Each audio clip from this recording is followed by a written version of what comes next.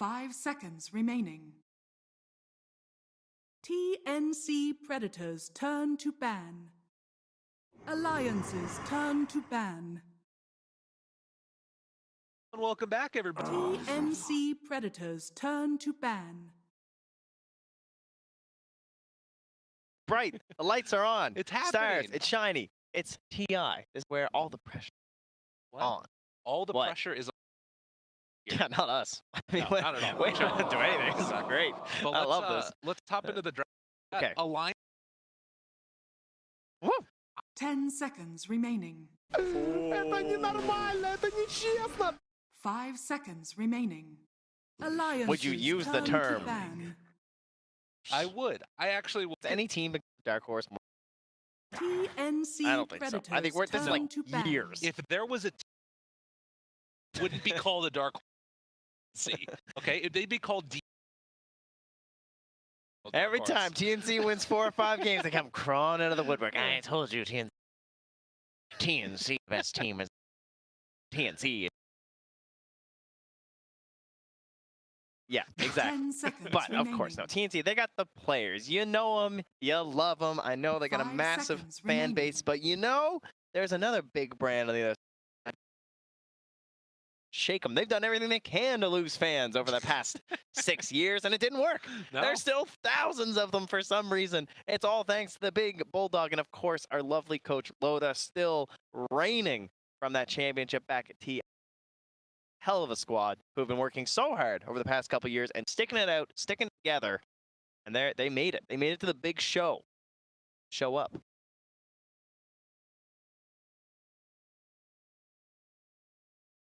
A lot of people would be.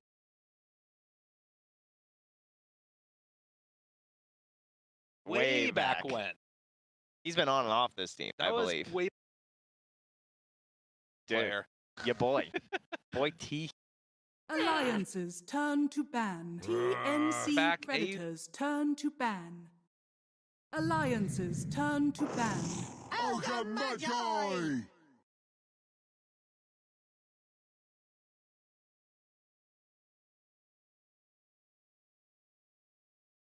Always go late. So this might be the series. I like the way that TNC hits this up. They've banned that Taiga Dark Willow, which he's been playing well, the Insane Oracle, which he also really likes, and then they take the Ogre. So that might force a Boxy Shaker, I'm wondering. But they're actually straight up, and then an A. So good, strong, safe lane combo here. But instant of the quite a bit of Mirana, and I know D well, so she's all over the pubs.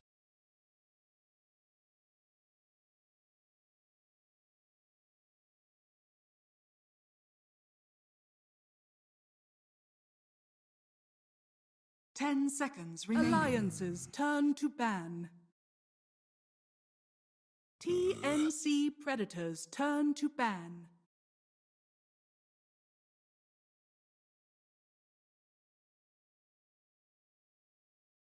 Yeah, it's kill threat. Yeah, I think Sven's a little bit questionable, maybe, but I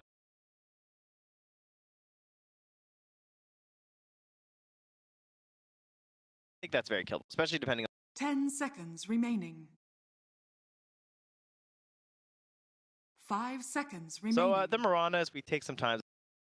You guys might have been hearing about it, might have been players and what about it, and because you guys are like me. Alliances turn to ban. Because they suck. But it turns out these pro players like to set things up with stuns first. And they're also very good at abusing, like, okay, I know this guy's going to go for this range. I know he's going to stand there, chuck this arrow, and they a higher percentage play. But the 10 limit on Sentry.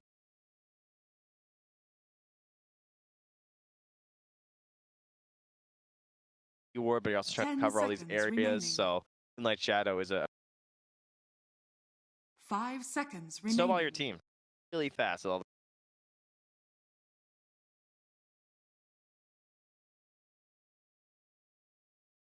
Maybe a OD. face. Oh yeah, an OD.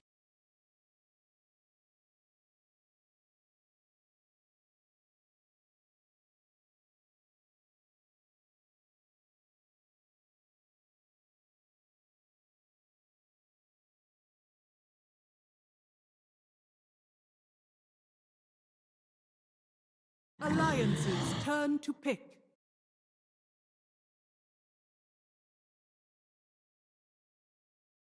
Still pick Bane 5.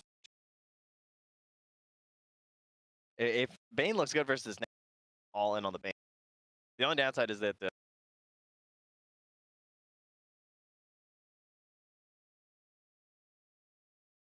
10 seconds remaining. 5 seconds remaining. right, like that.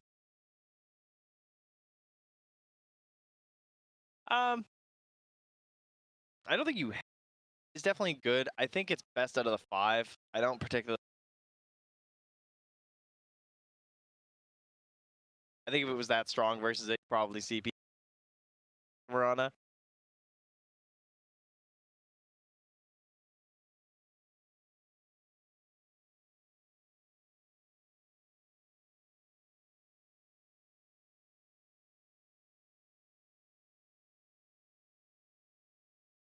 TNC Predators turn. Okay. Yeah, that is true. They have the Ignite burn through it, but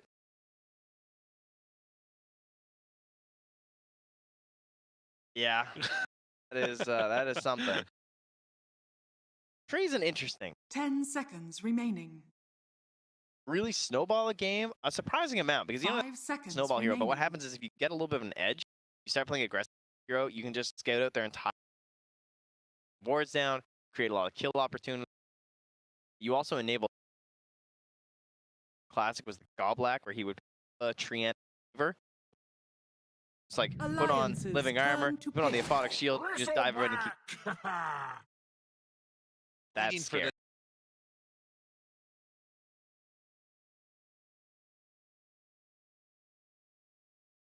I think Ogre just became. This is the dotes, right? I mean, Chris kind of proved that this hero's busted when Forev ended up being like. Speaking of Forev, Oh my god. we got Bristle and Timbersaw heroes. So Yeah, I guess the question is like, do you want to make the I was thinking like, is there an IO play here? I don't think there's not. Alliance's turn to Tempting as ban. it is. I'm gonna go back for the bat. what so is that's this draft? It's good versus the Timber because you can put it mid. Now they're creating like weird lane. The Bat is also really. So they are doing some TD Dota. Creating a lot of really weird lanes right now. Really interesting. 10 seconds remaining. Saw obviously. 5 seconds remaining. Frankly, that talent's just better. Yeah. I mean, just it kind of was with the change guys with the way that you can like run over them and stuff. It just became better. And like I think people have realized the 90. You already punch hard as Treant. Well, and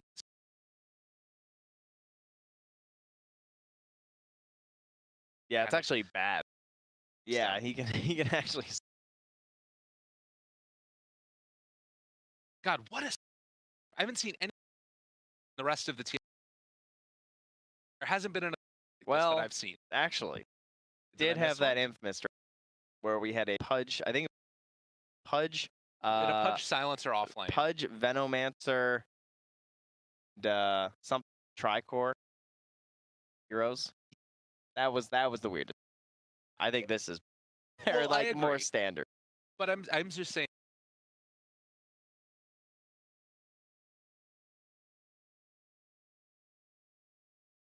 TNC Predators turn to Talk ban. about setup for.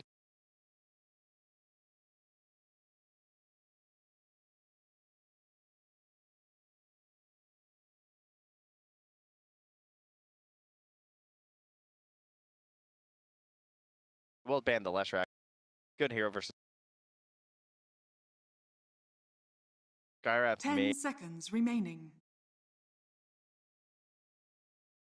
5 seconds remaining.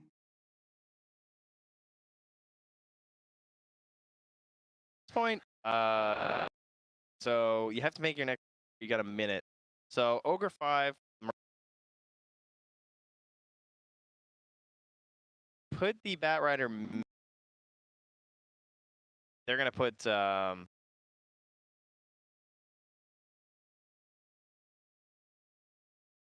has to go to Cuckoo.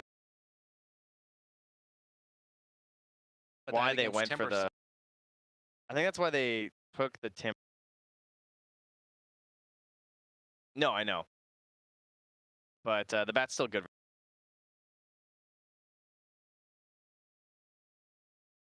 You can't, if you have like 2 spell it, you can't follow up a stun. And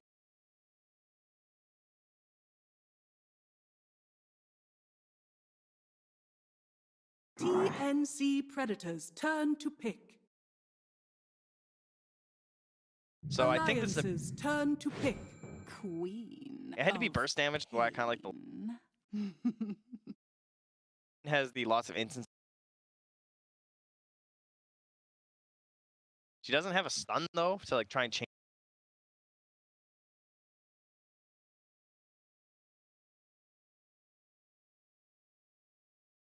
Armel has 10 a seconds very remaining. large hero. Oh, I mean, so does Gabby. I mean, they 5 both seconds have. remaining. Alliances turn to pick. Yeah.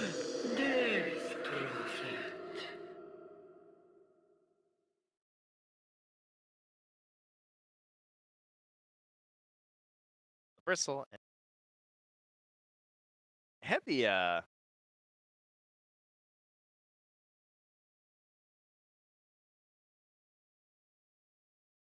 or his tanker.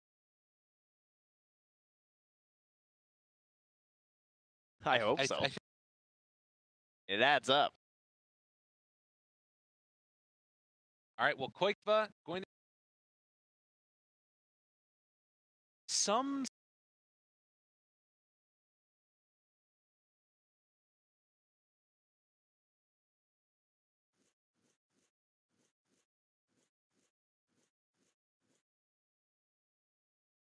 It's probably his best hero. I think the Bristleback, and he doesn't really build Dispel because he wants to build Pipe and Crimson pretty much every game.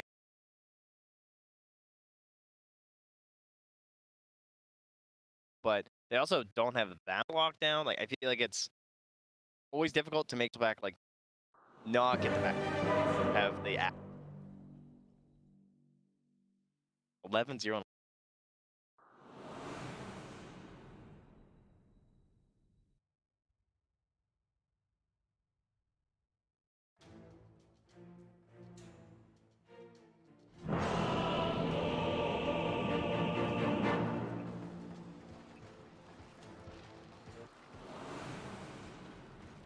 Prepare for battle.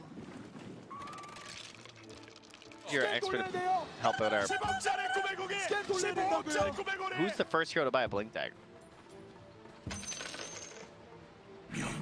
Yeah, I know.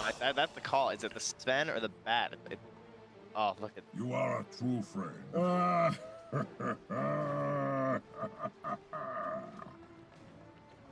Poor dear.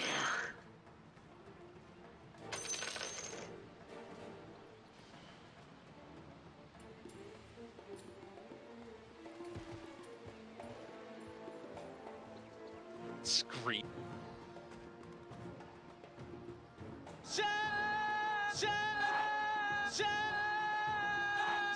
30 seconds to battle.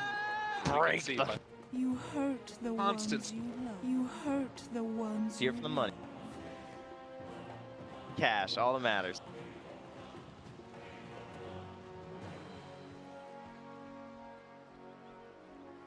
Oh, 11. Oh, settled. Bottom. Stunned. Cold beat. Trouble. Bat Rider. No such thing as a free ride. That's the first one. From a deep call. That's the boot. Oh man, he's started the safe build. Still gets first. A lot of times you take the. I really Right. want Stout Shield, but he played it safe. Started with the Stout, still gets it, and well, he's already got a plan, as you can see. Tranquils as a lovely play-by-play caster Lyrical said it's going to be a long game. So he's trying to get a courier right now. Maybe he's trying to scout the lane swap, but I think he just noticed where he was. Yeah, they should have figured that out anyway because they.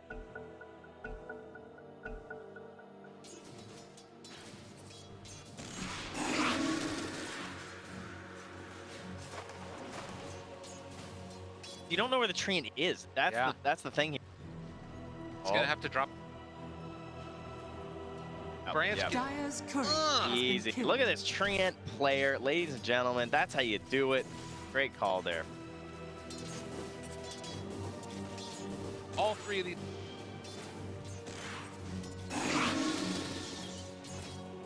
He went back and ate it. Scared he wasn't going to tango it in time, but he made that play too.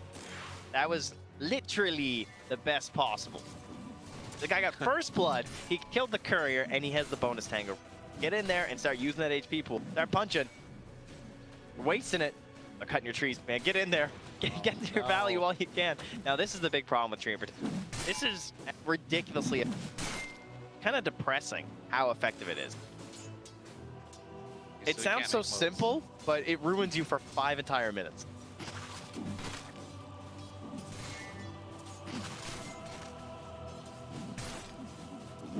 Denied! It's really good for defending and defense.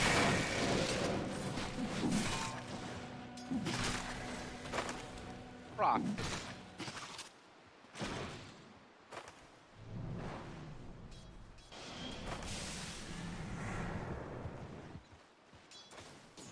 You hurt the ones. Yeah, and you that love. means that Pain without Mel, consequence.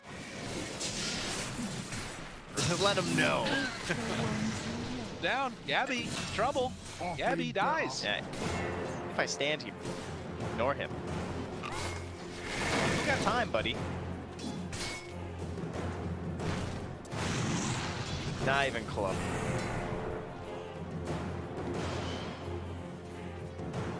So TNC have forced the matchup that they want. Although they have Dire are lost scanning. kills going the way of a line, it's getting this exactly what they need. Foxy just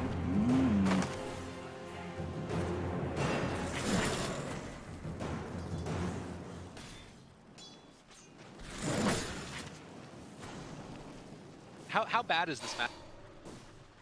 it's not that bad because he's just playing super far away and they don't. Dire's top tower is under So attack. what ends up happening at like level Dire's 5 and structures 6, are fortified. the Batrider can just skip lasso.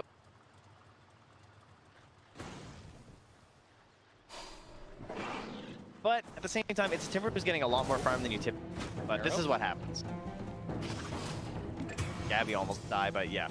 Foxy just gets run into the base. Kind of. Now Gabby, all that damage! What happened? Threw out that arrow, got part of that kill.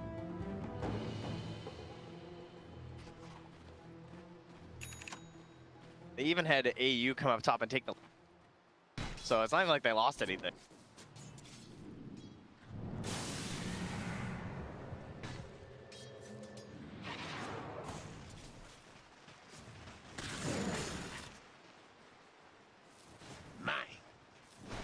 Dire's top tower is Lot under of creep. attack.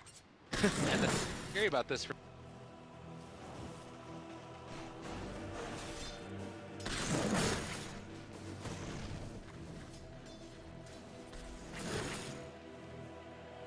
That was perfect. Was perfect. Quakefoot does survive. Pub, so Tiger will allow him to survive under his. And Boxy's just miserable. God, this is. Haste. Oh, he ate the tree. He's What? okay. He's okay. I mean, Boxy did that himself, Hurt the ones you and Kuka's still chasing. Ooh, that was really really That was a close. super ambitious dive by Kuka. The odds of you, like, you can't get that. But if you got the like, Gabby down again. Radiant's bottom tower is under attack. Tim's does make the recovery by getting both of the back. There's a bottle too, so nice. Use arrow, kills the large creep. Rotates in. Try and cause some issues. Back away. Lost the 3 stacks of sticky. Foxy. This is why I've been asking all these questions of the pro players about the support Mirana though, because this looks. Because he's currently 0-0-0 and his 7 last hits are arrowing neutrals. And I go, why do you pick this? Whoa, Armel. Oh, sorry, he got a catapult. Sorry. Oh my. Yeah. That's a, my bad. It's So a solo that's the kill. classic Sonic wave. I'll take the blame on that one. Sorry, Weapons. You getting everyone all amped up about flaming Mirana. Radiant's bottom Armel tower able to just is pop the under 6, attack. take the kill.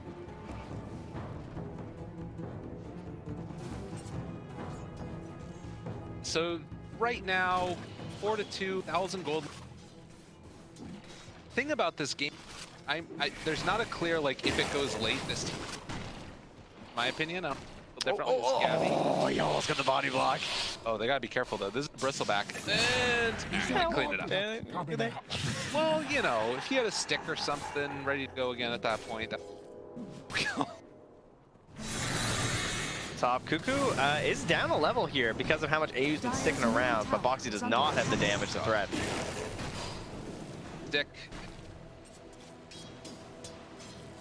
I'm really glad Taiga has not taken. Pretty useless. I like this build. This is the standard one. You start with 1 point the guys, and then you go back for the guys and living. Tend to just keep doubles damage. Got his next item for a while at this point. Pushed everything else. What a wild guy, man. He's committed. Yeah. He better not DB. I don't want to see some meteor hammer this game. Oh, there he goes. There's the Mirana again here, guys. Oh no, run! It's funny because I hear Tim's been absolutely destroying and like solo carrying games, and I'm just like, he's having such a terrible time here. But I'm just gonna take this as all the evidence I need for support Mirana. You know, the thing though is that in spite of that, he is on equal farm with the death. And I think part of that is just a Fair. testament to how much Armel is. Like, look at this guy go. He did blink into this one. He doesn't get the cold feet proc off of him, so Armel going to be caught. Man, and in look at him trouble. go. The Sonic Wave was off cooldown, but he did not have the mana.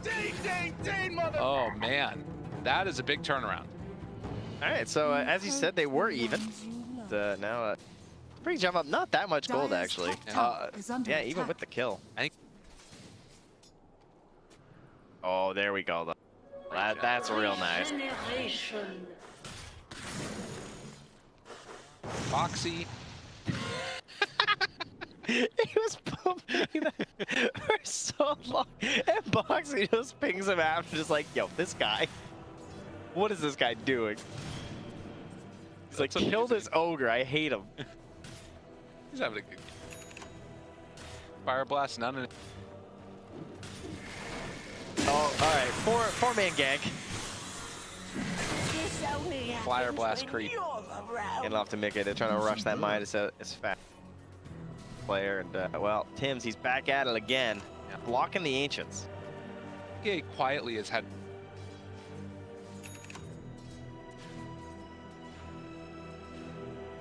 We're up here against Armel. About making the Dire's top tower is under attack. but into an. Yes. Ooh, Nowhere okay. to run. That's He even pretty saw good. it coming. Follow up, yeah. I thought maybe you'd have like. In the meantime, Bristleback trying to chance. Somewhat low down. Here. Radiant's bottom tower Gabby is under attack. Catch up, but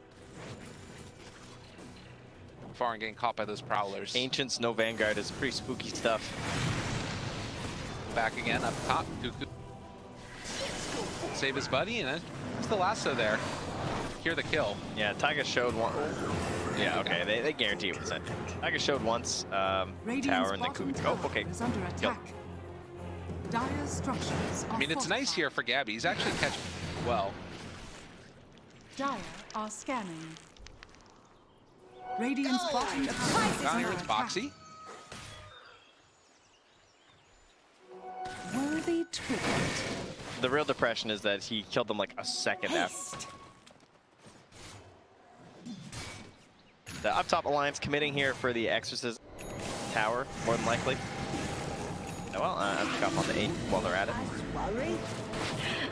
Oh, they're bringing Armel too, though. They've got a Okay. haste turn on the Tim's arrow here if they want to hit it correctly. And well, in fact, they will. Insane always switched over to the creeps, though. Now Armel shows up. Sonic Wave going to connect on the quick, but they get that was kill. great. Good joke away. Cuckoo living. Boxy trying to run and run him down. Happen. Bit too long for the revenge kill here for Boxy. His first one, but beautiful Sonic Wave there from Armel. He just like 1,500 damage this early.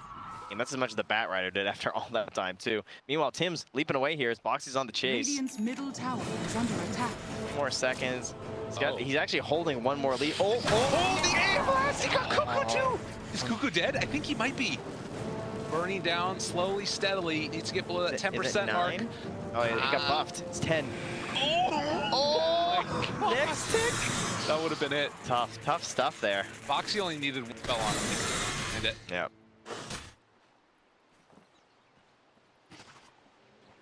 Dire's middle 10 tower to is under 5. attack. Still a very good game. Goes late enough to Sven just be about like beacons getting low with him. Your thoughts there? If it goes late enough, is this game in Alliance is fair? I think the eyes are massive. If Dai actually commits to the Agnums and does get it, that is pretty... Oh, Cuckoo gets the lasso up top.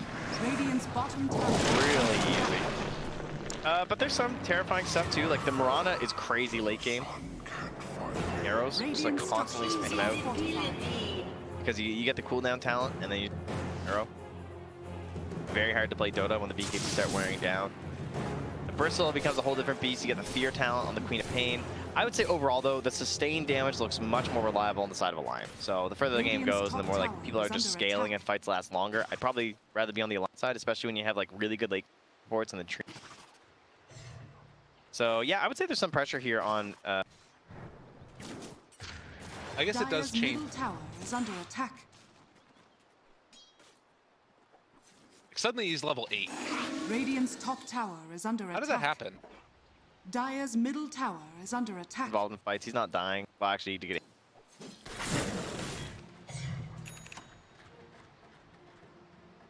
It's doing his thing, man. I think he lived during the triple kill up top, or the that would be double the kill, biggest thing. right? Know that makes it.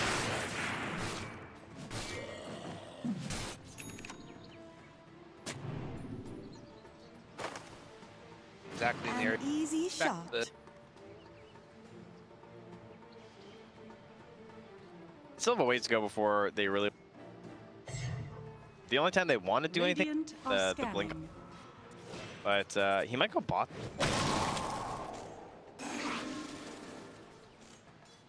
And the reason is that Gabby just needs. He's still just hanging out in the triangle and trying to finish the guard after that hood. He's not really ready to just. Well, it's a very strong. That like. It's not the ones. Kill up top here. Rude. Oh, that sentry. Dust. Perfect. I mean, that's some value sentry right there, man. That thing only had like 20 seconds left. That one, Mickey shows up. Kill, but Armel use that one as a. Radiant's bottom tower is under attack. Just chilling. So, Radiant's bottom tower has They fallen. have 4 points in the Dire's Starfall now. top tower is under attack. They want to go for the arrow play here and a Sonic Wave. There is a possibility on Quake though. D Warden right next to him. He's got him in the choke point. and they're still blocking the Ancient. Another round of Ancient. Yeah, they're not going to get there in time to D-Ward, yeah, as he said, so. Spawning there. Insania is on the way, but he's going to be too late. Oh, or is he? 5, 4, 3. Oh, he throws the ult. There's a battle brew top lane. Dire's top tower is under attack. Glass going to connect onto the Bat Rider as well as Garn to Armel. Careful about this movement now. Rooted. Armel going to go down. He's taking DOT. Are fortified. He's only got the 2 points. Dire's top tower is under attack. Back home. There in that last little graphic, the Dire's top tower has been denied. 5% in. Not anything to write home about necessarily, but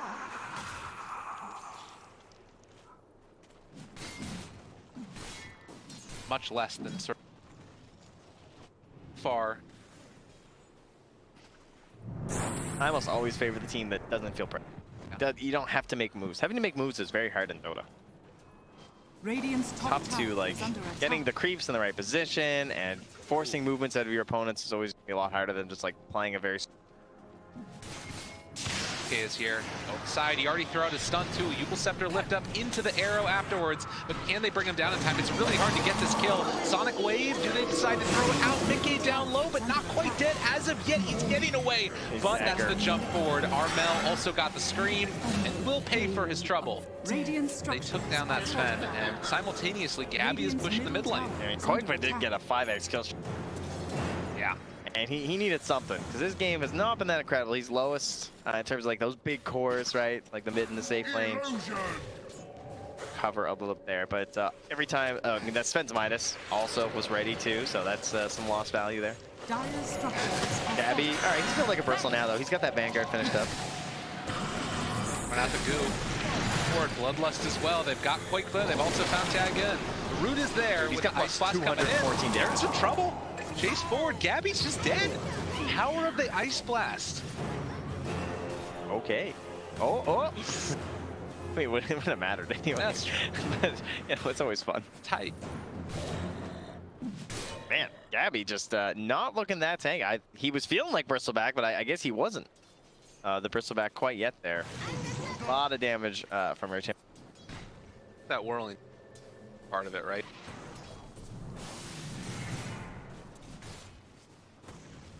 They lost a lot of damage there from the 6. Okay. About a third HP, but can they kill him off? Like the answer, yes. Not able to get down bottom. Mel finds another kill. So team forward with another couple quick kills. Simultaneous. That tier 1 tower in the very low. Shut off though before.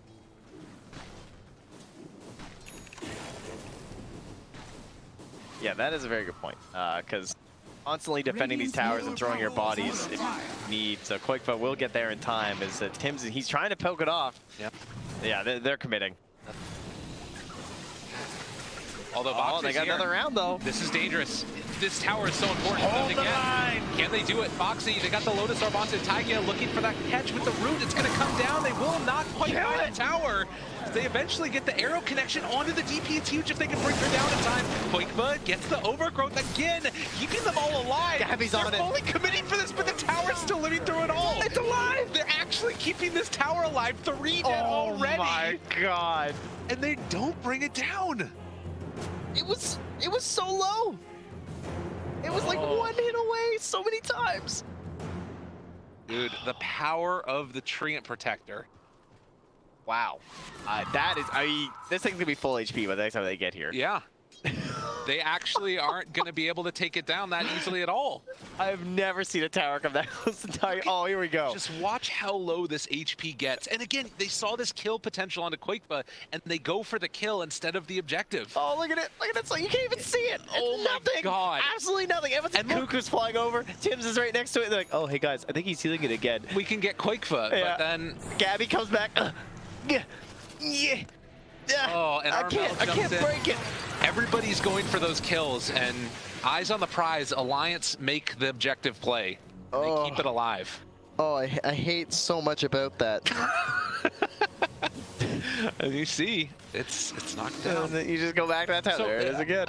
Why is that tower so important? Put it into perspective for everybody. What is it about the mid The towers? mid towers are the best. They're your Okay. BFFs, man. It helps you protect the Roshan, it helps you protect your jungle. We have a Sven on the team, which means he wants to farm ancients, and those ancients are mighty close to that tier 1. So you have a tier 1, it means your buddies can show up when you need some help at your ancients. You can pincer them from the shrine. Tier 1, ooh, it's dandy. There's so many like fewer ways to go and make moves around the map and like try and invade places. It's yeah, all the things, all the good things. And now TNC, like where do you go from here? Like, what do you do? He's just healed it. Here it is. Oh, hey guys, hello creeps. They've got a catapult wave, but It's I don't even know. better when it's this the tower, you know. It's The like, living towers. yeah, he should smile when you heal it. Because he's kind of mean, you know. He's got a true. little. He's very furrowed in the brow. And that is one thing about the TNC lineup is they don't have that much tower hit at all. It's much more about just killing heroes with this draft. 90 GPM picked up now, the level 10 talent for that AA. The sentry talent. Radiant's See the amount of physical damage damage dealt in this game so far. It's a nice little chunk of magical. She's only 3K from our Sven. Dire's top tower been is farming. under attack. Yep. He'll get there. He's got his blink dagger, so. BKB next. Tagia, 2 components of his Ags. 21 minutes. No, 3 components, excuse Yeah, me. he actually has the staff in his stash, so he's nearly done. I think they should just give him that next wave up top when Tim's pushes this in, and he's gonna be almost there. Man. What a big That is play. not even gonna see very often. No. Extremely rare in Pro Dota. He's 1-4 and 14. He's been involved in 15 of the 16 kills. That's really impressive on a Treant. I like when we saw this hero picked, I was like, I don't understand really, you know, what the goal is. We've seen it here, like the power of defending that tier 1, and then also now going to have so much of a vision advantage. I think they broke Loda, you see, because Loda's been watching all these games. He's like, God, why didn't you take the high ground? Why didn't you just finish the game? Yeah. What happened? It's like, well, we were playing safe, you know? He's like, you know what? Fine. Just pick Treant, rush Ags, and how can we lose late game? It's impossible. Oh, no. Oh, gee, all right, he got it. He bought it already. I mean, who cares? Yeah. IDC. He can go down at this point. And we'll get the overgrowth. Sonic Wave comes down. And with that, Alliance looks like they're going to try and defend this tier 1 tower as well. TNC could fully commit for this if they want. Arrow's going to land now onto Boxy. This is a big kill for them. If they can manage to bring down Boxy, they cancel the TP to come and defend this tower, so they take down the Timber. And Treant's dead, right? Yeah. So, easy. I guess that's the way you deal with living armor. Just kill the tree. Radiant's top tower Makes a lot of is falling. sense. And he did miss out on one tree being placed, of course. Like, whenever you get the Agnums on Treant Protector, you're just constantly thinking, like, okay, watching that cooldown. Plant a tree, plant a tree, plant a tree. You know, he's a very green guy. True enough. And very upset. As he, oh, wow, he's screaming at him and covering his ears. That's way too perfect. Sorry, that's why they left it for so long. They're like, so good. will they please comment on how amazing this is? That is so good. Congratulations, production. You did it. I love the mix that. and match. It's too good. It's amazing. Allies. All right, so we've got the trees, the eyes in the forest starting to be laid down. Also another high-tier Aghanim Scepter that's completed with Quakefa picking it up on the Death Prophet. Down bottom, Mickey under fire. Oh man, and Alliance gonna get caught out of position with Sven. So fast still for a Sven. I mean, he's not popping ulti, right? So. Well, but this is the thing that's so strange about it. Like a great move, a great series of moves for Alliance, and then all of a sudden they're out farming, and then they just get caught out of position. Again, it's happening, and Quakefa just gonna drop it, looks like. So another kill that's just going their way as they're losing hero after hero. They've got the silence now onto Timbersaw, gonna try and run him down. Everything landing now. This is Boxy gonna try and see if he can find the return kill onto Mirana, but the leap away eventually hit by the Chilling Touch. Tagia will be the next one to fall. Chasing forward for more. AU will get brought down by the Timbersaw, but TNC just streams forward. They find themselves another. They continue to just run man after man, chasing forward for Boxy. They're not stopping for anything. They kill the whole freaking team across the map. And I don't know what Alliance was doing. Just got ran it. Man, the chain kill. They want to defend that tower and like slow them down and everything because they're just like, again, they know that they can just heal it back up and they feel like they can fight there. But absolutely devastating series of events there for Alliance and TNC. They got catch, they got reach. It's not like crazy, but the boots of travel from the Batrider without the blink dagger, but he can just run so fast, just literally run over you. Man, sometimes you just gotta run at people, get those kills. I can't believe that was a fight without ulti too. Yeah, right? Like now they can actually just smoke and go again, which I think is what they're doing. Because they have the Sonic Wave. You just want to instantly fight the side of Alliance. 10 seconds until Moonlight Shadow. They're getting ready to go here. Yeah. It looks like they'll also get the D ward there since the camp was blocked. Do they decide to run at him? I mean, the scary part is that you do have Quakevo with Exorcism, but if you can burst him at the start... They're trying to bait Quakevo mid. Oh, this is dangerous. This is dangerous for both teams. The arrow, it's not going to land, but it does get some pretty good vision out there. And they have a sentry too, so they will know the Tiger's there if they get close. Potentially fighting in the eyes of the forest. Jump forward, stun already out. They want to try and bring down Gabby, and it looks like they're going to do just that. BKB reveal from Mickey, as well as that blink. AU jumps forward, but will get killed safe as well. Yeah, that BKB was just like, I want to guarantee this. It's right next to the pit. Let's get the Aegis. Yep. They have buyback on Bristleback if they want to use it. Dropping down a sentry ward. Arrow goes out. Gonna land now. I don't think they can do this without Moonlight Shadow. Onto the think Death Prophet. They should get this road. Cuckoo, they're going crazy. They've got the leap in. They buy back on the Bristleback. They want to come and contest this one. I don't like this. This is really scary. And Cuckoo is just going to drop. 65 seconds gone. But look at Rose. She's super low. And actually, they don't have Exorcism. Exorcism wears off. Maybe that's enough. Okay. It's so low, though. They've got Aghanim still. Yeah, Quakevo walking in, he realizes we can't just leave this. They have living armor. Arrow, it's going to connect. They realize what's happening here. This is super deadly. Man, if Bat had buyback. God, Gabby is here as well. They're going to battle for the Roche Pit. Honestly, Alliance, they're going to jump forward, find that. Can they kill him off in time? Yes. Queen of Pain dead for 75. Huge. This is a huge moment here for Alliance. If they can find a couple more kills, they want to finish off Roche while the Boxy Timbersaw is able to create enough space off to the side. Lotus Orb going to be able to keep Boxy Timber alive. AU's and it looks dead. like that's going to be the end of it. As AU gets taken down, do they have any extra way to steal the Roche? No. AU, the Ogre, will eventually be killed. And back and forth the game goes. The crazy way that these two teams play Dota. It's frustrating that you don't have buyback there in that situation. It was on the Bristle, but you should have let it go. Yeah. I think that was a mistake from TNC, just trying to make that happen. You mean no buyback? Oh yeah, the second, yeah. Yeah. Okay. All right, well then Bristle died, and then obviously they forced the buyback, right? Yeah. Like, and then yeah, not a fan. But they did drive them out. But then now your Queen of Pain dies, and she doesn't have buyback. It's like, oof, painful stuff. Now you've just given a pretty big lead over to Alliance now, like 2K after they were down like 4K or something. Right before that, yeah. Oh, 5K, jeez. Experience also 10,000 roughly.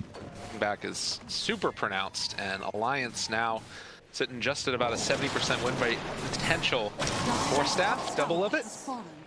Rana will Very be able to valuable dodge away. this game. They bought a gem on the Marana, and I think that, is it on the courier? Where did they put the gem? Probably on the courier for Bat. Yeah. Just got it delivered. But they also have a Quelling Blade, so they're ready to start the deforestation process. Who has one? Bristle doesn't have, just Ogre? Yeah, jump forward. Find themselves poor old Sven, and that is Aegis down. So big pickup there. They don't want to stick around too much longer. Arrow, good BKB timing. And Gabby Force Staff keeping him alive. Boxy chase forward, Yule Scepter. AU drops again. They have the debuff onto Gabby, but it looks like he might be able to walk away from that one. So Glyph used, they won't get the tier 2 tower that easily, since Bristle will be able to run back in afterwards. What really matters is the fight after this. Case, Armel, Yule Scepter lift up, buyback coming from the Ogre. Gabby, he's in the middle of all of them. He's got to be careful. I think TNC just need to take this kill if you can get it, but then you want to fight right now while Exorcism is down and the the ultis, the Warcry, the God Strings down from the Sven. Yeah. Because you still, again, have Sonic Wave. I think you have the BKB, you just go fight right now, punish these cooldowns that Alliance have to wait for. And yeah, you lost your tier 2, but you got the Aegis, which is excellent. And you were going to lose that tier 2 anyway. It was really hard defense there, and trading it for the Aegis, I think, is actually in favor of TNC, as long as they can find something here. Yeah. They try an arrow play to see if there's someone camping the bounty room. They won't be able to find him. Ku looking for Boxy. Spots him out. Blink forward. Yeah, I'm just going to let him go. He just wanted to guarantee the bounty. Yep. But you can see the gem deforestation play. They kept the Batrider around with the Ogre, so that way they could just Quelling Blade the trees. But this Eyes in the Forest is going to be a continual issue as this game goes later and later. Yeah, if they can get that gem back, that would be so bad. They need to make sure they don't lose that for TNC.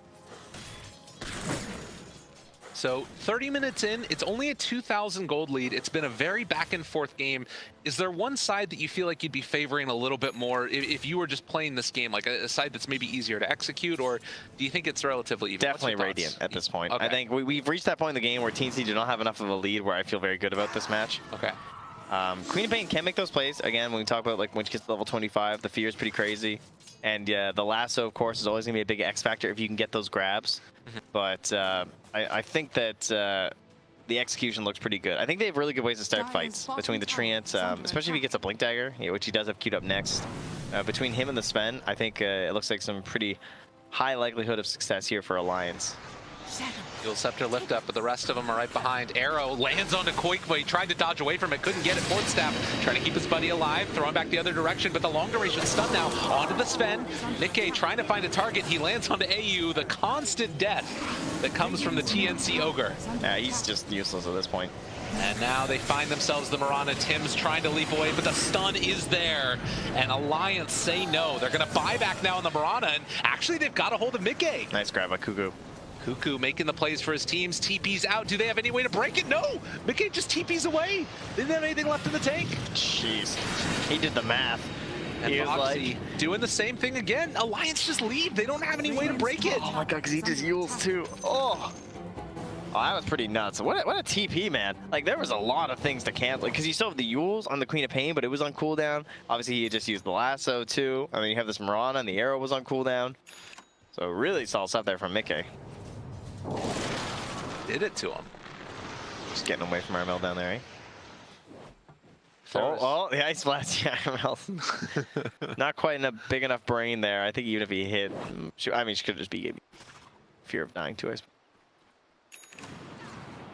See that Dota Plus reflecting what you're talking about. 73% win chance right now for Alliance, or win probability rather. Just gonna go plant some more here. Seeing if he can scout out what Tim's wants to do. Oh, he's coming. The root, the chase, Force Staff. Just like that. Looks like they're okay. Arrow. Very, very low range. I think that does missed. Yeah, That he's too didn't far get out. it. Oh, here comes the gem, though. Yeah, they Do got they it. know? Tim's is reading this. Click up, go. No, they got him. Jeez.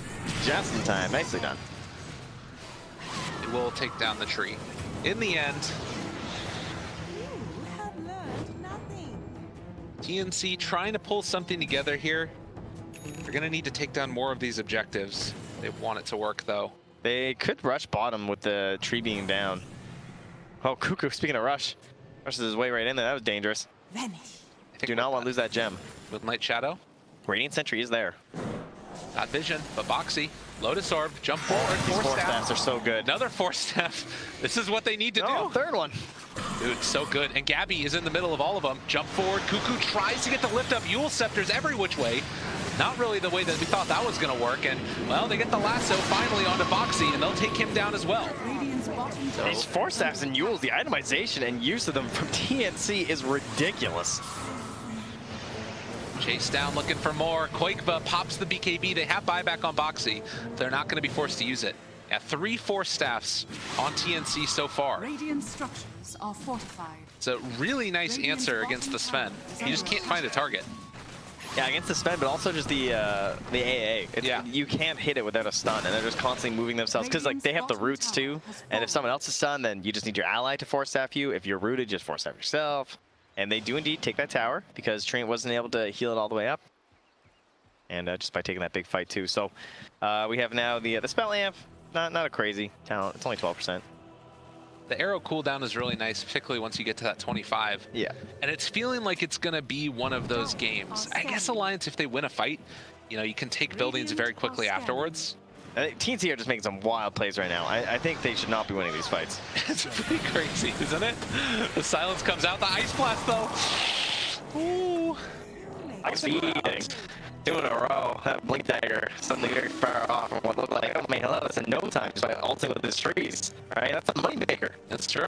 You just start secretly putting things next to the neutral. That, oops. Oh, I didn't mean to ult that carry player. Oh, I got that creep wave on, guys. Don't worry. Yeah, don't worry, I got it. How many trees do you have? Like 2 or 3 on the map? Not a whole lot. I mean, part of it is TNC has just done such a good job of cutting them down and making sure they don't have the extra vision. Yeah, Kuku's just flying over all and burning them. Quelling Blades, everything. Yeah, they're scouting this entire area and just trying to shut it down. Wherever there's vision, they claim it out again. It's really good with Batrider too because he can napalm and get the full vision. Because sometimes if you only have the gem, you can't see trees that are like hidden inside. Right. And he can get it on those trees, which is very frustrating to play against. Dude, Mirana Quelling Blade. Yeah, man. You need as many as you can get. It's nuts. Quelling Blade is like broken on supports anyway. Dude. I think all supports at like 15 minutes should be buying Quelling Blades for the Ward Wars. How often do you talk about like the itemization of Quelling Blade Force Staff winning you a game, right? It's just true. That's what they're doing. Force Staffs are unbelievable. And the Yules too. Like just the additional like stun and lockdown and like allowing for that. That's why this whole chase potential is just the constant like and one and another kill. Oh, how about one more for the team because they just keep on delaying and extending with the Force Staffs and the Yules. Moonlight Shadow Alliance, it still feels like this Sven is the be-all end-all in terms of damage and carry potential. And you know, it's good and all well to force staff people around, but if they're fighting in the pit, which it looks like is going to happen next, it's because Alliance is the they just need one. It's that classic thing about like I remember Bubble. It was like 2 years ago. His big metric for Dota drafts was how many fights you need to win the game. Okay. And if you win like one big fight for the side of Alliance, this game gets very hard for TNC, I think. You know, whereas TNC, they keep like they're scrappy. Like this lineup itself, I mean, it's just like it's like a lasso into this one kill and everything. The tower push isn't that incredible or anything. Whereas you win big fight as Alliance, and then suddenly you have Aegis and Cheese, and you're like walking high ground. It's gonna be very difficult. Batrider looking for an opening. Who does he find? Sven needs a stateless though. Good Yule Scepter from Quakeva. And the Force Staff keeps him alive there. Boxy runs into all of them. Ice Blast lands onto 2. Tim's going to leap away. Doesn't look very good for Alliance, though. I don't think they can really chase this down at all. Yeah, this is a runaway play. Don't want to take this fight now. Mickey just wants 25. He's 25 experience away. They just got 250 gold for that Obs Ward. it's like a hero kill. Did they take it from the support, though? That's a real question. I think they Quelling Blade it before Gabby was able to punch it. Get that XP. Yeah, there we go. Okay, it's 25. He takes the God Strength. Okay. Who would have thought? Yeah, baby. What do we have this time? It's just the cheese. Yeah. That's what's crazy. 38 minutes, only 1 Roche taken so far. Feels like Roche has not been the main emphasis of these TI qualifiers. It's been a lot more just like fighting. Well, despite how much we praise the Solar Crest and everything, there's actually not that many like big Roche heroes being picked at the moment. Okay, walking in, Gabby, he's up front and center, or actually it's AU. He's going to be found, but the lasso, they got it caught. Yeah. That's problematic. If they can bring him down in time, Mickey has the Lotus Orb on, keeping him alive. Boxy also lifted up through the air. Gabby trying to run away. That fresh BKB, they're not able to stay nice onto him. break. Bounce him right back to the high ground. That's just completely end of that chase. And that was God Strength used. Man, Kuku's playing insanely well this game. He's pretty much done everything perfect on Batrider.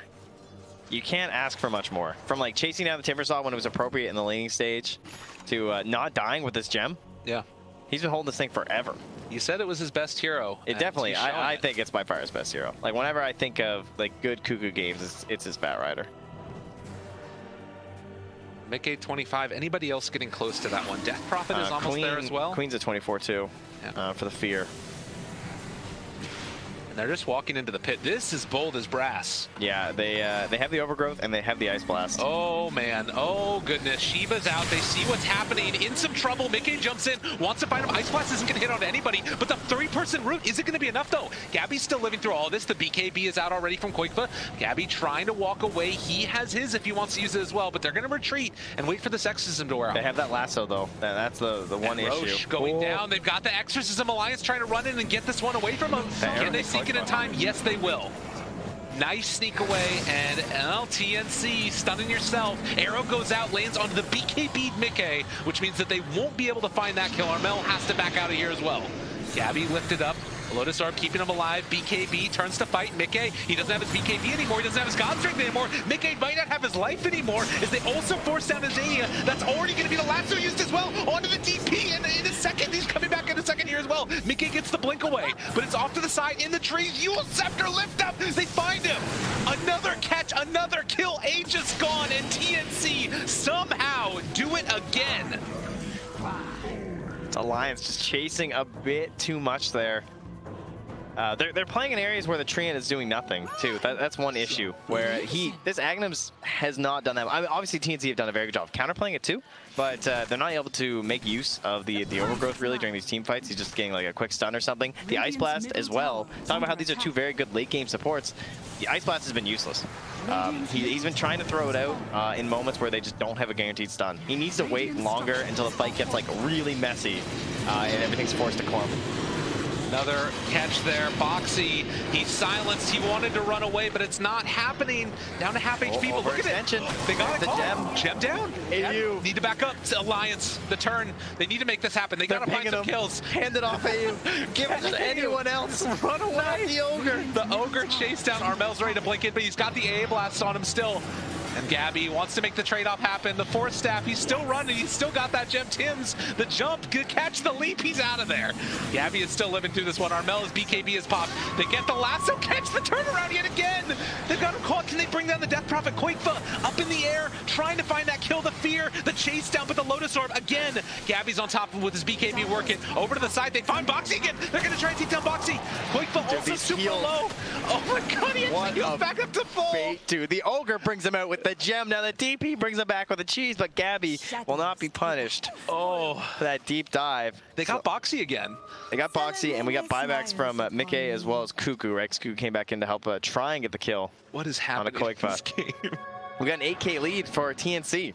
That's what's happening. The net worth just plummeting and rising here, and well, that one was the plummet after the Roche, all the way down. And that's going to give the handed 57%-ish, I see from Dota Plus. We're just under 60 total kills at 42 minutes. I mean, I don't even know. I guess all of the Aegis and Cheese were used, so we're kind of at like a reset point where we're going to have to wait for the next Roche again? Or can you make those? Look at this swing back. Yeah, TNC are just crazy. Man, this Ice Blast, they gotta hit it. It's so hard, it's so frustrating, but they're actually having damage issues, despite thinking that maybe you know, I thought they'd have the damage edge at this point, but they're just not connecting on spells. And part of that is the strength of the mobility that you have on TNC.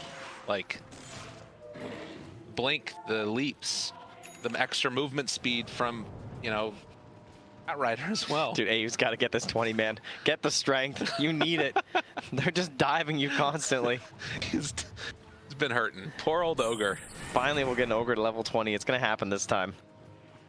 Both he and Taiga have been just in a struggle bus. Dire are scanning. 9 deaths apiece. Where is that gem? Back on the Batrider, as it should be. Smoke up. They know where they're at. Now they see them. Cuckoo. Is he going to overgrowth? Does he want the damage? He knows the BKB's still there. He's trying to wait till after BKB's. Dust out, Boxy, up front and center, chasing forward for Gabby. They got the root. Yule Scepter lift up. They need a Force Staff afterwards. Eats the BKB away. No, Armel barely gets clipped with it, but he's fine. And now Ice Blast down. Can they turn? Thinking about it. Looks like they just want to try and clear through all of these trees first. Get the deforestation in process.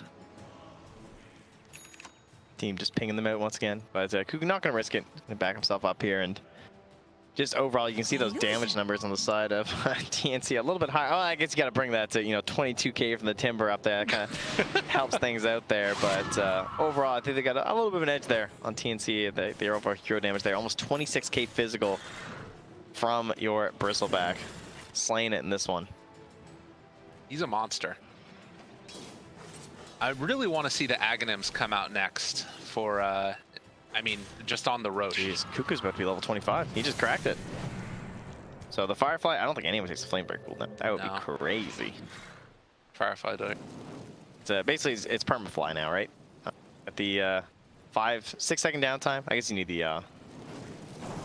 Radiant are scanning. Because the fight happens so soon after the Roche. Ooh. Yeah, that'll happen. That'll happen. Gold. He took it.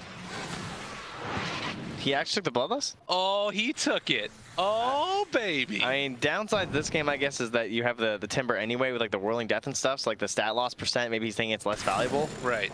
But I don't know. Bristleback does get a stupid amount of flat damage plus. But I do think it's kind of a trap. I think the 40 strength is just insanely good. I guess that Gabby, like you're talking about, if he takes that Warpath talent at 25, exactly, that would be really good with it. I'd be a big fan. All right, so 9,000 gold lead. They're looking at Boxy, want to try and find their man, and guess what? They got him. Before he could load us too. And they get the arrow lands on him. Sonic Wave out. Boxy still living through it.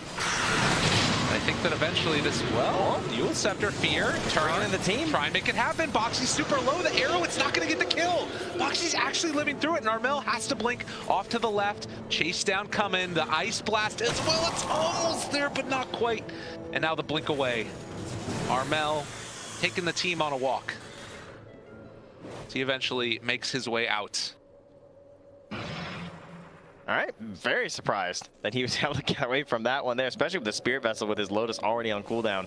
But team able to back him up, help him out. And yeah, at this point, we're pretty much guaranteed to get the next Roche. Only a minute away here. But Mirana, there she is. Peak Mirana achieved. So now you have a 10-second cooldown on the arrows, scouting about. And oh, they've already bought another gem. Very smart. On the side of a TNC, they want to keep that timer. It's just like when you're playing techies. Even when you still have your gem, you buy another one, right? The whirling attribute for the talent at 25. Good thing he didn't take the 40 strength, man. I know. Man. Well, it wouldn't have done it anyways because he's Ogre's in. So it's the main attribute, right? For Mr. Right. Timbersaw. It is. Yeah. Very good point. Look at you, big brain guy. I play a little Timber every now and then. Now I'm really mad I didn't take it then. that's all I'm gonna say. I mean, it's only for the Bristleback, right? I guess because he also isn't getting the magic reduction either, though, because it's pure damage. Yeah. So there's that.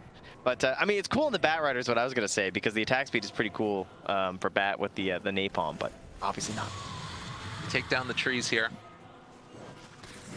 It's pretty much exclusively for the Bristleback, and I guess that Timber feels like he can get away enough with the chain that he doesn't need that extra 1400 range, but I always feel like that talent is just so nice to have on a Timber. Yeah, I'm a little surprised. Aghanim's Blessing on Roche. Ooh. Who does that favor? Oh, they got Mickey. This man on alone. Does have the BKB, but Boxy's shown up now as well. All right, BKB got strength, turn on to 1, but they don't have detection. No detection at this late stage. The fear, the chase, the slow, the stun. They get the Sonic Wave, they get the kill. Mickey's gonna go down, and they also find another round. Look at the damage. Are you freaking kidding me? He's doing 700 damage to Bristleback. Yeah, this guy gets pretty bananas.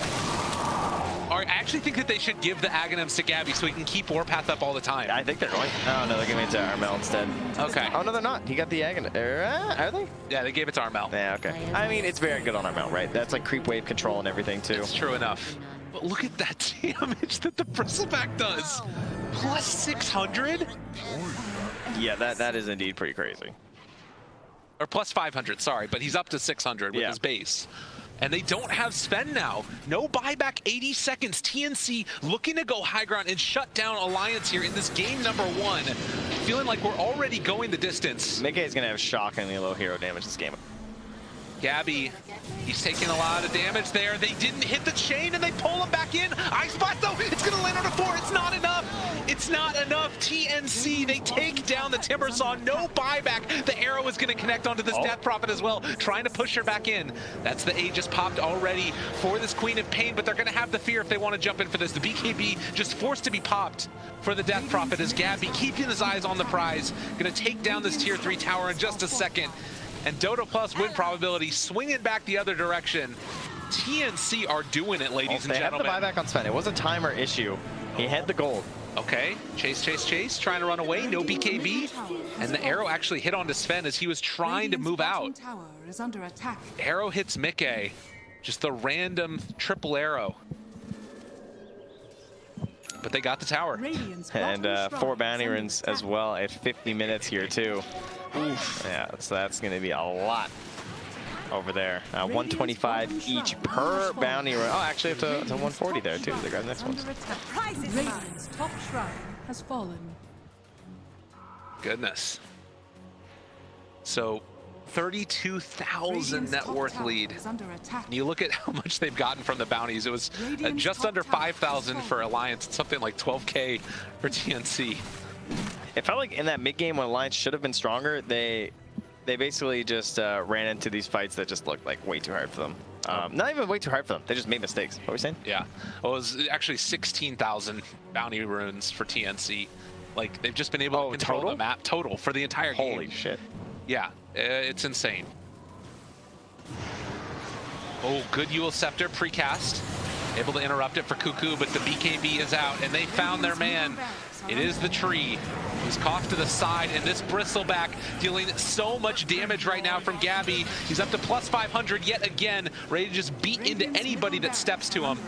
They've already killed off the tree. The Timbersaw's coming back soon, but it's not feeling like it's soon enough.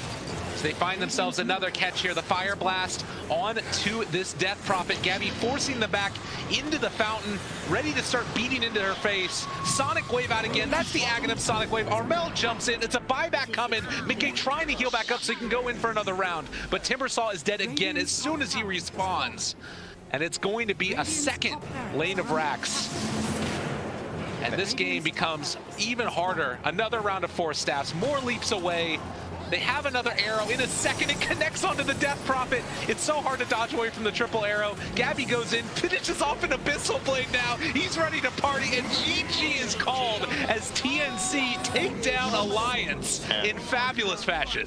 So well played in mid-game team fights. I mean, that's the thing too. These guys that playing together for so long, we used to always call them scrappy. That was the thing, you know. We always said that they're just like a little bit out there in terms of like macro movements and stuff, and it felt like maybe they got like a little bit lost in the plans. But there was one thing these guys were always very good at. It was team.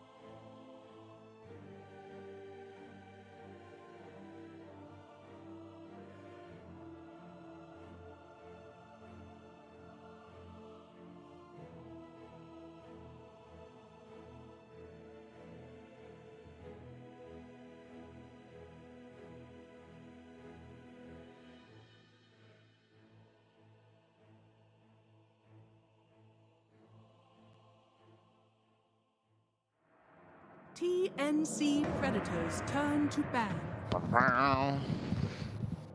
Wet-Pass doesn't have to be here for the draft. Thinks he's so cool. Alliances turn to ban. Ladies and gentlemen, hello and welcome back again. TI9 group stages. Woo. We saw a crazy game last time. We did. TNC played out of their minds. I don't know how to fully encapsulate how insane it was that they were able to win the game like that. It was just really, really solid play. Yep. Like Cuckoo owned. I really like the Bristleback. Like normally you don't think about a hero being 25. Let's get into the draft, by the way. We got a draft. Yeah, we can talk about this in a second. But Yep. you don't normally think about Bristleback going into level 25 as like being this big, huge thing, right? But with this hero, it was just insane.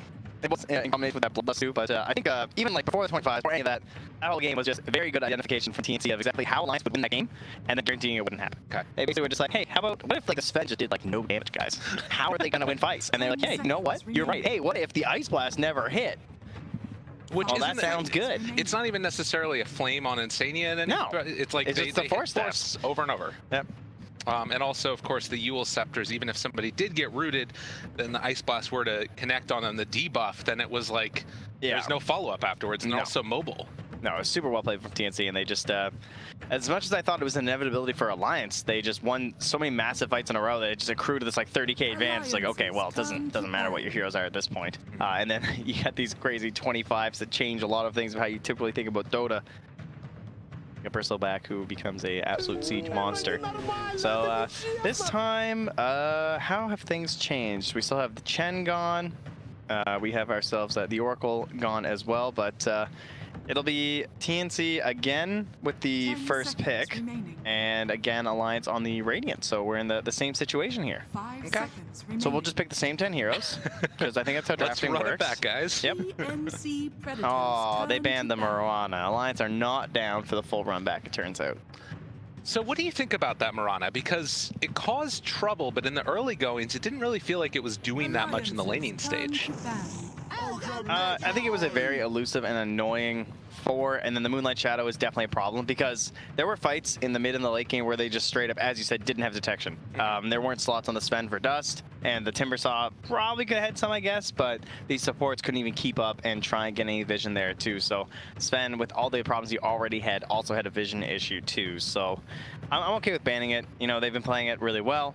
Game's been going good. That wasn't the best example, I think, of the support Marana, because he also has like an early game that he usually plays for Tims, and he just sort of missed that out. Didn't have the right setups in the lanes. But they did not ban the Taiga Dark Willow. They banned that Shadow Demon this time instead. Mariska has arrived. Indeed, What do you she think has of for Taiga. my Scottish accent? Very good. I'm sure they'll go Willow Luna, and it'll be great. Luna. What? That's not what she says. What does It's she say? Nova. Nova. She's not a Pokemon. She doesn't just say her own name. Luna. Luna. Luna. Not how it goes. All right, Insania not deterred. He's like, listen, I know that last game was a little rough here, guys, but I got this. Okay. It's gonna be fine. Dark Willow, as opposed to the tree in terms of securing that you get the AA blast. I think it's a little bit better in a way, but again, if you just get like a ton of force staffs, I guess it's not as value because you don't have the Sven on Alliance, right? Yes. Yeah. Well, we'll see. 5 Who knows? seconds Maybe they do have the Sven on Maybe. Alliance. Maybe TNC are like, yeah, okay. It took a lot of effort, of course, to deal with that Sven in the last match. Full commitments on like 4 heroes of items.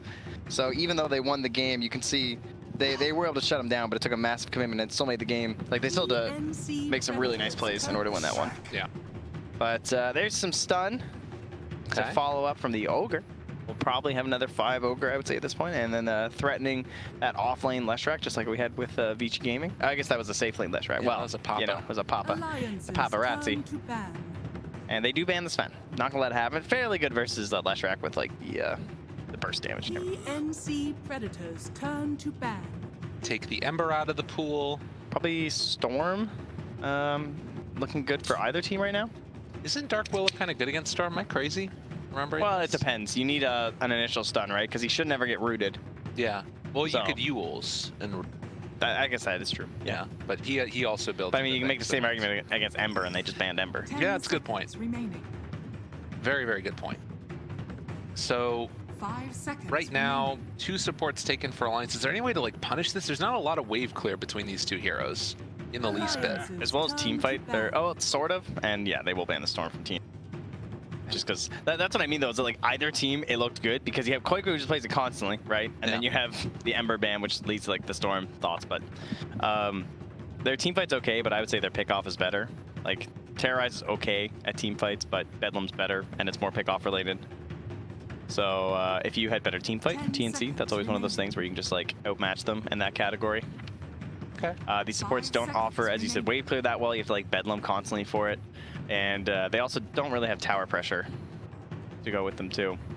Been seeing a lot more of like a Shadow Shaman, some of those types of heroes that have it like specifically built into their kit. They're gonna ban the Bat Rider, which I think is wise. Yeah, it just ruins so many position 1s. Even if you were gonna pick like a Jug or something here, I just don't care. Just ban the Bat. Yeah. Wraith King, again, we were mentioning these other heroes that work well with the AA. He's still in there. The CK is there too. I feel like Alliance are probably a Chaos Knight team.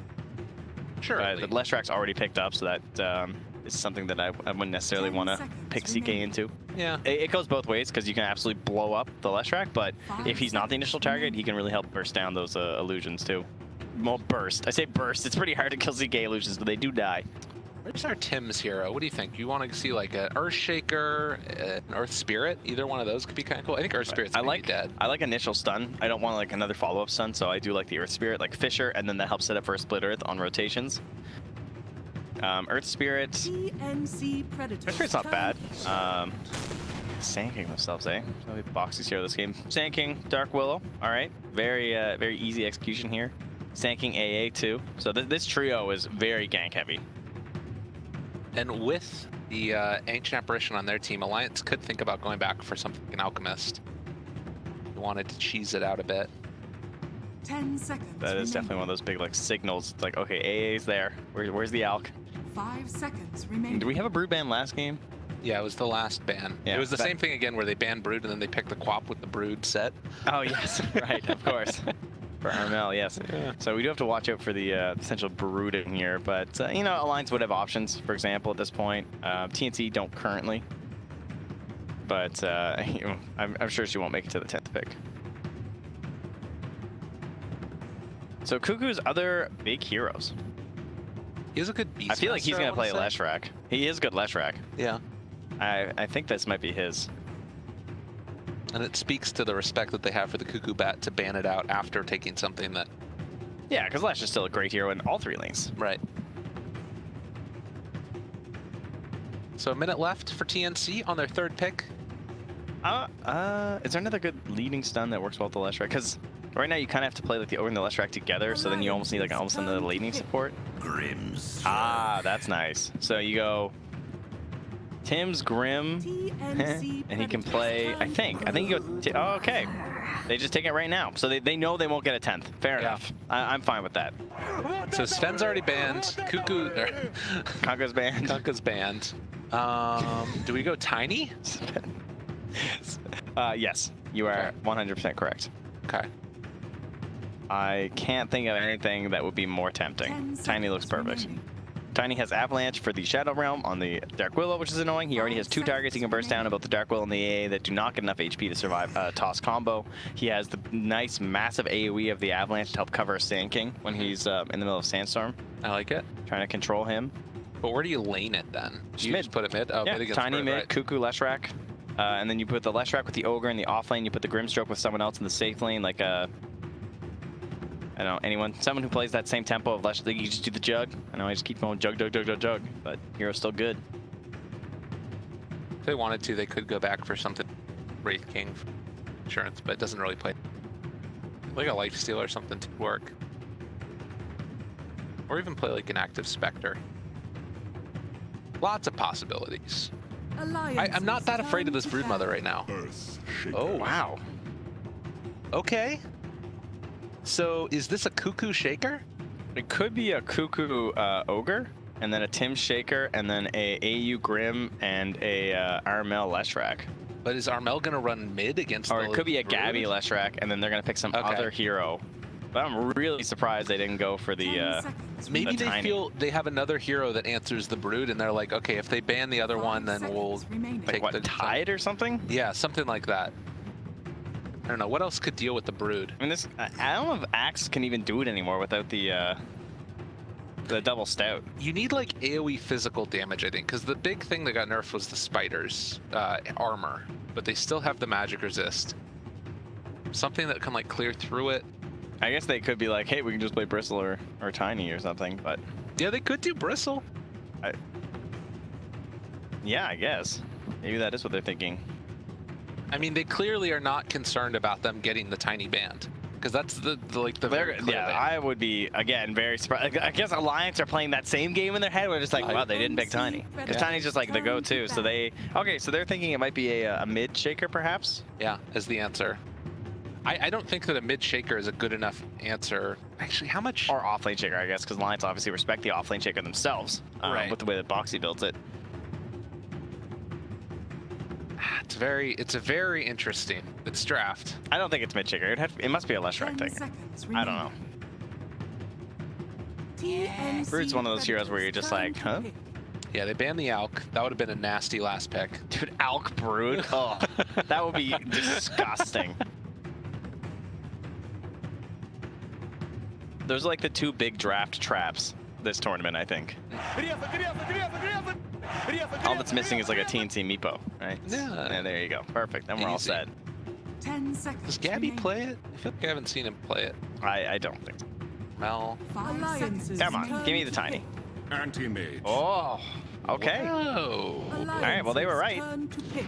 Faceless void. And the void instantly. They were ready for that one. So the time dilation versus the AM. Yeah, last game, it's like, no more force staffs. We're done with your force staffs. Yeah, well, they brought the stuns this time. Way more control now from all that. Oh, they got that sick Broodmother set too. Quick has just been itching to play it. So where are we? We got Armel on the Shaker indeed. Oh. We got Cuckoo on the Ogre, so he's gonna be leading the stuns. Tim's gonna be the follow-up, and it will just be AU on the Grimstroke 5 there. seconds remaining. Man, they had a lot of flexibility that last pick. Yeah, they did. But sometimes when you have so much flexibility, it means you don't have like heroes that are absolutely the best suited thing for that role. That is true. So the question mark for me is the Armel Shaker I just able to wanna deal watch with mid. Broodmother? I Yeah. don't care. No cares other lanes. All cares mid. Brood is a hero that she just gets changed, and it's just not a hero we get to see enough. Right. And so there's always these questions just like, okay, well, does this work? Is this good enough? It's like mid shaker, pretty much we've only seen it versus Ember, I feel like, in the past year. It's like the only time it comes out. So the big thing about Brood is like level 1, it's not a dominant thing, right? No, like you you're start to you're build up just throwing spiders. out webs. Right. So maybe the thought here is Earthshaker is just going to be able to dominate her in CS and deny everything with Enchant Totem build. You know? Like that could be one of the ways that they try and do this. And then if he gets enough levels up in Fissure and like Aftershock, then he can maybe just like kill the spiders with that. I am ready to be entertained. Yeah, this is going to be a very interesting game. Ladies and gentlemen, if you're watching from home, keep your eyes on mid. We're going to keep our eyes on all. If. What do you mean, if you're watching from home? Where else are they? That's a good point. Are they behind? Hello? Hello, Are you back here? there? Hold on. Oh, there's someone behind the light. All right. If you're client watching the mid lane, we'll keep our eyes on all the other lanes and let you guys know what's happening. As of course, the wonderful helper and Wepas keeping our eyes off where we need be.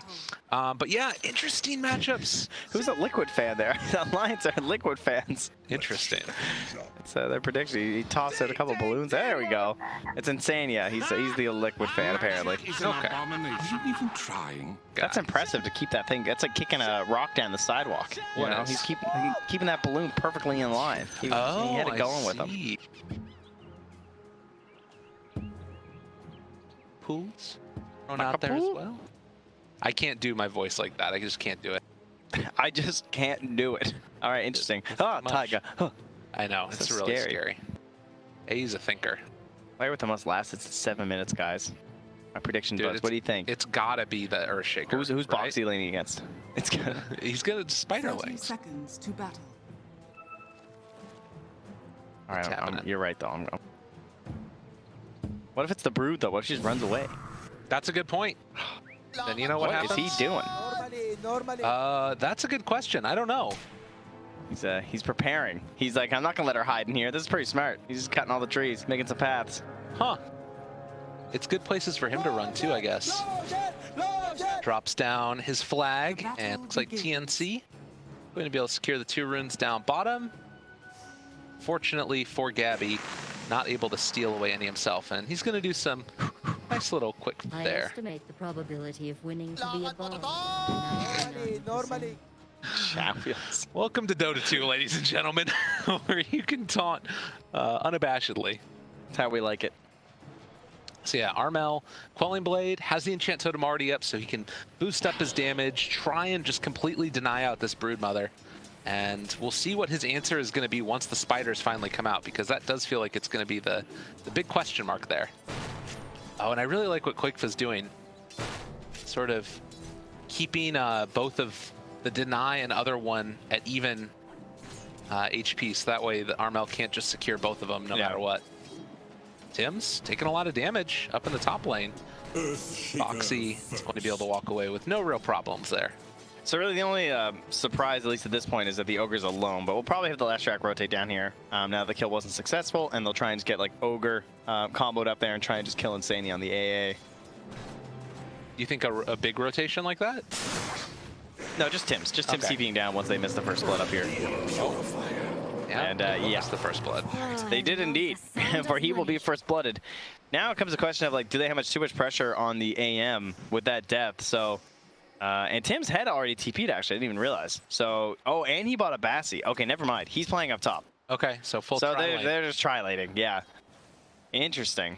The tri-lane with the anti-mage. So can Ogre live versus just a... Ooh. Ooh, AU. Man, that's tempting. Oh, he takes some tower damage. Yeah, that wasn't worth it for Tag. It's like, I just had to make sure.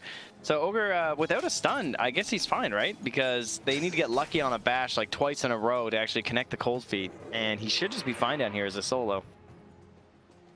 And he's body blocking the small camp. Nice. They even spent a D ward. Okay, very well played by Cuckoo. Guy's having an amazing series so far. Definitely.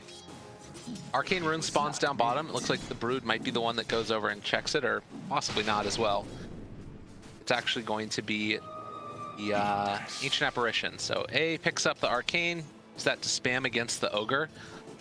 That could actually be kind of problematic with the Chilling Touch.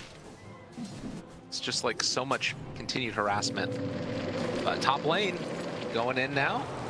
A little bit of a stun there onto Boxy, but no detection available as this is taken away. All right, as you can see here in the mid lane, 19-7. Uh-oh. Oh, yeah, Cuckoo's fine. Armel having a great time. Again, this is another like, kind of common Brood thing, right? Where the earlier levels aren't really that time where you see the total dominance once they're stacking all the damage. But there you go. Gets the Fisher. Ooh, mid-top though. Oh, sorry. They're going to go onto Boxy. I just love it. There you go. This Boxy is going to take some more punches, and it looks like Gabby almost finds the kill. Does he dive for it? Doesn't need to. But yeah. Mid lane, like you were talking about, Armel put out a lot of harassment there. Couldn't quite kill off all the spiders, but I think that he killed some of the spiderites, the less tanky ones. Yeah, Quick was starting to build that army, but he's forced back into the jungle there. So gonna have to start stacking up those webs, getting the points up there too with the spiders, and we'll see how level 5 treats them. But up top, again, it's just more blood. The dirt. Let me have my phone. Time, anti-mage, Gabby sticking around the area, wants to trade hits. AU, he's gone a bit too far forward himself. Boxy should have another Burrow Strike, lands it now onto the Grimstroke, and he goes down.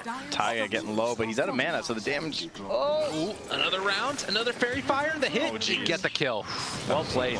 And now the stun, the follow-up, but it looks like the AM not wanting to stick around, just wants to get back to farming. Yeah, just making sure there wasn't another Burrow Strike. Probably didn't know the cooldown precisely because Tim's just came back in. Last time we saw Taiga on the Dark Willow, he was, I think, 4-0-1 to start the game, but already 2-1-1, not too bad. And heading back up with a full mana and HP pool to see if he can secure a few more for himself. And of course, he's the Bassi buyer for the Radiant in this lane. Burrow Strike away from the stun coming from AU, and Tim's looks for the stun himself, is going to be able to find it there onto Dark Willow. More punch on the side. Getting close to Bounty Rune time. See how this works out. Also getting close to Armel Echo Slam time. That's scary, because you know that when it's the mid shaker, he's gonna be stacking those points in the aftershock. A lot of times you're not that worried about the early echoes versus earth shakers, because they tend to have more points like the Fisher early on, especially in like that support role. But God, and AU again, the bloodbath continues. They dodge away before Boxy was able to get off any type of stun. Now Taiga also in some trouble. The Diabolic Edict doing some good damage. And might actually snipe him.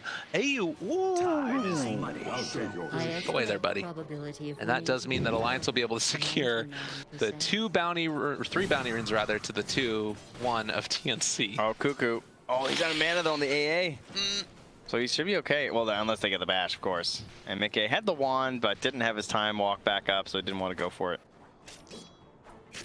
And now Koikva is sort of relegated to heading back to the jungle. Armel does have 6. Yeah, he's got the bracer too, so I think he's just too tanky to deal with, and that just means that he's gonna have to try and chase the brood if he wants to go for the kill, but I highly doubt he's gonna see a spider again. No, it's really tough to make that work. But the other thing, honestly, is like even just Broodmother walking in and trying to get last hits, I think Armel can just kill him. Yeah, that's like without spiders. Yeah, I know what you mean. Yeah. It's not a good look. I thought that he'd have actually a chance to harass him a bit more, but just that early armor is too much on the shaker. 5 already. Ogre throws out the stun, secures another last hit, but the slowdown comes from Insania. Need another bash here on a Cuckoo. Actually, they don't. Insania gets the DOT kill. 4-2. Less than 1,000 gold lead, and Armel, we're talking about so far, leading in the last hits, these early stages. And also in terms of net worth. 7 minutes too. All right, Armel, keep it up, buddy. You got this.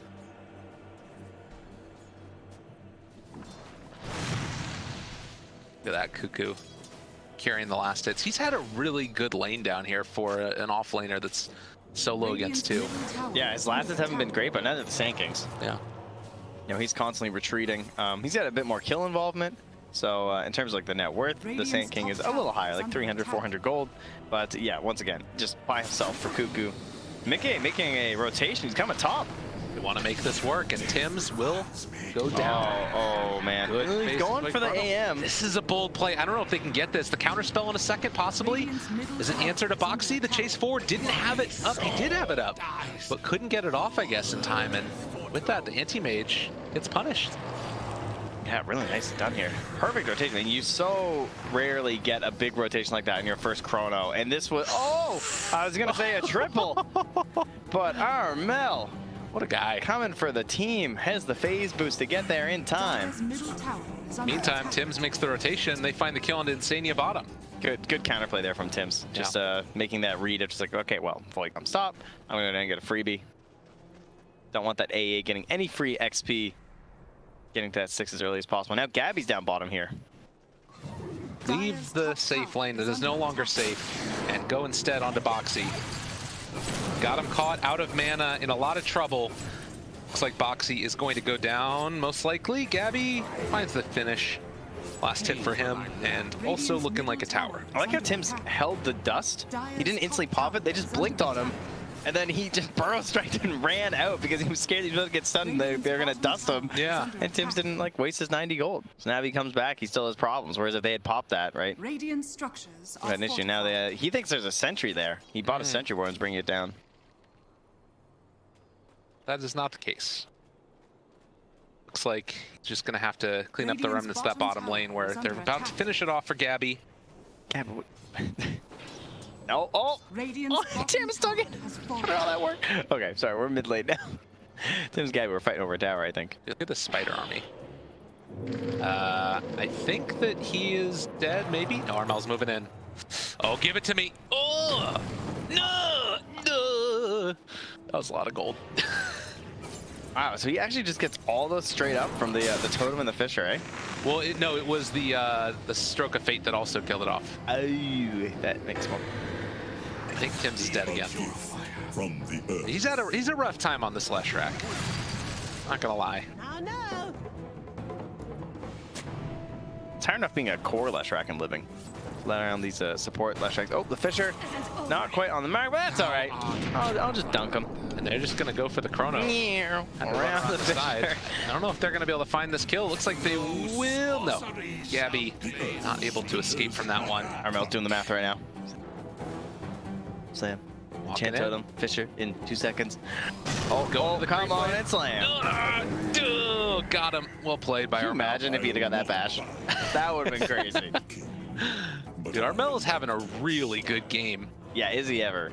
Perfect choice here from TNC. Because it's like a lot of those other heroes that you normally pick against Broodmother, they don't provide the same level of team fight that the Earthshaker does. Like, Yeah, that's why the Kunk is always banned so early. Because Kunk is the only one that can really do that. I mean, Tiny in a way, he's much more like pick-off oriented. Like Earthshaker is amazing way into the late game. I think, well, actually, I'm not sure what he's gonna do for his build. He currently has the Ags or the Blink Q, and I'm just curious about the Aghanim Scepter because one thing about the Ags is that it's Is Mickey dead? Oh, Yes, he is. Oh, the split earth and the finish. Just the rotation. And I don't know, it feels like Alliance are just a little bit too cavalier with their movement around the map. Getting punished for it. keep in mind though that this guy is 0-0-0 on the Broodmother, and he's kind of close to share. I guess he's like 1K behind after that kill. It was a little close before. This guy's 3-0-1, and now is the 250 mana talent to make up for his phase boots as they will grab now. Cuckoo though, that is a core hero, of course. Not the position 5 ogres we've been seeing picked off all day. Earthshaker has his Blink Dagger, but it's back in base, so cannot bring it out to him quickly as he might like. Nah, it doesn't have echo anyway. That's fair. Who cares?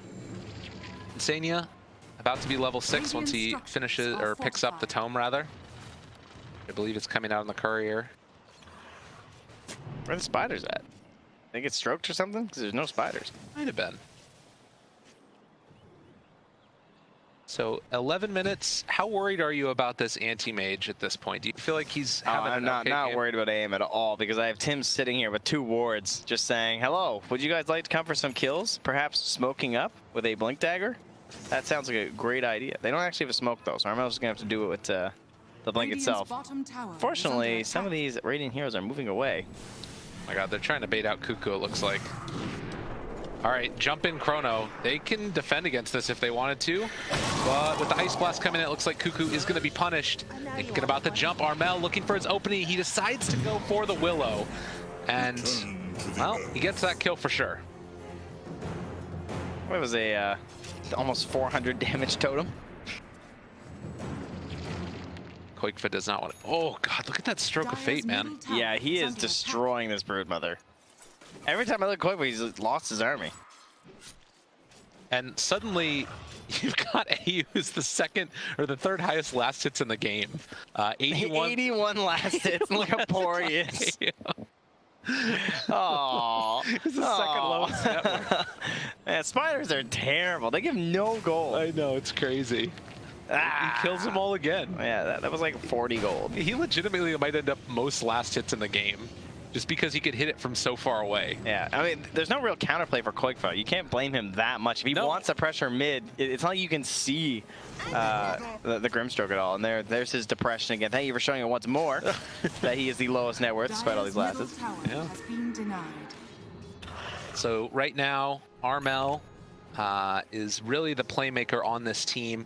Decided to go back now for an Aghanim Scepter, it looks like. Which is a little bit interesting again. I think it's just more of that maneuverability as looks like Cuckoo might be caught and gonna TP away. I thought this Ogre guy was unkilled. Cuckoo, He needed a multicast there. it's like 3 in a row. He Come on needed a now. multicast. I guess, like, look where he's dying every time. The one time he gets chronoed, you can't really blame him for that. This time he's on the other side of the river. Yeah, true enough. Is Taika dead? About it. Further. Yeah, not gonna try and chase. The Realm's max level too. AM about 600 gold away from his Battle Fury, roughly. 14-minute mark. Armel and Tim's are up here looking for someone to show up, but Radiant get the scan. Mickey is out. Yeah. I realize what's going on. Mickey, Hand of Midas is the decision for the Void. I think Armel, like, this is why I don't like the Blink that much in games like this, is because the Blink only feels good with Echo, whereas the Aghanims just feels really good. And I kind of feel like he can't just be camping around like this. The only way this works is if he somehow gets his kill, but they know. They know it's not. They know the Shaker's sitting here. Well, I don't know.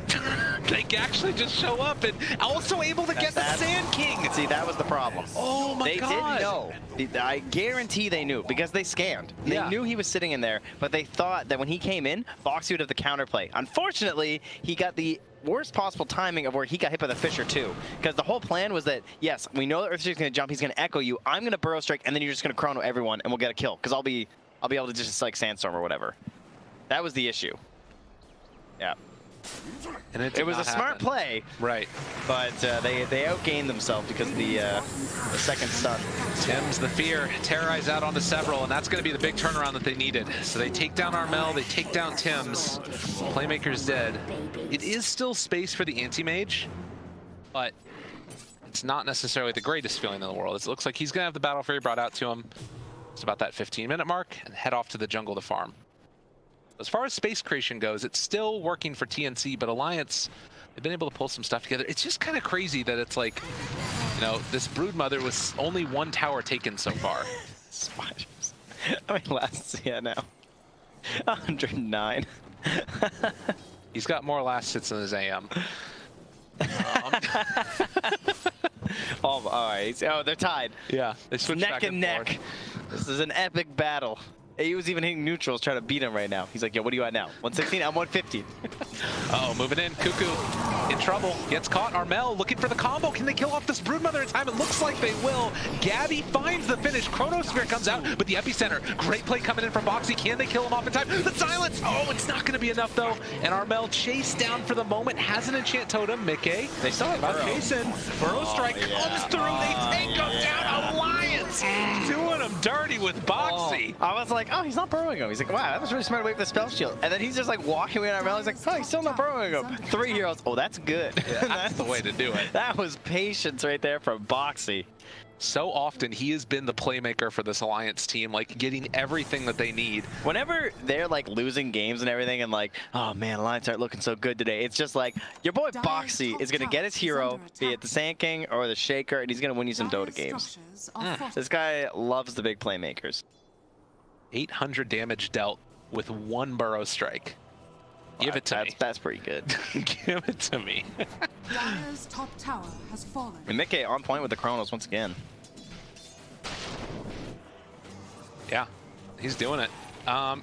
Gabby has gotten his Battle Fury at this point. Is this a game? Oh, let's watch this again before we get into yeah, here we go. The only problem was that they couldn't quite save Quickfoot. It's like, I'm coming with that ground. Oh, sorry, bud. No.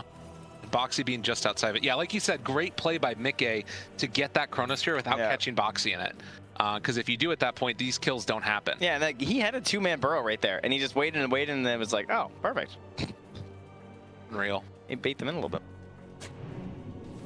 But yeah, it does have that feeling in this game of, you know, an AM that's kind of been left alone, but there is a Faceless Void still that he needs to be concerned about, right? Like, can't Void eventually cause enough issues for him? Yeah, for sure. And then we're going to have Broodmother eggs, which is another thing we don't want to forget about. He's going for the BKB first because it's a nice BKB game versus the Shaker, versus even just the AM, the Leshrac, all these nuisances for him. Grimstroke too, I suppose.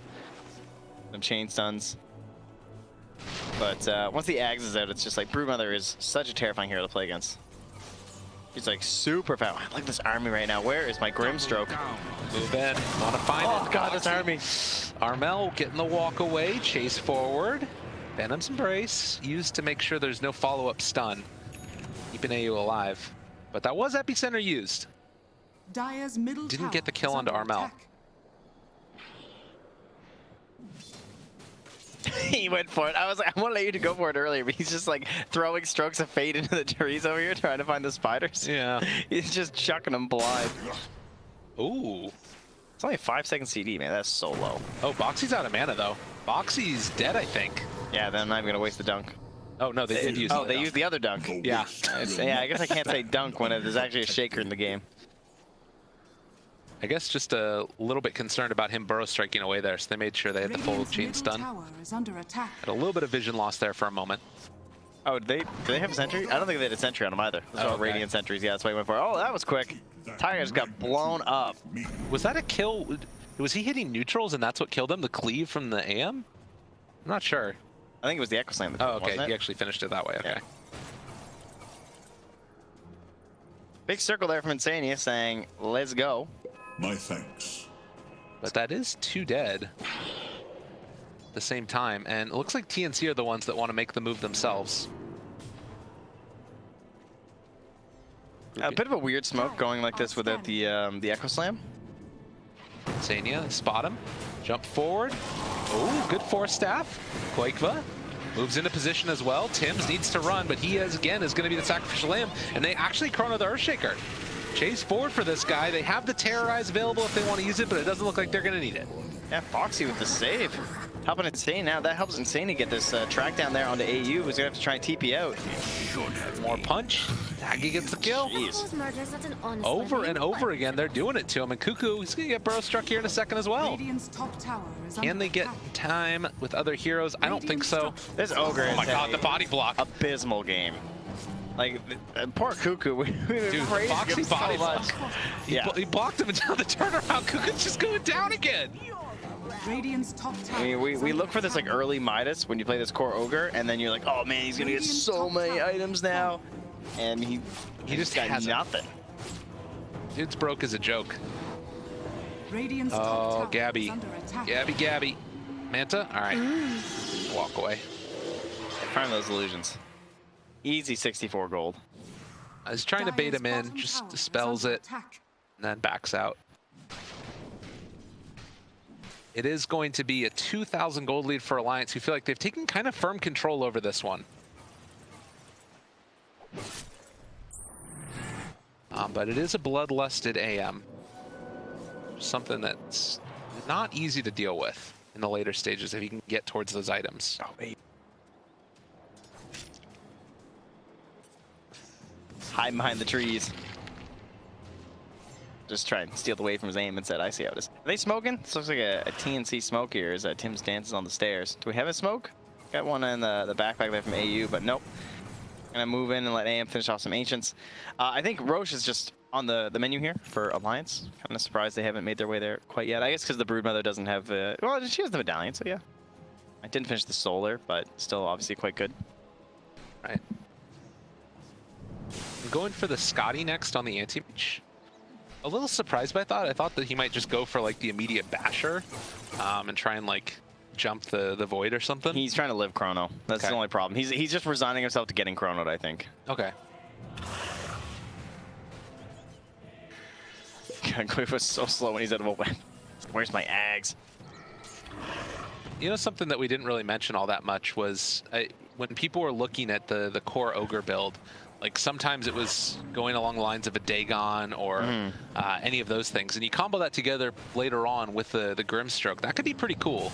If he goes for some more of those, like a Hex or something like that, the double control type of plays. Wow, that's just wild. Right? You know how those multiply. I know that when you do a multicast, it's a separate instance. So I guess theoretically it's a separate instance, right? Yeah. So it'll be like... Like 8 Dagons. Yeah. Good Yules. And Tagga ended up hitting himself. Well, that's what happens when you play against Anti-Mage. Yeah. You get bopped. They pretty much need Armel to use Echo Slam, and then I think they're going to head in towards the Roche pick. Because once Echo's down, they can definitely just Roche from the side of Alliance, and I don't think there's too much to worry about. Although with the Aghanim Scepter, he's more valuable than just Echo at this point now. Yeah. Well, and also the Aghanim Scepter on the Brood means that they have to be kind of wary about moving anywhere, because you could just lose a tower so quickly. And Brood is level 20 now. Which, you know, that extra spider attack damage, they're going to take down buildings very rapidly. And Alliance is just keeping themselves around the pits, or like at least scanning there too to keep an eye on what TNC are up to, rather. But not moving too far on the map. Mickey, they think that they're actually smoking in towards Koikva, I believe, because they're guarding him from the tree line, and now it seems like they're going to smoke. At least this is their, yeah, they got 2 smokes on Insania, so they're going to smoke behind Koikva, leave him revealed, and our big initiator, of course, will be that void. And Armel is here, prepped for popping smokes. For that Dude, Mickey chrono. knows. He's walking through, maybe. They see that he's in the trees. All right, they triangulated. All right, they figured it out. And Armel, they spot him. In some trouble, though. Goes down. That was really nice. The way that Mickey just stopped moving, right? Yeah. When his smoke popped, he just waited, and then Boxy went up, and his smoke popped, and they're like, okay, guys, he's in there. And he just like slowly crept their way in there. And while I said they had to wait for the Echo Slam to be down, the other thing you can do is just kill the Earthshaker. Why not? That'll put you into the Roach Pit. Oh, good ward takeaway there too. So now they don't even have that vision around the pit there, but they should realize that Roche is being taken. And I think they're aware they can't do anything. just gonna go and try and get some split push working. Wait, Ayu? He's out real far. And Ayu's just gonna die, it looks like. Gets the silence off to 2, but that's not doing anything. And now I'm gonna have Gurmulti for the potential fight that could come. I guess they probably, is this just gonna be a farming Aegis for Alliance? No, I don't think so. I think this is a Broodmother and get super aggressive Aegis, and just force AM to play like all this at best, but mostly it'll be like Alliance should get this whole part of the map there. That's a lot of the map. That's the power of the Broodmother. You get to cover 75% of it with your spider or with your webs once it's complete, and I think it's on the courier. It's actually done. So here we go. 15 web charges all of a sudden. How is that for you? That's a lot. Yeah, and so the other bonuses from the Aghanim Scepter here is I'll bring every. You get movement speed cap is removed, you get faster movement speed, and you get way more webs. So he's currently 563. Yeah, they just he's just hasted. Jetting around there. Yeah. Doesn't even have boots. No. Not needed. All right, Gabby pushing down bottom, gonna get some split push working. As much as Brood is amazing at going for split push, so too is the anti-mage. Oh, bash. Oh, he got it. He didn't go scepter first. He had the ghost too, and he's like, nah. Yeah, that's unfortunate. Oh, he's doing a lot of damage to that Void. But yeah, Void does eventually manage to find that kill. Although, oh, the plays! The Void! He took too much damage! They just blow him up! Whoops. Didn't expect that one. That worked out really well for them. That's amazing. Yeah, Alliance are still playing a little aggressively there. All that just damage from the Leshrac. He's like, oh, that was easy. Poor Leshrac. Okay. Yep, that's the spider damage is so ridiculous. And now walking forward, they need to be careful. The fissure comes out. The fear, though. The turnaround play is coming with the Enchant Totem. Quakefa tries to chase forward for more. Boxy able to find that stun, but it's not going to be enough as they throw out the Mana Void. Armel waiting to pop that Shrine till the Ice Blast. Oh, excuse me. Gabby just walks away as well. So they're fine. The pipe doing work for them there. Pretty dangerous to be up this far without your Void, though. The pipe is so valuable against this lane right here. Shh. Don't tell them. They just walk right past. They jump over him. This is the team with Aegis. Those supposed to be making the moves, but TNC somehow outfight them. Murder of Tim's. And they will at least secure something too, because one of the things that's going to be frustrating is that even when you win that fight, there's nothing to gain, but there was still a tier 1 tower in that mid lane. And, no way chance they were going to defend that without their 2 big controllers of the team fight in the Faceless Void and the Sand King. They just know this ward. I think, wait, no, did they not spot it? He can't see that high ground one. Threw out the Stroke of Fate, yeah. Onto it, did he? Yeah, but I guess he didn't see it. Huh, strange. But the good vision in the area there by TNC to place the ward up on the high ground that is going to spot all of this movement. Alliance, if they step over a little bit further to the right. Mickey, Chronosphere is available. Who do they find? Good old Cuckoo. He's recovering. Oh my God. Speaking of recovery, all right, we're good. I'm going to get a 4-staff now, guys. Yeah. Don't worry about it. All of their vision right now for TNC is just so good. Like, they see all of the Alliance right now. God. Nope, there's one good D ward, though, from Insania. Investment made back 1.0 times. Perfect. Well, money. Yeah, that's perfect. I see. The money one. I like that. It's good. Found some combos. Tim's, again. He's like, all right, you want to play this game? How do you know my friends aren't lurking again? All right. Well, they have an idea, and Tim's is going to die, but meanwhile, off to the side, Gabby has found Insania. They get the Chronosphere off, but is it going to be enough? The jump forward, they find the stun, follow-up coming as the Grimstroke shows up. Mickey trying to run away, but Gabby just blinks out. Quick for fine. Oh, he's coming. He's taking a lot of damage, but he has another blink, and it's that long range. Cuckoo fell off the web, chased. Seeing if he can make this happen. He still has the Aegis, and Armel shows up.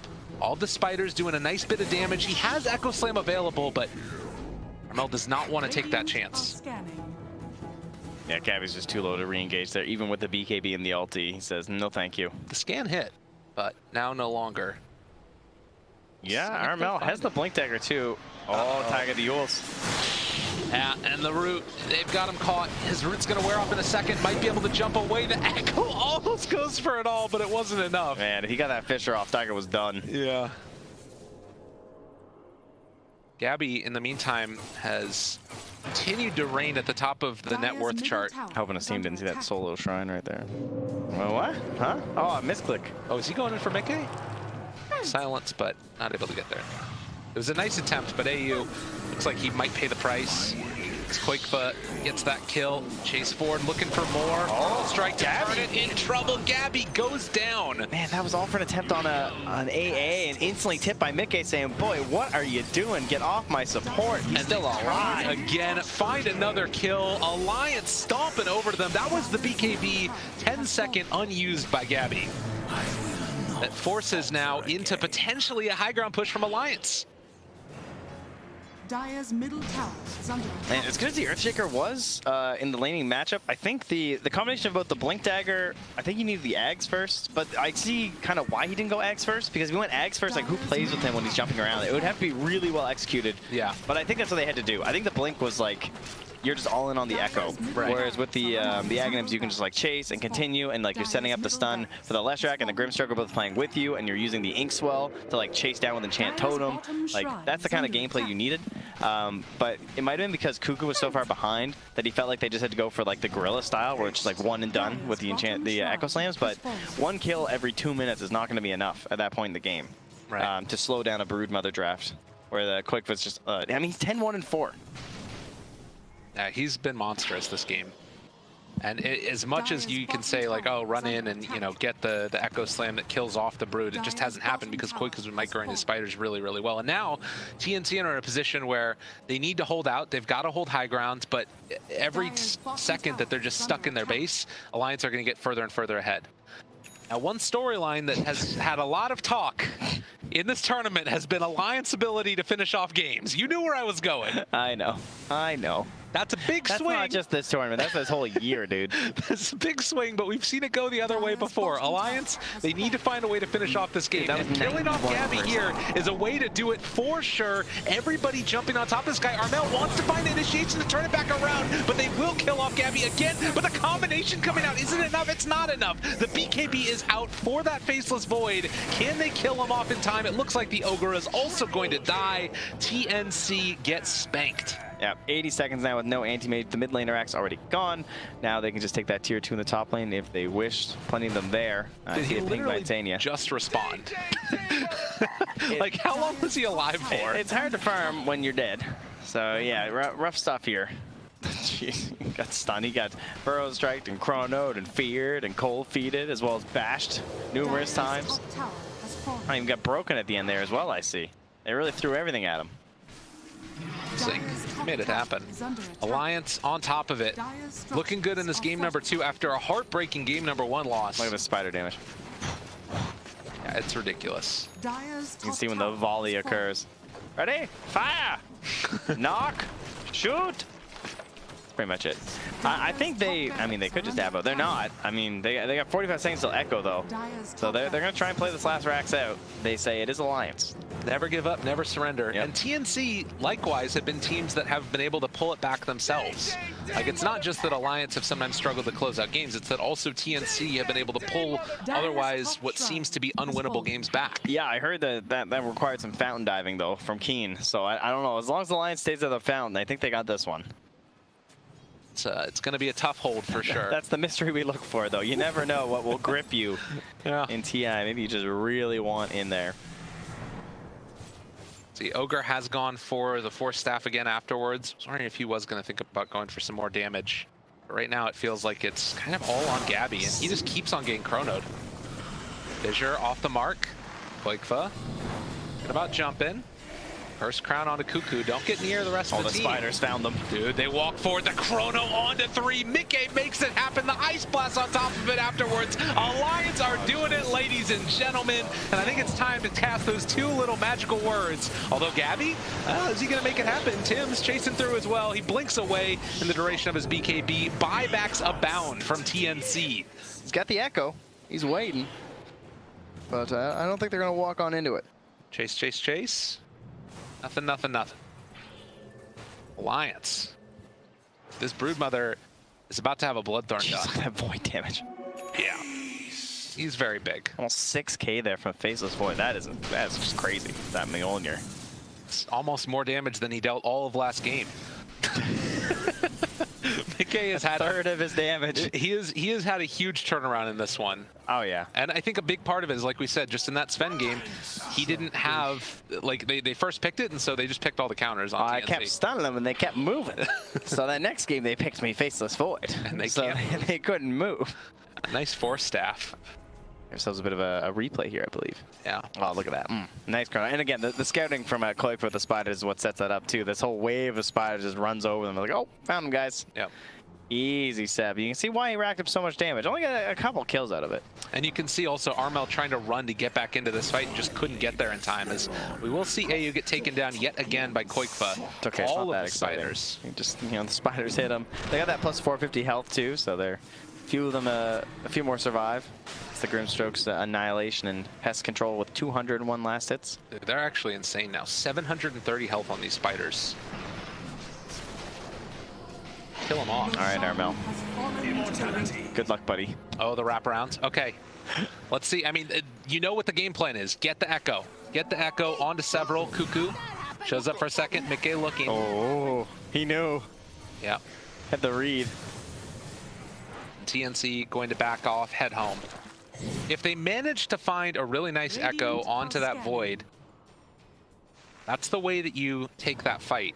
Well, then you're echoing an Aegis, so I don't think so. That's a fair point. I guess they just need to kite it out and wait. Feels like Alliance are the ones that are in complete and total control of this game. 3,000 net worth up. Mickey, Silver Edge, looking for a find. And it looks like he will be able to find and kill off this anti-mage. Stun through Fissure. Fear lasts too long. And AM dead. He was so close to buyback, 150 gold. It's hard to believe how much damage he's doing when he took the attack speed talent. Like, he skipped over it, rather, for that Time Walk. As you can see, he's just like Time Walk and chronoing and not even worrying about that. Yeah. But I guess he did take the 70 Time Lock damage, at the very least, from when he hit those. Build attack speed, more chances for Bash. Turns out Mjolnir is a pretty good damage item. All right, what can they do here? Force Staff? Into the push out of position, the Fissure. Force Staff back the other direction. Mickey's fine.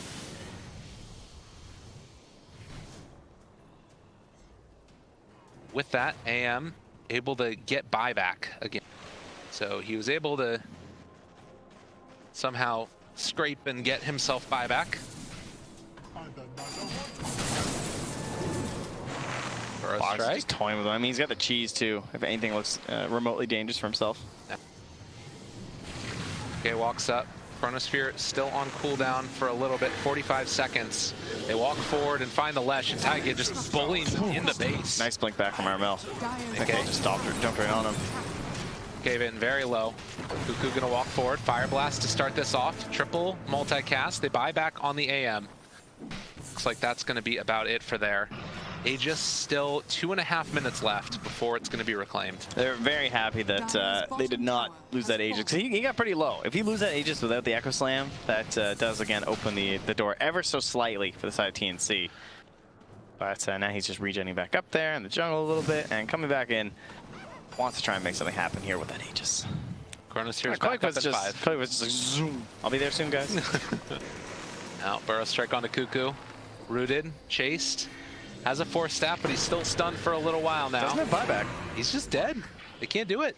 Going low ground. He's trying to create an opportunity, right, for Armel. They just didn't see it. Now with Chrono up, they can just jump on Gabby if they want to. Still a long time until the Aegis is going to be reclaimed. Boxy walking forward, decide to force onto him. Mickey can jump forward if they want. Oh, Chronosphere nice. connect immediately onto both of them. How This are those going two to be together? GG is called, and that'll do it. Ladies and gentlemen, Alliance pull it back. I could sense. Able to go 1-1 I against told you. TNC. Told you in game 1. It was not over. Alliance, we're going to look way better next game. Yeah. And they certainly did. Man, that Broodmother was relentless. They did not wait for the 10th pick. They're like, we're taking this 8th. Take 2 more heroes. We don't care. I mean, it was a really good Brood game, right? Like, at that point in time,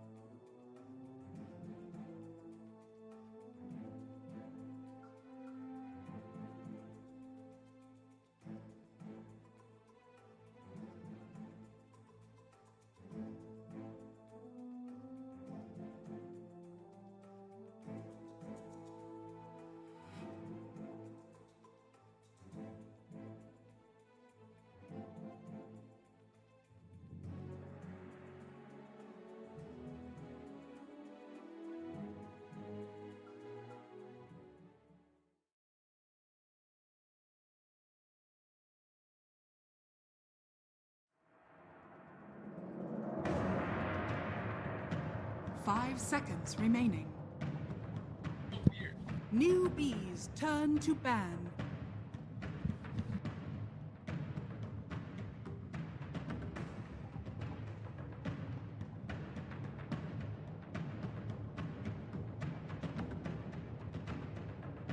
TNC Predators turn to ban.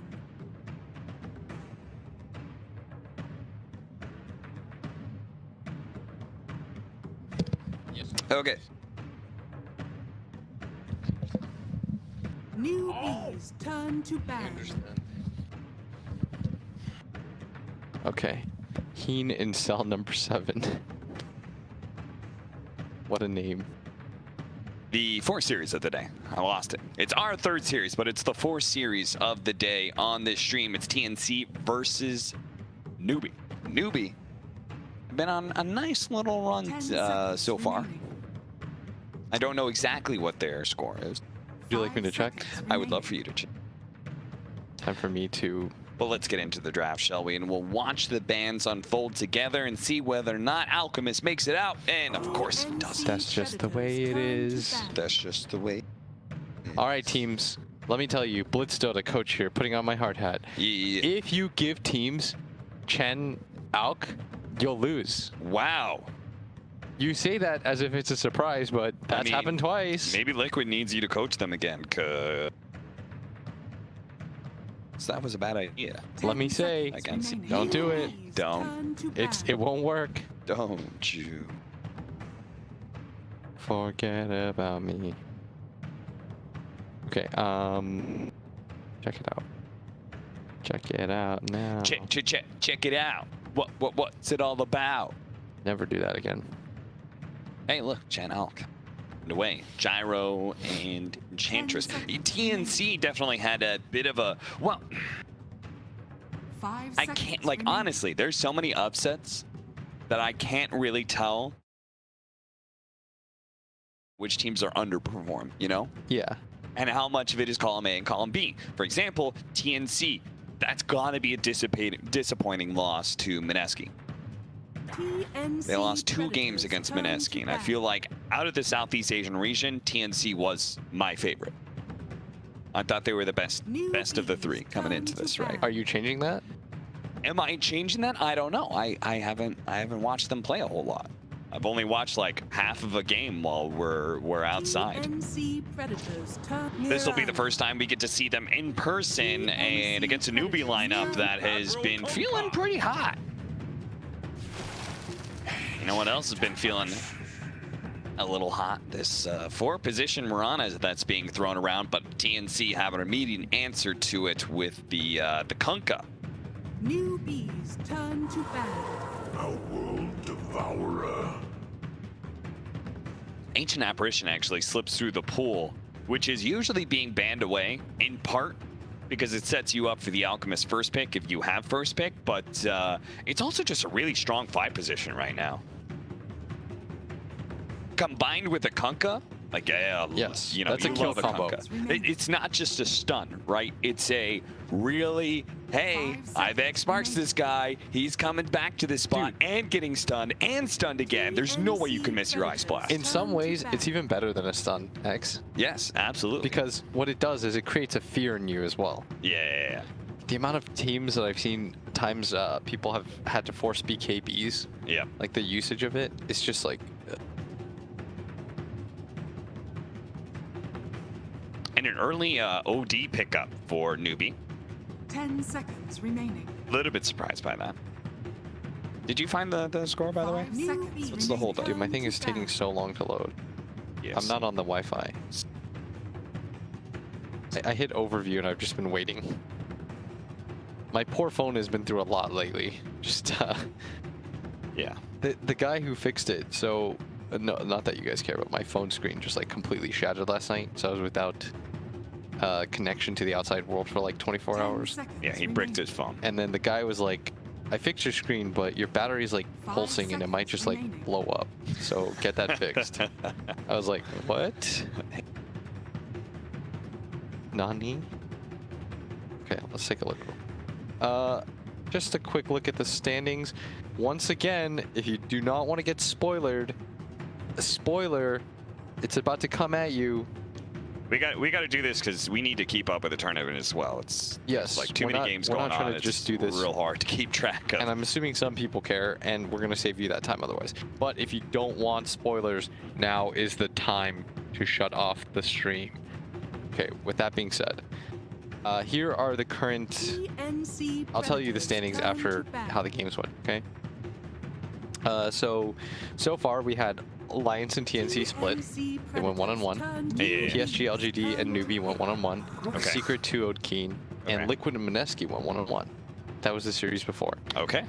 The series right now, what we have updated so far, is EG 2-0'd RNG. Kyle's prediction is RNG is the best TI winning team is... Honestly, Kyle When you is... get too hope by EG. Yeah. 10 seconds Somebody told me remaining. that outside. Somebody was like, EG's back to winning again. I was like, oh really? Who'd they TNC beat? Predators RNG. And I was like, oh. Beastmaster. Okay.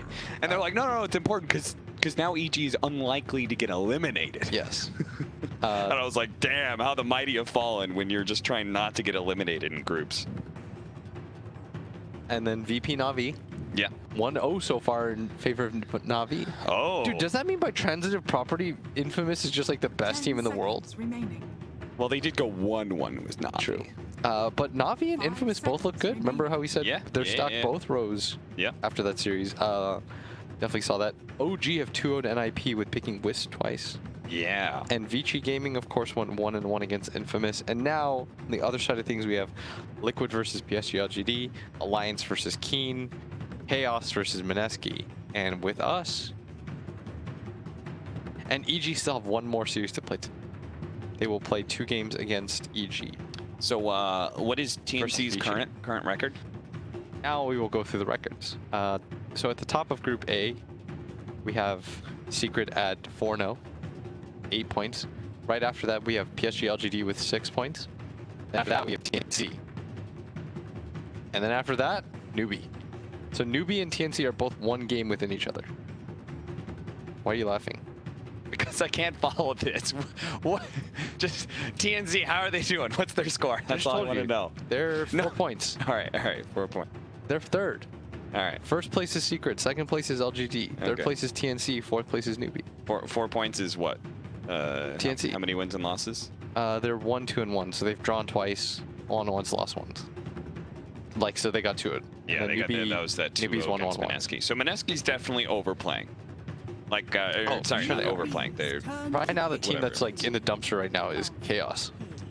Yeah. Chaos is just getting. The only team that hasn't pummeled Chaos is Alliance. That's not good. Who's Alliance? Rubik and Queen of Pain for TNC. Beastmaster for Newbee. A damage amplifier for the OD makes him a bit stronger. Nice solid lockdown to set up the arrow. And will help out the Lifestealer as well. In Group B, dude, Group B looks like a shit show. Why is that? Just because, I mean, RNG and NIP are tied with 1 point. And they've played three series. 10 seconds remaining. I didn't really like. I didn't expect NIP to like to own. But I thought, you know, like I thought top 8 was conceivable. Yes. But this group stage has gone terribly for them. I haven't watched like any of their games, so I don't know how their losses are happening. I don't know if they've had any close games, but that's a team that qualified through the DPC system pretty heavily. I guess a big part of it was that 1 win with yeah. 10 seconds remaining. Lifestealer though. Here that doesn't have to worry about Kunkka too much. The pure damage or the Queen of Pain is a little annoying for you, but this is definitely new. The Newbee have established a strong late game lineup. A lot of synergy between their heroes, BKB piercing stuns, saves from OD, heroes that scale. TNC looks to be hitting you with the hard and fast lineup. And now probably falling back on like a nice hard carry one. Keen in cell number 7. That is AU's name right now. They have a lot of respect for their coach. Yeah, I've been meaning to sit down and talk with him. He's got a lot of... I just like, everybody attributes a lot, like TNC just all of a sudden becoming, you know, this next level team from where they were before to Heat. And I'm curious how much of that is actually him, you know?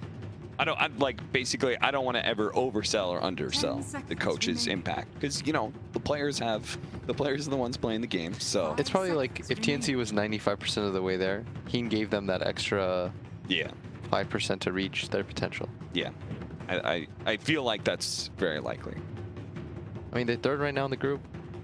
Yep. That is not an overrated team whatsoever. No, but Newbee, they can overtake them right now. With the 2-0 win, Newbee would leapfrog them. With a 1-1 split, TNC would still be in the same position, top 3. But right now, both teams are in the upper.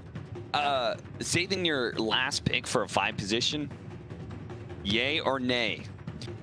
Yay. What?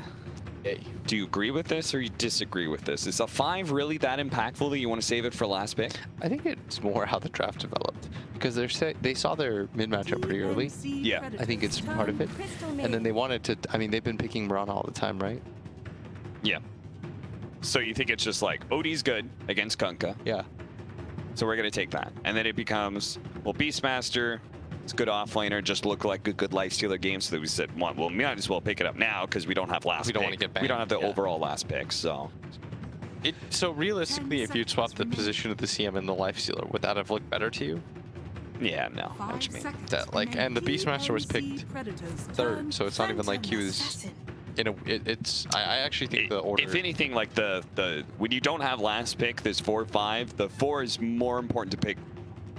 Like you have a replacement to CM. Yeah. If CM gets banned, there's another 5 position you can play for Pylai. Whereas everybody knows you're going for a carry. Yeah. And if you want your ideal carry here, then 10 seconds remaining. And it's Phantom Assassin. I was wondering, like, basically you have to address a lot of ideas here with this last pick for TNC. You have to have a hero that's not going to have a terrible lane against Beastmaster, isn't hard countered by the Primal Roar, is a hero that is aggressive enough to be able to get on top of OD and fight, while simultaneously not being like a strength core that loses to Lifestealer. And that is the agility core Phantom Assassin. The natural blur is really good against Lifestealer and OD. such a cool PA set.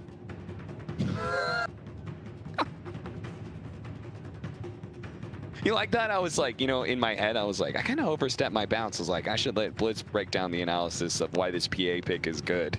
And I was like, I'll just leave it at the blur. Space open for Blitz. Pause. That's a really cool PA set. What do you want from me, man? Yeah. You said that blur is good against OT. Wow, some real groundbreaking analysis. All right, well, I left the rest to you. So let's give a handout to Austin Walsh, everybody. Really set the world on fire on that one. I'm just saying, I took the easy step. Now give me that harder analysis. Cap is to analyzing what Michael Jordan is to tennis. A gift from the night. Dude, I bet Michael Jordan's dope at tennis. I mean, he's a good golf player, right? Yeah, sure. I think the PA is more for all the other heroes. Your Woods, dude. Come on, man. Come on. How are you gonna do that to me, Scriff? How are you gonna do that to me? Michael Jordan does play golf, for anybody who thinks that I mix the two up. He plays in all those celebrity golf tournaments and does quite well. But dude's a billionaire. I don't think he needs to. He doesn't need to do anything he doesn't want to at this point. All right, so in genuinely speaking, I think the PA, it's a good pickup because I think it's good against all the heroes. Yeah. We speak a lot of physical damage. 30 seconds. The damage that isn't physical, she's gonna get a BKB. It's gonna be her like second or third item, right? Okay. Yeah. I think she's really nice against Lifestealer as the game goes on. No. Too, because he's purely physical pretty much, aside from like the Radiance that he's gonna buy. Blur is just really nice to play against Roar. So like the vision game is not. That's another thing too, is that the vision game is not that crippling for. Yeah. When you have Blur against the Hawks and stuff like that. Which I think is like an underrated aspect that you probably would have thought of as a lot of damage comes out. The arrow actually landing onto the Rubik here, but they're going to fight back thanks to the Fate Bolt slowing down so much of this damage. The dagger comes out. You are realizing he can't really go for that bounty rune. He's going to have to run down river instead of up to his lane. They're still fighting it out, but yeah, it's going to be a 4-on-3. So just gonna have to back that one out. Yeah, so that's Newbee walking away with almost all the bounty runes there. You are almost committed to get 4 out of 4, but so Blitz, what's up? Isn't there a problem with TNC's lineup? What is your problem here? Lack of wave clear or what? They have decent wave clear. The wave clear is okay, but they just do not hit towers. Okay, I think their bigger issue is that their fight starting is a little bit awkward. Okay, yeah. You have Kunkka as your initiator. A large part of that is like when I realize how many blink initiators you have. Yeah. And it's not that good. Because I feel like Beastmaster War is kind of like a catch-all. I think Beastmaster War gets even better once there are no stun or once there are no saves against the Beastmaster War. Yeah. Like every game that I see Beastmaster played, it's always against some OD or some Shadow Demon or Oracle or Legion Commander, and then it feels very underwhelming. But when there's no save against it, it feels so good because it almost always guarantees you a kill to start the fight. Right. And that's huge, right? A gift from whereas like Rubik Lift is kind of nice, but like there are ways to deal with stuff like that. Like, they can get 4 staffs, things of that nature. That makes sense. I guess my concern is, I know Newbee has better late game, right? Yeah. Am I wrong? Okay. And then like the combination of having going up against a team that has better late game and just not a single core that hits towers, or support actually that hits towers. But what TNC is always going to do is they're just going to kill you and then push. Yeah. And that has been, you know, a lot of the TNC idea of Dota. We're going to kill you a lot. Yeah. And then the game will be over. I mean, Cuckoo himself said at last year's TI that if you're playing good Dota, there are no individual plays. They just want to be able to 5-man and run around to people.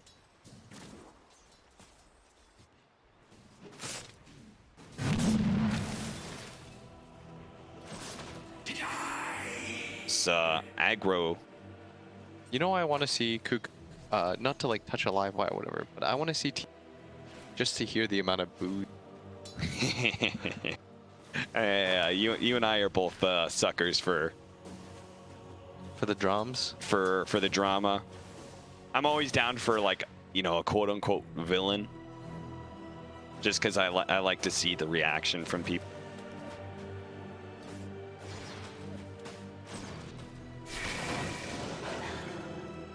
They wanted this matchup, right, against the Beastmaster for, like, PA against Beast? Is that what they wanted? I think so. He's gonna farm, and there's some kill potential, I guess, with AA. Really sure, though. I don't know if they love this idea. Actually, both the matchups work against Beastmaster, right? Because Tide, or excuse me, oh, they're going to try and jump on a Pi die here. Pi jumps just a little bit too close, and they instantly grab him. That's going to be your first blood for Captain AU. Told Pi that was a bad idea. Yeah. Got way too far ahead of himself. But I think Kukka would match up pretty well against Beastmaster, right? Because the cleave hit, killing boars. Really kill the boars, though. And the time that it's not up, you're just going to get right-clicked. Yeah. Take like 3, right? The math. I know boars have low armor. Let me throw it. 60. Teaming. Looks like it's going to be 4 hits right there for you, Cap. Okay. Buddy boy. Now can I hear the math on how many seconds that is? Oh. Armel gets picked off. That is finally the rotation from MSS. I was wondering when it was going to happen. Eventually there was going to be the imprisonment arrow. The regen. Okay, Scriff. Scriff just did one of those. Stupid. Dude, Scriff is actually so bad. No, I'm just kidding.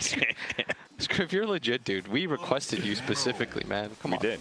Relax.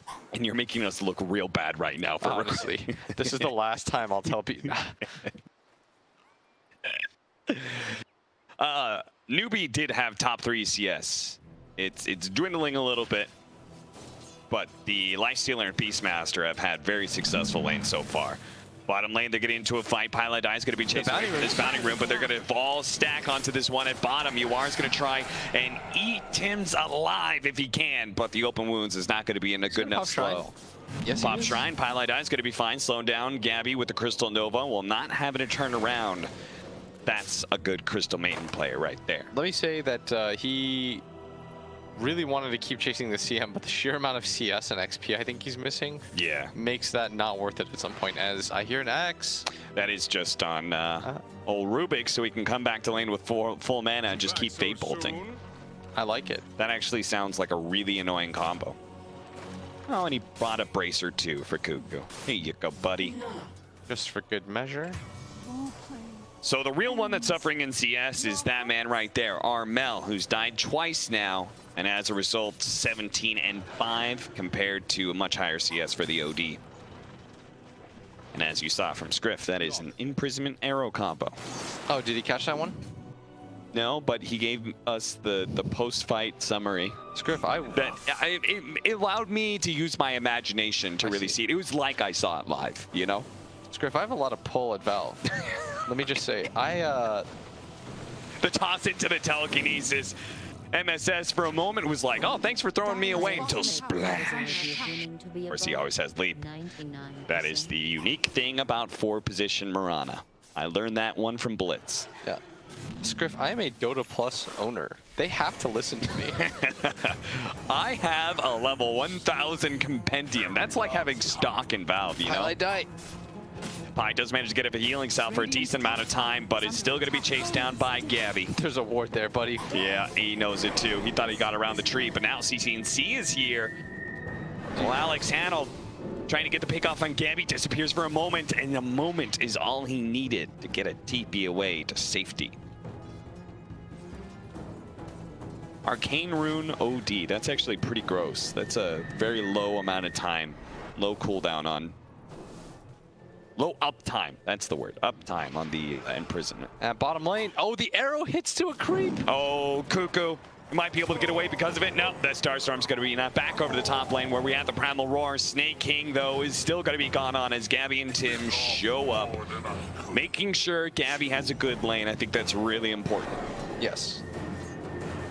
I think Kunkka as an offlaner is like kind of hard to punish in that regard.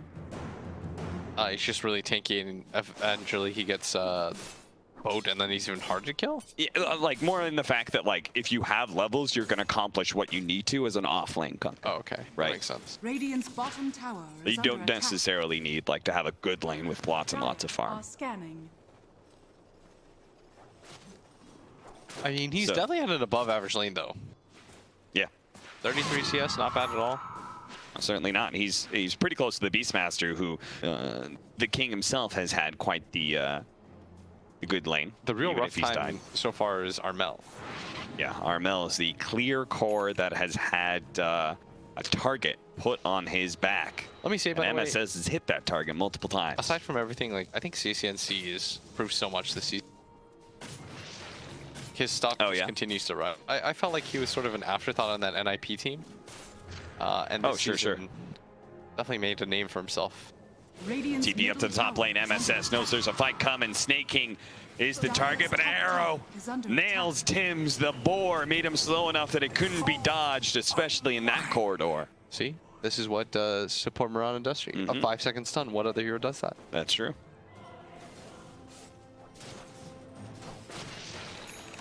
On the flip side of things, like Armel is, I feel like Armel is like on that cusp of being like that's the dude. Under attack. Yeah.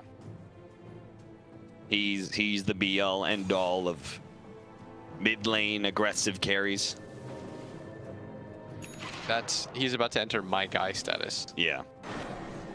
Maybe that's why Newbee are taking such an aggressive approach, trying to shut him down in the laning phase. Armel and Tim's trying to catch CCNC, but he's been fine. You know who's really been looking hot lately, though? I agree with you on CCNC a bit. I think he definitely looks better on this team than on NIP, but Yawar. Yeah, Yawar. I did not have that high of stock in Yawar. He might be the better performing Hassan brother this TI. Radiant structures are fortified. Yeah, he's just had a sick tournament so far.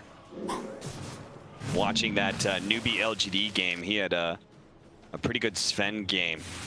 I believe we have a family that's, you know, as the X-boat pulled back onto the Snake King. Can they actually burst him down fast enough before he gets any spells off? And it looks like it. The Sonic Wave going to be used to finish him off before the Primal War comes out. Yawar will take that kill onto the Rubik, but Armel snatches the Bounty Rune away from him. The board's going to be able to slow him down. Armel needs a lot of time for this Blink to come back up. Can Cuckoo save him? The telekinesis of the arrow's going to land. Starstorm's out. Fairy Fire's not good enough, nor is the bottle hit. CCNC will have the last hit and a killing spree for himself. And that commitment for that rune ends up getting him killed here. Is Armel, the one thing about him I'd say is I think he really relies on, and he prides himself, I think, on that one-on-one matchup. Yes. And when it doesn't really happen, it feels like sometimes he can flounder a little bit. I think he tilts a bit. Yes. I've heard a lot that Armel is he was well respected for his skills in Southeast Asia, but it took him a while to be on a top team because like he was a bit toxic, you know? I mean, it looks like it so far, not the toxic part, but the fact that they're able to like tilt him a little bit. Yeah. That is an uncharacteristic mistake for him to walk up that and like battle against the Lifestealer in that situation without the blink up. Ice Blast making its way down to bottom lane. Are they going to rotate, or is this just to kill the... Oh, this is just kill the range creeps, and then the Hope the Siege Wagon dies faster. Dire's structures are fortified. And that actually leads Yawar to pop the Infest for a second. Maybe a little bit concerned for that time period that somebody could be coming. Get the tower for free, and this is a huge boon because now what'll happen, Cap, is they should all in on defending this top tower on the side of Newbee. Yeah. Don't give up this top tower. Don't give up this mid. Those are the new objectives. You can defend these too because you have the vision game with the Beastmaster and the Mirana actually with their ulti. Hey, what's the new timing on PA? Because I feel like PA isn't the same kind of hero that she was before, ever since they changed up the talents. Huh? Once broken. Yeah, she was straight up like the craziest hero. It felt like she could always be a good carry, right? She was good in the laning phase. She went into the mid game looking strong because like her level 20 talent was quite good at that time. Now it feels like there's this window where you really have to farm up so you ensure you get to level 25. I know Rezo always goes Battle Fury if he can help it. Crystal Maiden. But that really a lot of abilities used. Armel, 8 seconds. Can he juke this out for 8 whole seconds? The arrow doesn't hit, but it gives him the vision to be able to claim a primal roar kill. And that's the second time where he's gone for a CM kill in exchange for his life. Yeah. And he's got to realize, like, he's level 9. Costly deaths. This is what's allowed TNC to be almost level 12 at this point, too. It's because he's always there, gets the return kill. It's a vicious cycle, right? Like, you die because you have a low level of blink, and then because you die, you spend less time out on the map getting experience, so you continue to have a low level of blink. Yeah, let me tell you guys, Pylai Die is the biggest bait in the entire world. Yeah.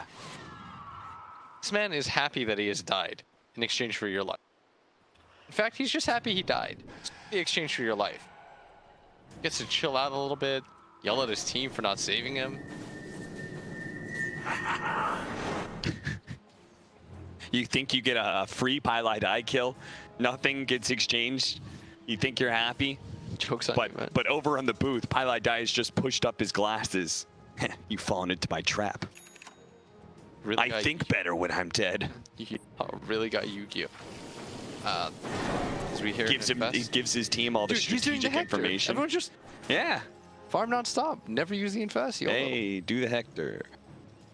He's even going the same build that Hector does when he goes these like Wraith Kings and Lifestealers. Oh no, he did, but this is something Hector didn't do, but I remember we talked a lot about in the NA qualifiers, the casual belt of strength. No, Hector did do this as well, dude. Oh, it did? Yeah, on Wraith King.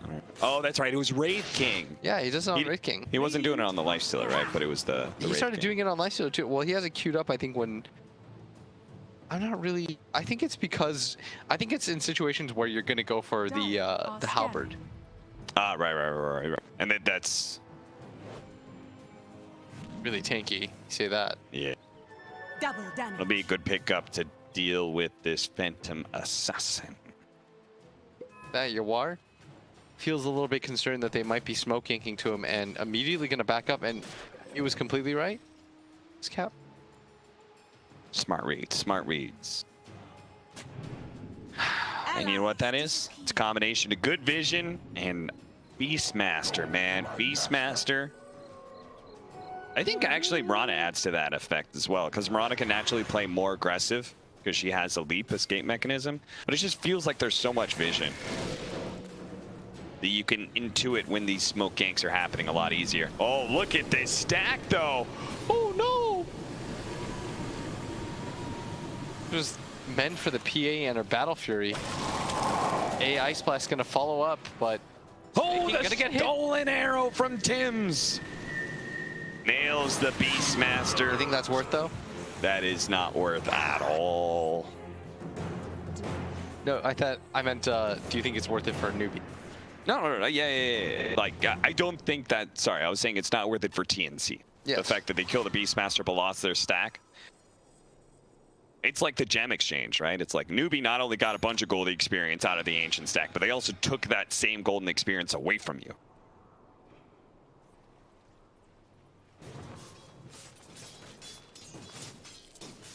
But Gabby's just farming away. He's got to get his Battle Fury. After his Battle Fury, maybe he gets the Death Zone. Maybe he needs BKB. I actually started thinking about how Battle Fury versus so it works as a first item. Yeah. Like, the Battle Fury is nice. It feels really good. That's like one of the weird things. But at the same time, like, you're just farming for a while. Got the Siege Wagon. Like, you have to farm and then continue to farm, if that makes sense. Yeah. And it feels like you're slowing down your timing because you don't really love the idea of going Battle Fury into BKB. It's an Ice Blast Fallout too. That's good imprisonment. That's enough space for them to be able to take the tower. But can they get out, though? The boar is slowing down Cuckoo. He's going to try and go for the TP out. He's good. He's safe. You are seeing all those TPs out. He knows it's his time to leave the bottom lane. Try and go back to the jungle to finish up his Radiance. Quite close to it too. We'll have the relic any moment now. Maybe even with the next Midas usage, as he clears through this jungle area. It does seem like Newbee's a little bit timid to fight, and I appreciate that because you have a little bit of a slower lineup and you're so close to that Radiance. You could just wait 2-3 minutes, then go for some fights. Oh, it's a lot of blood for such a little. Are you crying, Scriff? He can always summon another one. You know that, right?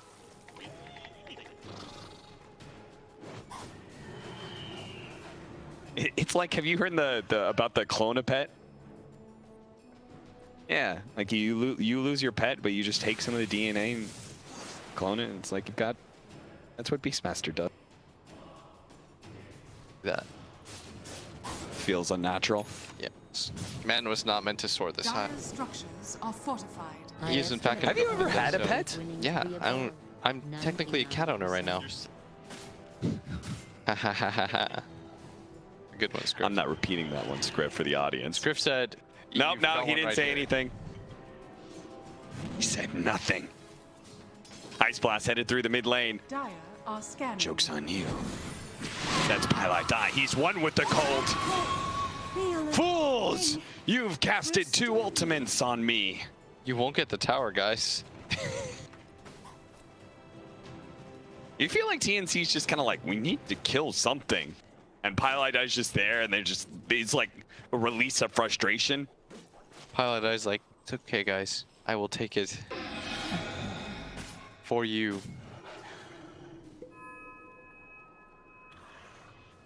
Being a good guy's about. A little bit of a slow game right now after laning phase. 8-8, 19 minutes in. Newbee holding the network lead. The nature of the 2 carries, yeah. Actually. Yeah. I mean, that's what I was talking about. I was asking you about the timing of PA. Because I just don't know when you can fight with PA. You can go once you have DK, or you have Deso Battle Fury. Right. It's just awkward because going for like the 3rd item BKB feels really odd. Dire's top tower is under attack. Smoke up from Newbee. This is their Radiance timing, so they're feeling good. They want to take this mid tower is what they want to do. They wanted to find somebody in the jungle, progress into the mid tower. Would have been the ideal situation here. As a sentry gets laid out, they are going to de-ward here in this area to spot some. He's got a board to be able to spot them some things. Hawk is coming his way. He's got a Fade Bolt, pull the creeps off the tower. And Newbee will not find the opening they were hoping for. Oh, that Mirana's getting really farmed. Almost has the Aghanim Scepter. I mean, that's kind of what MSS just does on this hero. Yeah. He's also been a part of a good amount of their kills. 1, 0, and 5. Might be in the most kills on their team.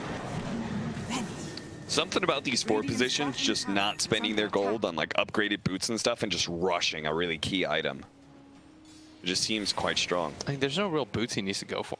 Maybe Arcanes, but he's got a CM on his team, so he doesn't really have to worry about that aspect either. Moonlight Shadow will find an opening. Tims, who's been defending this mid tower with Fade Bolt after Fade Bolt. There's still several TNC members in OD. He just blinked into that one, but they don't have the burst damage to be able to deal with him right away. The Ice Blast is coming in. Is it actually going to hit anything? It doesn't. The imprisonment will protect him against the X as well. Newbee have made a pretty clean get out of free here. Pilot died. Well, that's just kind of expected of RML. He's got a Yule Scepter. He needs to be able to use it now and blink away, but he can't actually get it off. He's been stunned for too long. That is the 4th time I feel like he's died to kill Highlight Die. Yes. And did he really need to blink down into the river area? Well, at least they protect their mid tower, right? Let's. Tower is under attack. Yes, I mean, that's the big boon for them, but it still doesn't feel good making this specific one-for-one trade. Like, yeah, you defend your tower, but you might just lose his bottom on, once again, traded big asset for Highlight Die of all people. Highlight Die is like level 10. He doesn't care about dying. It's like your Clop's level 14. Is under attack. I like how he's gone the full survivability build too. Double bracers, 250 health. That way he can force as many ultimates as possible when he dies.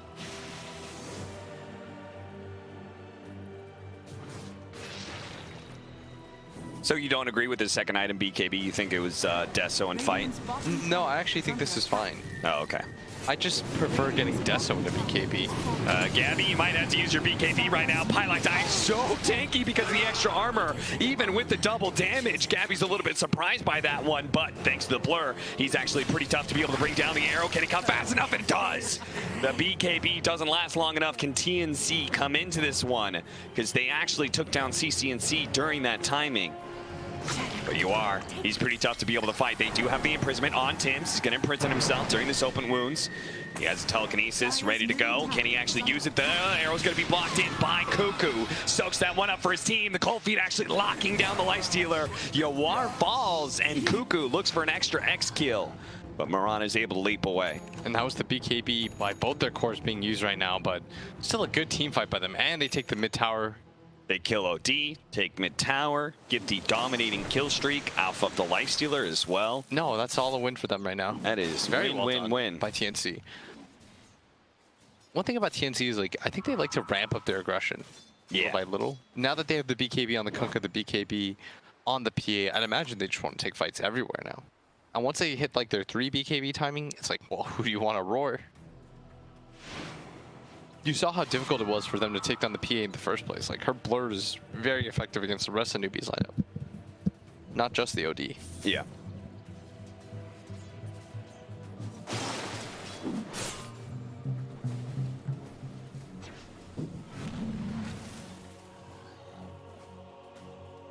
You know what I've actually felt stronger and stronger about as I play support is Quelling Blade. Or Tangos. Dude, right-clicking wards is actually a game loser. Yes. It's just that extra time that you're around that area. Yeah. Because you didn't smoke to get there, meaning as soon as you get spotted, people are running towards you anyway. Yep.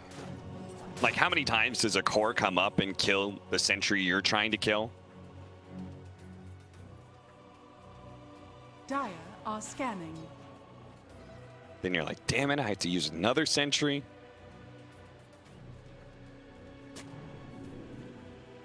Highlight Die doesn't have space for something like that, though, with all his bracers. Bracers and wards, that's all I need.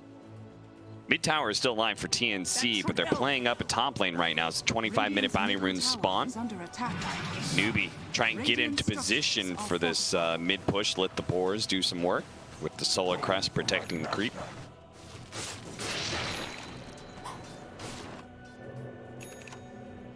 Mass rotation coming out from TNC as the siege wagon arrives. Need to be able to quickly deal with that. And they're just all farming in the triangle right now on the side of Newbee. It's a little bit awkward when you still haven't taken the mid tower of the enemy team. Just making moves feels a little bad right now. You're probably going to have to smoke up, win a fight before you make anything happen. Dire's top tower is under attack.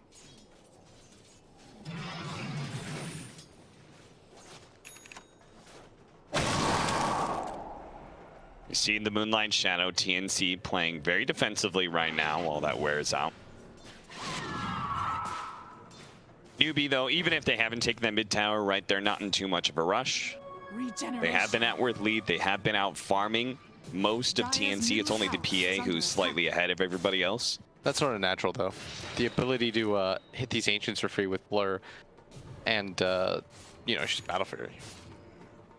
She farms really quickly with the max Blink Strike, or Phantom Strike, I should say. So as soon as we get Deso, is TNC gonna ramp up that aggression again, or are we waiting until like the end game level 25 plus Basher?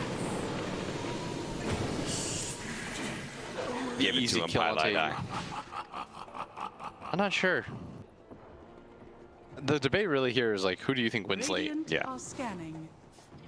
On one end, you have an OD Beastmaster plus Lifestealer. On the other, PA, Quap, and Kunkka. I imagine. Both supports feel useful. Yeah. Like at least on TNC side, like the AA plus Rubik both feel like they can scale. Whereas I don't know if CM can. Dire's I middle feel like I tower could see is under TNC attack. winning late game when PA hits 25 and stuff, but like super late game, she's gonna top out in a way. And this OD, like as the Radiant's top BKB tower timers is get under lower, as OD gets Scythe the Vice, built up more intelligence, the hammer drop becomes Radiant's more and more top tower dangerous. fallen. Like all those sorts of things.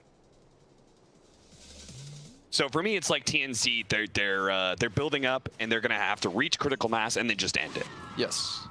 They have to just do it all in one fell swoop. Well, it starts with this Aegis. Yeah, absolutely starts with Roshan.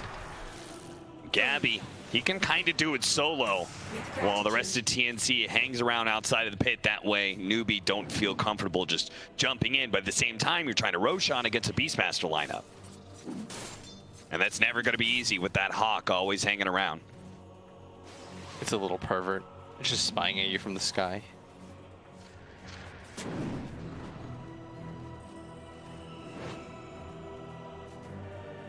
You're not the only one who says that. What? Is it so wrong to observe things, Griff? Is it so wrong to sit there and watch people? It's not perverted. That's his job. That's your job too. You're like a Beastmaster Hawk. Now, obviously you weren't watching close enough because I was talking at you, but we have Gabby quickly eliminating Pylite Die. The Moonlight Shadow's going out. They're going to try and chain stun, and they just quickly take him out. Felt was my intellect. The Jesus. Sanity's Eclipse against an agility hero. He didn't even have the multiplier before that. He picked it up roar, though. afterwards. And they're going to get Roche. And they're going to get Roche. I mean, and for me, like this whole builds up into critical mass thing, I think you lose so much momentum when you lose your PA. Yes. I mean, your PA is the majority of your damage with the way that the rest of your cores have decided to itemize. Yeah. Because once the PA is dead, like Newbee can be super fearless in everything they do. They can take Roshan, they can force any fights they want, they can spread out and farm a lot if they want to. Hey, now they're just getting picked up one after one. I'm not sure if AU had the right idea there, but now may have got Timson in trouble, but thankfully the rage he stole earlier is going to buy him a little bit of time. The toss back is going to slow down some of these heroes. The Torrent does land on two, but Tim's is still dead. Dude, some of these Barbaro's going to go in. He does have the Sonic Wave, but that's not enough to be able to finish off Snake He King. had a BKB for that cap. He did. And Newbee will retreat. He was trying to Not get losing the anything. tail end of Snake King, who popped his wand at the same time. Oh boy. Newbee. They are rolling right now. Good momentum as the arrow gets thrown out. That was the BKB usage from the Queen of Pain. I think that was just picked up too. That's 9 seconds now. She has 2 defensive items. Oh, by the way, that's another kill. Oh, MSS. Prism save is going to be there. The Ice Blast. Looking to be able to clip him as he comes back out. Not there in time. That the Lifestealer decided to take the long route around to help him out. By the way, Gabby died because he went for a kill on Pylite Eye. Happens every time, man. Happens to the best of us, Gabby. Like he didn't learn from Armel, man. Happens to the best of us, buddo. Prize is mine. I'm beginning to think that like Pylite Eye is just a strategic genius. The best thing you could do is just ignore him. For the hunt.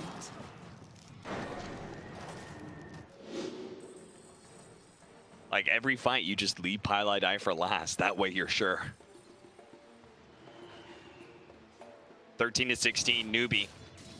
They've been holding about 2,000-3,000 net worth lead with their strong amount of farming, but that last fight was critical, and the net worth plummets down now into their favor. The Hex finish by the OD. He's a solo kill threat. Yes. Like this is what OD, the items that all OD is getting, because once you get it, no hero on the map really survives against you until they get like Aeon. But realistically speaking, he's not gonna get. Pop already has 2 defensive items. This also means that now, in order to beat that OT, you need superior initiation, right? You need Gabby to be able to comfortably go in with his BKB and blow up important cores to win that fight in that short timer. But against this Beastmaster, it's very hard for PA to find that opening.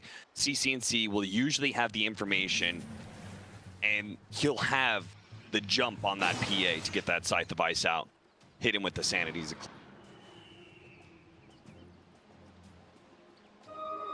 Shadows take us. And there's no rush either. Newbee look confident in their late game because MSS has been scaling out as a 4 position. They've got, I think Beastmaster's like one of the most feel-good off-lane heroes late game. I mean, having something like your...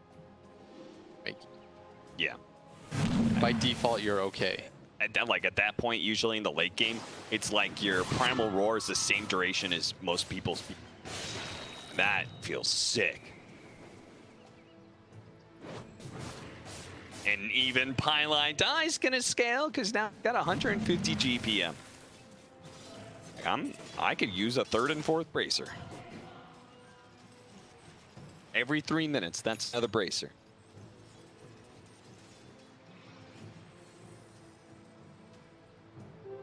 Invisibility. Tim's needs something to change this game up. To try and get a Blink Dagger, see if he can steal Primal Roar or something. I don't know. It's just like, it's one of those games where it's like, feels like TNC is being suffocated. At first they were okay with it because they're like, oh, PA will reach this really sick timing and he's just gonna like go ham on everybody. We can win the game in under 5 minutes, just taking fight after fight. But he had his BKB, he had his Deso, and he just got blown up by an OD. I think the problem with it, he doesn't have a secondary core follow up with him. Yeah. Like they all have BKBs, but real damage dealer. Absolutely. So they can just save Roar from every single time. I mean, this 3-position Kunkka idea is a disabler and provides team fight look potential. at this. He just has to pop out right now. And he has to throw out the boat as well because he knows he could get Primal Roar. The boat actually hits him, but they're going to go for somebody else. And that's the PA. And again, he's going to hold his Roar every time. Yeah. But just to be, he doesn't care about this Kunkka. He's like, okay, like, KB TP'd out, but it's not like I care about your BK. Yeah. And as a result of holding onto that Roar, they catch the PA instead. And they're just going to keep doing that right now, Cap. And he needs this Kunkka to not have this Solar Crest. Radiant's middle tower And he needs his Queen of Pain to not have the items that she has either, because right now, she doesn't threaten very much. If she were to blink in, there's a good chance they could just right-click her.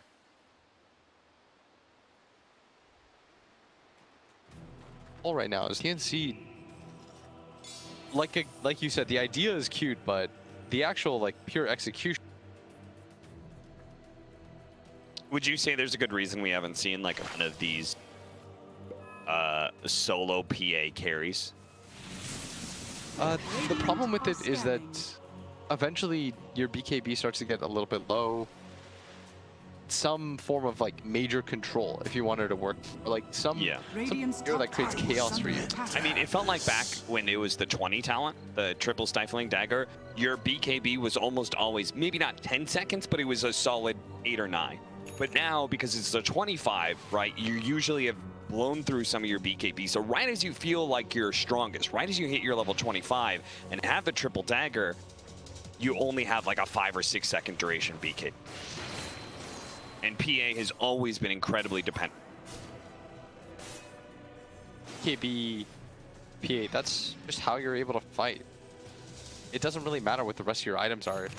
It takes 2 seconds for you to get up every single time by the Hex. But who knows? I mean, the power of RNG. It's always a possibility that Gabby just starts one-shotting people.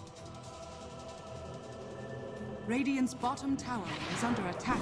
TNC, they're going to need a whole lot of luck to get themselves out of this hole they're currently sitting in. 17,000 deficit against Newbee, who's just controlling the map and probably waiting for next Roshan before they try and assault the base. Everybody can get their late game PA items like the MKB that's already on the life sealer. Does OD gonna go for Bloodthorn? Or is that Shiva's? Shiva's. Yeah, Good just defense. Or armor. Plus, I think every team should have a Shiva. Together, and suddenly, like, everyone's really a lot tankier, actually. Like, Shiva's the active, always underrated. Damage. Although he is saving right now. Buyback or something? Yeah. I mean, like, PA lineups can always come at you at a...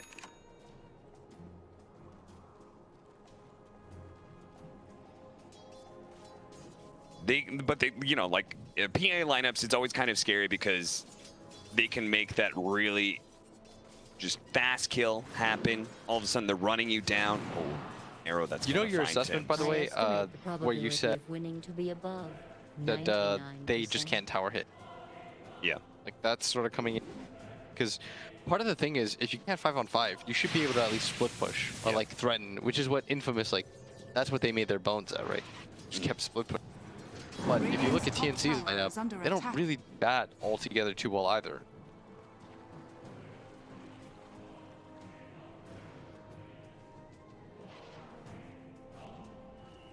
MS has hit one arrow in that area, and he's just going to keep throwing them down. But if it hits again. If it hits again, that would be another kill. It is TNC. It left that side of the map because they're sticking around Gabby. I just wish they wouldn't stick so close to Gabby because, guys, he needs experience. Really does. So ways away from it. Meanwhile, OD, I'm pretty sure he's just a sliver. This game has really started to slow. And it's just strongly benefiting Newbee. Getting more and more ahead. I think that TNC maybe thinks like, oh, we're gonna beat them late game with our PA or something like that. Because right now they're not trying to force anything. They would be wrong. It's like that one death on Gabby. They're like, oh, we missed our mid-game timing. Has to go late. That one. And it's like, it doesn't really work that way, right? Of course not. And it gets scarier because scale their life stealer scale. Like, they have ways to deal more or less like soul. Yeah. Not getting any damage items. Yeah, Scriff is bringing out a good point. Are you supposed to go the 15% spell lifesteal? I think we were supposed to go plus 60 seconds. It really varies. A lot of people go lifesteal. Like, Okay. It's like, guys, best OD in NA. 747. Ah. Main hero, he walk in. Hey, you. He's going to be spotted here. Glimmer Cape trying to get rid of the vision. The Newbee has, but a Boar and a Hawk can still get him. They're going to turn. Oh my God. Not again. Dude. They just committed so much to be able to kill Pylon Dime. He's still alive. The Torrent's finally going to be able to finish him up. But guess what? Armel got too close. He This is like the fourth Like, time. how many times do you fall into the trap? Is that the 5th time they've done that? Like, why are you using Boat and Ice Blast to kill a Crystal Maiden? Because I genuinely think they can't kill anybody else. And they're probably right. But it just feels bad because Mel's done this now. My life easier. The prize It just looks ridiculous because of how many times it's happened, right? More than anything. It's frustrating if you're a fan of Armel because why does it look this bad? And it's simply just because he has nowhere else to go or nothing else to kill. And that's the first kill that we've seen in a while, like the first set of sequence actions. Yeah. I think Newbee, the funny part is, like, I think Newbee's completely fine with the pace of the game. Oh, yeah. Like, all they've done is grown their lead. Whereas TNC just slown to a crawl. They've just been four-manning around Gabby while he hits creeps. We saw, by the way, like, this Kunkka have the Solar Crest and BKB 15 minutes ago. His first item that he's picked up in all that time is like this. The fact that like no item progression is really not on his side. Like, we've had the Shadow Blade on this beast map, and he's got 100 gold. He's just bought out a full BKB himself now. And let me just say that they have 2 Vlads. Side of Highlight Die has one for some reason. Why does Pi have one? No idea. As top lane, maybe a fight here as they're going to go again on this PA. The roar instantly blown up. The Sanity's Eclipse against this agility hero. It's all you need. And the Banisher was spamming and the BKB wears out. They get the imprisonment to stop Cuckoo. The arrow follow-up. And they have a buyback on Gabby, but they don't have one on Cuckoo. Now AU's in trouble. There's the Ethereal Blade from MSS with the Aghanim Starstorm. They don't even have Pilot Die here made for them. This fight has gone so well. You know what that means? It means nobody's going to die on Newbee on this fight. It looks like it at this point. Basher's now completed on Yuar, who has an MKB, so the effectiveness of that PA going to die down a lot more. Oh, they get the jump. They do manage to bring down CCNC. Armel gets him with the Sonic Wave and the Ice Blast over the top. Yuar's actually going to get telekinesis as well. Won't be able to get in fast inside anybody, so he's going to lose his Aegis here. How is his team going to bail him out? They don't have Primal Roar. They do have Freezing Field, though. That's one ability. Yuar with the Rage. TNC. Oh, Pilot Die. Oh, poor Pi. Gonna go for Pilot. And the arrow hits! It nails Armel, but Yuar, can he commit to this? The Ethereal Blade, the Glimmer Cape's gonna be able to protect him from a lot of that magic damage. The Primal Roar onto Gabby. MSS trying to get away from that big carry. Armel, the arrow, he's helping out. Gabby hitting with the arrow as well. He does have the dagger, bashing up the Lifestealer. That's gonna be able to keep him away from Yuar. Jumps over to AU, so he will survive here, but still. Hero's getting lower and lower. The Eul Scepter preventing their retreat. TP in from MSS with the Boots of Travel, scaring back the rest of TNC, unable to pursue again. Man, that arrow stolen by Tims did so much work in that engagement as narrowly dodges one of his own. Yeah, he hit that nice arrow on the Lifestealer, right? Yes. That would have almost certainly led to the kill on either the course right there. Yeah, I mean, PA dies because he's got an MKB on the Lifestealers, so. Amount of the sheer times though that I looked like it was gonna happen. Pi dies, gets traded out for. Dire's middle tower is under attack. Time around the fight, finally successfully. Rax is best of. He did the buyback though. I'm presuming he got the evasion talent right on the lifestyle. Yes, 100%. That's kind of our problem for a PPA, isn't it? Dude, nobody doesn't go that talent. Yeah. Wounds. I legitimately haven't ever seen. I will though. On my support Lifestealer. Go. Pilot Die. He shows himself, saved by the imprisonment. TNC tried to hit him with the Tim's arrow. They will be able to get him with the dagger from a distance.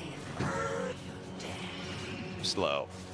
X actually going to be able to hit the torrent there on CCNC. He has an Aeon disc, so they should not overcommit to him. But they do have the Ice Blast with the arrow, but it's not going to be there in time. Arrow for arrow right now, just being traded out. Without Pi, it looks like going to end their round of aggression. Lifestealer right now. Bonkers farmed. Let me just tell you, he's 5-0-14 cap. Wow. They say he's the man that deserves the cheese, and he's going to go attacking as well. He's going to go up the dagger, find the Scythe, the Vice initiation onto the Conquer with the arrow coming in. He's dead already, and Gabby, he's actually going to retreat. The Ancient Apparition is definitely dead, but they really want Gabby. That's the important hero right now. He's going to BKB, TP out. Since he already used the Primal Roar, there's nothing left to save. So that hero from saving himself, rather. Now with two heroes dead, maybe this forced it. Decide to go for the high ground as they're going to first take out the Shrine. So secure the next Roshan too when they eventually decide to go for it. Potentially 3 minutes. Out of my way! Newbee, is this their time? Is this the time they're finally going to push and break open the high ground? They tried to do so earlier. The top lane only managing to get the tier 3, but now it feels like Newbee can make that full commitment with no buyback on the Ancient Apparition and the Kunkka. Look at that solar crested Lifestealer. He is ripping into that tier 3 tower. No real response to him. He does have the Abyssal Blade, so it's really hard for the PA to hard commit for any of these fights anymore. The Abyssal plus that as the arrow lands. Into the arrow, that's going to be a nice long stun. The imprisonment is always available. The Sonic Wave to clear out the creeps, try and bring up the backdoor protection. No Aghanims or anything like that for the Queen of Pain, so she's gonna buy time. Yeah. And they might have successfully done so, at least time being. Towards that other shrine. Spell blocked for Queen of Pain. Not the fear. I don't know about that. Dude, the Scream of Pain is pretty much a spell block in a way too. Because when you get in there, it stops everybody from casting on you anyway. It's your own form of defensiveness. Having a blink instant AoE disable is so strong. And 1.5 seconds in an AoE is pretty sick. Okay, that's hard to not take. I mean, he still has a blink instant disable because he's got a sight device, I guess. That's a DD rune area. Gonna get spotted by that sentry. He was gonna bait it out, but the X marks the spot, kind of spoils his like. Shadows take us. Fast onto CCNC. The multi-shot Sacred Arrow. They could just keep throwing it out. Somebody may get caught unawares. Maybe it's Tim's. They get close inside the base. The side device initiation. Tim's already dead. Middle barracks are under attack. Does have buyback. Cuckoo teleporting in pretty aggressively. Pylite Die is going to be the initiation, but there's the imprisonment. The Ice Blast used once again to try and kill that Crystal Main. They do have the CCNC locked down. The Antis is going to be able to protect them. There goes the Primal Roar on that double damage. PA, the DD is going to wear out now, and so is the BKB. And he's still so much damage. Eclipse. It almost one-shots the PA. Cleaned up by Yawar, and that's it. She's dead for 2 minutes. A minute and a half on Armel's Queen of Pain. And honestly, I think Armel might just be happy that his suffering is over. He's like, I am done with this game. Let's reset. This was... I mean, this was the slowest, most grinding loss we've had so far. Yes. And this was Newbee up for the last 20 minutes. It's very telling when... You know, the fact that they killed Pi at some point, I think it legitimately because... Yeah. I don't even think, like...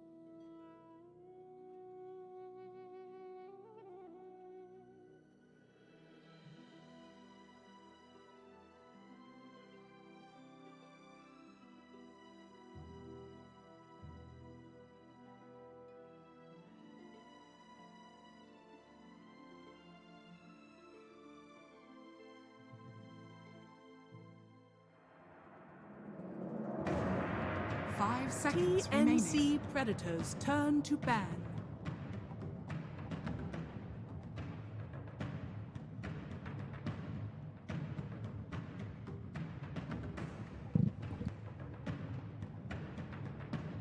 Yes, get it. Newbees turn to ban.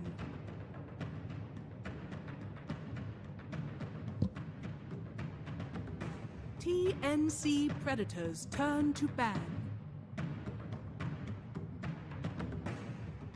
Welcome back. It is game 2, Newbee.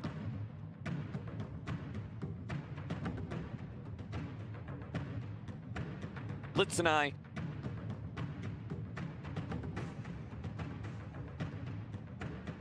Somebody. For that. 10 seconds remaining. 5 seconds remaining. Let's get into the draft, shall we?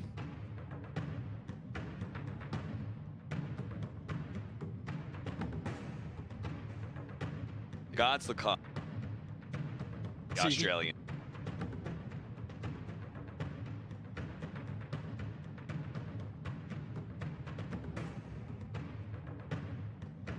Might be God.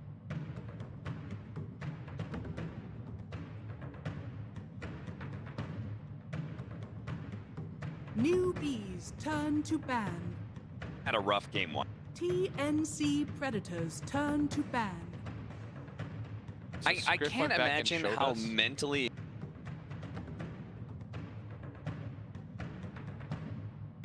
drags out.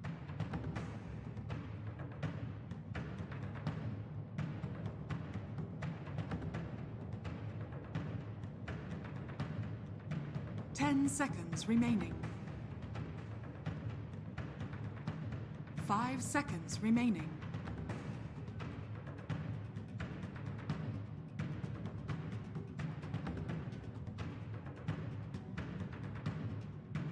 And it feels pretty bad when gets one shot.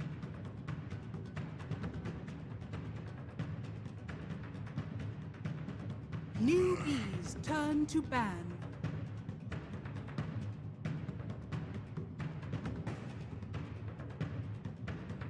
Newbee are going to ban away the Marana. They're not opportunity. Tim's no Beastmaster for snaking would arguably win. 10 seconds remaining. 5 seconds remaining. TNC Predators turn to ban.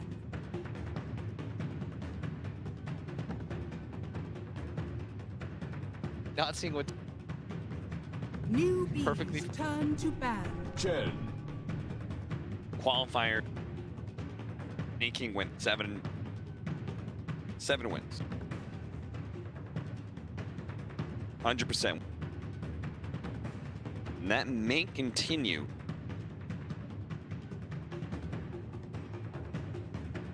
But you gave out the Chen.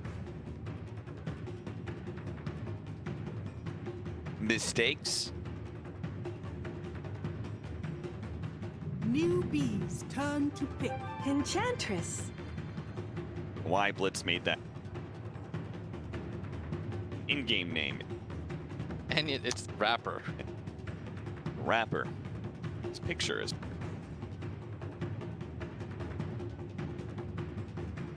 Gabby is a good player, and no,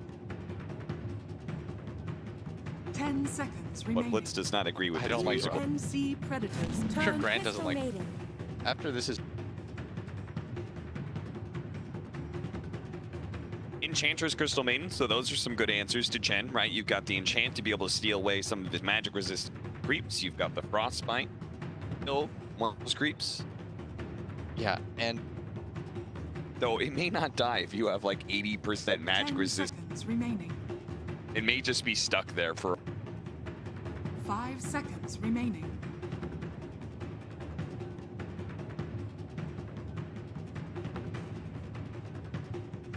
Is this good enough, though?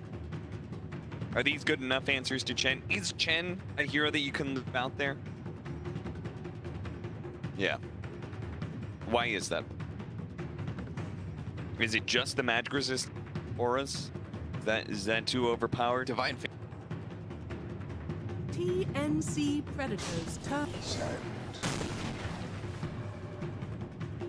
No, I'm just.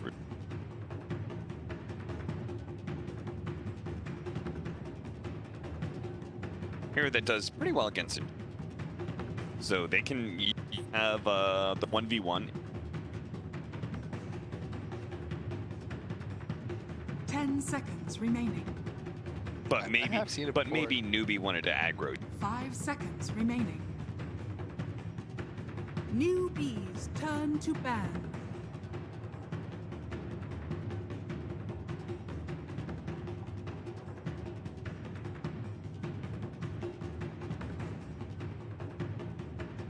I liked the old. Yeah. Thought that added that. I don't mind like 10 seconds remaining. 5 seconds they remaining. have a core. TNC Predators turn to ban. Yeah.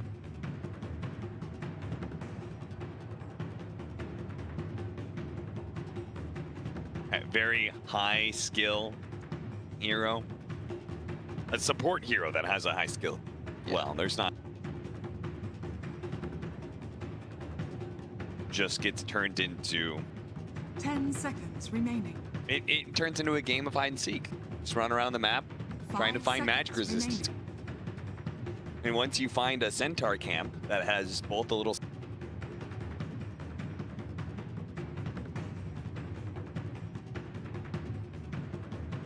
Newbees turn to ban.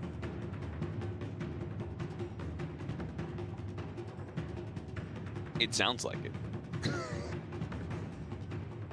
Just the way you said. We're honestly a bit busheled. We had a high pipe series before this one, and then 10 that last like seconds remaining. 20 minutes of that last game. Oh, 5 seconds I remaining. bet I only feel half as bad as Team from that last game. No, like I was commentating the game. They had to actually go through and have life-changing money on the line, and they had to go through. That's just rough. But hopefully mentally they have reset themselves, gotten themselves into a better place. They've already identified some heroes away like that Beastmaster. They're also not going to let the Lifestealer get out there as well. I feel like Stealer's one of the better heroes to deal with the Chen, because pressured by the Chen creeps when laning phase. Turn to pick. But I guess nowadays you're not. TNC Predators turn. Imba Spirit. You know, it's still out there, by the way. That was a classic Sand King counter. I say classic, but Sand King in 7-2-1 was being picked by everybody. Nix's app. And Nix's app against Ember Spirit 10 and Enchantress. seconds I'm remaining. just saying, and Crystal Mink. 5 seconds remaining. I don't know if it's actually good with synergistically, but I feel like Nix Sand King got this weird. Kind of like this. Yeah. Pick.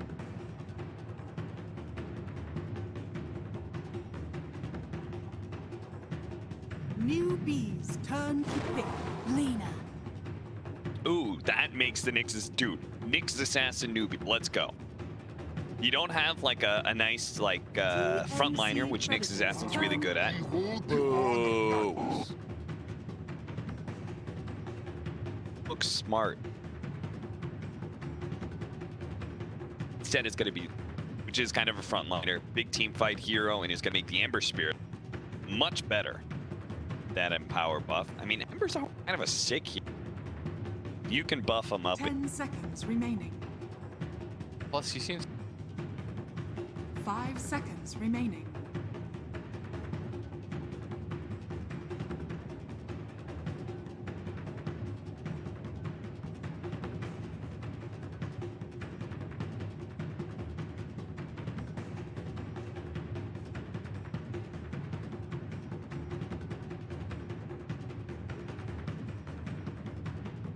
Yeah. Who'd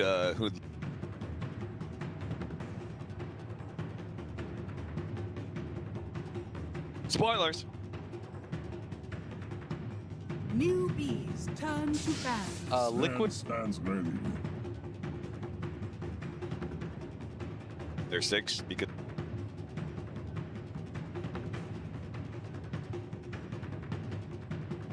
LGD looks pretty good. VG still looks like I mean, from the rankings anyway, he still looks like LGD. Definitely 10 seconds second in the remaining. But Kyle region. told me they're getting bottom 4. 5 seconds remaining. Very likely thing. Sven pickup. That's always nice against him. Like, if you can get the Sun on Ember Spirit, Sven's gonna blow him up. But on top of that, Sven's a big tanky hero. Spirit's gonna have a hard time challenging him. You've got a nice frontliner for Lena to be able to play around a little bit. Is this gonna be a 4 position? That's why they ban him with Kunkka against the Ember Spirit in that match. What happened? A lot of heroes. Eyes released. Yeah. 10 seconds remaining. Newbee, meanwhile, they're looking 5 seconds Tiefling, remaining. Harry. It's good. It's good here again. Sven lane well against TNC Predators turn to pink. Clark.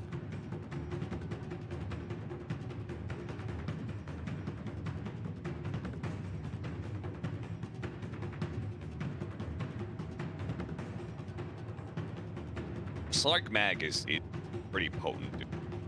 It's the The fact that duo you right steal now. stats and then you Yeah, have a with the- percent base. 10 seconds remaining. 5 seconds remaining.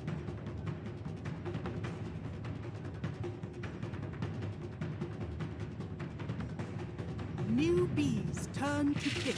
Mineska has arrived. Wait, what? It's a mid Lena. Okay, Yo. Isn't Lena? Oh, okay. does, but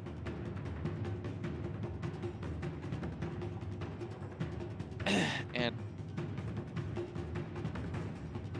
10 seconds remaining.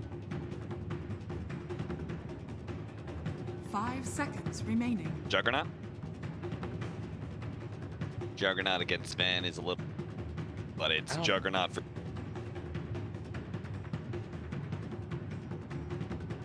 It's not the same as... Because I thought you said Lifestealer because... Better against... Oh, okay. Well, what else you got?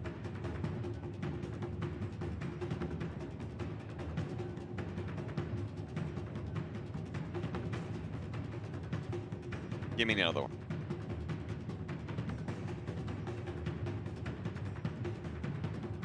back. Okay. Yeah, it's gonna be hard lane. That's gonna be real. The spec against Sand King will. Give me another one. Better option.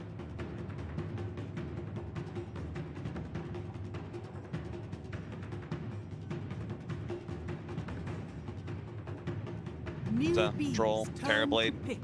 Juggernaut. Juggernaut. Juggernaut. My very first. Yeah. It did not feel like there was a lot of, like, of the meta heroes. I listed some heroes that. What happened to Troll, by the way? Why?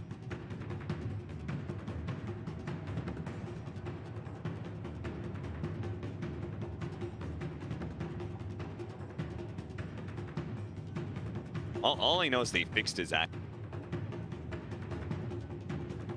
That's all I remember. If you're looking for...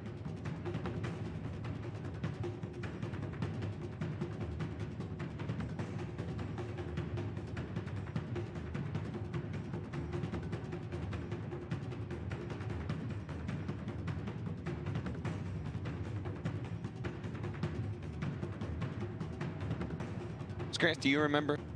All right, nobody in this cast knows what happened in Troll. Just gone MIA. Just missing in action here at the International.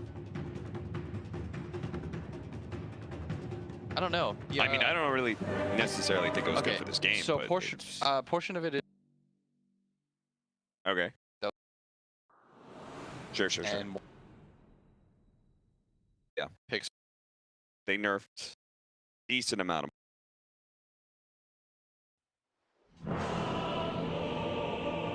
Oh, okay. It's just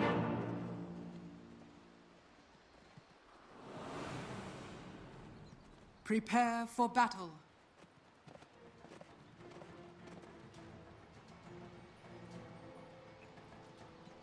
I'm trying to give Scriff some room.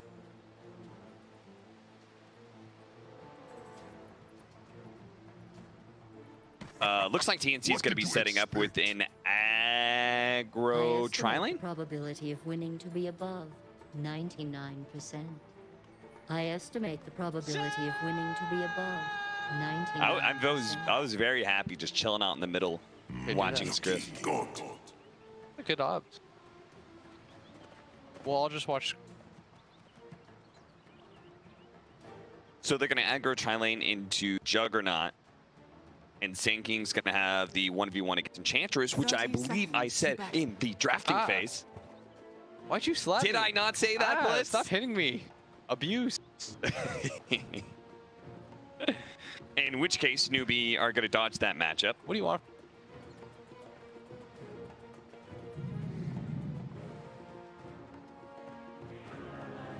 except for in a cast, because if I do all the good work, then it's a solo The cast. battle begins. That's fine. Better than per. Oh, come on. I'm just kidding, man. I Don't didn't do actually that watch to it. poor- I love Gunner. Come on, give Gunner a break. By the way, guys, like Gunner is literally just like volunteered extra work, much like Scriff here. You know, You should. He's. I'm sorry that your ex-person didn't get in, but you got an invite and he best that he can.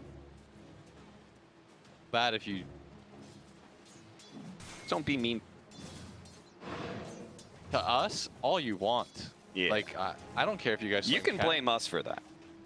And I'm like. We didn't do anything, but I'm like, you know, I'm Loomied.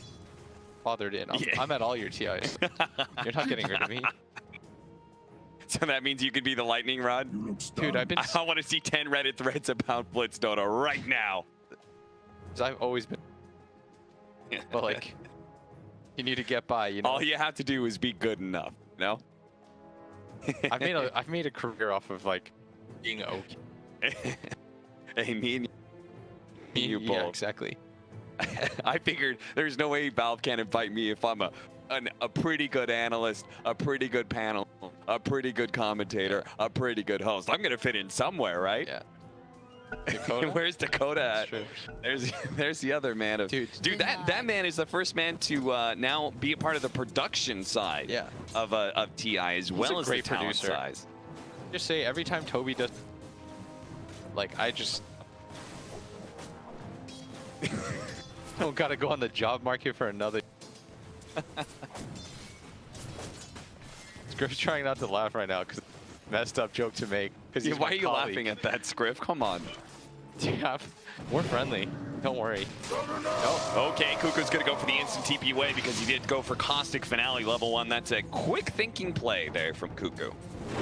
Caustic? Well, not the Caustic play so much as the TP. Caustic play, I don't know if that's a thing. Yeah, I don't know if that's a thing Let me just at all. hard reset on that one, Kuku. Oh, he's not going Sand, which is the main thing that most Sand Kings do. Maybe it's because of the matchup against Juggernaut. Oh, they're going to switch lanes again. I mean, you're not going to beat the Juggernaut lane anyway, so what's the point of it, right? They're going to be able to pull him in, get the Burrow Strike kill onto Snake King as he runs into another Bramble. That actually got him killed, I think. First blood goes to Kuku. Strikes the perfect note. They can try and swap lanes if they want to now. This is the best part about Chen, by the way. That's how he's able to do this, and the guess on a CCNC. He had a double pop self.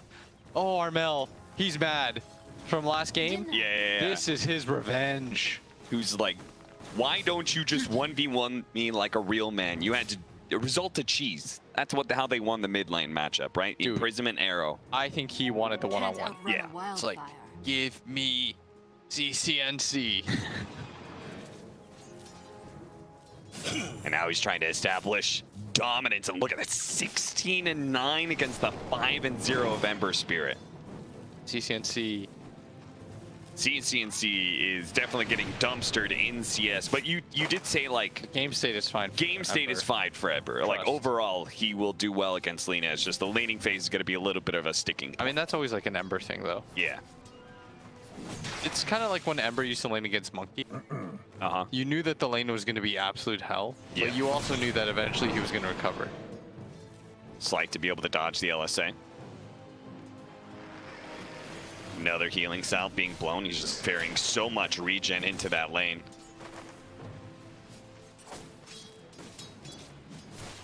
Let me say, by the way, it always feels good to play Mag against.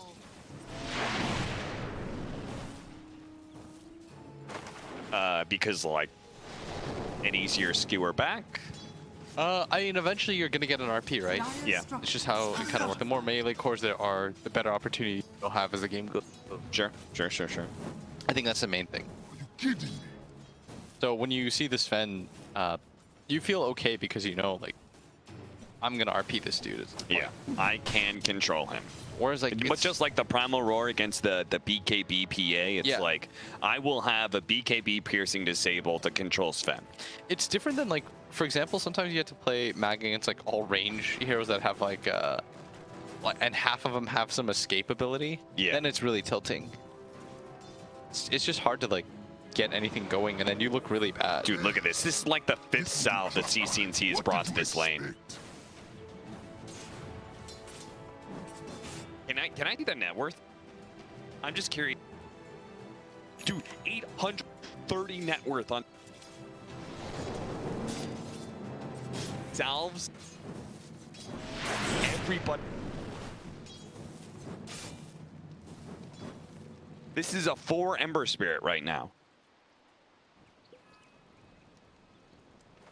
11 CS. He's almost blown a salve for every 2 CS he's gotten. I mean, he pretty much has. That is... Holy crap, Armel is pissed off, dude. Good, he needs to be. Dude, he needs to be after that last game. Like, he's got to get something going for him, and he's going to rotate over to make sure they get the bounty runes. That's 3 for TNC. I think they got 3 out of the 4 of the first ones as well. Dire's middle tower is under attack. I'm not mistaken. Tim's trying to get some sort of ancient deny or something. CNC is here. Gonna have to try and throw out the brambles and get away, but he's just gonna be pulled back by the shockwave from CCNC, who really needed the last hit on that kill.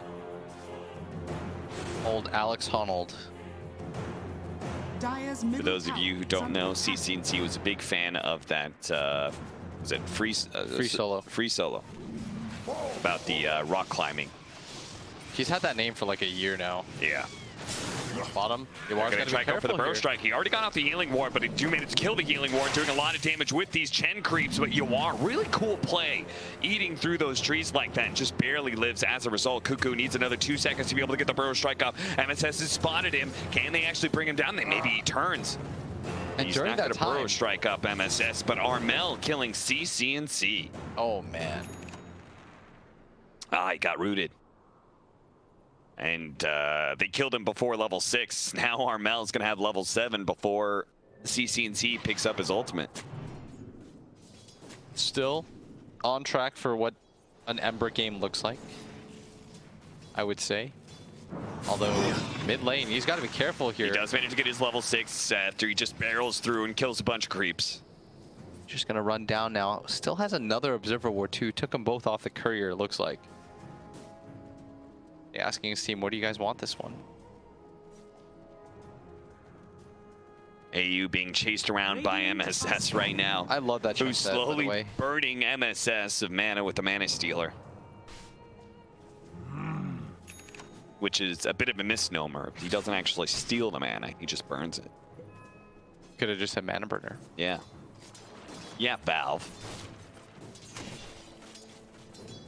Rotation up to the top lane. CCNC, he wants to, or excuse me, Armel, he wants to be able to kill Snake King's Enchantress, blow him up with a Laguna Blade and try and go for a push, but sadly it seems Snake King is a bit wise to this. He's playing quite passive, far to the left-hand side. It's pretty clear there is a missing hero in the mid lane.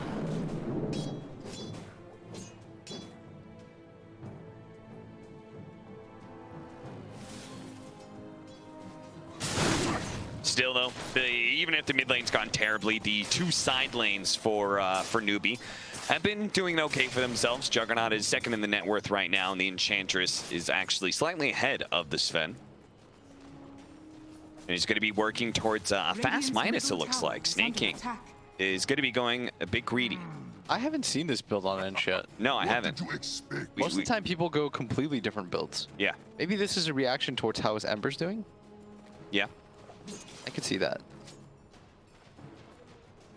He thinks to himself like he's going to have to do more of the damage late game carrying. Yeah. He's like, maybe if I have a bit of a better game, it'll take pressure off my Ember. Tim's tries to hit the Bramble after the LSA. Doesn't actually land it. Cuckoo trying to burrow strike away from the spin, but you are, now that he's outside of the Sandstorm, it's so easy to get an Omni Slap. Bring down the Sand King, and thanks to the Empower, go back to Fauna. This is going to be one of those dangerous things, is that a Juggernaut, thanks to the Empower, he has that steroid to be able to keep up in net worth with the Sven. And in fact, he's 1,000 gold ahead of that Sven right now, who Gabby is going to stack up for himself as a nice big hard camp stack.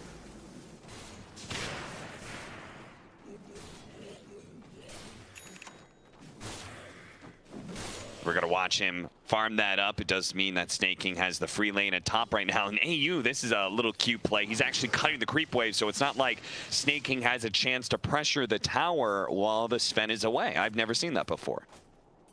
It's kind of interesting. Do you play Chen? Denied? Are you kidding me? Maybe that's why not. I mean, have you ever seen that? No, like not the safe really. laner leaves the lane and a support cuts the off lane to prevent the tower from being pressured. It is a cool play. I don't disagree with you. But Chen's like sort of unique in his ability to do that as a support. So no other support's going to be able I've to seen do people something like drag. that. Yeah. Oh, Oh, nice smoke play to be able to dodge that last impetus shot. I actually think that's worth to not die. Sure. In that situation, like I think the gold trade-off actually sort of works in here. Although I guess the argument to be made against that is like smokes are more valuable because of the potential resource that you gain. Yeah, I mean that's a 10-minute cooldown. So. Yeah, exactly. We've seen plenty of game-winning smokes. I'm really feeling like TNC is going to look a lot better for this game. Even, you know, excusing the whole Armel looks just a lot better in his mid lane stuff. The not having that vision advantage, Newbee seem to be really smart about how they play with the Beastmasters. So, Snaking with his pure damage is going to try and quickly address that siege wagon. Cuckoo is going to be gone on those CCNC. They want to be able to root out this Sand King. They have the sentry laid out into the trees. Cuckoo's trying to find it right now, but won't be able to get there in time as he gets skewered away and even RP'd by MSS. Both teams trying to go for the trade-off of safe lane towers right now. TNC can do this without the Sven. It'll be nice because it means the Sven is just farming up the jungle this entire time, but I don't think UR is going to allow it to happen. He doesn't want to give it up for free. And nor should he. They don't really have they don't have a BKB piercing disable. They don't have a good instant disable against him right now. Part of the problem though is he's just going to get out farmed. In terms of levels, especially because the CM has to just spend her entire time down here. Yeah. She's just soaking from the jug. There's like Sven already level 11. Compare that to Yawar's level 7. Dude, Juggernaut had 1,000 net worth lead like 3-4 minutes ago. And now Gabby has a massive experience lead and a net worth lead, thanks. And he only just now picked up his Midas. You can't even say it was the Midas's fault. No, he's just being a little bit more efficient. And Sven's ability to farm that ancient stack so early From blade. Plus, like, Jug versus the Sanking in lane, like, if you notice, the Sanking felt fine, I think. Yeah. Overall speaking, like, he did die twice, but in that kind of situation, I think he's fine with dying as many times as he did. Sure. Vlad's all ready for AU. This is a really farm Chen. Invisibility. He's actually going to turn and fight TNC. No, God, he's losing this fight. Fortunately, he doesn't get hit by the Burrow Strike, but he is still controlled up enough that he dies.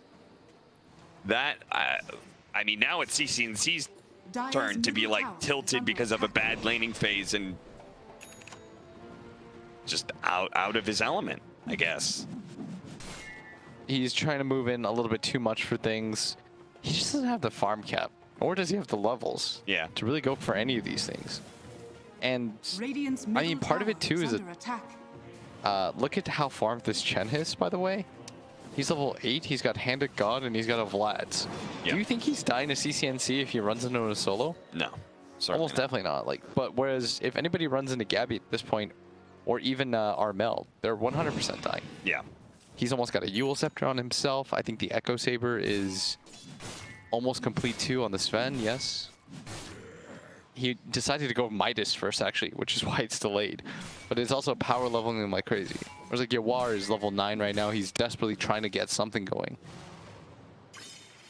Dire's bottom tower is under attack. It's almost like because he wasn't willing to like give up his safe lane like Sven was. You know, Sven just abandoned lane and was able to stack for himself and farm up neutrals at an incredibly fast rate. And Juggernaut just wasn't able / willing to do the same. Wanted to be able to keep his safe lane tower alive for a long time. But as you said, with Crystal Maiden soaking experience, it's a long way for the Mag can't hang around that part of the map the entire time just to empower a Juggernaut. There's going to be the Blink Dagger up on Sand King, so TNC might push a faster pace to this game because it's been a little slow on kills, 3-3 at 14 minutes in, but now they have the big initiator. Chen can move him around the map as well, as we're going to see that happen just here. If he Epicenter and Burrow Strike, that might be enough burst damage to bring down Snake King.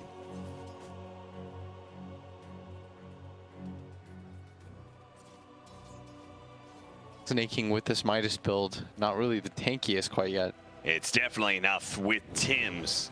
He doesn't even have to precast Epicenter, I think. He could just go for it. They're going to go for it? He's going to try and get the precast. Blink. Oh, no. Dude, when you have Tim's there, dude, I don't think you need to precast the Epicenter. You could just burrow. You could just Burrow Strike ult. Yeah, just burrow. Tim's will hit the brambles.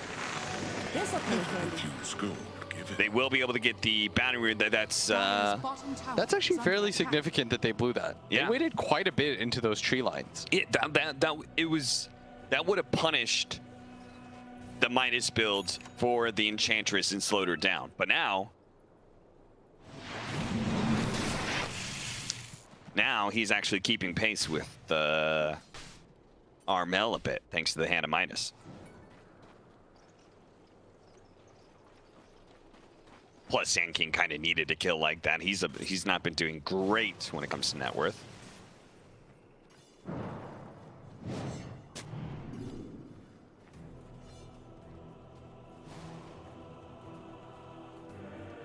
Dire's structure. Our Juggernaut has kind of caught up with Gabby, but at the same time, they've also taken more towers, and Gabby is about to rectify that with his showing up at the bottom lane, but all of Newbee are going to come in and try and defend the safe lane tower. The stun going out. Oh, look at the Sven. He's getting so much damage from this pure damage. The impetus is too much for him to handle. Now, Armel, he's maybe feeling that mid-game against an Ember Spirit. Fortunately, Cuckoo was there to be able to bail him out instantly. That observer ward placed and dewarded. That Sven got ripped apart. Gabby walked in all confident. He strutted in. You know, he did the Vince McMahon walk in. Yeah. The exaggerated arm swings. Proceeded to blow out both his knees. Instantly, quads are gone. Snake King just like 4-shot him. Dude, that feels so terrible when you've been farming jungle for the first time and you're like, I have my timing. You just kind of like misread the game in a way. Yeah. And you're like, my timing is now, guys, we can do stuff, and you just instantly die. I mean, the two worst parts are like A, that happening, and B, the fact that his Midas has been on cooldown now. Oh no. All it's going to teach him is I should have never left the jungle.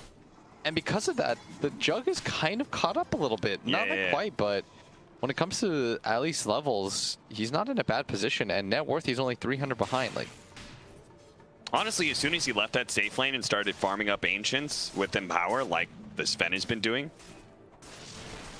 he actually started catching up pretty fast.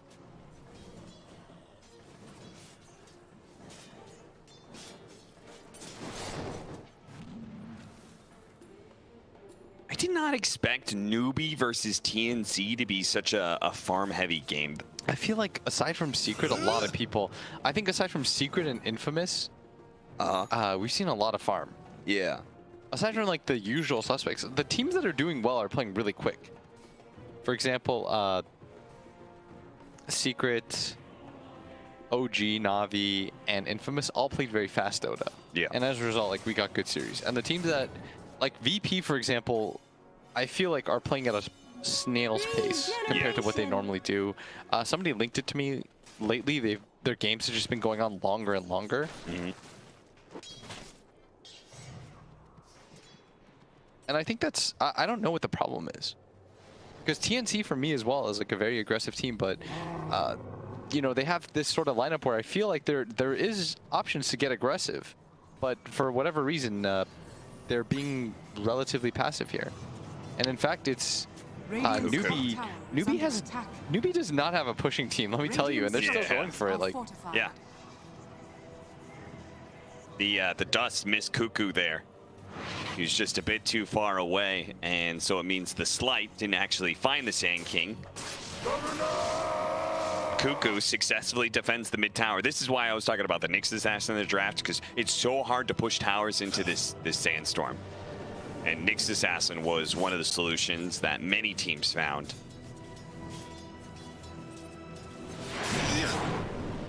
CCC, what a sleight of fist, dodging the LSA. Then LSA would have led to Brambles, and then who knows what could have happened from there. Yeah. Net worth, though, is still going pretty decently for TNC. Oh, yeah. I mean, as long as they continue to defend their towers, right? Sven will always...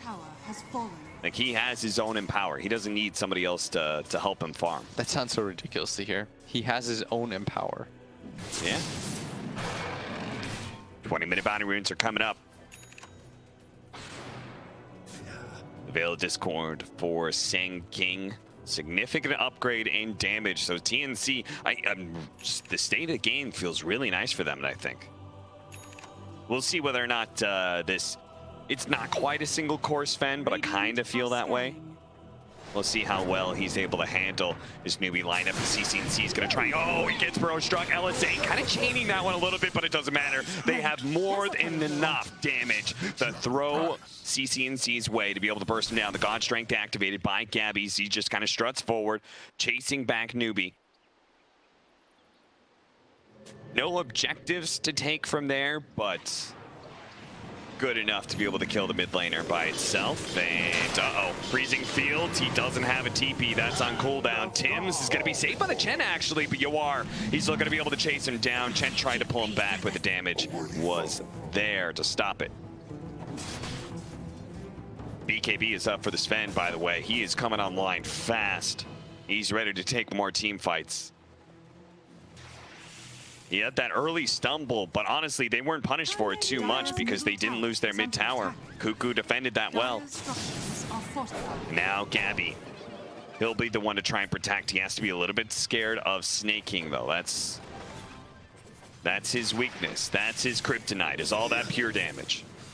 It's going to get chained up. Snaking, not even targeting Gabby. They want to be able to finish off that tower. They have the epicenter. They chase it with a burrow strike. That's going to be a lot of damage on the CCNC, and look good to play. It's going to be enough to finish him off. Cuckoo, he will die in return. The Omni Slash bouncing in. RP being attempted, now used as MSS locks down the Sven and lets his team be able to get away. Tim's does the same with the Terrorize. Oh, it's going to catch Snaking, be able to catch Snaking. Thanks to that, Armel is going to start laying out some damage with the double damage, but Snaking, he wakes up fast enough to be able to get a little bit of distance away from Tim's. Only half the damage from that Bedlam goes out. The Ulcept, an LSA miss. Another stun coming in. He's actually so tanky with the combination of miss spells. He's going to beat him back. Stuns. He's fine. He's actually going to beat him back. And another stun by Armel, who's hit like 4 in a row now, but will not lead to any further kills. You saw MSS there, had to commit the RP to that back line. Was just trying to beat that Sven back. And CCNC, that was not successful for him. That's twice now where it felt like he just got caught back to back. Yes. He's trying to frontline for his team. Yes. Play off the slight, just trying to overplay his hero, it almost feels like, but... They almost need to... Who are we watching that had the off-lane Enchantress that frontline for people? Was it Seb? Yeah. Seb did that. Yeah. For OG. It almost feels like he's got to do that now. Like Ember Spirit should relinquish that role. Give that to the Enchantress. We're going to watch Pylite die. Quickly get bursted down on the Crystal Maiden. But this is a much bigger kill. An Invis Rune and a Shadow Blade. CCNC hit by the LSA. The Bramble's going to be there as well. That is a dead Ember Spirit. 3 deaths in 3 minutes.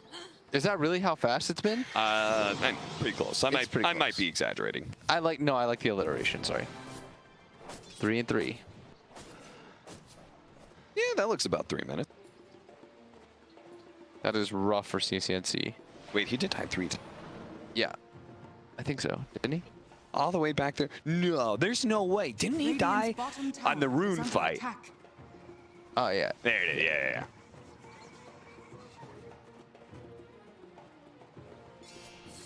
There's a method. I think there might be a missing event there on that graph. I'm so certain he died 3 times. Like very short period of time because he died for the 20-minute bounty round. It doesn't matter. It's all good, Austin. Dodo's wrong, not you. 3 deaths in 3 minutes for CCNC Ember Spirit as we approach the 24th minute. He's going to try and go for a BKB next item because it's been a rough one for him. He needs that defensive item. I kind of understand why he feels like he needs a front line because of the Midas build of the Enchantress and how she specifically threatens the Sven. They want her to sit in the back line. They need that distance, but he just keeps on taking shots. Newbee, the rest of the team is going to be here. They have the RP, the Omni Slash on top of the Sven as well, but they're so tanky. They are going to be able to split that damage pretty nicely. And Gabby with God Strength and a BKB. There's going to be the buyback from both the Snaking as well as CCNC, but bye-bye, Pylite die. Now Gabby going to be chased by CCNC. Will be able to hit him with the chains, but can man fight him? Just has to slow him down and let Snaking do the real damage. Yawar will claim the kill. Gabby does fall, but it costs him 2 buybacks on 2 cores. If CCNC somehow got right-clicked down again and just died, that would have been like the tilt of the century. As they're going to walk into the Roshan pit right now. Yep. They want to take this. It's very easy with Enchantress. You can just tank it. Let Roshan hit her instead. Oh yeah, between that and a healing ward, Enchantress will be full health. Plus, they do have Epicenter, but without the Sven, I don't know how much they actually want to fight this. I feel like they should be a little bit reluctant here. But it looks like they're going to go for it anyways as the Sanction is going to lay it out. Bold Sandstorm, and then Burrow strikes to the other side of the cliff, so they can't really stop him. And they're going to have to choose to fight for this Roshan underneath the Sandstorm, constantly taking this damage. And the healing ward, he's actually going to wear out. So no, the damage is going to be consistent. But Cuckoo's very low on this side here. He's going to Burrow strike back in. Can he actually get the Cuckoo? He steals the Aegis, and now are they going to be able to get out of 2-man LSA? Cuckoo's back in. Another round of Sandstorm. Look at this Magnus. He's dead as well. And Yawar had to just leave the fight. He's been caught by the Bedlam. He's gonna mant up a Cuckoo, catches him again with the Epicenter. Cuckoo comes in clutch. He just wins a massive fight for TNC, and TNC bows down, tipping Cuckoo for single-handedly winning them a massive fight. We're gonna watch that one again. He just outclicks the hell out of him, and that just ruins any hope that Newbee has to win this as he stuns in. I actually think the Ember damage got that, made that worse. Yeah. Because he finished off Roshan while Yawar was stunned, yeah. This has not been... of course he can't predict that. Yeah. That's not really his fault, but it just kind of goes to show that things have snowballed in the worst possible direction for CCNC. Yeah, it really has. Him going in there actually hurt their chances. Otherwise, they would have just killed him. Yeah. They would have killed Cuckoo and nothing taken for it as... And Pilot is like, I can't defend, guys, so I'm just going to run down a lane. And Tim's is like, you're not going anywhere. I will take that kill. And he absolutely does. They are in such a good position right now. TNC up 11k. Radiant's They are going to bottom rest tower back has third fallen. place away from the hands of Radiant's Newbee at this bottom rate. shrine is under attack. Radiant's bottom A split shrine series has would still fallen. keep them a little bit ahead in the rankings. Jug now has a Scotty, but I actually think he lacks for damage. Yeah. I don't mean, think he had the it's- Scotty in the last fight too, and it Yeah. didn't look great. I don't actually think this does anything against the Sven. Agreed. Part of the reason Was there a better item for him? I don't know, because part of the problem is like he doesn't really want to go Mjolnir anymore, since the Sven has that BKB. Yeah. But I feel like it's still just good for his hero. Well, there's also magic resistance, or it's also a problem from the Chen, right? Because Ember has been neutered in his game and his counter of the Chen, right? Oh, yeah, Chen XD. He's Like, got 3 of them. CCNC has to, I think he has to start going into a physical damage build, but it's so hard when you're this far behind. He hasn't even finished up his BKB. He's not even close to his BKB. What do you mean physical damage build, man? He's got drums. Yeah, that man's not thinking about damage in the slightest. He's just trying to think about surviving. Oh yeah, the Chen auras. I forgot about those. I was like, why aren't they going Mjolnir's? Ah, wait. Magic damage has been countered. Great stuff. There are 3 damages in the game, and Chen counters 1 of them. Armel. I think he assumes that someone like the Ember Spirit or Juggernaut is gonna push out the bottom lane. Nobody is, so Armel will do that instead. 14k lead. Much better game from TNC. Mainly because they just have heroes that can do stuff this time around. Yeah. Which sounds like weird, but last game... Also, they had the better late game. Yeah, Like, and they just have cores that can enable each other. yeah. It's not even about the better late game for me or whatever. It's just that I really felt like that PA was left out to dry, especially with the item builds that everyone decided to go. Yeah. Kunkka core versus Sand core, like Sand King's just gonna deal more damage as a virtue of being alive and having his own way of initiating. Like a Blink Stun's always just gonna feel better than an X Torrent at that point. Yeah. Like once the game starts to regress and everyone gets BKBs. Especially since the OD was like directly there to counter the Kunkka with the imprisonment. Yes, hard agree. 70-16, 30-minute bounty runes coming up. Newbee. Plus, with MSS being Mag 4, I think Armel was like relishing the 1v1. He's like, I am going to get a 1v1. There's no way a Mag can really kill me unless I mess up. Yeah. Let's do this. My thrift. And then CCNC just bought like 4 salves. A bounty which my matriarch will prize. I don't think I've ever seen that before. Like, I've talked about regen making the difference. Like, if you look at the CS and you look at the net worth, there's a difference there. But I don't think I've ever seen, like, just such a clear picture of, like, oh, yeah, half of his net worth has gone to salves. Mm-hmm. It sort of just told you, like, how the lane was going to. Yeah. Part of it was that one time he double popped the salve just to be able to heal the full. Remember when Armel caught him? He just wasn't deep enough in the tree line. Money to burn. The advantage grows for TNC. This time it's their time to just relish in the slower game and just say, yeah, we have a hard carry who's getting bigger and bigger, and there's nothing you can do to stop him. And there was that one time where he thought that, and then he got 4-shot by the inch. So let's slow it down a little bit. They do have BKB on snaking, and he's close to level 3 impetus. It looks like Ags is just not a thing anymore for Enchantress. He's gonna go AC as his next item. Don't think I've seen too many Assault Cuirass Enchantresses. No, I mean this entire build, this is a world first for me. The Midas into BKB Dragonlance. I don't even know what other hero would. Guardian Greaves for the Chen, so now he counters some physical damage. You've got the Boots of Travel for the Sand King. You combine the fact that Chen can pull people around the map. Didn't really talk too much about that, but it was a bit of a factor.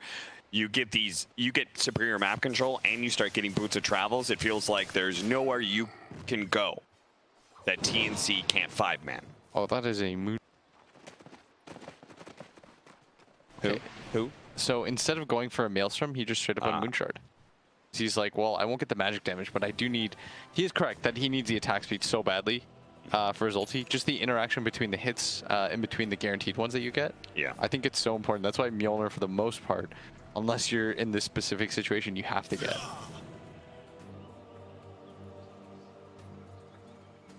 Hey, CNC got an item. BKB at 33 minutes is the second item. The funny part is that like CNC's game got totally ruined, but Snake King had a great start. Picked up a hand of Midas, and they're actually even in net worth. Goes to show how this Enchantress is certainly fallen off as well. There was that brief shining moment where she killed that Sven, and it was like, damn, this Enchantress is going to be a beast. And that was like 20 minutes ago now. Yeah. That's when Cuckoo finally, or not Cuckoo, Gabby finally popped his head out, and he's like, what's going on, guys? Heard you need me? And then he died, and he was like, okay. Never do that again for you. Cuckoo's going to catch somebody, and it's going to be Pylai Die. You can force staff all you want, Pi. You're not getting out of here alive. And now 10 armor for the Sand King, so he is significantly tankier. Seen that be a problem for them. He's going to make the initiation onto the Enchantress immediately. Go to Blade Shivas and just tons of burst damage. Oh, what an RP! Gabby, though, is still alive. The Omni Slash can actually do enough, though. They're so tanky. Cuckoo, who took most of the Omni Slashes, doesn't even come close to death between the 10 armor, the Guardian Greaves, and the Chen heals. It's too much. CNC will try and drag him away, but the double damage Gabby overwhelms him, and that is going to be the game. That was a funny death. He's just like, you know what? Add one to the list. Yeah. As he's going to go for it again. No buybacks in many of these heroes. A fast initiation on CNC with the Terrorize, follow up the stun, Sven. That's good enough. CNC, how many deaths is that, Scriff? Radiant's middle tower has fallen. Radiant's ancient is under GG. 9 deaths. 9 deaths. 9 deaths in 35 minutes. And he probably cost them the potential comeback Roche fight. That man almost spent more time dead than alive in this game. Let me say that was the roughest game that I've seen him have this tournament. Yeah.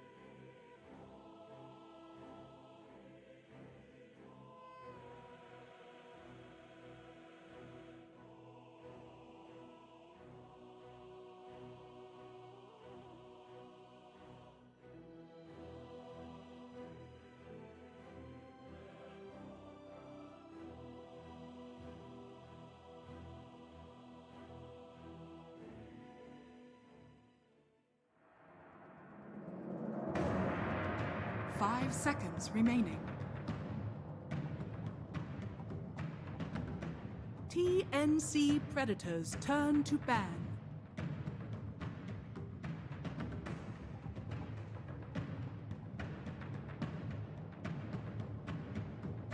Team Secrets turn to ban. What are you saying to the team if you're like, right, we're going to play against Team Secret? They're pretty much winning every game. What have we got to focus on? Oh man, I wish I knew the answer to that one. I would probably be probably playing worth a lot of money. Yeah, teams would they pay you a lot of money if you knew the answer to that. Yeah, definitely, it's tough. I think you just have to. I think you focus on them a little bit, but you have to just focus. Play your own heroes, and that's TNC. They have Heen, right? They're going to be focusing on themselves mostly. Remaining. If you start thinking too much into Puppy's brain, I think you're just going to get trapped. Sure. You're going to just think like, wait, what role is everything going in? Oh my God, we're mind gamers.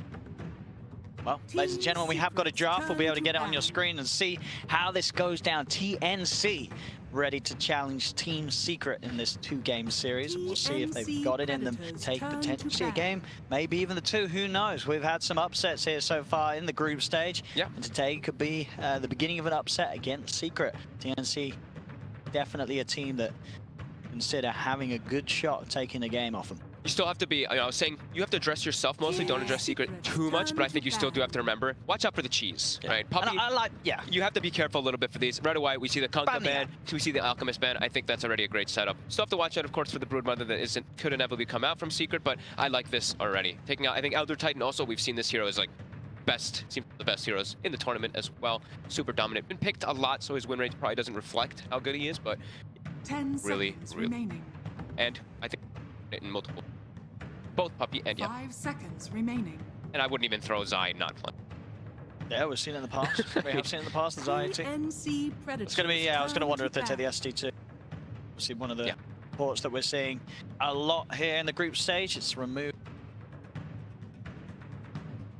See, sort of go for us. It's excited to see TNC because we haven't got to see our TNC ourselves, right? This is the first game that we are group stage casting. Yeah, I mean, I've watched so many games in the other room, so I'm just like, wait, did I cast? So much. So yeah, we haven't casted TNC firsthand. So very excited to see what they do. And you know, first game of the day as well, so they would have had a lot of time to prepare for this series against Secret. You know, I kind of want TNC to just pick. I know it's a hero that we haven't been seeing a lot, but I want TNC to go back to Earth Spirit.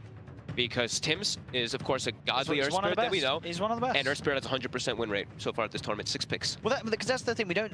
Yeah, okay, that is more than we've seen sort of previously, like qualifiers and lands to it. You know, Earth Spirit wasn't as crazy of hot of a pick, but there's no reason why it wouldn't be. It wasn't necessarily nerfed too heavily, was it? Did Earth Spirit get changed in a way that made a lot of teams stray away from it?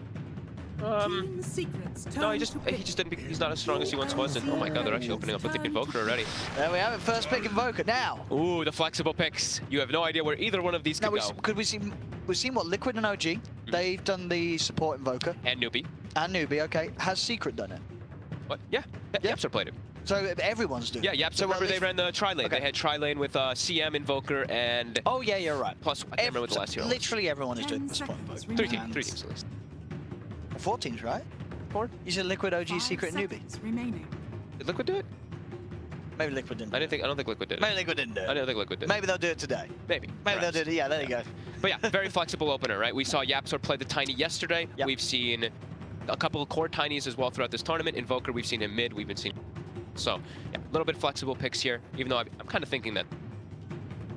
Gonna be. Actually, we don't know. We can't actually assume it. You don't know. And obviously picking it first is highly likely that they leave it open. Role they feel. That's TNC, they'll double it up with the Grimstroke. Always a fan to see that one, still think that's one of the strongest supports available, and you have that Ogre, a lot of single target. You get doubled up. Yeah.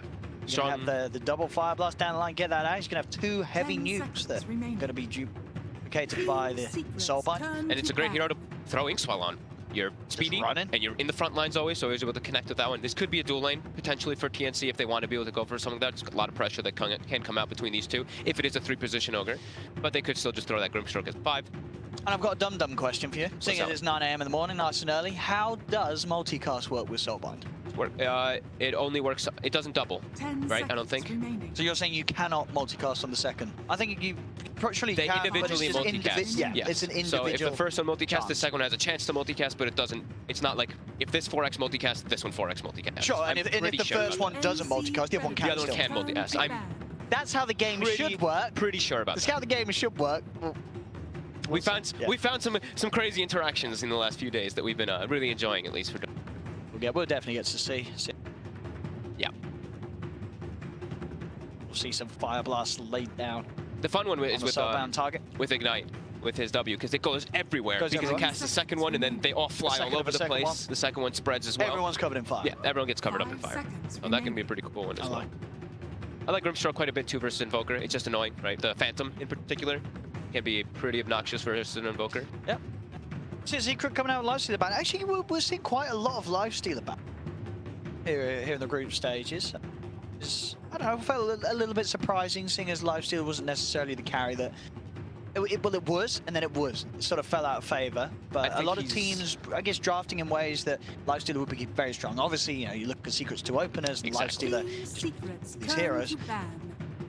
I like the Slock ban coming out there from TNC. They have Ogre, they have the beefy frontline hero. This is, you're gonna be able to build up those S1 stacks, so. Grimstroke also. Slock, too much. Phantom can be great because you can't dispel it with the Dark Pact, of course, but you attack so fast, you're able to take that one off, and it's mostly versus the Ogre. 10 seconds remaining. Secret. The big heroes they want to take away. 5 seconds from remaining.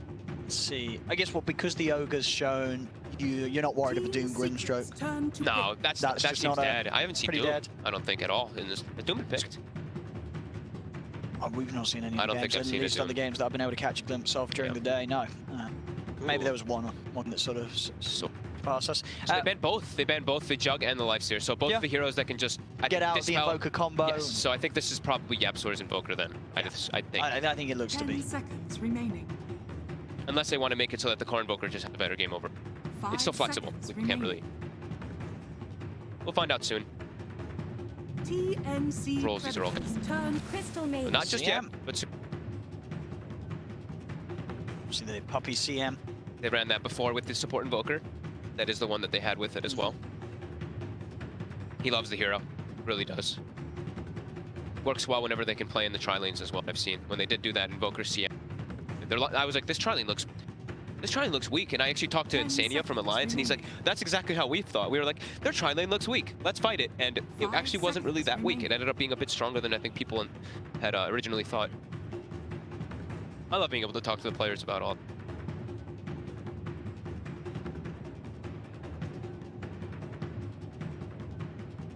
See if they get themselves more to sort of combo with the Soulbind, more single target damage, and see how they want to sort of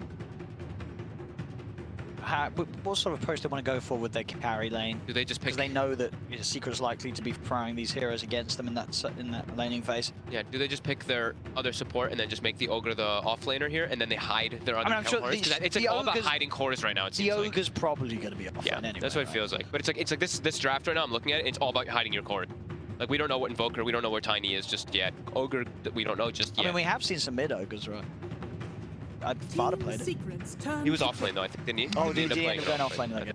So there's the other one. Oh, the double chain frost, yeah. Oh, we haven't seen that in ages. No, not the double bouncy balls. Oh, I love it. No, and that's also double chain frost. An Ogre with Lich Armor also is pretty scary. With Lich Armor and Inkswell just running in, invincible, boom. So the one thing is Tornado's really good versus both of those. You dispel both.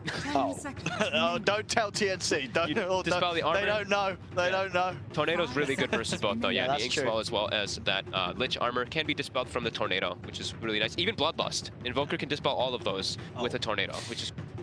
Well, just don't get caught by the Tornado. Yeah. Plan?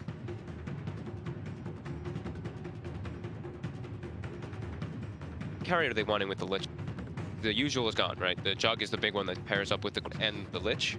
Well, so what are you thinking about? More heroes that can go in with the Inkswell and the Frost Shield, right? Yeah, that's... Good melee hero that can just charge in. Because you need someone... Now they don't have anyone who can... So the other cool thing is, right, they banned the Lifesteal and the Jug, and these are the two heroes that if you are Lich Armored and you are Grimstroke buffed, you can't get Tornado purged. Well, I feel there's a kind of an obvious one. Yeah. Well, the Void. the Void for TNC. Void for TNC. Versus the Invoker as well, right? The Time Warp. Time Dilation also very Chronosphere annoying. and Double Chain Frost. My friend, that's a dead team right there. Could definitely be a possibility. I'd like to see the Void. One EMP though. That's the one thing, is it goes both ways with Void versus Invoker. Void versus Invoker goes a little bit You're going to both. have that Time Warp cast range, you'd be able to duke. At that point of the game, obviously before that, you're going to have... But then when you get that talent, golden. What are they going to reveal? Let's see. They do like to leave niches picked for the last lot. So maybe not going to pick... Maybe... Which obviously will then give a pretty clear indication of... We're going to get information who's right now. playing what and where the lanes go. I mean, we're only locked in one right now, right? Poppy's playing CM. I mean, they do have last bits of move on the same one. Oh, is Poppy playing CM? Wait, what's going on here? So we got a... So that's core Invoker now. So this is 4 support lineup from Secret. Who's playing what then, Giannis? I think it's gonna be. I think it's gonna be a core Jakiro. I think it's Yaps or Jakiro. I think it's Puppy CM. I think it's mid one Invoker. And I think it's a Zai Tiny and last pick niche. That's you're right. That's probably most likely. Right. That is the most normal in the terms of Secret. I feel like I saw. Did I see Secret play a Jakiro yesterday and he was super farmed? I think I did see Yaps. Someone was playing a Jakiro that was incredibly high net worth. It was Secret and it was a Yaps. It was a Yaps. Jakiro. So yeah. It was a Yaps or Jakiro that was sort of taking over and far. That's the assumption right now. That it looks like that's the obvious. No, yeah, that's at least what we'd expect from Secret going from what we know of them. But Secret have always right. I told you. What a look at that. Genius. Boys and girls, it may be 9 AM, but my brain's turned on, at least some of it is. Void is so good. Yeah. TNC knows. Great pick. My man, he knows the strats. GG, TNC, well done. Old school combo, right? You got the Void, you got the Lich. Always. Avoid the Lich, and as I said, on top. You're going in. You're standing in pin. I'm telling you, you got that time walk. You're out of there. There's a lot of disable for the Void. That's one thing, right? They do have a lot of ways of just locking him down, but it would have also been very OP in Secret's hands if Nisha got it. Void Invoker, Void Jakiro. So they're also taking it away from Secret here with that pick. I like that. TNC smart. Yeah, smart. TNC Predators ban out the Lina. To ban. You go for last pick TNC. They're making sure that they played. We like that hero quite a lot. Also works well with the Grimstroke. Great synergy. 10 seconds remaining. 5 seconds remaining. Been bad, but they don't want it. Well, What are you thinking? That's exactly the one I was thinking. Okay. They want the OD in the mid. We're on the same page. You got the Void setting up. You got a lot of buffs. You got Bloodlust. A lot of ways to keep the OD safe and strong. Yeah, that's literally the same one I was thinking of. So. I'd like to see the OD for TNC. That's the one that's standing out for me, at least for Armel right now. Yeah. Their objective taking is a bit low right now. So what if they? But they're gonna pick up OD, dude. That's the one that's sticking out for me as well. But yeah. Armo does like his quap, but I don't think you go for a quap this game. I wouldn't like to see the quap. It's tempting when there's a Void on your lineup. I'd like to see OD. Sniper. Ooh. Sniper. Okay. Oh, okay. I mean, I'm fine with that one. That's a lot of fun. Double assassinate. Double assassinate. Oh my goodness. So it works really well. You gotta watch out. People gonna die. So their frontline Ogre, right? Ogre is their big frontline beef to protect. Void as well to jump in his zone away from Sniper. He's squishy though versus Tiny. He is. And that's but Tiny's got to get to right? So we think it's going to be a core Tiny, so he's going to have a good blink. They just put Zai and Jakiro and then the Yaps are still the... Why, is there any cheese that Secret can... They need something that gets on top of the Sniper. Spectre? Oh, you got on fire. On fire. Spectre. Yeah, so quick one. That's the one to... But... It's Yaps or Invoker. It's Yaps or Invoker. It is. Okay, so who's playing what in the rest of them? Yeah, so Zai Tiny. Mid one Tiny, and then Zai Jakiro. Dude, oh my god. No, I think Mid One's played Jakiro in the past. We've had Mid One has definitely had a game. I remember one of them. He's doing it again here. God, he's doing it again here. I told you, bro. Mid One Jakiro. We've seen. I can't remember when it was. I feel it was like back at one of the minors. We saw Mid One play Jakiro. So Did he win that game? I want to say he did. Because I remember it. So I feel like I wouldn't remember it if it was garbage. I think I remember it because he won. I remember him playing that. But I like this is exactly what I want to wake up to, and I think everyone in Twitch chat and watching on whatever watching sites you are, you're going to agree. This is exactly what you want in the morning. TNC with the right banger of the draft, Void, Sniper, all the combos, and then Secret with some smart stuff, some new stuff, some little bit of revisited stuff. So we've had mid-1 Shakira in the past. They're bringing it back, and let's see who's going to take it. Wow. Okay, that's. I think it's going to be a close one. This is an interesting one. I'm like, TNC's got a really nice draft, but like personally, I like TNC. Right? I prefer the TNC draft, but it's secret. But it's secret. It is secret, and they're going to have that edge as they're, they're pretty flawless in the performances so far in the group stage. But TNC's lineup, it's very strong. It's definite. It's got some good ideas behind it. I'm a little worried for Armel is the one thing, right? If Tiny gets off to a good game and then they can just freely jump into the backlines and kill Armel over and over again, their damage could have some issues. They have to land the Grimstroke and the Lich combo pretty much perfectly. So Grimstroke is being played as a 4, and I think we've mostly seen it been played as a 5, except for JRX yesterday, where we saw him playing like free position in Grimstroke, and he went for the Aghanims build early. But yeah, we haven't seen the Grimstroke Lich combo too much because people started falling out of favor of making Grimstroke 4 position. All right, let's get it going. And I'll be interested to see what sort of build we have Nisha, because there is always that threat of Grimstroke getting the Ags right. Getting the Dark Portrait of a Spectre is always going to be very nice. One of the better heroes to do it on. Much later down the line still, right? JRX was giving full farm priority in that game. That might happen this game. He had a tree and protect. Tim's I guess he has get out my lane. He has an ogre. Farming. Maybe he kicks Cuckoo out of lane, right? Like, yeah, Cuckoo gets a Midas. He doesn't need to hit creeps. He's just going to multicast Midas. Well, we'll see. Can they protect their safe lane is the one thing I'm looking at for Secret, right? There's an ogre. Every time we've seen this ogre, the ogre +1 beats the crap out of the safe lane to a very strong portion. And it was Secret when Nisha was playing that Arc Warden versus the ogre where he died, what, 6 times? They ended up winning the game, but the laning phase was rough. Ladies and gentlemen, TNC versus Secret to start your day or end your day or wake you up in the middle of the night, wherever you're watching around the world. Thank you very much for tuning in. Hope this one entertains you. Picks, it certainly should. Should be a lot of fun. 2 teams. It's going to be so much battling up top. I can't wait. Great. So like we said, the big thing to watch out for is really like the tornadoes in particular in the early game versus the Inkswell as well as that Frost Shield. Just being able to dispel both of them when they make aggressive plays. Kind of have to watch YapzOr's positioning a lot whenever he makes moves to defend, in particular, the tri lane. As looks like they're actually making Nisha go to the off lane as they're expecting this aggressive move, which I think you have to. Yeah, you don't want to be in the lane where you're getting covered in ignites. I mean, they also have a ward down. You have to assume that the ogre. So they're doing the tri lane with Tiny, so lots of different instances to work well with Colts. The battle begins. No, toss back. There we have it. Cuckoo is a tanky man. Tanky enough as this level 1 ogre. We're going to see his YapzOr Puppy do try and beat him down, but indeed, as an ogre, a bit too beefy for Secret to quite. Another toss back. Oh, it's so close to getting it. That one could potentially be a kill. If you get AU back, they would have certainly had it. They would have had the slow up on the CM, and Cold Snap would have been back up in 5 seconds.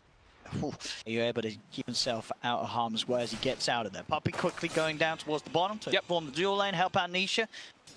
Farming a bit up against Gabby. We'll see how long TNC keep that tri-lane together, or if indeed one of those supports will head down to help Gabby out. They're going to be going for toss-back plays constantly on Secret up top. This is just, we don't want to be pressured super hard. We're going to try to just eat your pressure by pressuring you guys as well by going for these, because you have to be very careful. Like, Tim's gets tossed back, he's probably just dead. Cuckoo, he can still survive unless they get some like really godly body blocks. As the tri-lane is broken, they send Lich bottom to make sure Gabby can get some farm and also pressure Nisha.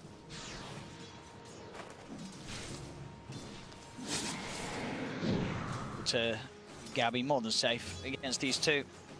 You saw the threat on Gabby. He's going to have the time walk, and now with Frost Shield buff to keep him safe. Dave himself has to be a little careful. Wonder how this mid-man. Yeah, I mean, it's interesting. I've never seen this matchup. If Sniper can sort of play the range game, it should be okay. But at the same time, if those dual breaths come into play, mid-1 can mess with the CS and make it a lot harder for Sniper to get those early last hits. His eye has to be pretty. It's still such a strong dual lane from TNC. The damage coming in very high for this very low armor Tiny. YapzOr does have the Basilius picked up. Sits. Only so much Yapsor can do on the early levels to keep him safe. Yeah, but the important thing, right, is that the Spectre is not up there eating that. He's bottom, free farming. He's 10-1 last hits already. So that's the main goal that Secret wanted to accomplish with just this little lanes. Rune will be an invis down bottom. I was able to make something happen with that. The CM Invisibility. does get spotted out by TNC's warding, so Armel will start to play a lot safer in the middle lane. Top lane, a bit of a go on to Tim's. Cold snap. Attempt to chase him down. Kuku's able to slow them down with that blast. Good nuke there. Brings Yapsor down very low. Kuku won't quite be able to find him. Kuku trying to turn for the bigger kill on Zai, but Zai with the toss back will be able to separate and see from himself. So Zai is able to get back and cover at the trees. Mid lane Puppy still hanging around. But Armel did have vision of him picking up the rune. This movement from Puppy, though, is leaving Nisha very vulnerable. That 2 points in dispersion will keep him safe, though. Did he stout block as well? I think he might have. Back up top, another attempt onto Kuku with the cold snap. Zai punching into him. Kuku turns with a blast again onto Zai. Any sort of combo from coming out. So that move from Puppy, it hurt Nisha a little bit down bottom, right? Especially if he had died, it would have been super painful. That would have been massive. But he actually helped Mid-One a lot. Mid-One was losing pretty hard in the last hits, and he's caught up entirely now. A bit of a trade here. AU trying to go for Nisha, but it's a bit of a bait because now Puppy's turned up to turn and hit back at the Lich. He's going to have another nuke in a second here on Puppy. You go for it. One nuke won't be quite enough, no. Far enough behind the tower. Yeah, and he has a salve as well, too, on AU, so he's a salve and clarity up and still. Maximum movemency. Yeah, that heal. Nice and low. CS in that bottom lane, as you can see, 16 for 4 on Gabby, 15 for 1 on Nisha. Very close between two carries. The mid lane matchup, Armel, 12 for 7. The mid one, 11 for 5. Again, very close. Pretty much even farm between the two of them. Because of Puppy's rotation. Yeah, mid one was like, he was quite a bit, but he was like 5 and 3 or something to the 8 and 5 of the sniper. So that move from Puppy, said, yeah, helped mid one quite a bit.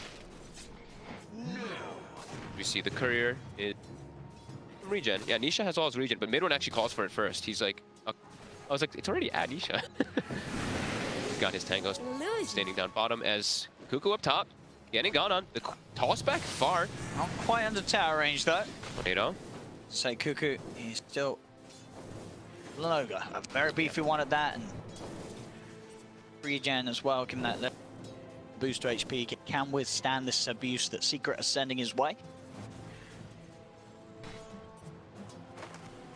Let's see what the build's going to be from the two carries this game. Nisha, Abby are going to go. It does look it's going to be like the Soul Ring for Nisha. That farm going.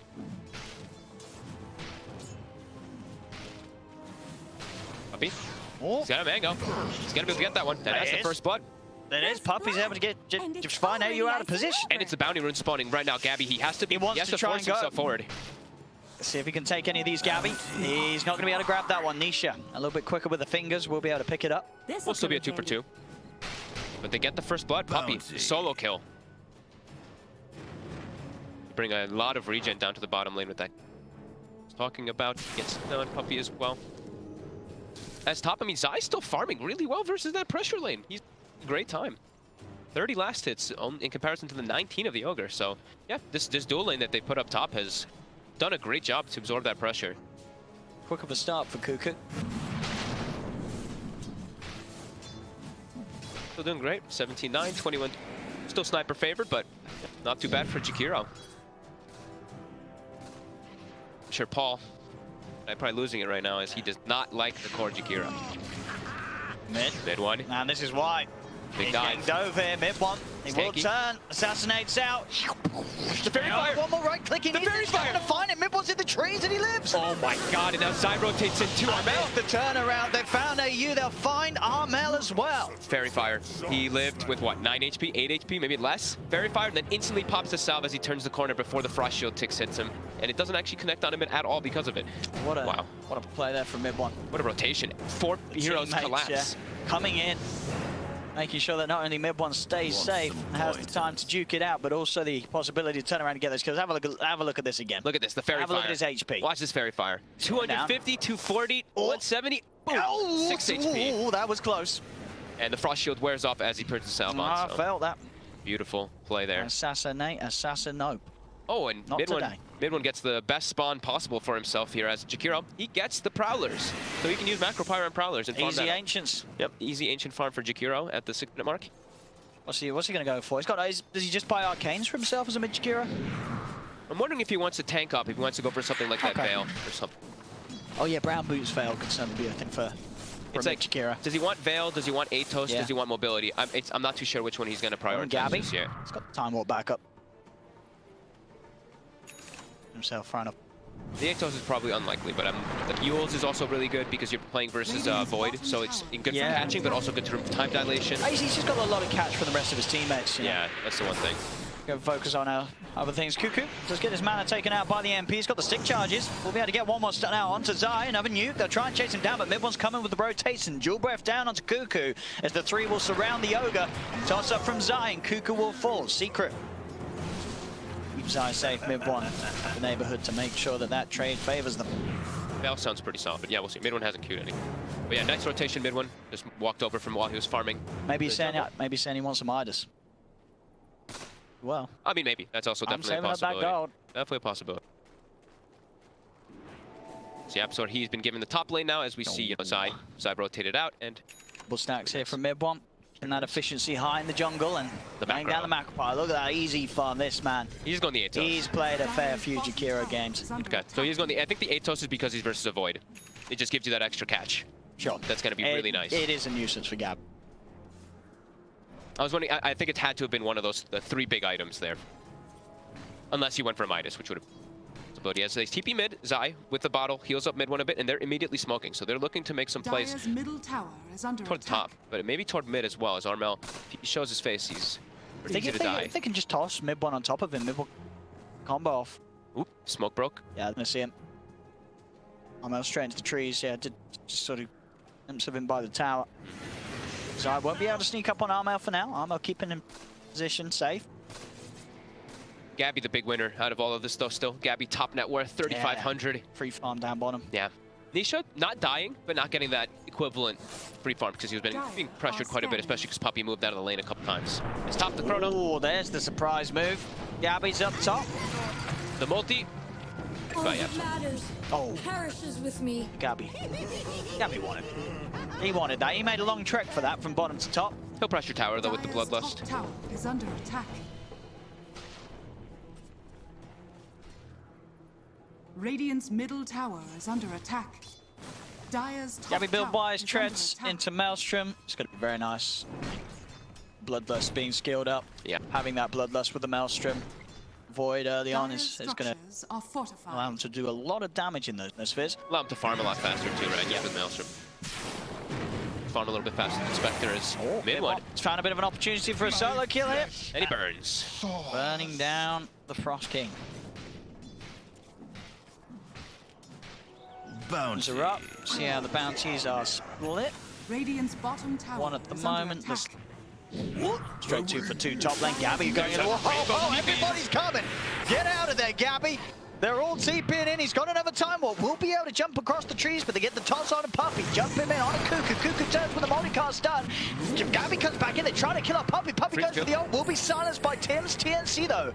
Still with the successful escape. They'll get everyone out. They just baited out a 3 TP rotation from Secret. I'm going to say that TNC's pretty happy with that one. Definitely. That was instant rainbow TPs coming out from Secret. They were expecting that dive to come forward for sure. Radiant's bottom. I mean, that was so quick. I mean, as a team, is that them all saying, right, we all need to go? Is that everyone just going and then, oh, we maybe didn't need to all go?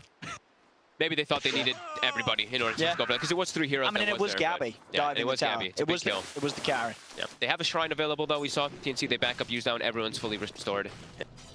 But hey, yeah, successful bait there from TNC. Yep. And Gabby's going to soon be able to make a play again. He's nearly got the chrono at bottom. Nisha trying to go in onto AU and Cuckoo. Tower gets denied. Cuckoo will be able to take that tier 1 away from Secret. Oh, AU, he's 10 HP. Nisha, gotta commit. Cuckoo's still alive. Frost shield. Nisha, he's got him. He's in one more touch, will find it. They're still trying to see if they can find Cuckoo as well. Also bringing in Yapzor. Cuckoo's got to stay on the run. He's got to keep running. He will manage to make it away. Yapzor not quite able to close the gap, even with those Wex balls out. Yeah, he makes it. I swear I saw Nisha had a ring of regen at some point in the laning phase bottom. Now he doesn't have it. He had the ring of regen queued for purchase. He had it in his or did he actually buy? Maybe he bought it and then sold it. You know, he just I guess he must temporarily held it at the side shop for a quick heal. Yep. Armel mid. Dive forward. Side. And they got the soul bind out. Armel will fall, but it's a great chrono for Gabby. And they got the damage to get the kills. They'll definitely get the one. Chain Frost is out, bouncing onto the second. They'll get Yapzor. They'll get Zai as well. Now Gabby jumping in. See if he can get on top of Puppey. Puppey will be able to get out of the way. So a 2-for-1 trade. Secret diving a little bit, and TNC capitalizing on it. Both teams are matching each other's speed and pace at the moment here, just constantly making the moves. Anytime someone is looking to pressure one of the towers, everybody's keeping in to defend it. It is close, pretty even net worth. The only difference really being in terms of how it's split up is that Yapzor is sort of taking a bit more, but that's sort of balanced out across the board with the fact that Gabby is just that far ahead. He's about 1k ahead, in fact, up top. Quick play, silence. He's taking swell. He is, and he's too tanky for them to kill. Zai will be fine with that bracelet. Teen armor as well. You can't ever forget about Grow, how strong it actually does make Tiny when you plays. But now they're bringing another rotation up. Armel, he has Treads and the Midas and Bloodlust, so he does pack a decent. He doesn't have those yet. Just see what Gabby's going for the tankier option with the talents. Favor the 12 strength over the 50 damage. This I think definitely the more sensible one, especially when you're playing against these high magical burst heroes. Yeah. Top lane Zai. This time he will fall. Able to peep him down with the extra damage of Armel sitting on the back lines. Mid lane, the instant TP's coming out. They really want to defend this mid tower. Tim's is in, but the root is out. They're focused towards Tim. Silence is out onto Puppey. Gabby focusing onto him with the help of Cuckoo. Lands the Monicast stun. Puppey is trying to run. Gabby, if he gets one more bash, there it is. It'll do the job. Puppey's dead. TNC. Able to get in, keep their tower alive. Is it low enough to deny? It is. That's going to be 2 tier 1 towers being denied by TNC. A lot of money taken away from Secret potentially. Yeah. Dire's top tower. Very nice setups. You see them. They're prioritizing defending tier 1s. I think we've been seeing teams doing that more and more so. In like this year, it's been like the defense of the mid tower. A lot of people talking about that. Nisha's Kudio Midas on the Spectre as well. So we've seen that quite a lot now on these Spectres. Just it's about like your levels as well. We did. It's just it's going to be sort of a lot of a different Midas game from what you may have seen yesterday from OG. Yes. Where Anna got the Midas. Anna got 6 minutes. It's a little later than 6 minutes in this one. To be expected. He was put in the off lane it was a hard because they didn't want to be pressured. So. And you know they're ready to play for the long game, and I think TNC they're sort of happy with that as well. They're running a Void Sniper. They don't mind if this game goes on. We could definitely see us like a 60-minute plus game with crazy team fights coming out between Voids and Spectres. So, I mean, yeah, obviously a lot of that is going to be on the Spectre for because you know TNC they have the Void Sniper. It's a very scary lineup to go up lane again. And it is a mid-1 Jakiro too, right? So it's like that hero can. What's the scaling potential on this hero? But they do also have a support invoker who we saw, especially MSS when he was playing with Newbee, when he was playing support invoker yesterday. He hit 25 and he was doing so much work, even with Cataclysm. And you're like, support invoker Cataclysming, like that's pretty devastating. You know, late game, pretty hard to look at it. I think TNCs I like this just because Void's easier. Void's like super easy to play, but Sniper just dies. It's been hard. So we have to see how the fights will go down. It's really going to be up to execution. It's not scary. You know, TNC, they've got the mathematics are behind TNC. They have an Ogre with a Midas. You've got the multicast. They've got a Sniper with a Midas. He's got that cooldown reduction. So as Midas efficiency goes, TNC's is going to be through the roof. Especially because one's a multicast, right? Dota Plus right now is favoring Team Secret a little bit, but that's, you know, the Spectre, right? The Spectre factor always is going to be one of those. They love the Spectre. It does really love it.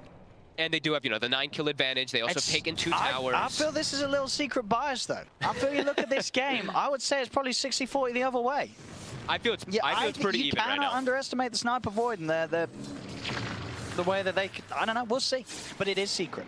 And Secret, as we say, pretty well here in the group stages. Nisha changed immediately as we were talking about the Midas. He's got to be going for the Manta rush as Tims gets tossed back. Zai with the Blink Dagger reveal.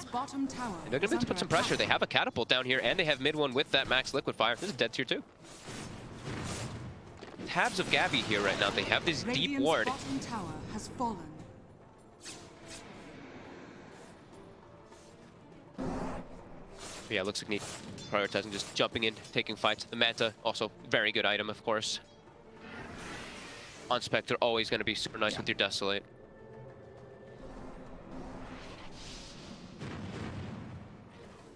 Double Maelstrom, double Midas.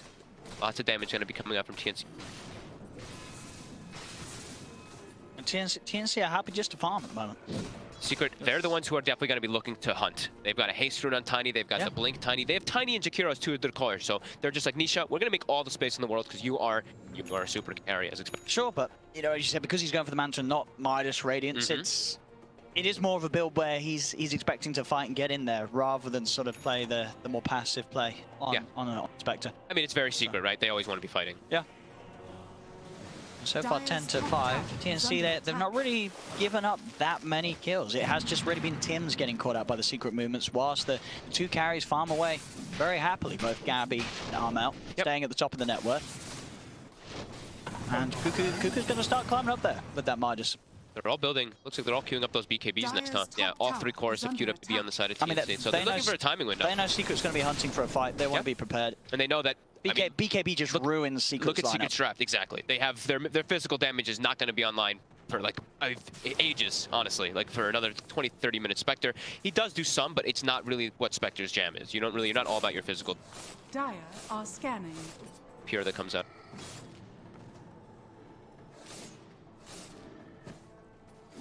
Still hunting though. Spirit Vessel was finished.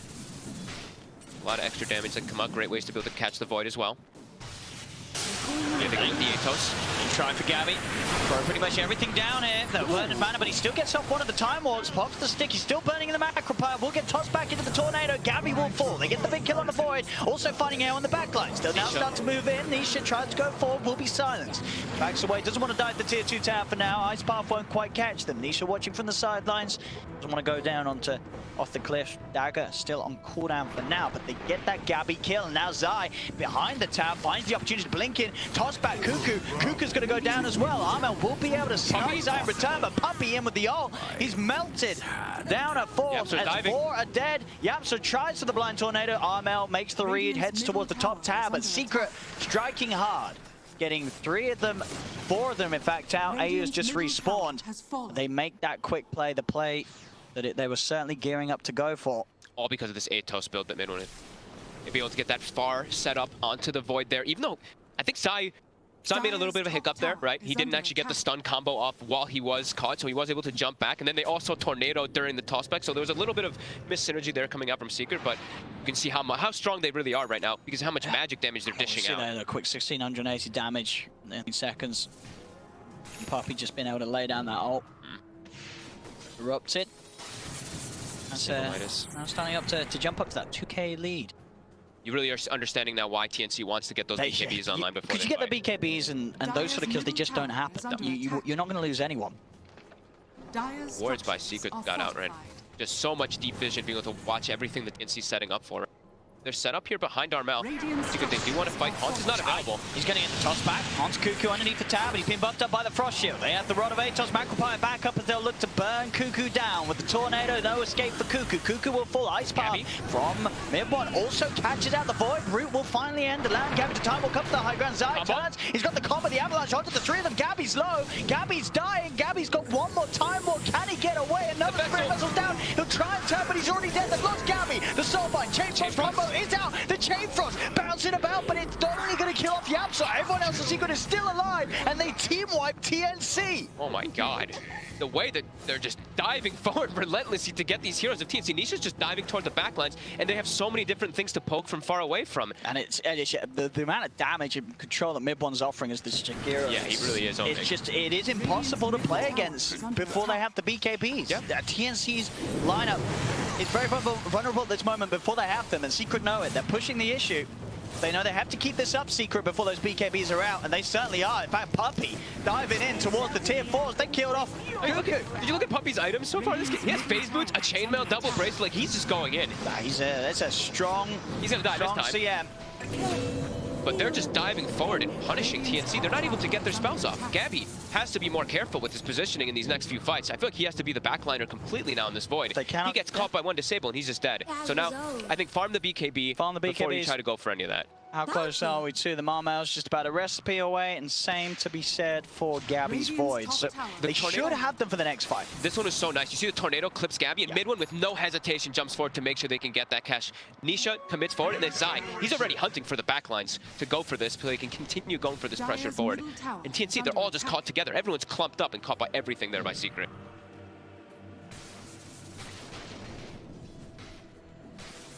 Very aggressive here because, I mean, can they find one more fight before the BKBs are out, of course? You know, that you have to think, and you look at all those Midases that TNC built up, and you have to imagine that Secret's probably like, hey, they're going for all these Midases. Oh, yeah, we have to. Yeah, that's Secret why they're has playing to like play this fast. That's exactly the reason why they decided, hey, Nisha, don't go for Midas yourself. Go for Manta. We're just going to bring the action to them, and then they're going to have a really tough time since they went for this double Midas build. And Nisha, he's going to be going for the Diffusal Blade next with that Manta, so getting on the back. 90%. It really likes Secret. 90%?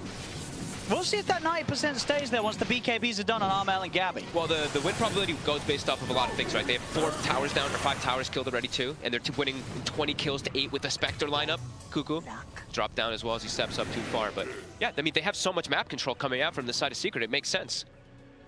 And with the Spectre going into late game, we've seen how dominant that hero.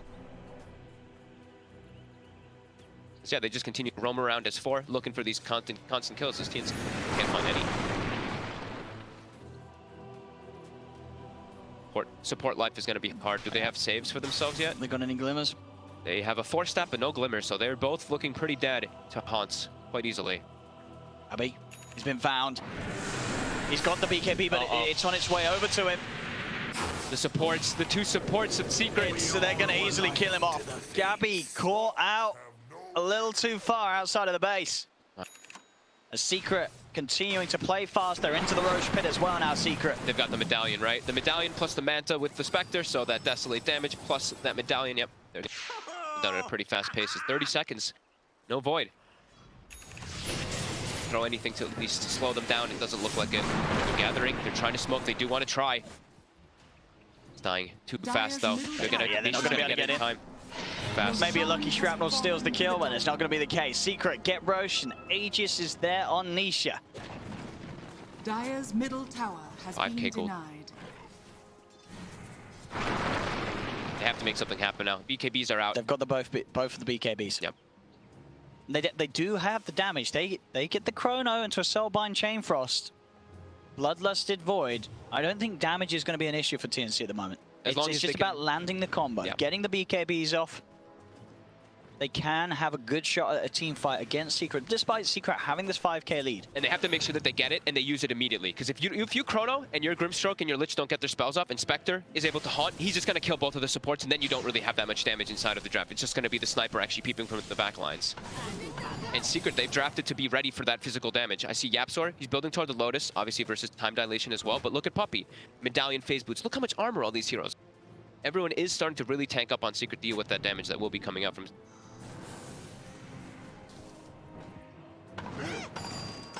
Okay. A poke at Puppey. Gabby doesn't want to make the jump for it. So it's 1670 HP. 5 position Crystal Maiden. Radiant's bottom tower is under attack. All grouped up here. They're really trying to hunt for something here on the bounty rune. Bounty. Baiting it here. Time is money. Zai still sitting on the sidelines here. He's going in. He is. Zai jump forward, trying to nuke down AU. Out comes the Horde. They're trying to jump in for this. Gabby turns, looks towards Zai, starts to punch in. BKB's now going to be blocked by Gabby. Looks for Zai, will get the kill on Zai. Now turns Nisha, trying to commit onto Tim's. Buyback comes out from AU. They get the Fire Blast multicast out onto Nisha. Nisha pots the Manta. He's getting peeped by Armel. They've taken the Aegis out of him, but Gabby's got to be careful. BKB's worn off on Gabby. Backs up towards the tier 2 tower. Cold Snap causing some issues, but he's saved by the rest of his team with a Frost Shield. He'll be able to get out of there. They get the Aegis. They get Zai, they only lose AU. And they didn't have to commit Chrono, so they still have it for the upcoming situations. This is how much the BKB turns things. Yep. No longer can Zai sort of go for that jump in and start and confidently get the kills without the worry of this commitment from the Void just turning things around. He can put the BKB, start punching into Zai, next thing you know, Zai's gone. Did they end up using both of them? No, they actually didn't. Just Armel saved his. That's right, just Gabby's, yeah. Yeah, that's pretty important that Armel also saved his. The 10-second BKBs are going to be super crucial in this game because you're playing versus this massive amount of magic damage that can get to the lead. Cuckoo, 72%. Was owed. But obviously the gold earned is fine. Yeah. You know, you don't need to worry about the efficiency when you have the multicast. You hit it 4 times and you can use that Midas whenever you want it. Yeah, and he was dead a couple times too, so they're actually giving Puppey Puppey's actually giving priority of farm for a little bit here. He's actually taking. He took like that whole mid wave a couple times now, and he gets the GPM town too. This is going to be a really farmed Crystal Maiden. They're going to have 5 cores on Secret, or at least 4 cores, and maybe Zai gets left behind in the dust at some point. But That sentry that's just been placed will be revealed there. Radiant's For the ignite out to Yapsor. The tree throw onto the courier. They're gonna know there's a ward up there now, for sure. TNC show there's a sentry, but Secret will show that there's an ops ward. Worth it though. I'm sure Zai does not care. I'm sure the team doesn't care about losing a ward there for getting a courier like that. Well worth burst of gold for them. One closing in on his head. His staff. See that double farm right there? And mid one, you know, he knows the angles to run in the jungle as a Jakir. Recently making sure that melting down a couple of stacks at a time. Yep. And the crazy amount of damage that comes out right too with the spell amp talent and the dual breath. Let's get a quick pick on Tim's. Tim's trying to push out on his own down bottom. Zai with the DD. No chance for the Grimstroke as Zai collapses in upon him. And Puppey has now got the blink. He's kind of look to get in the favorable positions for his big freezing fields. Yeah, they're all farming. Well, on the side of TNC, they have, you know, 3 cores farming pretty decently, but everyone on Secret is farming. So they, like I said, they're going to have to probably deal with 5 core positions at some point in this game as they come forward. Tower is only at 80 health already here in the mid lane. They're actually forced to glyph it as mid one starts throwing the liquid fire. Once this tower goes down, they can just back up and look for the shrines as they throw that last liquid fire. Radiant's middle tower has fallen. It's map control. Dire's top tower is under Continue attack. to build that gold advantage. Pressure on TNC. See Nisha queuing up the Eye of Scotty rather than going for the heart that we've been seeing a lot. I think the Scotty has its very good benefits versus those BKBs. He's able to slow them versus it, and also super good versus ranged heroes, as we've been saying so often. Ranged carries get completely destroyed by Eye of Scotty. Have they got anything else ready to keep the sniper savage with just the 4-staff and the glimmer? Okay, and the glimmer. They've got a glimmer now too. 4-staff and glimmer. And they have a pipe as well on Kukuk, so that could help a little bit too. Yeah, they're really gonna have to protect. Darmel is smoking out themselves. They've gotten themselves the Mjolnir, they've got the Glimmer, like you said, the couple item timing. Want to make their way out.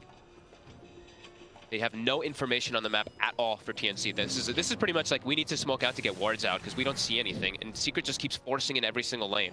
So they have to try to find something. And it's kind of a nice time for them to go to Yapsor. He's not got any charges on the Spirit Vessel, and Gabby with the time warp duration cooldown reduction talent. Is going to feel pretty happy jumping around without him to worry about BKB, but that's a whiffed Chrono. Oh no. Oh, Gabby putting the oh no in Chrono there. Oh, that's really devastating. That is. No Chrono for Gabby. That was their whole last few minutes of planning to making moves out, getting wards down. They put the ward down to be able to get that catch, it was quick reactions. Yep. And now top. From Zai. Very nicely done from Zai there. They force a full defensive BKB, a TP out, and yeah, quickly just jumps onto the Lich. AU just dies, and AU bought back earlier, so. He did. He's dead for quite a bit of time, 70 seconds. They do still have a tier 2 on that top lane. No Chrono for this defense, and Secret know it. So they're getting out of hand now at this point. Look at this. Nisha now has the 500 health talent too. He's about to have his Eye of Scotty. This is a 3,200 HP plus Spectre. He's just going to be running into the back lines, which he supports. And he can actually stick on the sniper now with that Eye of Scotty slow that goes through. And like we said, it's a ranged hero. So Scotty is so strong, 45% slow. Regeneration. See, you know, Puppey may be buying a lot of eyes for himself, but he's still keeping game. For sure. I mean, he hit 15 pretty early, so GPM talent, he doesn't need to worry. He's sure he's got money for himself and the team. He's farming Ancients.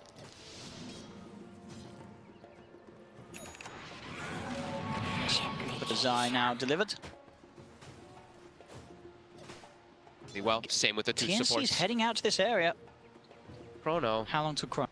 Don't have Chain Frost either because the Lich is still dead. Yeah, 30 seconds and Chrono's there. AU will be able to TP over if he feels the need to join them quickly. It was Secret, they're not all here as the full 5. Yapsor pushing out mid. Got mid one working on the bottom lane. Nisha in the jungle. They're just going for max farm efficiency. Secret cleaning up the whole map, whereas TNC are having to move around as a 5-man unit. Yeah, I really do feel like TNC is feeling quite desperate now at this point in the game. They're not able to get anything on the map. They know that the map control is completely on Secret's side, which means Secret just keeps getting all these bounty runes. They keep getting everybody super farmed on their team. They're going to need some dream combos coming out from TNC. Big Chronos into some huge soul binds, and not really allowed them to do at all in this game to set up multi-hero. Radiant's yeah, with the gem on Yapsor as well. They're just keeping that map control consistent, so TNC, they can't really get vision out on the map at all. They have one ward on that high ground on the left.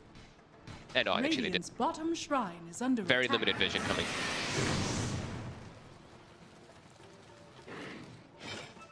Just running around and farming. Nisha's just playing. He's like, all right, guys, I'm just farming my side of the map. You know, you guys just keep pushing all 3 lanes.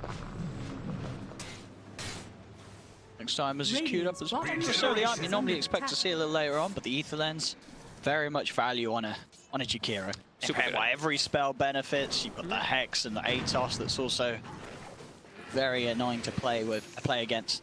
Yep. And mid-1 just being able to catch people from a mile off. And always able to just sort of sit back and make sure he's got something to throw into the chrono. If there's situations where Gabby maybe has already used the BKB and goes for the chrono. He's got to make sure that he has that BKB charge ready for when he chrono. Otherwise, a lot of problems are going to be thrown his way. As Secret, they walk out, they're going to clear out this. They get a moment there to go onto this high ground here, because that high ground is still a little bit scary. It can be. So they walk up, they know that there's going to be division there. They quickly take that one out. 1 ward left now in the mid lane. There. He's getting him in time. Does he find AU? Nope, doesn't find either. Very close. They'll get out. Zai, yeah, I thought Zai might be getting overtaken a little bit because of how much space the Secret taken, but no, he's also still just transit. Ags, he's got the crit now too. And it's looking just harder and harder for TNC as they are finding no opportunities at all in this game. Is that now annoy the Void, even if he's BKB'd and gets a good chrono. If Zai's not in it, trees are going to be thrown the Void's way, and he's going to have to sort of duck and dive around them. Yeah, a lot of damage. Both ways. That's the physical damage that they were kind of lacking. Now Zai's going to be able to provide that one. What is it? 16,000 gold lead, almost a 20,000 experience lead, and Dota Plus is continuing to tick up. 94 now for that Dota Plus, as it just, yeah. But it's looking at the map control, the way Secret's playing it, it's definitely feeling so. But a good chrono.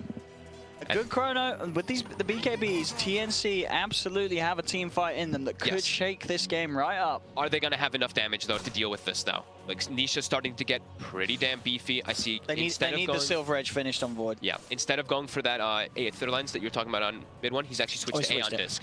So that's the protection, one of the best items in the game. The chrono counter. Yeah, the chrono counter. Preparing themselves just in case they do get caught in those chrono. Armel is still very farmed. He is, but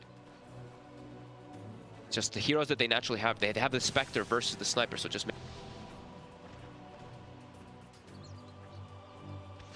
these items, they just...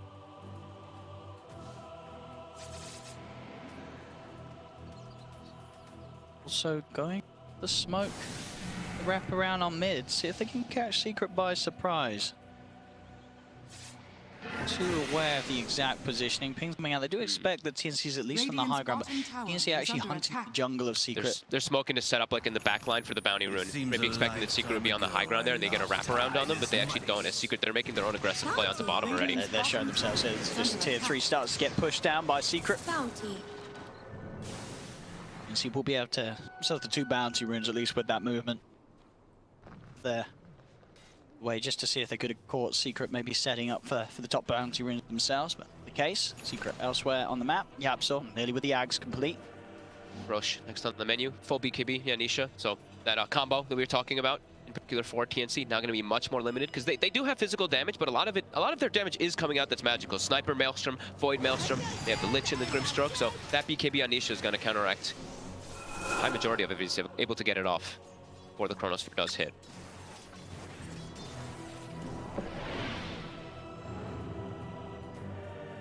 How much of a different... Question is, does he want to get the buyback? May kind of need it if they want to have a chance of actually being able to kill the Spectre, but it is so hard. You're unlikely to find the Spectre in the chrono unless you can bait that Haunt out first. And otherwise, you know, Nisha's he's not going to be on the front lines. And if he gets BKB off, then, I mean, the damage is going to be... It's not going to be enough there for that Spectre. And I think, yeah, holding... Like, the thing is, you have to think, do you hold buyback? Because also, Roche is up. You have to always play around that as well. That most carries like to save their buyback when Roche is small. Such a lead now for Secret. 17,000 gold lead. The carry Void is fallen heavily behind. Gabby not able to keep up with the pace of Secret's 3 cores. Armel the only one that's able to stand toe-to-toe really at the top. that cooldown reduction in his Midas. Cool, calm, and collected here by Secret. Not trying to make any type of mistakes. Just playing it extremely safe. Is looking to this Roche pit here. Poke and prod, force TNC to react. Immediately you see mid one. He's like, all right, we forced them here. We forced them toward the Roche pit. I'm porting bottom really quickly. Gonna start pressuring this lane. Force a reaction because this tower, it's at half HP already.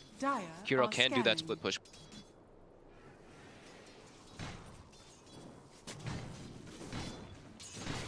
So that was forward here on. Radiant's bottom tower is under attack. TNC wanting to react to this push that's going to start coming in bottom, but at the same time wanting to stay, being able to control and contest the Roche area. The Secret are in their best attempts to split TNC up and force TNC to make these decisions. I feel like TNC's been on their side of the map for the last 25 minutes of the game, right? Secret's just continuing this control. Not giving them... Puppy got flying. He's still just building up the gold. Yeah, a lot of gold saved up on Secret. Good. Farmed. Kane Pike finished up also. The KB on the horizon. We'll go back into the Roche now. Start to poke away at it. We'll see what TNC's plan is going to be. Shrapnel's out. They're just sticking on the high ground. This is the area that they want to try to take a fight. They want to force Secret there to get a big crush. But Secret, they're not taking the big. Playing their own game. They're just playing farm the 3 lanes, farm the map. Don't walk into that little area that TNC. Silver Age is done. They also have bought their own gem, so they protect Gabby if he does commit forward to look for any to jump. Gold off buyback though. Gabby has to be careful. Ideally wants to find that level 20 as well before the next cast range. Pretty huge. Man, he's getting so under-leveled. He's level 18, and I click on... His game has slowed down. They've not been able to make any plays with the Chrono. Yeah, look at the supports of Secret. Level 19 on Yapsor, level 18 on Puppy.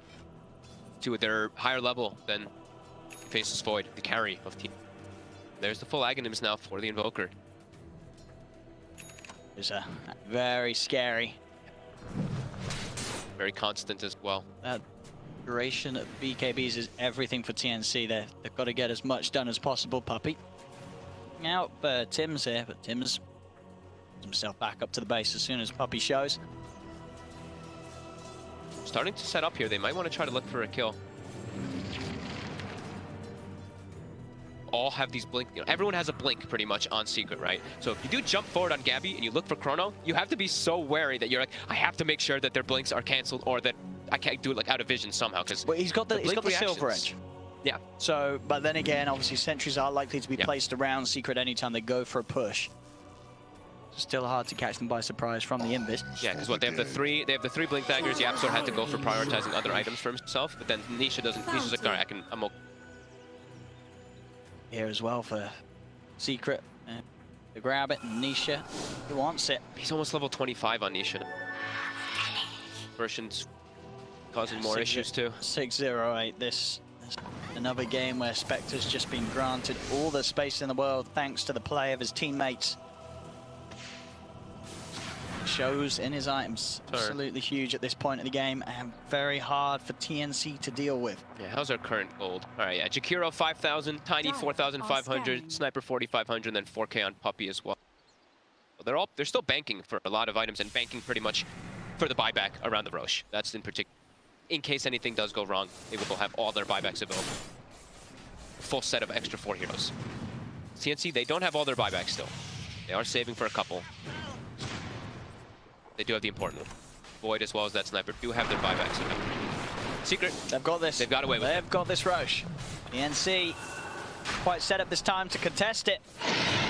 Bit of Roche taking Aegis and Cheese. The Secret.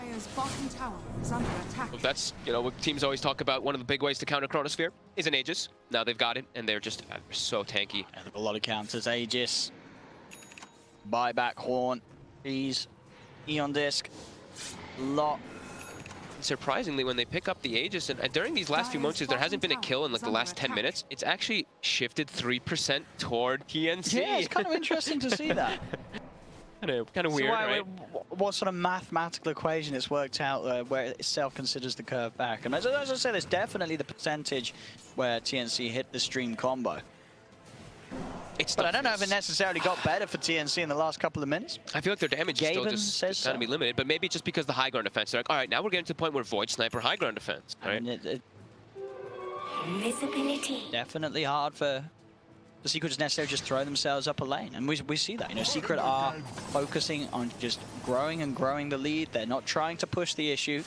They know that they've got full map control. Yep. They've got 5 heroes farming. But so the TNC, like they're starting to actually get their 4 corners as well online. Grimstroke with his GPM, as well as now level 20, he's starting to become pretty farm. It's just the Lich that's totally out of it. That's not going to be able to get. Nisha. Gabby. Get away with the Silver Edge before the Nullifier attacks in. Uh-oh, Cuckoo, he's outside the base. Getting slowed out, and look at the damage being done. Isha's on top of him, another 4-star. We'll get Cuckoo further back. Will be enough to save it. Themselves away from Secret. Secret unable to find the kill. Oh, Mid1 had an Aether Lens queued up before, and he had 6,000 gold. He bought a full Dagon 5. Dagon 5. With the 8% spell amp talent too. It's got to pack a punch. Sniper, not the tankiest hero. Void, not the tankiest hero. Dagon for the Dragon. Grimstroke, not the tankiest hero. Lich, not the tankiest hero at these points in the game. Like, this Dagon's really got to pack a punch. Now they claim this high ground here themselves. They still have the Aegis and Cheese too, so this is where Secret's feeling more and more confident. One actually surpasses the Spectre in that order though. That GPM, of course, kicking Shakira, in. Mama. 150 GPM. He's also incredibly 3-0 and 12. He's had a flawless game so far. After that one Fairy Fire play in the mid lane. Is under attack. Against this lineup, is he going to take the Macropire Pure and Pierce's immunity? The other one's just so good. The other one's just if he lays it down in a chrono, even with the BKB, then Gabby can hardly stand and hit people if he's in the Macropire. He might. The other one is an objectively better talent, but I guess I could see the argument for it. I don't think they need the Macropire Pierce's immunity. Just having that extra BKB start tick way too good. I mean the Ice Path first. I guess for TNC, they're probably feeling, well, we really do want to try and hopefully wait until the Aegis is gone. They're not going to go looking for a fight. And it seems a Secret, they're still not pushing it too forced. They're not running down a lane. They are opting to just continue to farm up. It's still the fear of high ground defense. There's a sniper. There's a Chronosphere. Everyone's bloodlusted in the back lines. You can't get in there too easily. Sure, you have your Blink Daggers to get in the back line, dodge those Chronospheres, but it's still hard. Yeah. It's still tough. Secret just sort of waiting for maybe one of TNC to head out and make a mistake, but TNC, they're not doing that. They're keeping safe and reserved on the high ground. He walks out here, but he's speedy. So there's nothing more than just a poke. They're scared to commit something there because they're like, all right, do we Chronosphere a tiny and then we don't have Chronosphere and they just push, he buys back and pushes, something like that? You have to be very, very careful here if you're Gabby, how you use your Chrono, because yeah, like they have so many different methods that they buy back and look to end the game without a Chrono. Or, you know, kill the target that's Chrono. Push forward here. Grip. Oh, he gets forced in. Aggressive force onto Nisha. Gabby trying to focus, put the BKB. Time won't move the damage. Can they kill him off the once they can? Okay.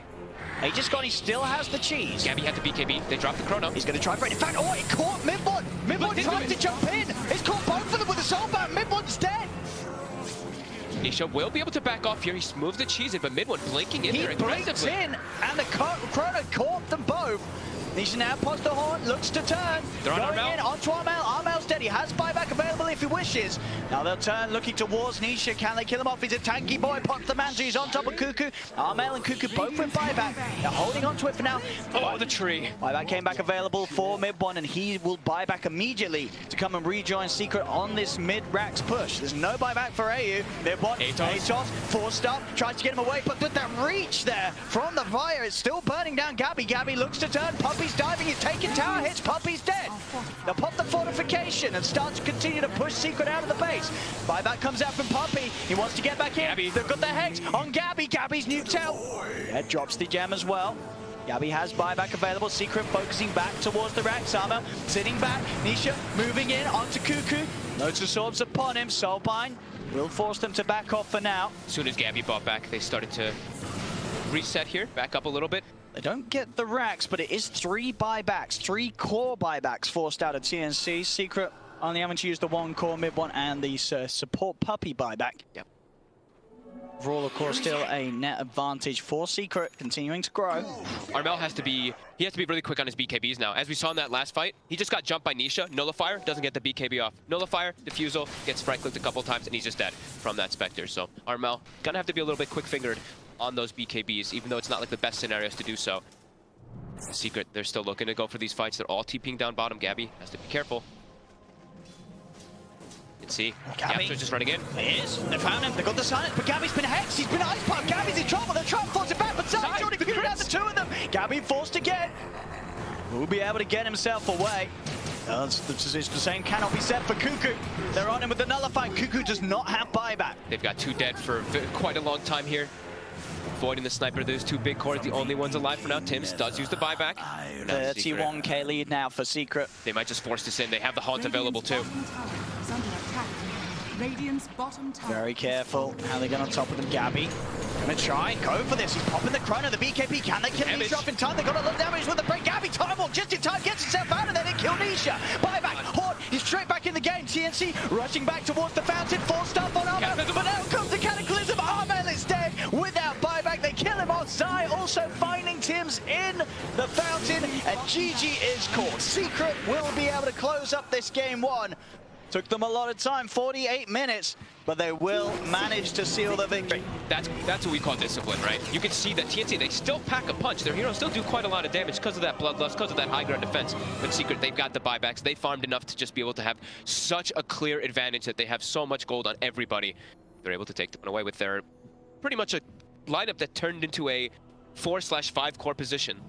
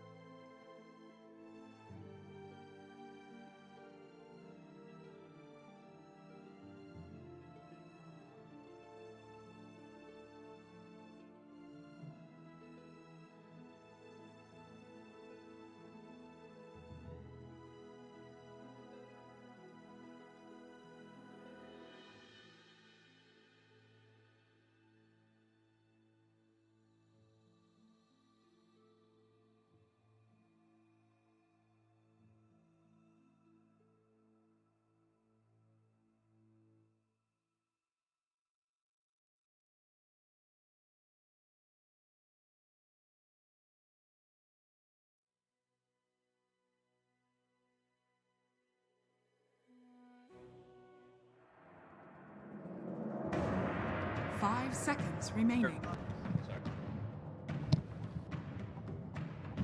TNC Predators turn to ban. It's not my glasses. Team Secrets turn to ban.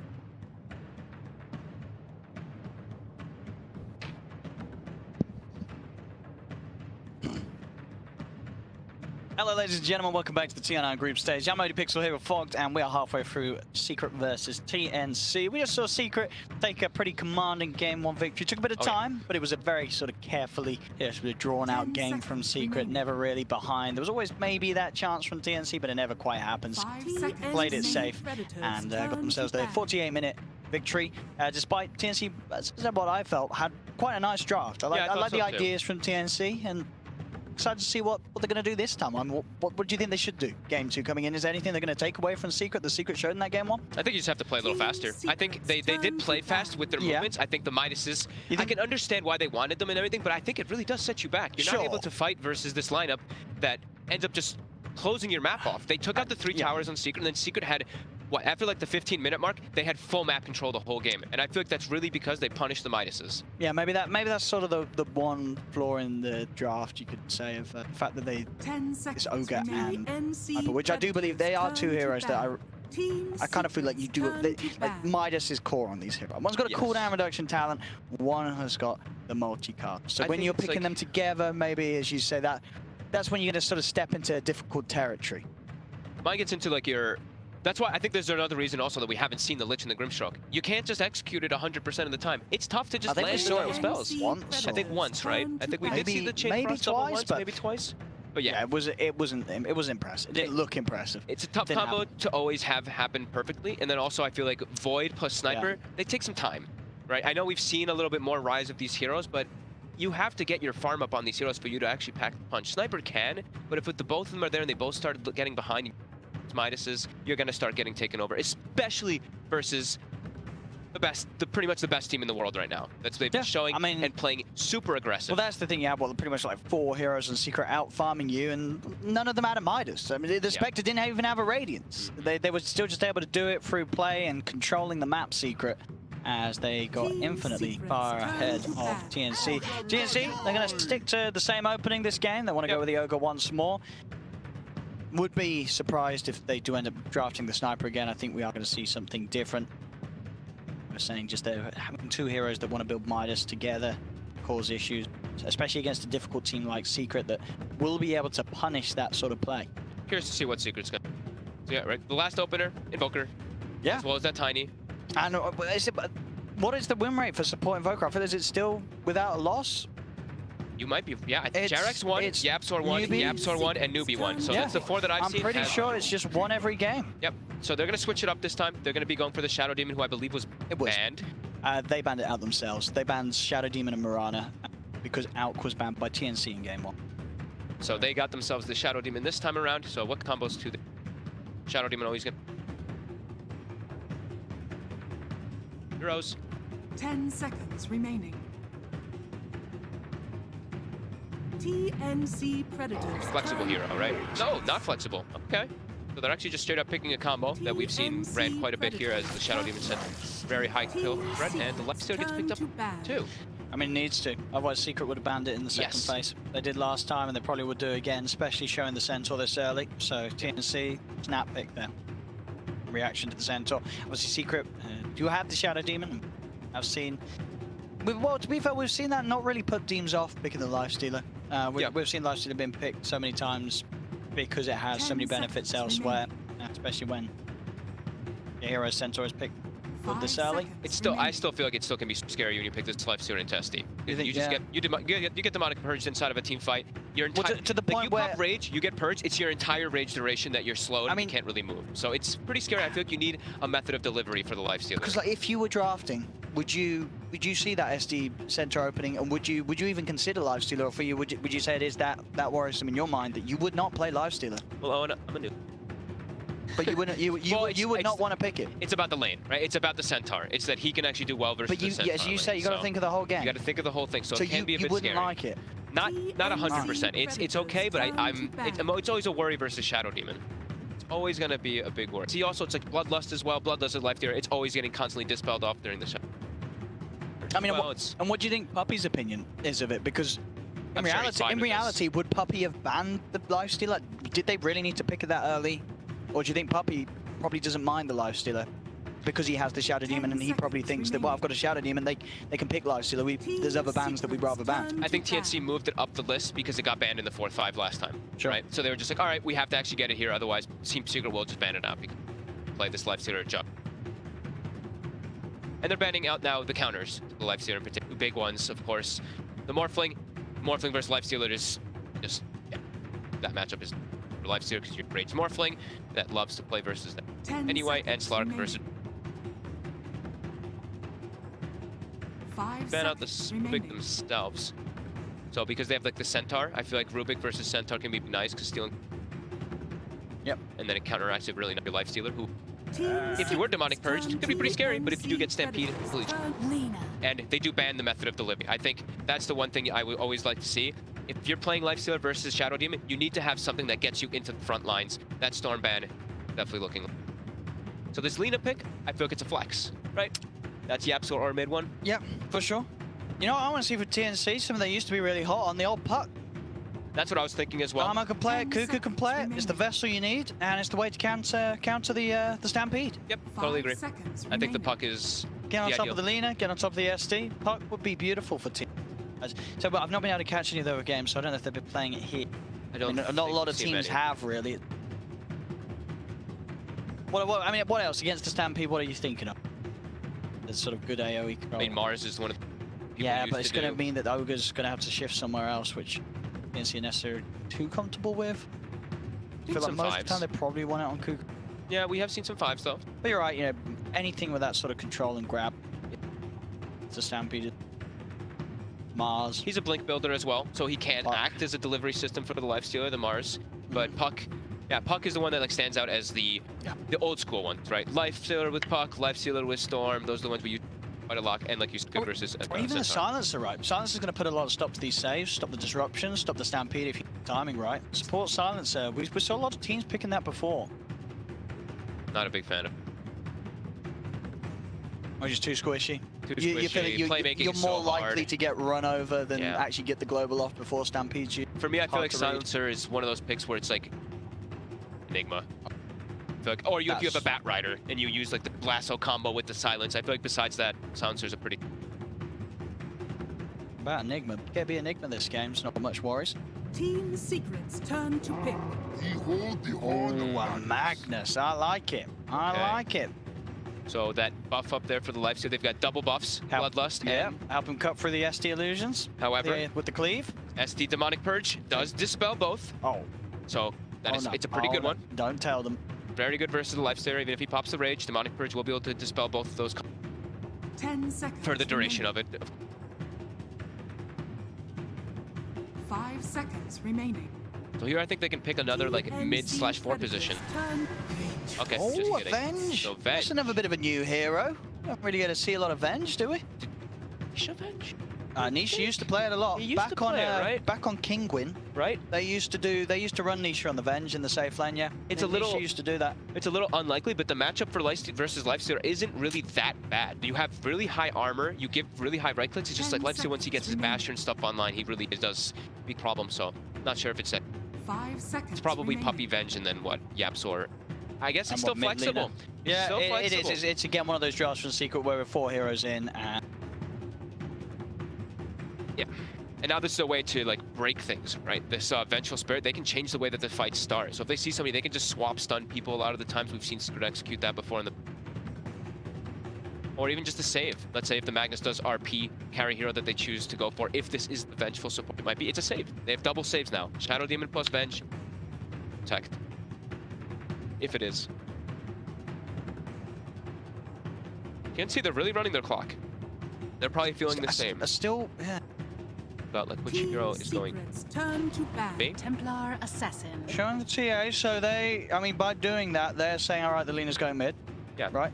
Which still might not be the case. And I don't know how the matchup is anymore. In the past, TA versus Lina, we've seen some Linas win when the TA had the refraction that worked super well. Now the refraction is a little bit different. I feel like we could see a little bit of a shift, at least in the matchup.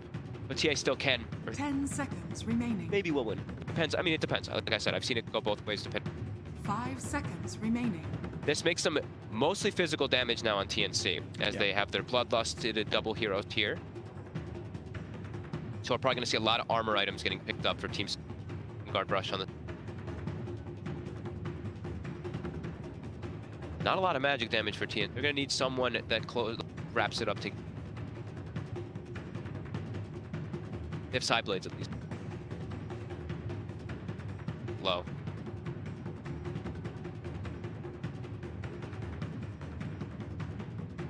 You're expecting with the way that the draft looks for it to be a support hero, right? Right, that's how I'm feeling, but also... If, as you say, if Ogre's stepping into a support role, they're saving their offlaner to last, like that would feel more...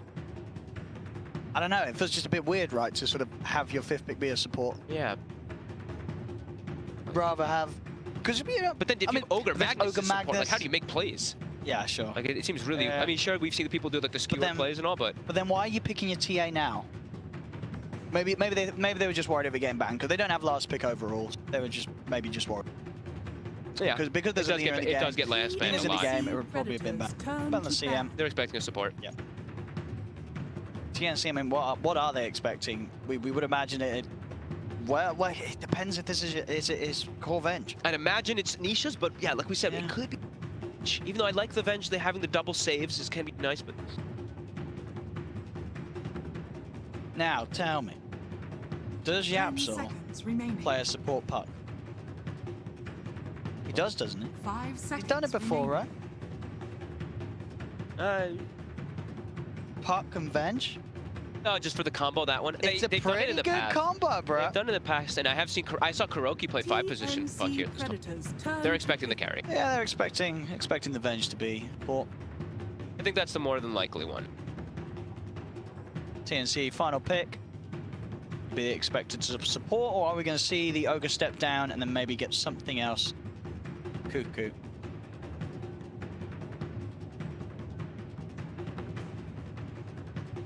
Seconds. You really want the puck? I mean, it does look like it can fit. It's probably going to be.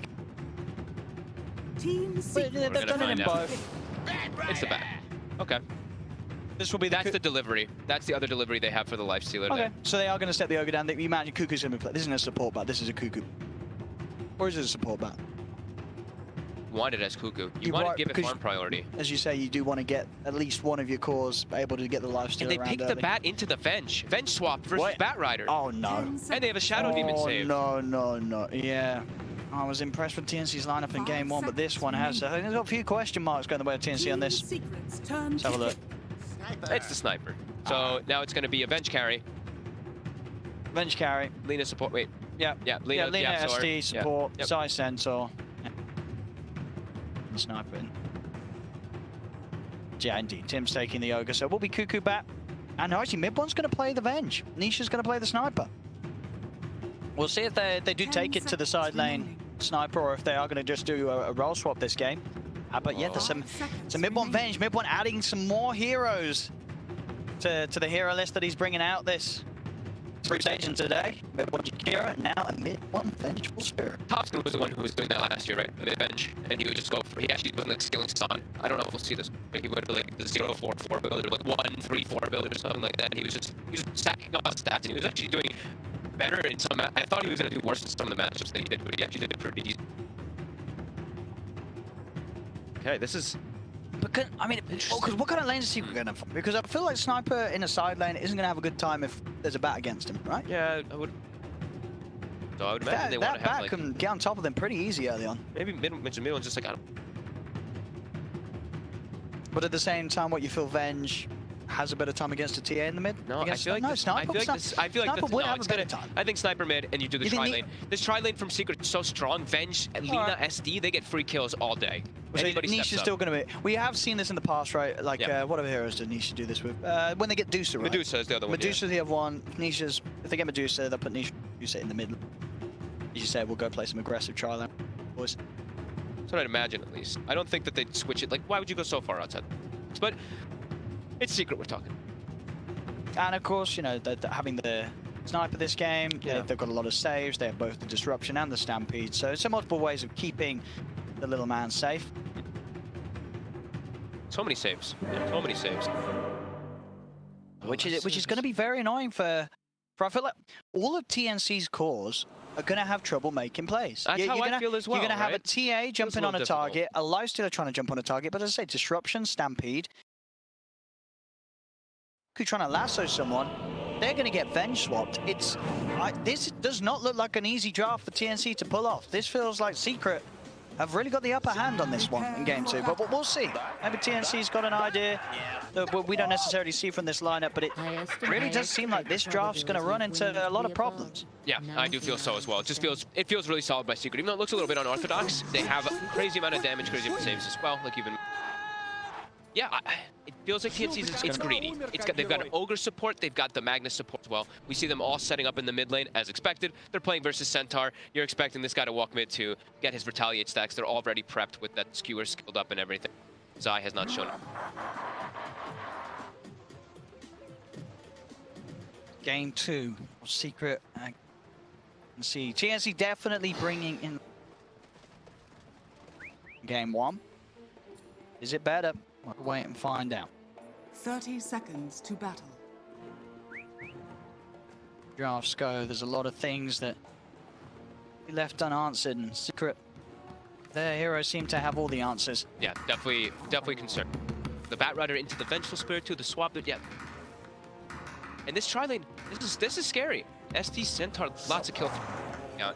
Well, I look at, I guess, playmaking for TNC, much more difficult. It's like they have to land a skewer to make a play. That's really how it feels like. The mid one. No, 3 for 1. 3 for 1, sorry. Azayu, he's got to position himself for the skewer. Hey! And now, though, he's under some pressure here. Oh, is he going to TP immediately after the stun? Zai's coming over too, though. Is he going to skill stun for this? He is. He is. All right, he says, screw the lane, I want first blood. Yep, I think that's absolutely worth it. Why not?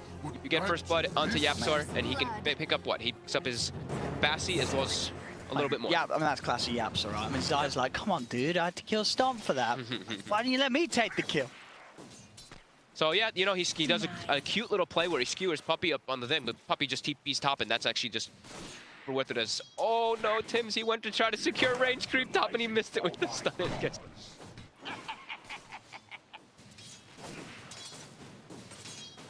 Let's see how Nisha's mid skills are. Late against Armel TA. Not an easy opponent, but there's definitely going to be, well, as you say, you're going to have the shrapnel to deal with the refraction. Well, going to be ready to play aggressive, and if he can those side blades, certainly trade the damage back pretty nicely. I feel like Gabby's going to have a really hard time bottom. He's gone for Orb Venom build so he can stick on top of the Centaur a lot and give all those extra right clicks, but the way that they started out, look at this, he's already getting pressured so much from these two. There's a Bassi on this Lina. Lina's hitting for 67 damage every time he gets a right click onto this left, and there's no protection. Oh, good top. Yeah, they've got good attempt on Puppey. 6 sticky napalm stacks. He's got the stick charge though. Will be enough to allow him to back off, let those sticky stacks removed. How's the CS looking? 5 for 1, 6 for 1. Very even between the two. With them salving up. Just covering the area with shrapnel, making it a little bit harder for get in and rely on, keep fraction stacks up. Moved pretty immediately by those shrapnel ticks. Gabby can't farm. He can't get a single last hit bottom. He has 2. Zai's just giving him the right click. Yapzor also giving him the right click. There's nothing a Magnus can do. Bottom tower is under attack. This lane is really problematic for TNC. Top, they're putting a little bit of pressure on, but now he's getting turned on. Cuckoo. Might actually just go down here. There's another stun from mid one in a second, and yeah, he's just dead. These lanes are going really poorly right now, except for that mid lane for TNC. They have that going for them, but well, I mean, he might actually also go down too. Oh my god, there's another shrapnel. He commits it, and he gets the kill. All 3 lanes. All right. Uh-oh.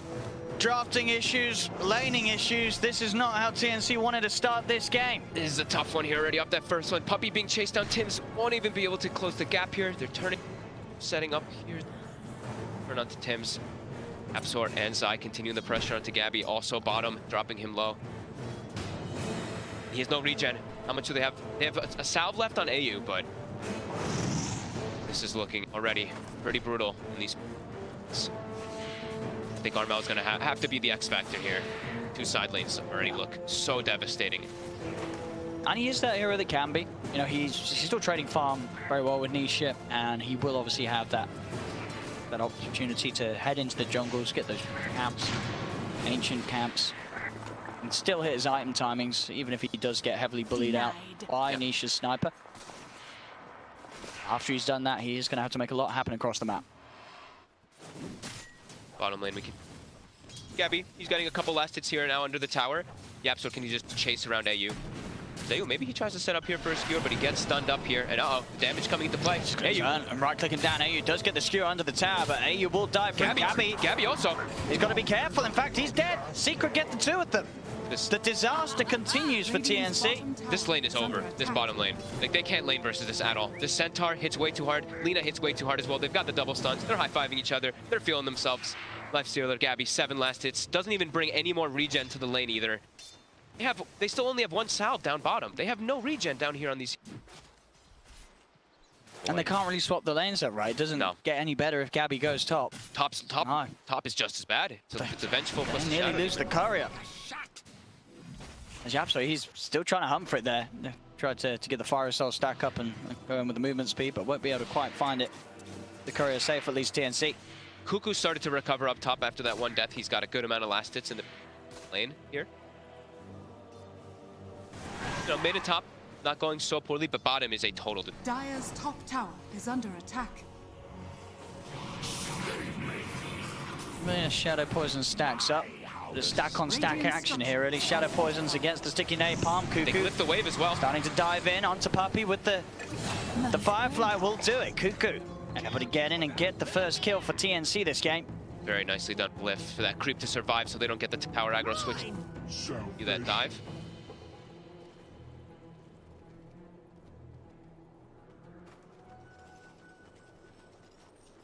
Out AU through the.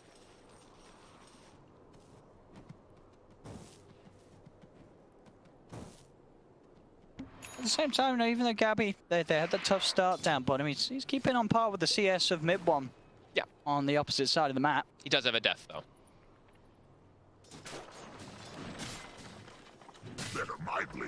He's able to at least pick up the chainmail. At least he has a little bit more armor versus that high physical damage coming in. Secret just non-stop trying to throw spells at him and just the rage send him.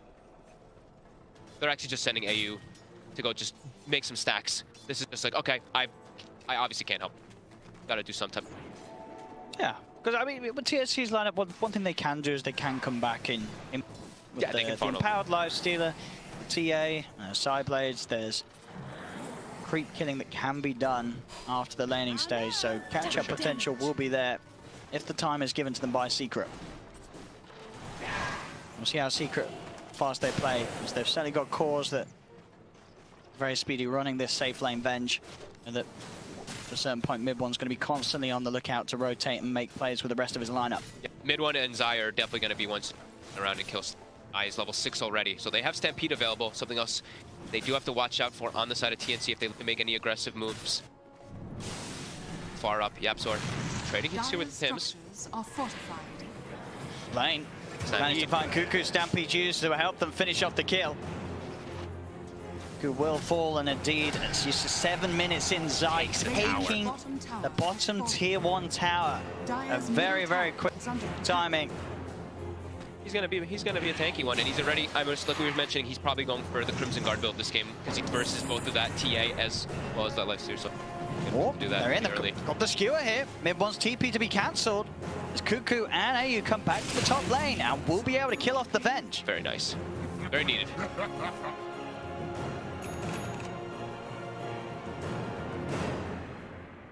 Gabby's gonna need a magnitudes of space from team in order to catch back up as this matchup. Like we said, it's not a great Lifestealer game because they opened up with it, so Secret was allowed to prepare everything else to deal with this Lifestealer, and they even did have the Shadow Demon in the opener versus it. Swaps, disruptions, stampedes, everything to kite the Lifestealer. Yeah. And in the overall aspect of the game, like Centaur in the lane, sure, you can see Lifestealer is great versus it, but overall, like Stampede very strong, and a Centaur who's off to this type of start packs a punch. he hits much harder than the lifestealer. Yeah. Can't trade hits even with that lifesteal. Yeah, and we see, like I was mentioning, he's got the Ring of Health, he's got the Chainmail, so like you can expect, he's going for Crimson.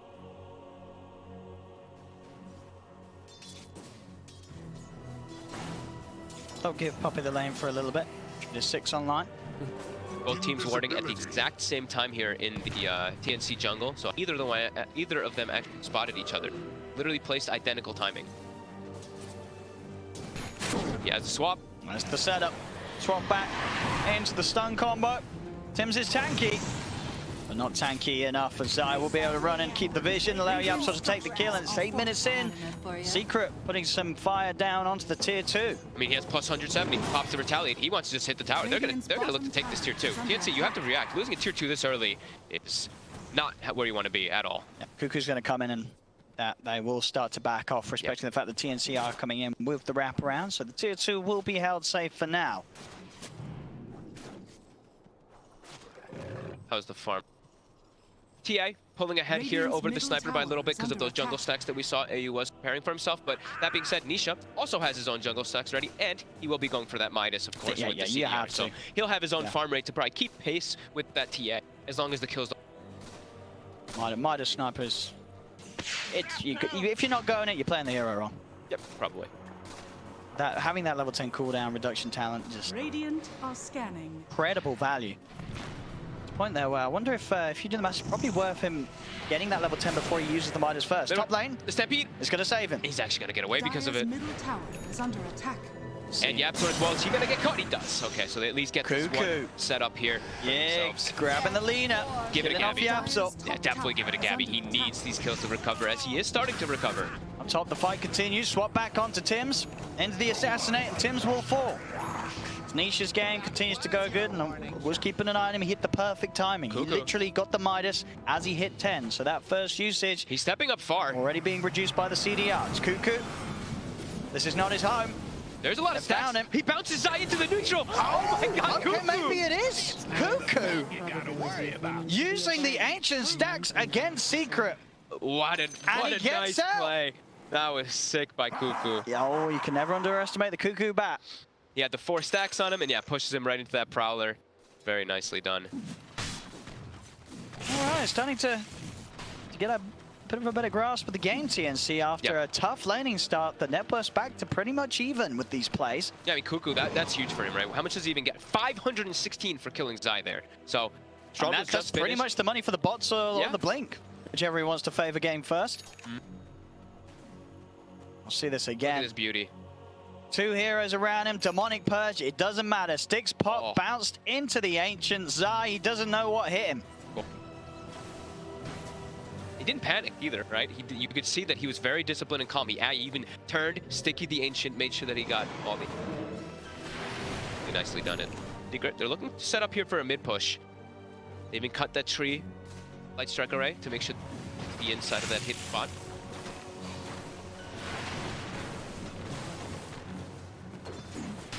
More ranged hero over Alley. Taking these early objectives. Deny. Will the deny happen? It does. The Bat Rider Cuckoo again. Now they're going to try maybe chase a little bit. For Puppey, AU. He's looking to try and go for the walk-in, but he's getting Laguna Bladed. Has to skewer back, swap back in. AU will fall. Puppey's still alive. How's he still alive? As they were unable to kill him off, swap back onto Cuckoo. They'll take the bat as well. 2 dead on TNC. How is Puppey still alive? I know the Stampede said, I mean, he ran into them though with it. Somehow still surviving during all this. They're continuing to put the pressure on here. Radiant structures are fortified. They know Lifestealer is nowhere near ready to fight. The map away from TNC is going to be very painful. As we said, they have a lineup top tower is under attack. They've got these 2 heroes that want to be hitting the creep camps. The Empowered Lifestealer and TA. I feel like TNC, they have to be able to take a tower themselves here. I feel like they have to just make their own move to go for pressuring, because this is what we saw Secret do last game. They took 2 tier 1s, they took a tier 2, they took another tier 2, and then from there, it was all about the map control and just getting off and not allowing it any farm whatsoever. And they're starting to set up for that. It's still only a 1k deficit. TNC, okay, they're going to start setting the smoke up, so they really want to fight this tier 2 instead of trying to look for their own trade. 5 heroes, they're getting the wraparound Secret. Trying to lead in. Will be Demonic Purged. Gabby trying to go in onto Zai, but Zai too tanky for him to deal with. Armo's going to come in with the wraparound. They'll focus towards Puppey. They'll get bot and Firefly back into the lasso. They've got the control. They're taking a second. They'll get Zai as well. They Three get dead on Secret. AU. He's on top of Nisha. Nisha and Yaps are the last two left remaining. Tim's toes with a fire blast. That's Nisha dead. Yaps are surrounded. TNC. They're looking for the team wipe. They're going to get it. Double kill for Armel as TNC shut down the efforts of Secret on that bottom lane. And they are well and truly in this game right now. Net worth is even. Armel at the top and an incredible hold. Super nicely done. They smoke and they go for the wraparound. Team Secret, they have these two wards down, so they're like, all right, we're pretty safe to actually push these two. But they get caught perfectly from the wraparound. And instead of TNC looking to set up for going of their own push, they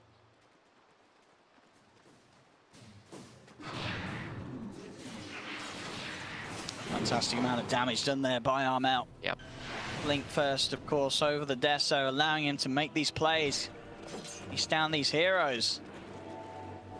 Losing all 5 heroes like that. One of the vulnerabilities of Secret's play at the moment, where they are going for these 5-man pushes, trying to really force the tier 2s. We'll see it again here from TNC at the start. It looks a little rough for them. There's no Stampede available though, so there's no disengage available for Team Secret here. So as they lose their Shadow Demon, and then Cuckoo again with a beautiful play steps forward and catches the 2 heroes. And just AU being able to take the sniper out with that RP, stopping any sort of backup damage being thrown in from the back lines. It all falls into place for TNC. And Gabby's back. FaZe, he finished the Midas right before that fight, and now he has 1800 plus that Bloodlust and that Empower. They're hunting. They will be able to swap back AU before he's able to skewer away to safety. They'll catch the mag. And they're really prioritizing this tower. The Puppey's even pinging it out again. He's like, we're killing this tower. We're checking to see if they have wards around here now too. He will be able to get this one. This tower is HP. And this time, they do have the Stampeders. They can afford to sort of push like that and know that they will be able to reliably at least get the majority of their heroes out. Top lane, Armel sees the space for a free tier 1. Yeah, tower is 10 HP anyway, so it actually just dies to the Retaliate as I walks into it. And he has the Crimson, like you said, Stampede's available, Crimson Guard, they're much stronger in this upcoming. He has, but TNC also. Armel approaching that Desolator.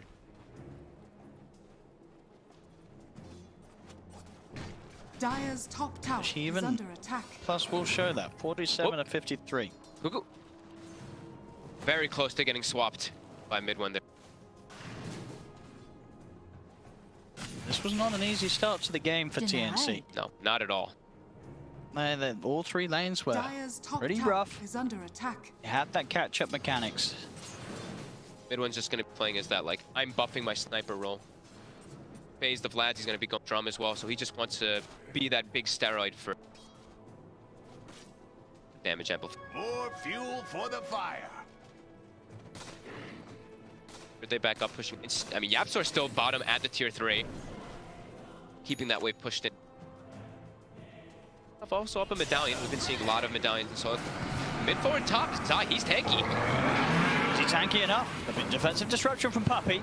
TNC now having to start to back away. There'll be the swap back. Gabby's caught in deep as Gabby will fall. Rest of TNC do get out of there, but losing Gabby, not very ideal there for TNC on the front. Secret do respond with the full 5 of them coming in to turn that one around. Definitely a bit ambitious to go on him right next to the tower there, and you see he has the Crimson Guard. You know how tanky Zai is there. Yeah, you're not killing him alone. Yeah, it's surprising to see Gabby also being the one to like full commit forward. So he's the one who can risk to die. Like we said, the Demonic Purge, we saw it in play right there. He pops Rage, doesn't matter, gets slowed enough. And he is going for the Radiant spill, so you know you'd expect that he would prioritize just hitting that relic timing. Be knocked back a little bit from it. Quite a bit here. No Stampede available again here for Secret top as they just used it. They're looking to turn this. Structures are fortified. Dire's middle tower is under attack. Instead, Sivers. The game, Gabby, TPing over to the tier 2. Tower will fall, Zai. Able to get the last hit with the Retaliate. Who almost got.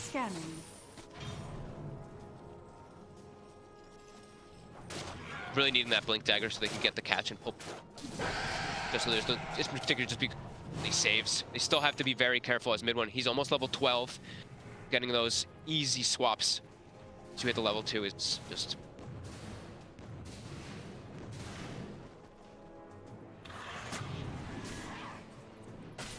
They are poised maybe to look for a type of setup here for a Roshan. They have Avenge, so they have those auras, and then they also, I believe, I saw Nisha queued up a Desolator. He's going for just straight raw damage on this snipe.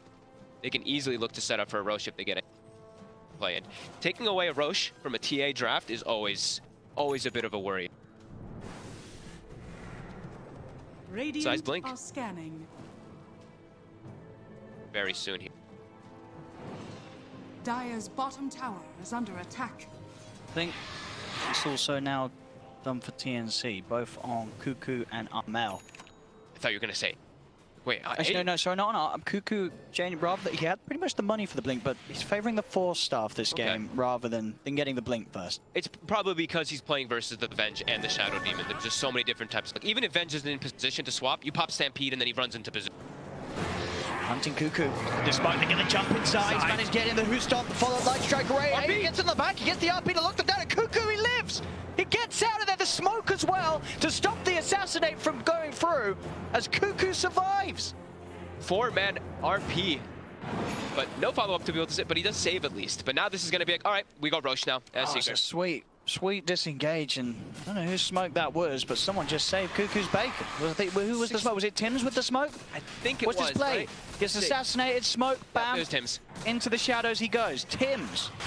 Now with the smoke save. DD Nisha, they've got all this damage on TNC. They're positioned around this area here. Roshan's getting low.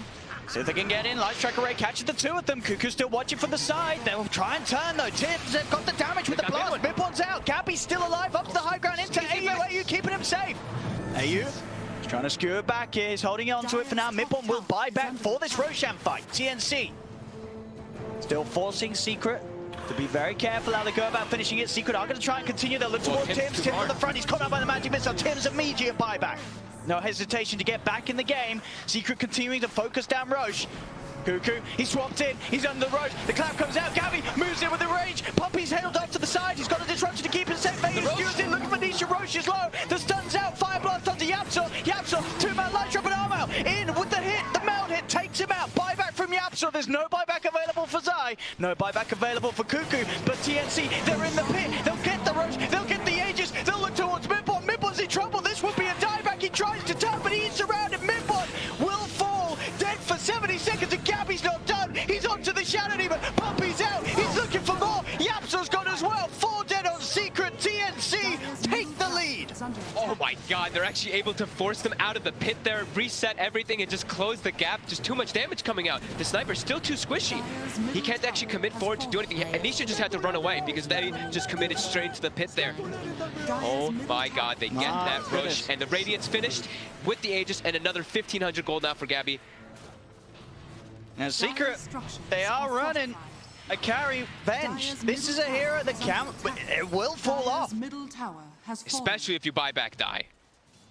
Your game grinds to a halt. Look at his farm.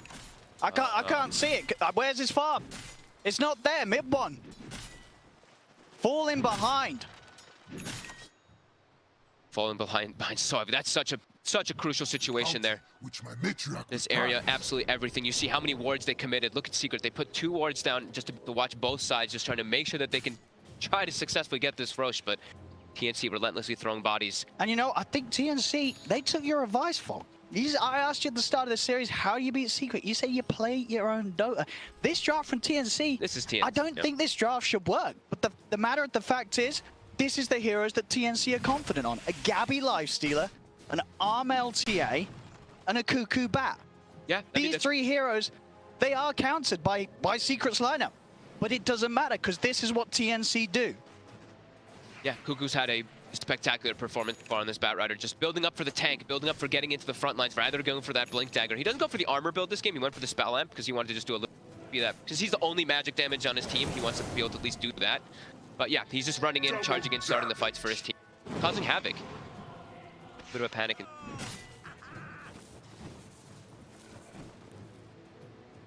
Dire's top tower is under attack. That doesn't take the 300 health down either. He's going because he wants to be that magic damage for his team. Flame break duration too. I've seen like some arguments. It's like you either take, either take the right side talent or you take the left side on those. The armor and then.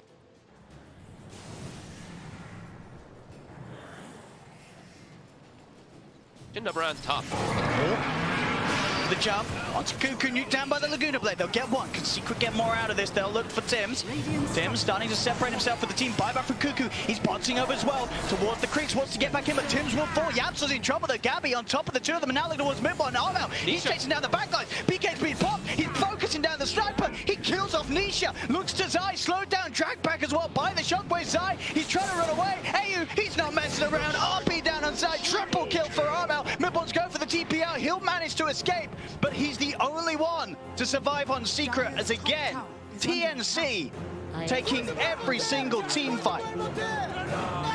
I don't know if Secret can come back into this. It really doesn't feel like it. They seem to just being able to get on top of Nisha every single time there. They lost the Batrider, but like you said, Cuckoo, he pops the glyph, Boots travels on the creep wave. They can't kill the creep. He's able to join the fight, get on top of them there. And the Secret had to blow absolutely everything to kill him there. And now it's 23 minutes. It's a rush. TNC's lineup is the one that's pushing high ground, taking a Rex. Despite 10 minutes ago, it was Secret trying to play the fast-paced Dota. But TNC, they're able to punish them, slow their game down, and it's going to be ever so hard for Secret to get this lineup back on track. Surge of momentum there. Kind of expected, right, with the TA. Once you get a couple of these kills rolling, once they get a couple of these fights, they're able to easily push up toward that high ground and get that Rex. Yeah, Secret, they're going to have to find some type of method of recovery here. Kind of just have to sit back behind each other. So, I mean, mid-one, he's now a glorified support. He really is. And Zai, who's having this incredible start, right? Super farmed in this game. He's 2-4-11. He's also been getting caught out here. So we're going to see this one again as they blow everything to kill Cuckoo. See Zai, he commits forward to try to protect the Gabby. During the demonic purge, he's able to still commit onto mid-one. I mean, and look at this, Tim's just throwing his body. He just makes a beeline straight towards Nisha. So Nisha has to shoot him, and Nisha doesn't have the opportunity to focus on any of the bigger kills, the bigger cores. And it buys that time. Tim's with the selfless play. Tim's certainly impressing this game. A couple times, right? Even around the Roche pit, he just walked in and died for his team. His positioning, the places in which he dies, they're perfect. Now infested up on Armel. They're jumping for he's just dead. Deleted. Oh my goodness, Secret, they've got to run. The hunt is on. Midbot tries for a TP, quickly cancels it. Says, I'll take the walk back home instead of taking the TP ride. The Stampede will get him back to the high ground. Gabby, that was actually pretty close. Oh! He's fine. He's got an arm. Dude, he's got the toggles, bro. I think he just hit like... That looked like a 1 HP. He popped the rage late. That wasn't that... We probably check the replay. He was really low. That was a little bit scary. It wasn't that low, was it? Aegis timed out as they were going for that play. That was actually kind of close for Secret to get him there. So now Secret also, they should be aware that they actually haven't de-warded this base ward yet, but with the way they jumped Yapsor, you have to imagine they know that's there. Taking it out, yeah. Yeah, they put down... Let's have a look. Let's see. Hey, look, Demonic Purge pops. Right, Demonic Purge pops, Assassinate hits 15. 15. 15, that was close. It's low. That was close. I mean, Gabby was like, well, yeah, I was fine, I'm fine. He probably didn't expect the Assassinate and the Purge to hit at the exact same time, so he looked like he was not yet popping the rage. And this game entirely rests on Nisha's ability to hold high ground as a sniper. But it's all on him. It really is. There's, Zai's... so Zai is still relatively farmed, but it's hard for him as a Centaur to sort of make up for the fact that Secret, they've only really got one carry. Yeah. Mid-one is out of the game. They've got a lot of things to amplify him, right? They're even building their Solar Crest on Yapsor, but both Yapsor and Zai, who had that fantastic time bottom, they've been slowed down so hard. Everyone also TNC. top. Yeah, look. You just strike again. AU with the blink. Mag. They still have the ward in the base. It's giving them so much vital information. Cuckoo, he's looking for Nisha. He's in with a 4-star. Zai will be there with the counter play. Armel, he's going to jump in, look for the backline, straight on the Puppey. Puppey has the disruption to hold him back. Puppey will be able to get away. AU looks for the RP, won't be able to find it. Stewar's in, gets swapped back. AU swapped in underneath the tier 4 towers. They'll kill off both AU and Cuckoo. This was a dive too far from TNC. Tims also. Tims, he's found as well. Secret will shut down the offensive. Ooh, he still didn't have the blink dagger on the back. That was one of the most ambitious plays I've seen actually from Coop in this one. He just force-staffed, like he was trying to go for the grab there. I mean, the TNC fans out there will recognize that's a bit of the old school TNC showing up. That one was the little bit of a... Come on, TNC. Come on now. That's not the play. That one was just way too far forward here. That's a little bit of a crawl back there for Secret. They're gonna take as much as they can from that. 45 seconds, no Bat Rider. They know the Bat used buyback earlier, so they're gonna take as much as they can out of it. Pushing far forward. As a full butterfly was finished for Nisha now too, so he's still packing a punch. He is. And he needs to. As I say, he's got to make up for a lot of the lackings of the team around him at the moment. Yeah. So they still do remain 11k behind. They still do hit absurdly hard, right? They still do have mid one he has 40 armor on the bench, so he's still very tanky too. And not a lot of HP though. Yeah, not a lot of HP, but he just has to sit next to the sniper. The sniper will be doing insane amounts a day. Plus over 300. Especially once we start getting more levels coming out on the bench. Since he's level 16, we start to see Horus get leveled up.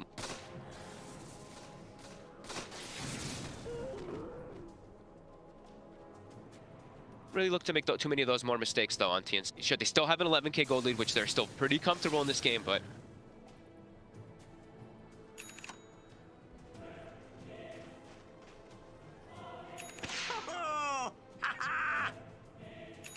he's going for the BKB. Still no blink. Said he'll probably get it afterwards. Eventually, because that venge it's still hard.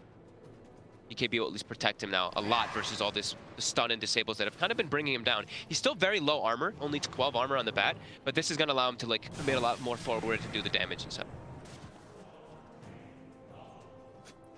Full AC now finished on Lifestealer. So much minus armor. That landing stage is just a distant memory, really. Gabby is perfectly farmed for it's him. That ward with full duration. They're gonna look back and I can't believe we didn't deward that. That ward did sort of bait. It did. It baited a bad play. It did. So maybe see it's the it's the 500 IQ player. It's like, well, we'll leave this here because TNC's probably gonna throw. Has fallen. That was a little bit of the case there with that last jump from TNC, but you learn from your mistakes, and it's likely that TNC won't be as over-aggressive with their jumps anymore in this game. So impressive to see it last for a full. Bottom tower is under attack. Dire's down the bottom side, a little bit of a safer one. Secure themselves some bounties as well.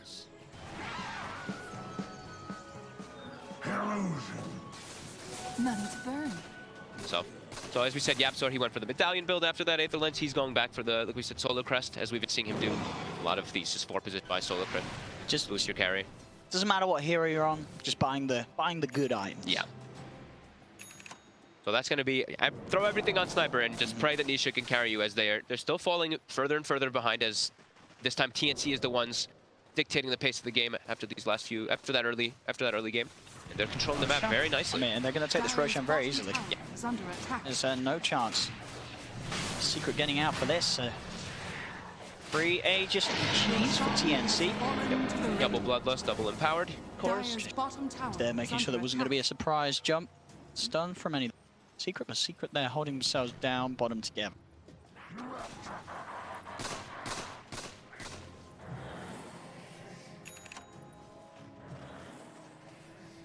Bringing out the Lina. It's an SD illusion. I'll fall for it. They know it's an illusion. They have traps all over the place, so great. We might see them actually. I don't know if they're gonna buy a gem now, but we might see them buy one within the. Traps are really causing a bit of a problem. Hold on, Sentry.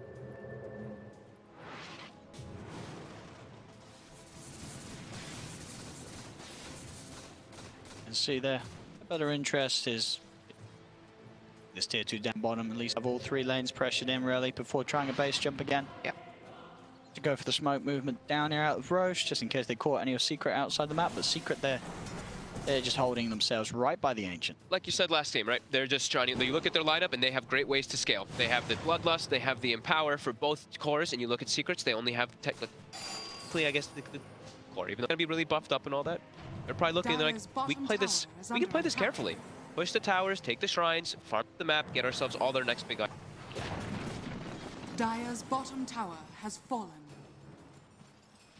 Tier 2's taken. Lane now exposed. And pushing in against Secret. Probably their next timing is the double MKB timing on TNC, where then they can come forward and not have to worry about Nisha's Butterfly. Do have it queued up, and they will just continue that map and trapped inside there. This lead 18,000. Sure. The Satanic complete. Took the knockback talent. It kind of makes sense versus Lifestealer and TI. More fuel for the fire. It's all about him. Extra little bit of heal the lifestealer off targets. Back. One. Having that satanic, it's just for a number of reasons. One of the mainly, AU has been the one to look for him with the RP. At least now with that status resistance, there a chance that the stun will wear off and turn, hold his ground, and heal back up. The one scary thing is that they know that Armel has neither of the saves. He has a BKB, but he has no Aegis, no Cheese TA. It's the Lifestealer with both of them. They're getting all these items out. You see the MKB finish on Lifestealer, MKB TA, and also the Bat Rider Blink. Got these 3 big items coming together. This could be where they try to... I mean, it's sort of the way they've been playing, right, TNC. It's always been Gabby, AU jumping in, forcing the fight. It's sort of left for Armel to jump in and pick apart the pieces after the rest of his team's committed. So Armel's very rarely been the focus of Secret's damage. As TNC have just been able to throw everything else in the faces of Secret first. Yeah. Dire's bottom tower is under attack. See that damage coming into play. Even though he has 40 armor, you're seeing how much the Venge does buff up that sniper. Sure, despite the lead that TNC have, they do still have to be very careful. This is Team Secret, a team that he hasn't lost a lot of games. And we've been seeing a lot of comebacks. We've been seeing Mega Creep comebacks aplenty, and this is a 20k deficit still, but... You gotta be careful. Gotta be careful at TI. Yeah. High ground is still a dude.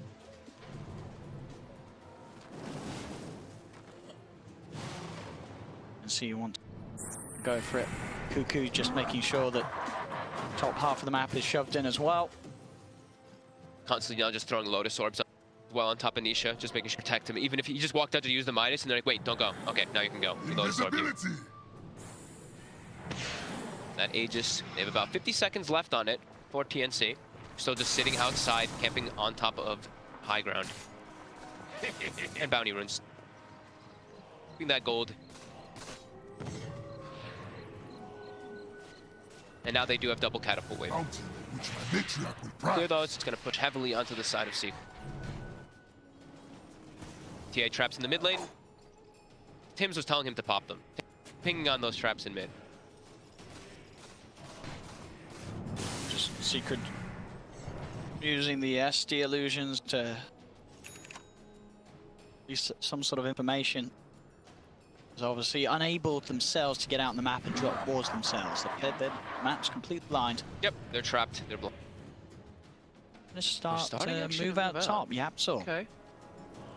Away with the smoke. They know that Cuckoo's sort of been playing this top half of the map. Fire. They're gonna put down some vision. Yeah, get some vision out. Saw him for a second there. They saw the attack. Does he get the BKB off in time? He gets the blink and the B. Okay, he doubles.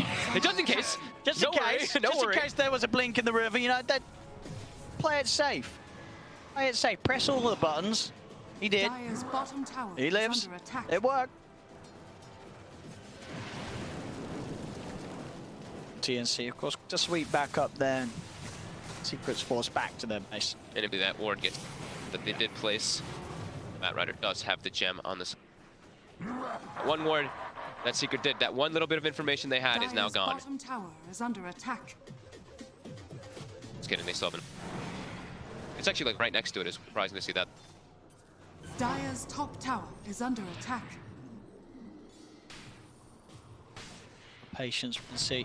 They're just sticking all near each other. Just don't let anybody stay alone, because that's where it's off from like a Venge swap or just a quick catch. Together. Dire's bottom tower is under attack. At this point, it probably is just going to be a wait till the next Roche, TNC. Yeah, there's no reason at all to push before the Roche is up again. You're out farming them in every aspect, right? You're farming 3 lanes, you're farming both jungles, go for the next Roche, and you're getting the bounties. It's going to be what the Ags will refresh us, so. Look at this, the circle's drawn. Look at Cuckoo. He's like, that's probably a farm the whole map circle. That's what I would have to imagine it's got. I mean, what are they hoping for, do you think? Getting an Ags, giving it to Cuckoo? Just everybody get next set of items. Why not? You have such a big lead, keep growing it. Whoa. You got Secret trapped in the base.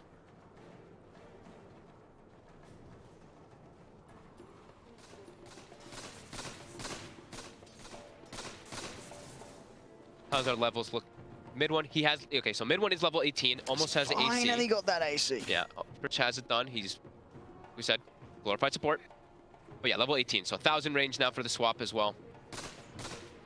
The next one, of course, that goal, as we see when the brought up that level 20, of course. He does get it. Still,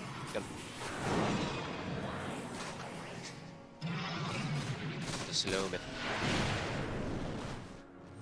How are we looking at these goals? Okay, so we have a 27k gold lead. How's our experience? 20k experience lead. Let's see what the Dota Plus. We haven't glanced at the Dota Plus this time around. And ooh, Dota Plus knows. I mean, they know. It. This game should be TNCs. They continue to play it out like this.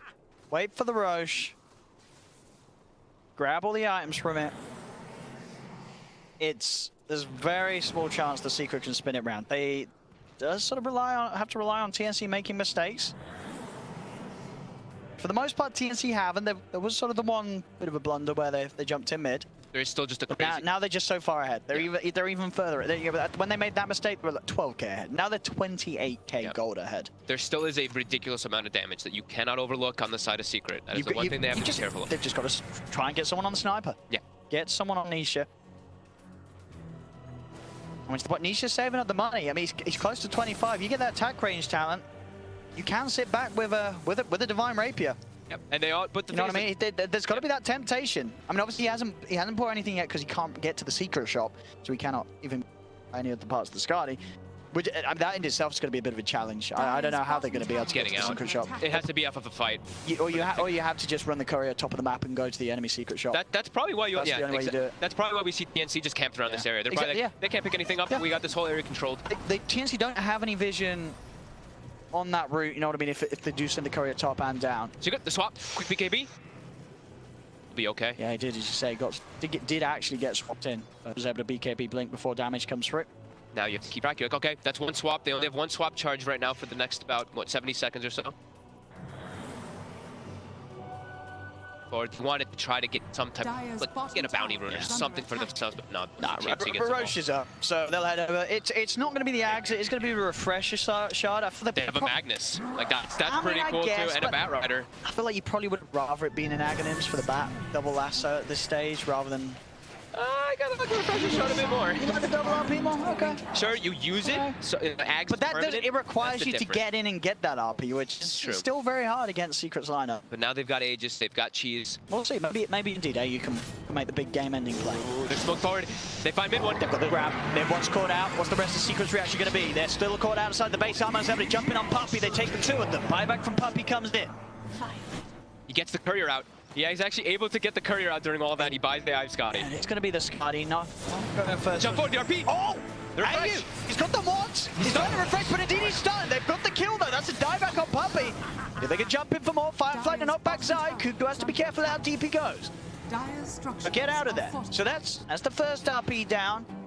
Did use the shard, not get the chance to get it off. Would have maybe got both the kills rather than just the one if it was successful with the second RP. But quick play from Yapso with that light strike to stop the second one coming in. He hesitated for sure. He RP'd, kind of stood around for a second. He didn't want to just a fresh RP instantly. I think he wanted to try and, yeah, as you say, maybe getting a bit greedy, trying to get the maximum duration. Gabby's trying to step forward, but Nisha.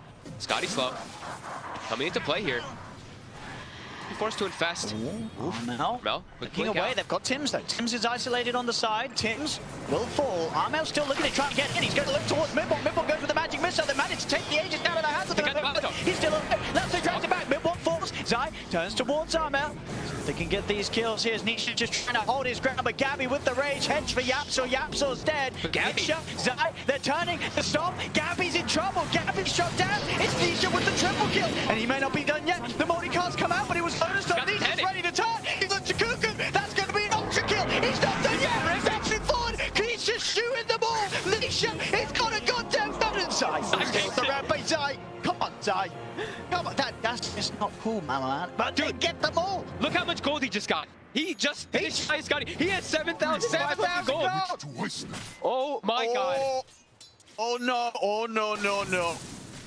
TNC. Oh man. Oh no. They still have this big lead, but Nisha, look at the damage he is able to do. In 56 seconds. They couldn't stick. They couldn't actually stick on him. He just sat in the back, able to peep the whole time. He just stood his ground. And the thing is also, sure, mid one dies, he buyback dies, but his illusion was still alive, so it's still providing the aura. That extra damage that is still provided from himself is still going on to Nisha during the pushing back. It's 2 heroes dead without buyback on TNC. Cuckoo spent his gold on the Octarine, and it does not inch forward. Nisha will get a little bit of damage, but he's being careful still.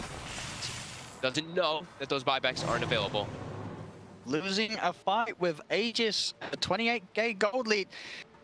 That's not great. Gabby, you know, they are to run down sort of the back line as the supports, but Nisha, he just sits there. I think his hands are off the keyboard. He clicks Satanic here, and Shrapnel, so that's not true. He's able to just literally just peep everybody with all the space given that Venge illusion, still just buffing him up. That's a bit of a question mark for Zai right there, I'll be honest. Nisha didn't even look like he attacked though. It looked like he was still like an animation of the attack. He's a very silent lad, but you can know in that moment he doesn't care about the kill. Zai. Deal with that. That's. I mean, this is pretty significant though. Now Zai also has a full heart, so this front line is super tanky on the side of Secret now too. Yep. He's also now level 25. Duration to use be picked up as we see it's there. So long duration stunts coming in, 4.25 seconds. Nisha with full Mjolnir now. Oh my goodness. Mid one about to be level 20. He queued up the Aghanims as well as expected on the Venge, so he's just all about being able to buff up his buddy. The Nisha sniper. Again, this is sort of a similar feel to like when Nisha's combat in the past before in his Dusa. You know what I mean? It's these sort of heroes that he just carries the game out. So what do we got? He took the magic missile cooldown instead on mid one, instead of going for the vengeance. It works really well with your Aghanims if you're able to get it too, because you're just able to shoot 3-second cooldown missiles. It's probably overall the better talent because it's just insane how strong it synergizes. You get your level 20. It's bottom, the bounties, Secret. Actually push those out forward here. Species Zai's going to jump in. And you go in, Light Strike. Down to them. Gabby does get the range up. Focus towards Zai, but they've lost AU. AU buys back immediately. Zai tanky. He's starting to shoot on Gabby. Gabby's able to jump inside Armel. Gets slid to the side with the 4-star. Back off.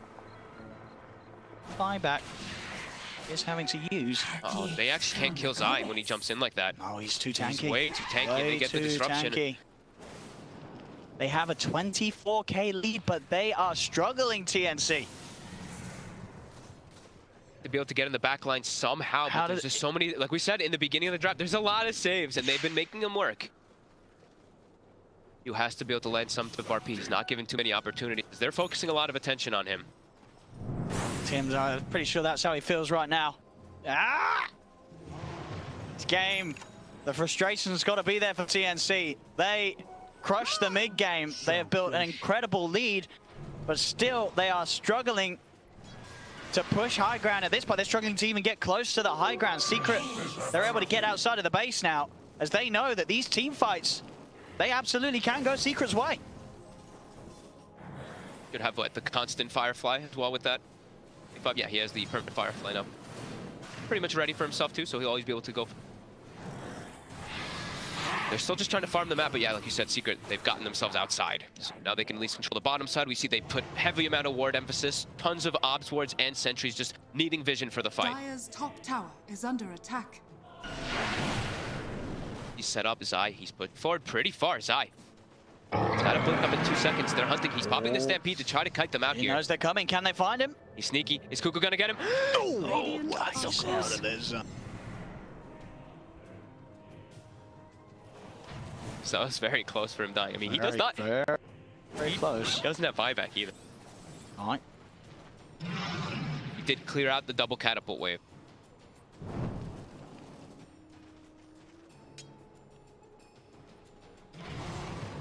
Find some way on getting on top of Sniper and killing him, but there's sort of all the saves that we talked about Secret having that they didn't really get to do too much with in the mid game. They're getting to do a lot with them now. Yes. The stampedes, the disruptions, the swaps, all this sort of chaos makes it very hard for TNC to reliably deal with the sniper in these fights. Yeah. Lotus Orbs, Crimson Guards, there's everything. Solar Crests, just all these different things. They've been having stats now finished up on Yapsor. A little bit, he's had it for quite a while. Just anything to just protect Nisha. Nisha here. Farm, you see Nisha, 5k lead, and the creeps killed. We're seeing the similar thing coming out from Secret as TNC did in the last time. Playing on that right side. They're playing on the high ground while Radiant, so they're playing on the left. And now Secret, they're smoking up though. Mid-1 gets the swap back. The BKB will be quick, but Nisha's starting to hit onto him. The rest of TNC are coming in. Arla's trying to focus beside. He's able to get the stun in on Arla. AU holding up the RP for now. He can't get in. There'll be a buyback from Cuckoo. Secret, Crimson Guard buffed out. They cannot kill Zai. Zai, far too beefy.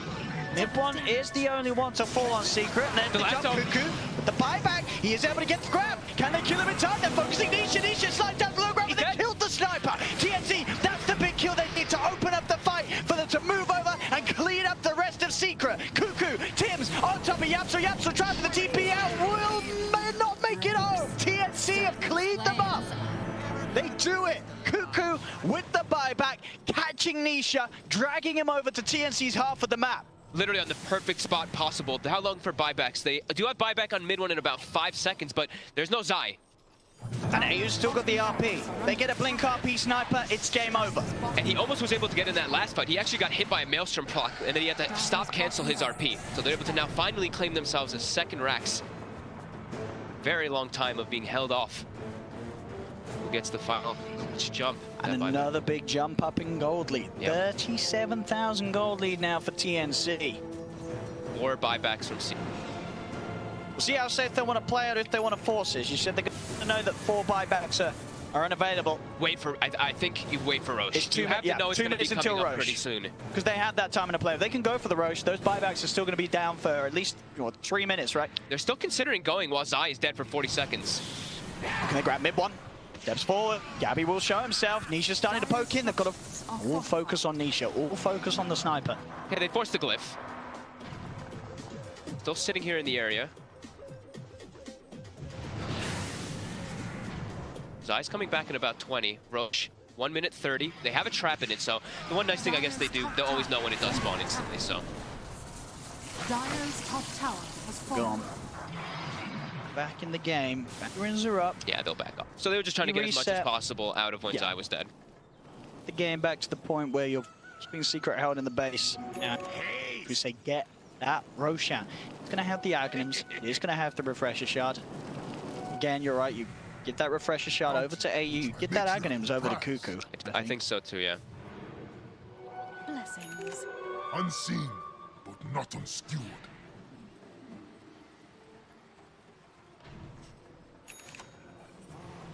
Such an incredible 5'9" and 18, but he's really been dominating. It's his best hero. Knows the Cuckoo bat. Yep. Legends, and it's a thing that they did keep sort of hidden in the draft, right? They saved it to the last pick when they had picked the Ogre first. Dire's top Past the draft. Good item it is. He sold the treads. It's the rapier. Yeah! Let's go. Nisha! He's got it. He's got the deeps. If they can keep him safe, he's gonna hurt. He's really got it. I mean, he was still pretty hitting pretty hard before. Now he's going to be killing targets much faster. The Lifestealer is going to get brought down at a much faster pace because he's in 31 armor, but you see Lifestealer also. I was going to say, I think Gabby's going to queue this up soon as a Blink Dagger himself. Just any way to get on top of Sniper. Everybody having a Blink. Up. TNC, they've got to go for the Roshan. Trap set up around the area, also putting a high ground board. There's no way he could come out to road a bit. No. TNC is just going to get this. Yep. Too risky for them. They still have, how many cheeses from before? They still have they still the one, bat. Right? Yeah. Here we go. Who's going to be taking it all? Wait, to the ice. Did they give it to Tim's? They give it to Tim's? They gave it to Tim's. They gave it to Tim's. Okay. Because he, that's disrespecting Cuckoo, I think. You want to get the double ass up. Yeah. Tim's is feeling himself. Yeah. Says that's mine. He has 25 talent. It doesn't work, of course, on the unrefined Fire Blast, but he does do a lot of damage. Been found outside of the base. I think you let this man die. No buyback, 100 seconds. Tim's trying to look to lead him for more. Does get the multicast off onto mid-1. And Steppers one. Mid-1 did jump. He's outside the base side. Jumps in. He gets the loose up on the 3-5 line. His Invisible Blade down as well. They managed to shoot down TA. Nisha doing the damage with the rapier. Double kill for Nisha. And TNT, they've got to retreat. tree. Cuckoo forces up to the high ground. Zion Yapson trying to chase. He's coming back forward. He stepped in. They've got the nullifier up to Zion. Tims. He's in. He's in. Multi-cast on Nisha. Nisha forced up the high ground. Yapson trying to do his best to save him. The low track will hold back the Yoga. Buyback comes from Zion. Nisha. He shoots. Down goes over there with another fire. Cuckoo loses as well. Nisha is dying. Nisha is dead. With that buyback Hex as well onto Zai. They'll move in for the cleanup as TNC will finally close up the game. 61k lead is needed, but they have done it. They've taken a game. Secret. They've made Secret lead finally in this tournament. 9-1, I believe, Secret as TNC with this draft after a very rough laning phase start. This mid game was played so well by them. They controlled the game perfectly, and Cuckoo on this bat finding the clutch pickoffs for his team. Yeah, brilliant game from TNC, and one of the reasons why they have the adoring fans that they do. This is sort of the play.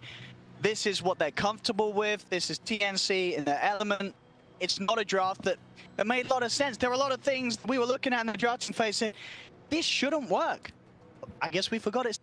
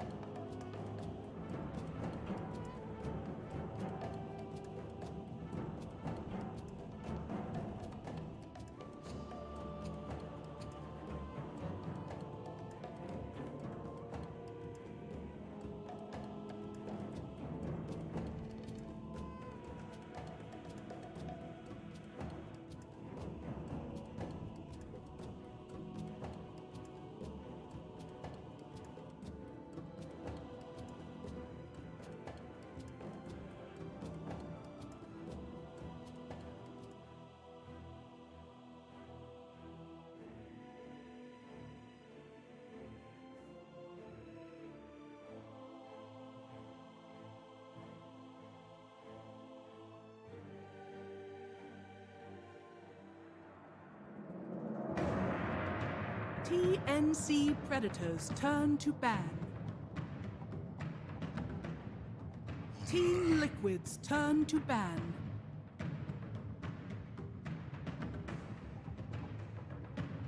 Go, Damas.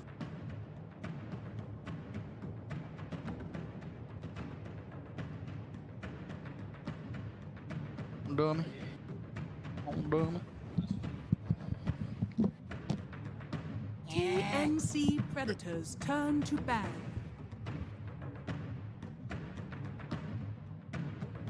Team Liquid's turn to ban. Hello ladies and gentlemen, welcome back to the TI9 group stage coverage. OD Pixel here with Fogged, and we're ready to get ourselves into a new series. This is Liquid versus TNC. Two teams that are sort of sitting in the middle of the board at the moment. I believe both of them still with a chance, if circumstances work out, of getting to the upper bracket. Good 2-0 here could propel one of these teams to that dream place for all these teams here at TI in the upper. Good shot at jumping yourself massively ahead in terms of big money. But let's have a look. Let's see who's going to be able to come out on top. TNC. Yesterday, we saw an up and down day from them, right? We did. They took a game off Secret. And then they almost lost 2-0 to Chaos. And they almost lost 2-0 to Chaos. They did lose at least one of the games. Yep. And Liquid. Well, look. Have we been able to see them? I don't think me and you have gotten a single game any of Liquid. Them. I know that I've watched a lot of the games. No, that's a lie. Did we do one? We did. We casted the game where, I remember, like, Kuroki played Kunkka, GH played Mirana. Oh, yeah, you're right. That's right. We played Meepo, right? That was day one. That's right. Day one. Liquid against... That was for Chaos. Against Chaos. That was right. That was day one. We saw Liquid beat Chaos. This one's going to be harder. They were pretty one-sided games that we got to see. Yeah, the Meepo, of course, taking over entirely. But yeah, this one should be This should be close. This should be a close one, Liquid and TNC. Yeah, I think TNC, I mean, it has to be closer as well because TNC, they have, I mean, I don't want to always be bringing this up, but they have Heen. Heen coached Liquid. Oh. Heen knows the way that they like to play. He knows the secrets. Yeah, he knows the secrets. He knows what Kuroki likes to think. So definitely going to be a little bit of a, you know, you always have to think about that, of course. This Heen versus Liquid. It is. That's the hype. That's why I was so excited earlier. Everybody, wait, it's Heen and the boys versus Liquid. All right. Yeah, this should be a really fun one. This is the series. Yeah, for sure. And TNC, they open up, they get their very comfortable Chen AU. We saw how well he's been able to play it in multiple different fashions. He's been split pushing with it. He's also very good inside the team fights to execute too. It's very fun to watch him actually playing this one and see with it as well. As Liquid, they're going to open up with comfort picks here. The Kunkka, the Crystal Maiden. We saw GH, of course, yesterday on that Crystal Maiden, being able to go for that Desolator, 250 attack speed and stuff like that, which is kind of fun. I saw some of those clips, looked like it got a little crazy. TNC though, out it comes. Lifestealer, Gabby's Lifestealer. One of the reasons why they won the game against Secret, right? That was that match where he went off. And as we just saw last game as well, this hero, in the right situations, can still be devastating. And in the right set of hands, it can be picked early. And Gabby's is certainly one of those. His Lifestealer is terrifying and would very likely have been banned out by Liquid in the second phase. So they have to open with it. Yep, pretty nice versus Kunkka and Crystal Maiden, of course. Great versus Crystal Maiden. Kunkka, good there as well because you have the high base damage, or by high base strength, but also, of course, Kunkka, you can kite around with the rum and everything like that, but Lifestealer, you just rage and you have to worry about the combo. So we saw last game, obviously with the Lifestealer, there wasn't really any way for them to deal with it. Now, if you are Liquid, you've seen this second pick Lifestealer, it's picked early. What is in your best interest? What sort of heroes are you looking at and saying, this is going to be big? You're definitely going to want at least one BKB piercing disable because EG, they had no BKB piercing disables in that last game, so Lifestealer of Ramses was just able to run absolutely rampant. Could see something maybe like, I know some teams are still picking Tusk, some situations versus Lifestealer, which seems pretty decent. Of course, with that punch, very frustrating for a Lifestealer to play against. Still a possibility, as this can, of course, be a Kuroki, the Maiden, we saw Kuroki, Kunkka, so they have a lot of different variety they can go for, so I definitely want them to pick up something like that for either an Axe or Tusk or something along those lines, something that can just disable it. Don't forget. I mean the other one, I'd say. Brood, would you not be a little... Yeah, just because Liquid has the Kunkka already.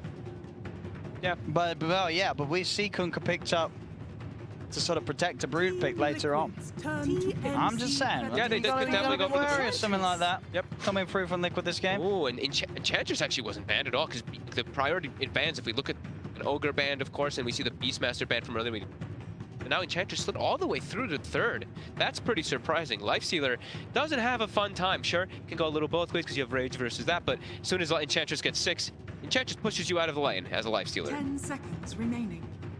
I mean, TNC, they've either got to pick or have that last ban on the Meepo the Brood. I think, yeah, Meepo Brood is probably going to come out. Meepo is looking to be perfectly set Especially if they did it with the Kunkka. They did 5 position Kunkka with the Meepo, and it was a run to Meepo. Heen has got to know. For sure, he's going to expect it. Heen is going to expect it, so they're going to draft something that puts off a Meepo pick and it.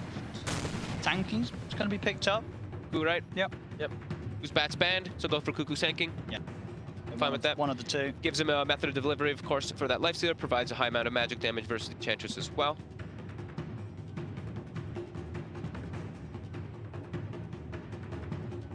So I imagine they will save Weehar's pick till last anyway. Because it leaves the sort of whole Kunkka as a support or as a mid open. 5 seconds remaining. Get something for Miracle here. Just because the Sanking. So many teams, I hear them talking in the other room that teams really like AM versus Sanking, even though we've seen, I think, Lou. I don't think Liquid. Other options, I mean, Gyrocopter's still in the pool. But we know Lifestealer is very good versus the Gyrocopter. Yeah, I don't think you want to pick Gyro. Yeah. The more normal matchups that people like, which don't really work so well anymore, what was that PA as well?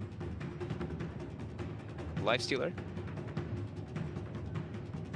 If you want to have that like core v core matchup of those kind of dead heroes. A PA has been picked a couple times and terrible. Liquid might be one of the few. The whole Lotus Orb life for Storm Spirit. For their Storm Spirit here. So no. Hold on. That could be the trick, right? That could be. They did. It's exactly Miracle Storm in the safe lane. They did that last time, didn't they? This is what they do. You got to be worried about that last pick from Liquid being at least. But it can be a Meepo or a Brood.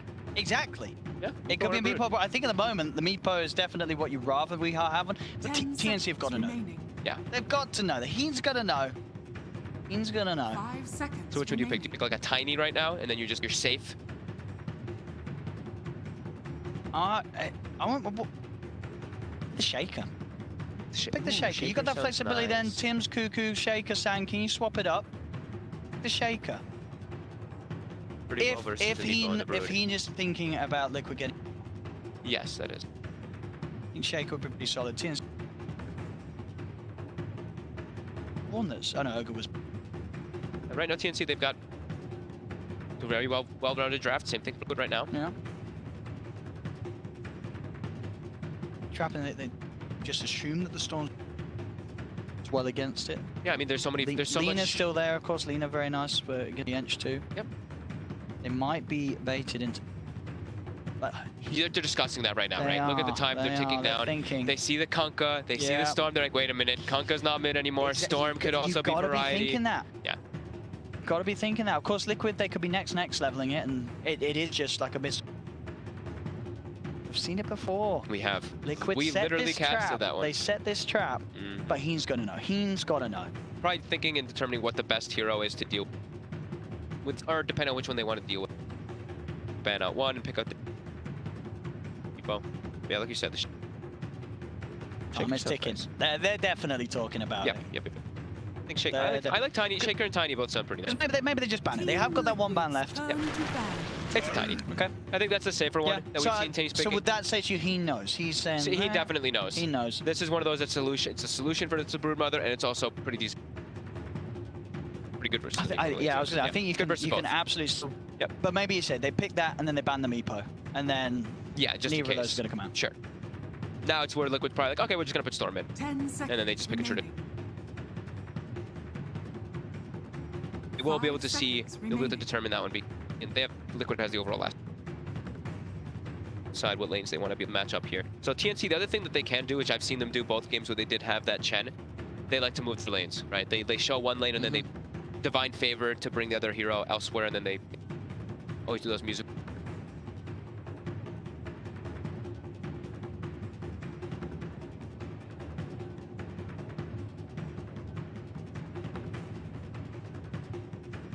You think they're looking for the Tims or Cuckoos here when the Sand King go? Like this Tiny's mid? Probably the Sand King. I guess so. Yeah, look. more than likely it's the obvious ones, I guess, that stand out. Predators They're going to ban the quad. Still gonna So ban the I guess Queen of they're Pain, assuming some sort of setup where the Tiny's off lane or... That's like them telling, hey, Storm's mid. They're banning the quap, so they're saying, hey, Storm's mid now, guys. But that also could be a bait. Exactly. It's like, hey, That's wink, what I'm saying. Wink, wink, Storm's mid, boys. That's what I'm saying. Storm's mid, boys. You don't need to ban Meepo. Please don't ban Meepo because Storm's mid. They still do have heroes that are pretty good versus Meepo, though. They have the Sanking and the Tiny, which are traditionally pretty okay. They're not amazing, but they're okay. I feel we would still be happy playing against the... I think he'd still be happy.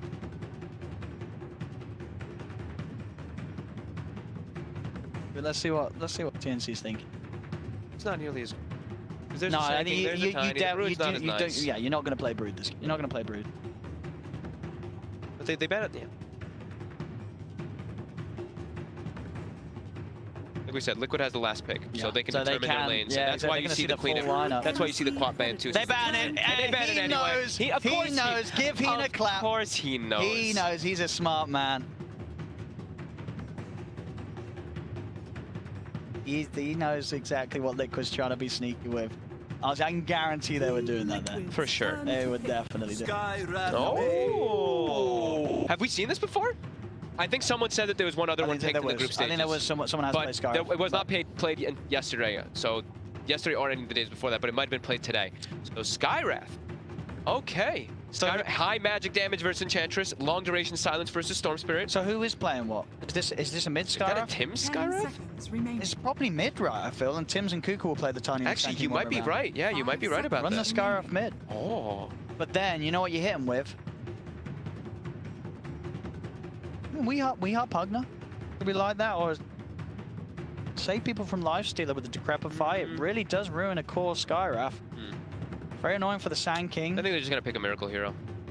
I think Miracle wants to play. Team Liquid's turn to pick Drow Ranger. That's a Miracle Hero. Miracle Drow. Weeheart Storm. Ooh, oh no! Weeheart's playing the Drow. There you go. Okay, right, so yeah, I mean, I feel like every game Miracle's always been like, I want to play Storm. I want to play Storm. Yeah. He wants to play Storm. He's going to get to play Storm. So they've got the Drow aura with the triple ranged carries. All right, and let's see if this indeed is. It's not Sky. Not going to be a core Sky. I guess it's not going to be a core Sky because I guess Sky does get too. shredded by this right click. Yes. I'm out Tiny Kuku Sand King. It's the obvious one. I like that though. In a fun draft, both teams having understandably a very good read of one another. You can definitely feel the Heen influence with the way that TNC done this. And TNC, although they have limited catch on their supports, they have catch on one of their core, the two of the cores there. So they will at least have that available for themselves. Well, Liquid, they have a good amount of catch. Okay. Weeheart Drow. Drow. They can have great ways to kite this Lifestealer out that I'm looking. Doesn't mid Drow get sort of destroyed by a Tiny though? That's how I would feel as well. I feel like they're gonna have to help him out. Yeah. I feel like our map could have a really good time if we does still take the Drow mid, which you would imagine, right? Because every time they play the Storm Miracle, when Miracle's playing it, he does go side lane with it. But even then too, Storm Spirit be a bit pressured by Tinies. Seen Tinies kill the Storm Spirits. I'll say it's, and it also does still feel like a very good Lifestealer game, right? You're happy. It's a safe lane Storm. You don't care, do you? You don't care about the Storm, but Enchantress and Drow. Okay, you think the right clicks is just... Enchantress is always just a pain to deal with. You've got so much control around you. You have this Kuku Tiny combo. These sort of double stuns that are going to be getting on top of the Drow. I think until I like what he's done it. Yeah, I like what he's done it until, like, if Liquid's able to get like some Force Staffs online, that's going to be the big key, right? Being able to kite around the Skywrath, being able to kite around or dodge the Skywrath ulti, kite around the Lifestealer. That's where we're probably going to see them rush those pretty early. The Enchantress as well as that Drow, we're going to see those Hurricane Pikes coming out very early on just to kite out. Right, Tim's. Every time I look at it, I'll be honest, I think it's a Skywrath. Dude, that's some fancy set that he's got right there. That is a fancy. So let's see, Liquid, is this Drow strat gonna do it? TNC. I think it's gonna. I really do think this is gonna be a tough one for Liquid. It's actually 60, because they've got such good ways. They have a draft, for instance, that doesn't in the mid game, right? The Ench, they can kill it very easily. They can absolutely so kill much it in the mid burst. game. They have a core that can get on top of it with the lifestealer. Same to be said with the Tiny once he has his blink. I think it's not going to be an easy game for Mind Control's Edge unless they absolutely crush that top lane. But even if they do, we've seen Gabby on his lifestealer make some incredible recoveries. It's always gonna be tough versus Enchantress though. As soon as 6 happens as a lifestealer, you kind of get booted out of the lane, even if you have that Chen. And maybe with the Drow or the lanes are going to be strong enough that TNC are really sort of suppressed in the early stages. We'll see. The one thing I am a little bit maybe. But then again, if Weeha's going mid on the Drow and Tiny's there, we could see Armel take an early lead. Yeah, what? How bad is that damage disparity? So it's 79 plus 2 plus the Quelling Blade. Tiny, plus of course the Quelling doesn't work in denies, but the Drow Ranger, it's not that terrible. It's at least 65. That's not that bad compared to what it used to be for the Drow. But yeah, it still should be. You're a trusty mate. I'm looking forward to this one. 2 very fun teams to watch. Yeah.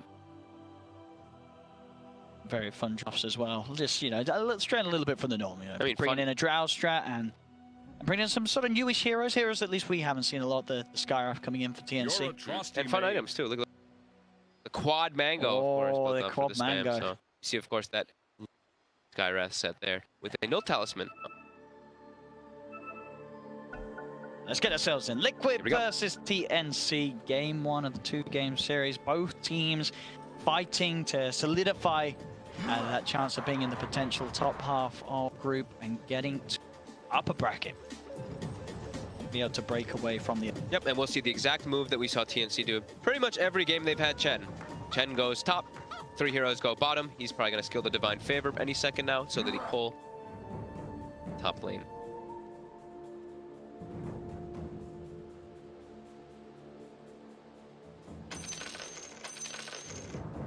But are able to make some sort of play early on.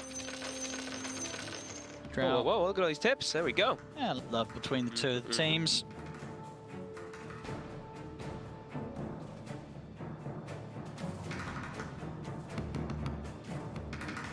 See, Weeha seems like a very popular area for him to like to hit the drum. Oh, did you normally do this? I saw him do it to the series that we cast them too. He was hitting the drum there. Well, good luck. 30 seconds to battle.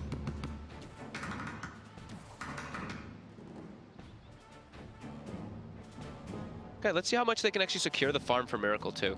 So one thing I'm also looking at is they have a Kunkka Storm lane, right? Like you can't imagine like that doesn't sound like this like strong dual lane by any means. Their versus a Sand King plus a Skywrath. This is a pressure lane that wants to look to set up for kills constantly. So we'll see how much they're able actually to do down here as Liquid. They might have to bring the CM down pretty early on. Protect and secure Miracle's farm. Room-wise, 2 for 2s. No one really looking to gear up for a big fight. Divine Favor skilled. The Rapture. They're actually going to bring the Sand King to top lane. So they're wanting to not have that Lifestealer in that matchup versus Enchantress. It comes up, but immediately. He's moving over. He's moving. He's not TPing either. He's going for the long walk. Yeah, he knows. He's stutter stepping a little bit besides.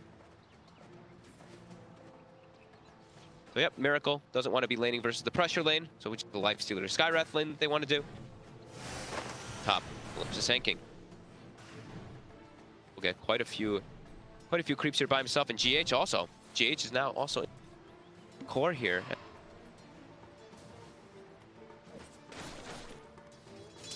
Kuro taking a lot of harassment there from an AU. Cuckoo?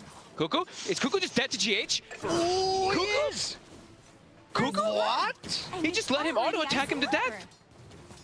GH, he literally just right-clicked him the whole time and got 2 nukes up, and Cuckoo just stood there. He just tanked it.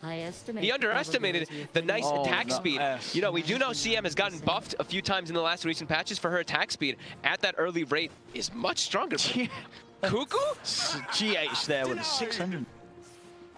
GH Look at his face. Look how shocked he is. What? Mind control. All right. We'll soak that pressure down bottom. Cuckoo? Oh man, that's so painful. I mean, GH is so rich now. Boots, 500 gold. Yeah. Like, okay. He's rolling the lane. That just happened. As Armel, let's get the toss back onto the range creep. Oh. He will. Weeha. That's going to be a kill. We'll be dead. We're hit. For death. Guys, so far the CS was... Armel was getting a good lead anyway. Tim's... Yeah. But yeah, this... Lane. As we expected, right? Yeah, I think, you are going to see Armel sort of take over this matchup. Yeah, it's a tough one, for sure. He's already got the bottle he can bring out immediately on the courier.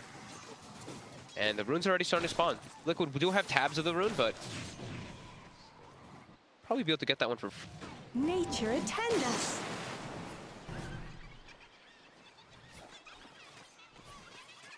Trader S onto AU. He's certainly been Gabby's focus for the crew. He's actually going to try and run down mind control a little bit. They actually get the open wounds off.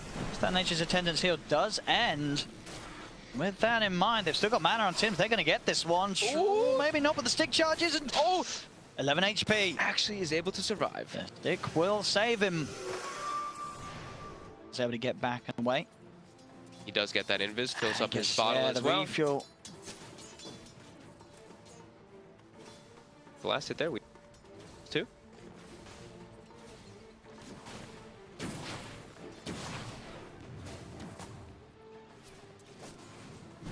So yeah, Tiny, of course, going to pull ahead in those last hits. We see the sinking starting to recover, of course, after dying solo to the Crystal Maiden.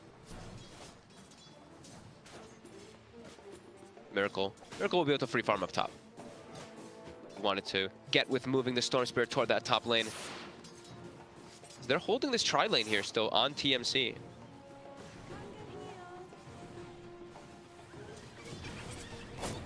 He wanted to put the pressure on the Enchantress and maybe just keep guarding Gabby, making sure that he can just get all that farm as Armel again. Toss back. Has he got the damage there to lock him up? Quite enough, but press being put on. In fact, we got hit by the tower. Yeah, makes the read to stand his ground. Great hits back. Another suicide just from Tims. Yep. Sent in by Armel. Armel? He walks in, verifies pop, but it doesn't matter. We with the point and Gus knocks him back. And Armel just walks into his death there. We are with the outplay. I guess he didn't expect the gust to be He didn't expect the gust. Weehaw. All right, and now Weeha's got the triple Wraith Band. He actually almost has like the quad Wraith Band finished up if he wants to go for it. So now his health threshold is too high for the Tiny, and his damage is also pretty good. All right, Weeha has just recovered. Kuro. Chased it by Ian Tims. They should how to get this one. Holding the stun as long as possible. Unless he can get the denied to Ancients. Can he? Oh! Yes! Oh. No! Yeah, you. He cannot. With that Bloodstone Batsy. Lots of damage, Chen, 62. Yeah, the AU Chen. He's going to be making these moves. Cuckoo up top's got to be careful. He's very low. Sentry coverage. Mind control. Trading hits. With that heal pop, just feeling confident. Farm being totally free on the top. 25 and 18. Their main goal of putting the Enchantress bottom. So I'm pretty sure they're fine with like anything that happens to Mind Control bottom. And he's actually not even died anyway. He's only getting like 12 last hits, but that's just fine. They're securing Miracle to get that free farm. And yeah, it's so massive that I was able to get that kill. Cuckoo again! He gets GH with the right clicks. He's queued up the drums immediately after that kill. He's feeling it. This GH Crystal Man is terrifying. They're surrounding Weeha. They have the mud golems, the shard golems. There's one.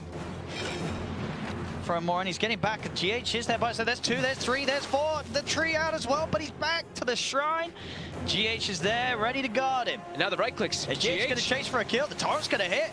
They're going to be able to get AU. He cannot run away from this one. Another kill. GH on a killing He wants another one too. Look, he's giving the right clicks to Armel now too. Yeah, Kuro's still got mana to play with. They could have a chance of controlling this. Armel's got the avalanche. He actually attacks so fast with the Drow Aura as well. There's a TP over to Weeha with that short-range TP to cut him off. The torrent is going to miss, but look who's waiting in the trees. GH is there, hiding, right-clicking him down. Give it to GH, dominating. 4 kills, 6 minutes in. Yeah, I think he has the full drum. Oh my goodness. He can buy the full drum any second now. He's about to have enough gold for it, pretty much.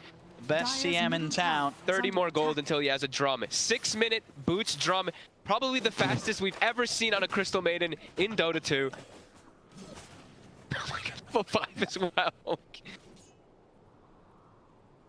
Well, the 3-core lineup with the Drow Strat. I'm sorry, this it's is the 4-core lineup with the Drow Strat. Drow or a Crystal Maiden with that new improved attack rate. GA. Tims. Looking on here. Weeha, it does drop a bit low, but Weeha is level 6 now. 3rd highest net worth in the game at the moment. Oh, I love it. Nearly higher than everyone on TNC. I mean,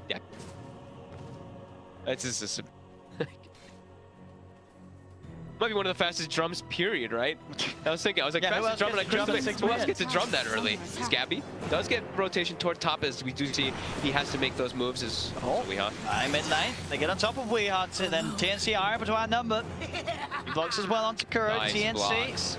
control him. Now get the kill, double for Sims. TNC strike back, choosing to fight where the CM is not. That is not where you want to go, and that's the players that TNC ultimate. They've got to try and abuse the areas of the map where GH isn't. Yeah, I mean, it's problematic for them, though, because now they have to send Gabby up top or toward the jungle, pretty much, because he can't actually lane versus the Enchantress. Gabby, level 4, MC, mind control, level 6. So Life Stealer, kind of in a weird position now, unable to really find a good place to farm. GH, she has been found. The carry's been spotted. They carry us down. They get the kill, it's a good amount of gold as well. Miracle will be able to find the trade. Ooh, AU got the kill, though.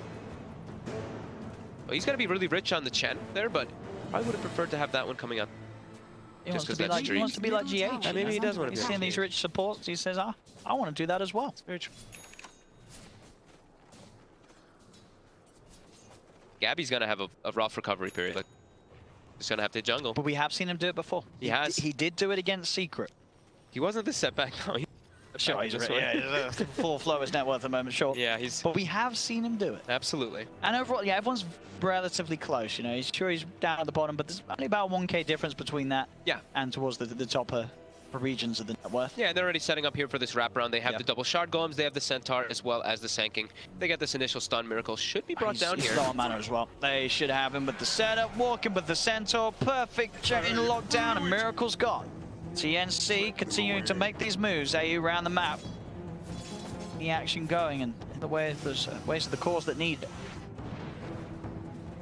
And in this game, it will look to be, of course, your phase armlet. That's all kind of built here, coming out for Gabby as he's that straight physical damage that what's happening. He wants to have a drow. Will be able to pierce through that.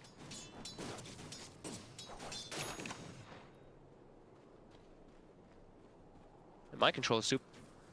He was okay. I got sacked bottom lane, by the way. Top 4 net worth. Able to get level 7 super early in the game as well. Space now. Moves of the lanes that TNC had made. Kukin now showing his face down here. Lane. Poke onto Armel, but TP comes in from Tim's just in case any chase was there. Fills up the bottle as well for Armel. Oh, Miracle. Himself a support kill. GH is going to be there to help out. Give the drum charge to your Storm Spirit. No whining now. Spot, so we'll be able to secure the 2 top. TNC seem to be set for them down bottom. In fact, have Armel and Tim's here. Certainly the burst that kill an edge. We're in as well. Will spawn bottom in favor of the Armel Tiny. And certainly look to try and make a play with that. Yeah, you probably think that my control is going to pick up a bracer as well as a cloak pretty soon. Lines starting to save up a little bit of extra gold, maybe if you figure in for. Oh, Dire's top tower is under attack. Attack speed, you see that with the drow aura, it really does start to make it makes such a difference even early on. 66 attack speed on this Enchantress. Started the TP, but he stopped it. He looked like he was faking, trying to make a play. Down here. My control knows though, he's pinging it out. Look at that. He's like, I'm gonna get dove, guys. Top tower is under attack. Top tower we'll trade though. He'll push at least that top tower during this in Miracles. 5,000 net worth. He's got an absolute free farm in this game. 30 denies on him as well. Level 8. Dire's structures are He shows his face. Does get glyphed up here. PNC, they want to keep this pressure on.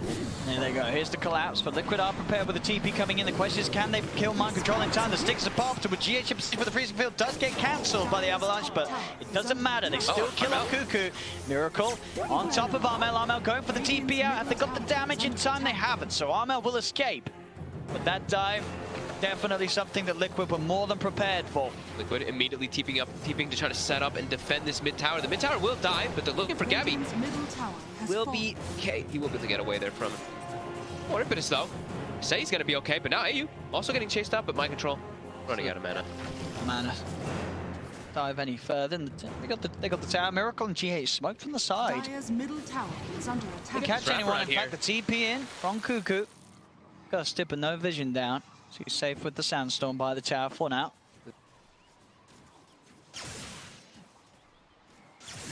Play there. kind of look elsewhere, at least farm the enemy side of the map. Gabby starting to recover, as you were saying, phase. Gloves of Haste, queues up the Midas, level 7. Involved, of course. The show bottom trying to link up. Backs away as we'll see Liquid heading back down to that area. Liquid's going to play a bit of the farm game now, right? They have the Drow Ranger, they're just going to back up and continue to jungle here at that really, really fast pace that there's no way that TNC can match the pace that Liquid's going to be jungle farming these next few moments. They're going to have to do some invasive plays to try to just set up some kills with, in particular, Armel. He doesn't have the Blink Dagger either, so it's quite a bit harder. And we do see, of course, the double bracer actually pick.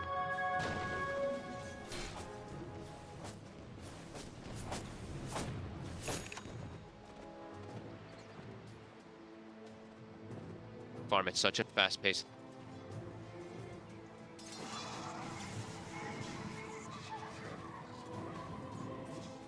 Until these blinks come out on TNC make those aggressive jumps and force pressure. I think they should still be looking for towers, right? They have the Chen, so I think this is the right move down here, trying to set up for AU to surround this bottom tower and just push it down very quickly because of how much damage this Chen creeps. He's also set up 4 skeletons in the enemy jungle to scout any type of rotations that does come from. They are smoking up. It looks like they do want to set up to defend this bottom tower from the long ways.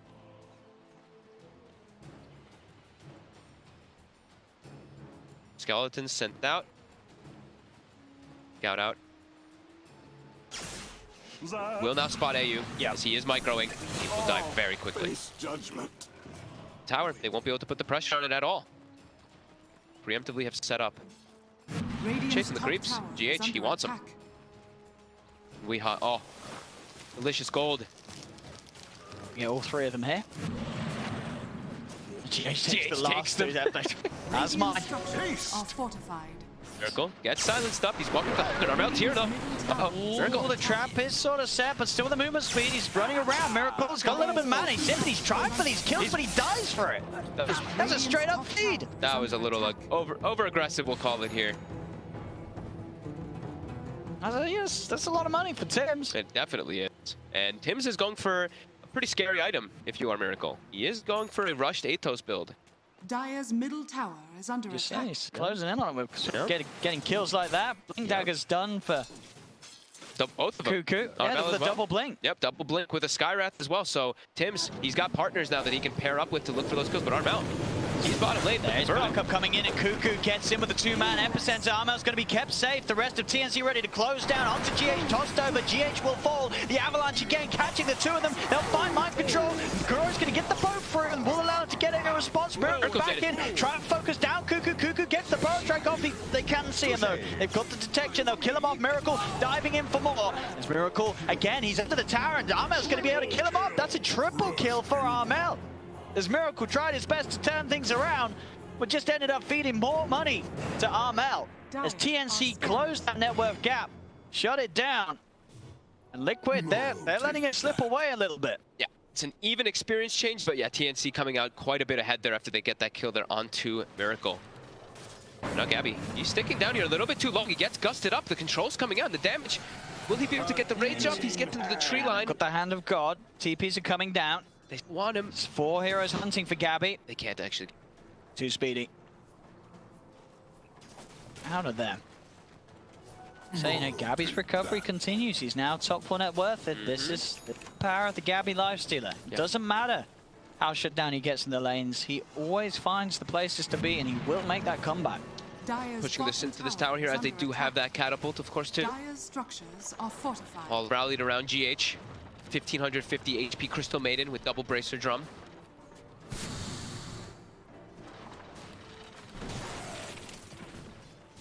Tanking up, it looks like here, and the 4 staffs are starting to get queued up as we expected on Liquid versus a Skyrath lineup versus a Lifestealer. All they want to be doing is kiting and getting people out of those combos.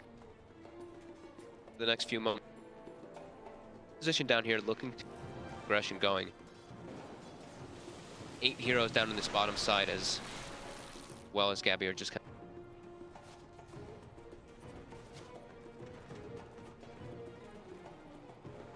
And see, quiet as the 4 there. They go for the play and head towards mid. towards Gabby, but it's Liquid around. If TNC can get over to that Radiant Triangle area, find the jump catch onto Miracle. They want to get a ward up there. Have one. They do have one on Tim. Down, try to get spin here. Be hot spotted. Blink on him.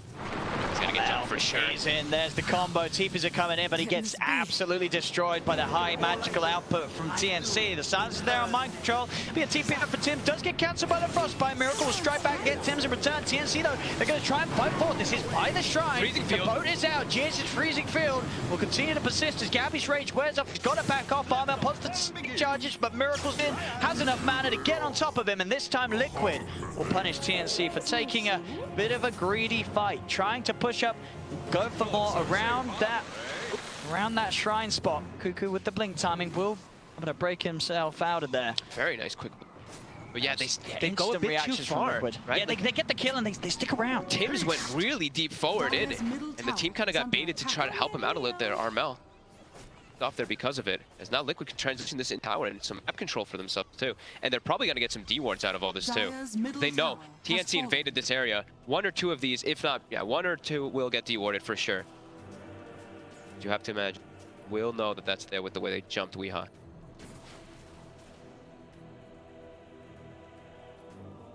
Fine.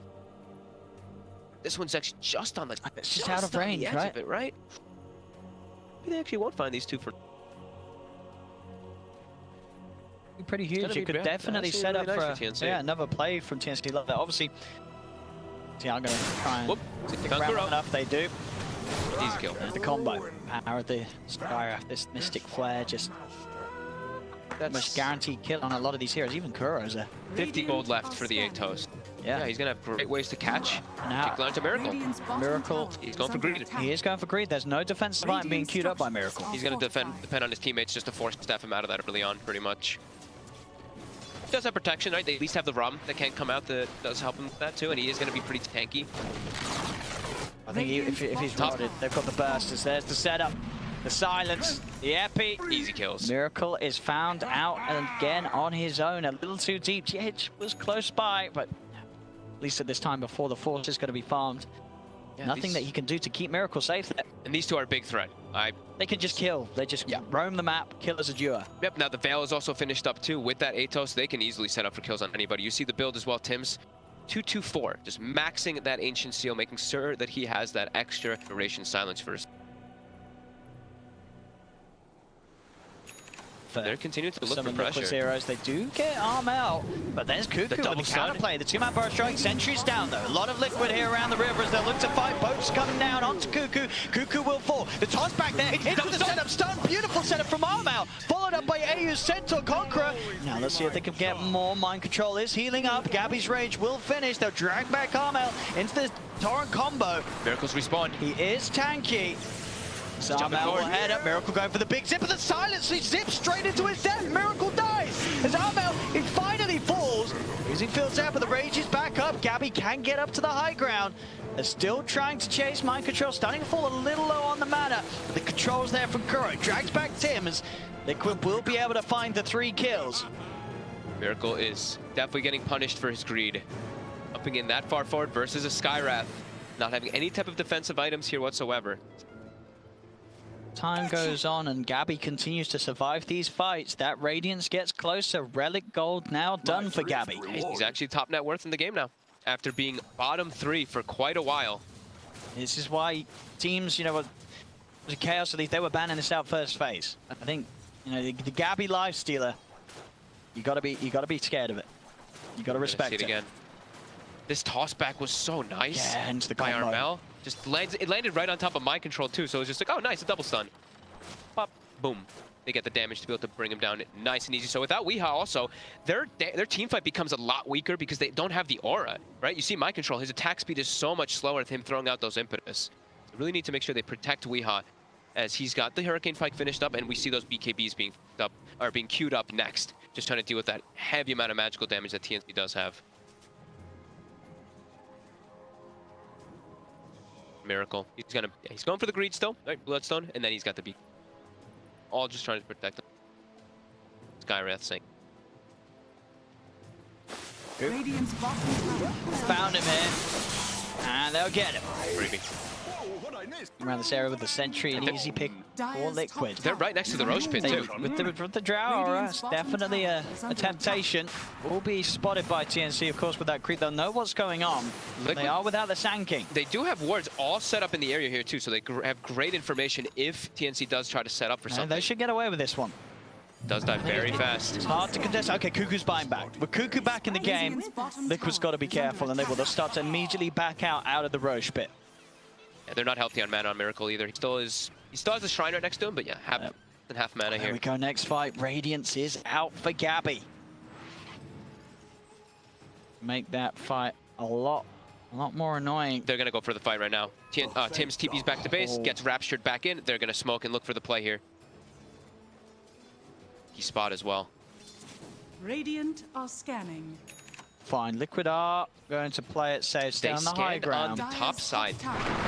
They know it's here. They're in onto Kuro first. Toss up. Can they burst him down? They can. That's one dead. Gabby looking to move in with the raid. They're on top of GH. GH goes for the ult, but there's the cancel as Cuckoo's in with a blow strike. Epi through onto Miracle. Still has enough mana to zip up the high ground with the silence. And the Mystic Flare. It's perfectly placed by Tims. There's 2-3 dead. There'll be a buyback for Kuro. Liquid will be able to turn and get both of the support. Tims taken down, but Gabby, Cuckoo and Amel, they're still going forward. Jump down to the low ground for Cuckoo. He's on top, but we are toss on to Gabby. Brings him down to the low ground. They get another as Kuro, he bought back for this, but Gabby, he's going to be ready to dive. He has rage, he has open wounds, he taunts, turns. There will be a torrent, but Kuroki is down. TNC overrunning Liquid. We said that ward might bite Liquid back, and it did. They still had the vision up on that high ground from the play that they made earlier in the game. They make that sneaky smoke, and they get the instant jump on Kuroki. The perfect target they could find. No rum, and Miracle, he gets Atos, he zips out, but then he gets silenced, and he gets hit by a perfect Mystic Flare by Tims. Landing the Mystic Flare to perfection, and this is TNC's time to shine. Into the pit they go. Roshan will be theirs. Dire's top tower is under As Liquid, now the ones to be behind overall in net worth, and both Armel and Gabby sitting at those top 2 spots in net worth. And that's what, 3 back-to-back deaths for Miracle, him unable to really do anything inside the fights. Here we see it again, with that vision on the high ground, they just instantly kill Kuroki. You see Cuckoo gets a great epicenter here, hitting onto GH, killing him immediately also as well. And Miracle, yeah, he just dies. And Tim's just quick placement up on the high ground, knows exactly where he is, sort of trapped in as well. And Weehaw, sure, he's focus firing one target, but they're already on top of him. Cuckoo was already hitting him, breaking that marksmanship aura, so his damage was reduced. And then easily from there, they collapse on him with those tanky heroes. Now Bounty Runes will spawn. They're set up on the top side. Smoking. I'll take your tribute. Sun is done on Miracle. We say certainly the greedier at the builds, and he's got to be careful that he doesn't feed his life away again. Liquid, they're going to hunt for action. They are to get in and on top of Tim. So Bloodstone charge to start things off for Miracle. Yeah, he's got the Bloodstone, so the tankiness, and he even takes the 400 health talent on top. Now 2200 health on that Storm Spirit. A little bit better chance of surviving maybe that burst that we've been. Ho-ho! They are infested up. Armel also, we got his items too much. He's almost got the Aghanims with that Echo. We heard him.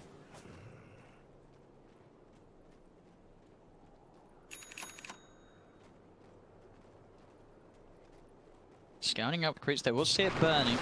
No, but Armel's still able to jump in onto Kuroki. Kuroki's gone and Gabby's ready to start looking for the second target. He's towards Minecraft. Minecraft wants the BKB. Have the pull down Miracle, looking to zip forward for more. Armel will fall. Liquid, they get one, they'll zip onto a second. Bloodstone charges for Miracle start to rack up. And he's not done. He zips straight in, looking for the backlash, but the silence is down. The Mystic Flare again. Miracle, what is he doing? He is playing way too aggressive versus a Skyrim. What is he doing? Every time, he just zips right. I mean, it's as if he expects the rest of his team to have ball lightnings as well. They don't.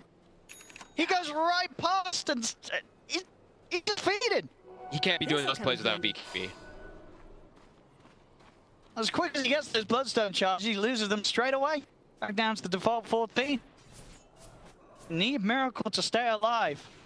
He's just got to be more careful. He's giving away so much gold as well. It's really adding up those I mean, not even just gold. 7 deaths. Experience, too. I mean, Tim's has a 30% experience gain talent, and he seems to just be getting given kills when Miracle does jump in like that. We see the fight here. Mind Control is doing a crazy amount of damage here, just holding his ground with that BKB. I mean, surely not everything, but he just look, zip. Pretty much straight in.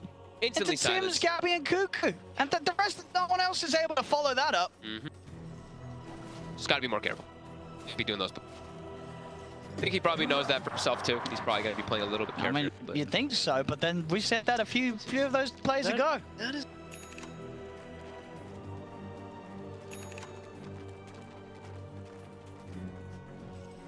They have the items to protect him. They have that 4-step, and I believe Kuro's having a glimmer too. But like you were saying, he's zipping way too far away for them to can't reach him. No one can help him. Yep. TNC. They'll happily take that as they just continue to take over some more of the map. Tier 2's gone down bottom. Gabby's farm continuing to rise as now starts to pull ahead even of his own teammate Armel. They are going to see this Lifestyle's farm just skyrocket. It's 309. Yeah, they're all picking up some big items. I mean, even AU inside of all these fights, he's surviving as this Chen a lot of the time. He even has, I mean, he's got a whole mech and of Vlads for himself as this 5-position Chen. He will also be able to contribute quite a lot inside of the fights. Just that heal, that big burst heal with that Divine Favor. That's the hand of God. Counteract a lot of Liquid's damage. Radiant's middle tower is under attack. You can't make these mistakes against TNC. TNC more than happy to take advantage of them. They're setting up the Sandstorm in the mid lane, and it's maybe it's a little bit of a trap. If anyone falls for it. Dire are scanning. Focusing on eyeing up that top lane, see if he can get sort of a pick off it. It's going to be that scan. It's going to catch out the fact that someone's in the tree line. Radiant's middle tower is under At least attack. by the town, Cuckoo might search for this with a blip dagger. Miracle is going to show. Miracle. Cuckoo jumps in. They've got the lockdown and put the Bloodstone heal. It's not going to keep him alive as Miracle dies yet again.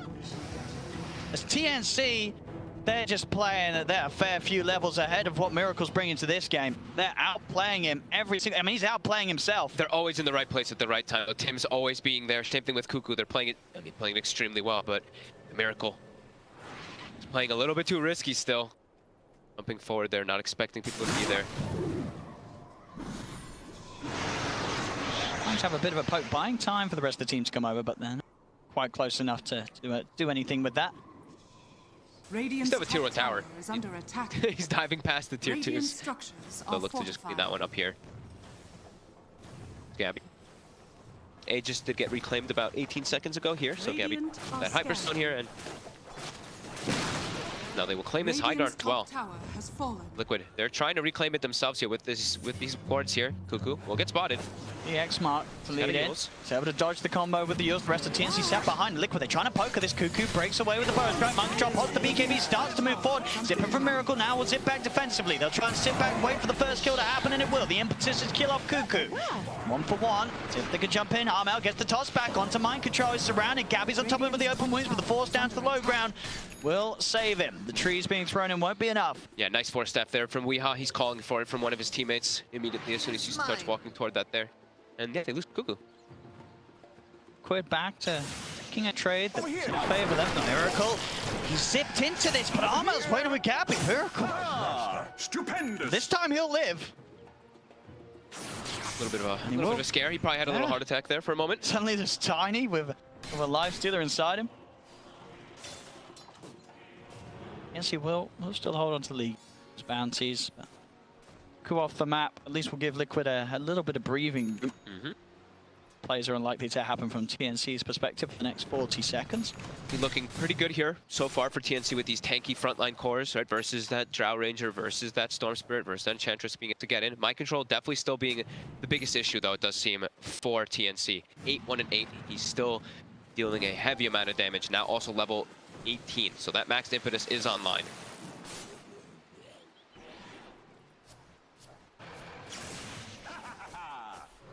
He definitely needs to be dressed inside.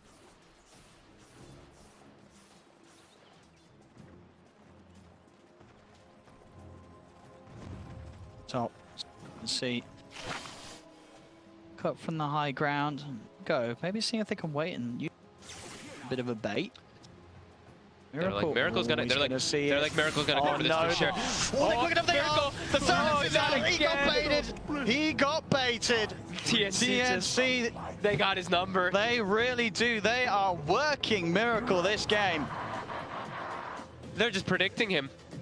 It's not just Heen who knows him, it seems. It seems like it's all of TNC who knows Miracle. Predicting those greedy type of moves forward. Uncharacteristic mistakes from Miracle this game. It just feels like he's playing it like it's a pub. You know, he's sort of just going in, making moves. Yeah, everyone's off the map. He's just taking too many risks. And like you said, they don't have that. They don't have like vision on the map. And he is. With the last few moments. It's not like this is a mid-storm. He's their carry. Yeah, he is. He's their safe laner. There's a safe laner with a Bloodstone that's losing charges. And not getting that much closer to the BKB either. He has pretty much been stuck at that like 10 to 12k mark for the last 9-10 minutes or something. The way that they've sort of given up these kills, it's hard for him now to sort of say, well, let's hit the jungle. It's a little too late for that because TNC have just taken over the entirety of Liquid's half of the map. Exactly. They've lost the complete map control. Everything's pushing it onto their side every single time, and yet TNC just always making plays there as well. And they're just still now, they're just camping this high ground here. Always ready to bring the fight to live.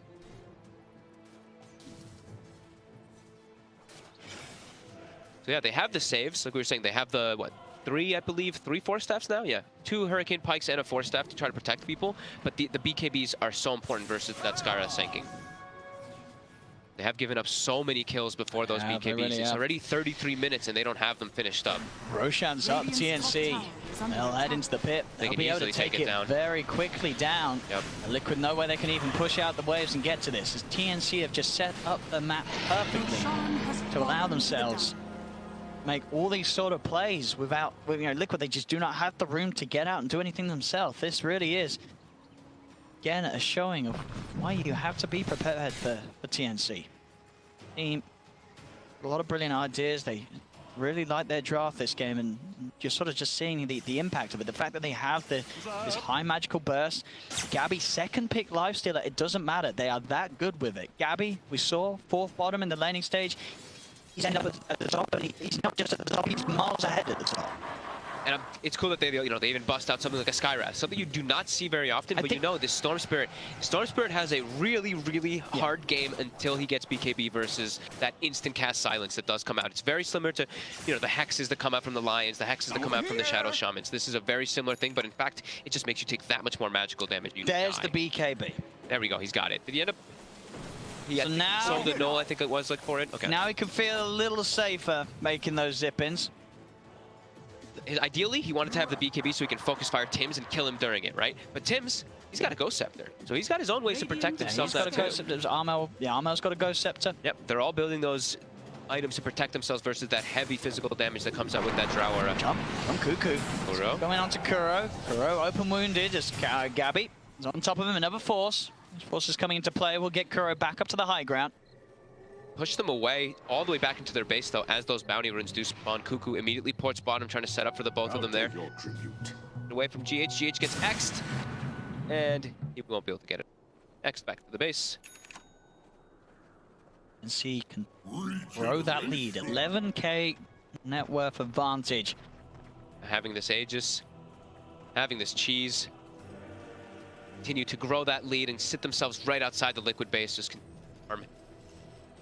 Come out. The numbers prepared for you. I'm surprised to hear Dota Plus, and some of the previous series we saw with TNC was normally Dota Plus seemed to doubt TNC quite a bit, but in this game Dota Plus knows this really is an 80-20 game. At the moment with the lead that TNC have. TNC, they're going to actually start forcing the issue here. They've got 3 of the magic resist aura creeps coming in from the Chen. Yeah. Gabby. A lot of damage, though. You're saying mind control. So it does hurt. A lot of damage on the tower there. D-rune, so Armel or Gabby wants to go, but yeah, the bottle over to Gabby, so Gabby can have the DD ready to go for the next fight. Another BKB out for Radiant's top tower is under attack. GH has got his ready to go. Himself up on those Ancients with the open wounds. They're still just camping themselves right here outside.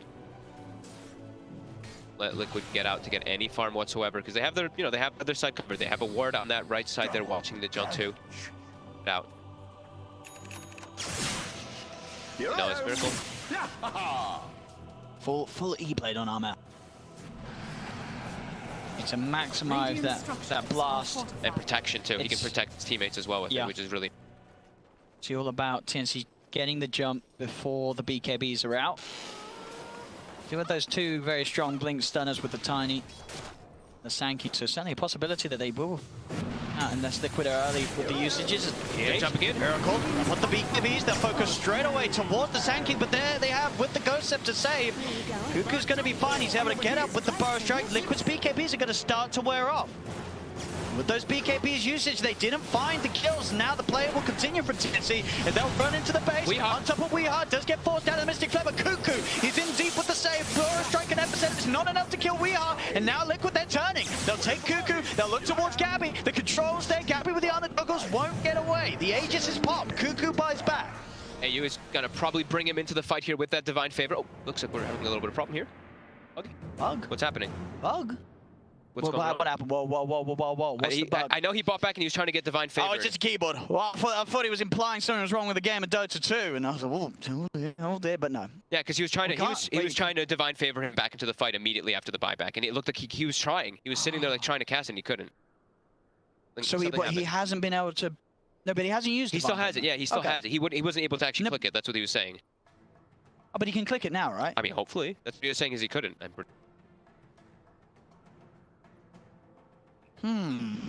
Blaming the game. This game is flawless. They didn't have vision there. That was the most important thing there, right? They didn't actually have any type of reveal on Cuckoo when they jumped in with that epicenter on Weeha, so he just gets glimmered and disengaged perfectly. So you imagine he's just tried to Divine Favor and it just didn't work? Yeah, we'll see. But now it should work. It should work. It should work, right? I imagine so. Yeah. Look, there shouldn't be any blocks. Let's see. How's she gonna do it? No, he's not gonna do it. But you'd imagine that would be the only reason why the pause, right? Yeah, I mean, he said can't, right? Can't call. Can't call. Can't recall. I'd imagine that's the, that's you still call the spell. But then again, it's the 300 IQ play. Maybe now they're just like, oh, we were trying to recall. It was a debate, he didn't actually want to call him. He was like, oh, Liquid, I can't call him. Yeah, I tried to, but he didn't actually do it. But no, you're right. It probably just didn't. For whatever reason. It was probably just something wrong with his chair or something. Yep. Not the game. Camped here on the high ground here, and they're still looking for the fight. Cuckoo jumped in. JH spotted as BKB. Miracle. Try and fight here. BKB's popped. Miracle taking so much damage there from Gabby. Miracle. Got to back out. BKB's been used by all three members of Liquid. They'll turn towards Cuckoo. Cuckoo out again. Ghost form, keeping him alive. Finally falls. They'll now turn towards Gabby. Gabby inside of AU. Will be able to retreat. Armel's jumping on the backline. He's found Miracle. Get after Armel. Gets the kill. Will get dragged back into the turret. They've got the damage from Mind Control. Armel pops the cheese. Mind Control's out of Mount. The bash! The bash is there! Weeha tried to beat BTP, but Gabby's on top of him. Chasing him down with the rage. There'll be a buyback from Miracle. They're still trying to kill Armel, but Armel with live. Gabby chases down a second. He's not done yet. Up to the high ground, onto GH. As TNC just destroying Liquid in all of these fights, regardless of the BKBs. It just seems like Liquid at this point, because they're far behind, they cannot get the kill during the BKBs. No, they don't have the damage, especially to go through the Tiny. You saw Armel, he tanked up so much. Stood there at the front. He had a cheese, of course. The cheese gets popped and he turns it entirely, but they're just so tanky. And with these Ghost Scepters that they have, once they've dished out all that physical damage, they just pop Ghost Scepters and then they reset the fight pretty nicely there, as Timps has an E-Blade also for himself. Three buybacks from Liquid. They're trying to kill Armel. GH, he's popped the BKB, but again, Gabby with the bash is causing issues for GH. GH is trying to run. He's up to the high ground, and with the remainder of that BKB, he will live. On turns with the Avalanche, they'll disengage. TNC more than happy with this one, poking 3 buybacks out of Liquid and only losing Cuckoo. They know the timing's 40 minutes is up. They'll go and get the runes, but we'll see back here how Liquid just struggle to win the fight even with these 3 BKBs. Look at Miracle. He gets shredded by both Gabby as well as that tree volley right on top of him very quickly. The Ghost Scepters do come out, and we see how much save they do have. They just keep Ghost Sceptering and maybe even E-blading each other. Miracle does get that nice kill there, but Weeha. Look at Armel. Yeah, Armel jumps in the backlines, gets Miracle, and then you see Weeha. We can't even see him on the screen here. He's isolated all the way far on the top right, trying to chase Gabby. And they don't kill the Tiny. Cheese is there. Cheese, and he's fine. Mind Control's out. It took all of his mana to bring him down low the first time. Mind Control's unable to do it again. Yep. Gabby's lifesteal just it's unkillable. 7-0-11, Gabby. After having, he was level 4 to level 6 or level 7 Enchantress at one point when he was just jungling, and he's able to recover like this with TNC's move control around the map. Just getting all those constant kills on Miracle, right? Miracle just having 10 deaths in this game on the safe lane Storm Spirit.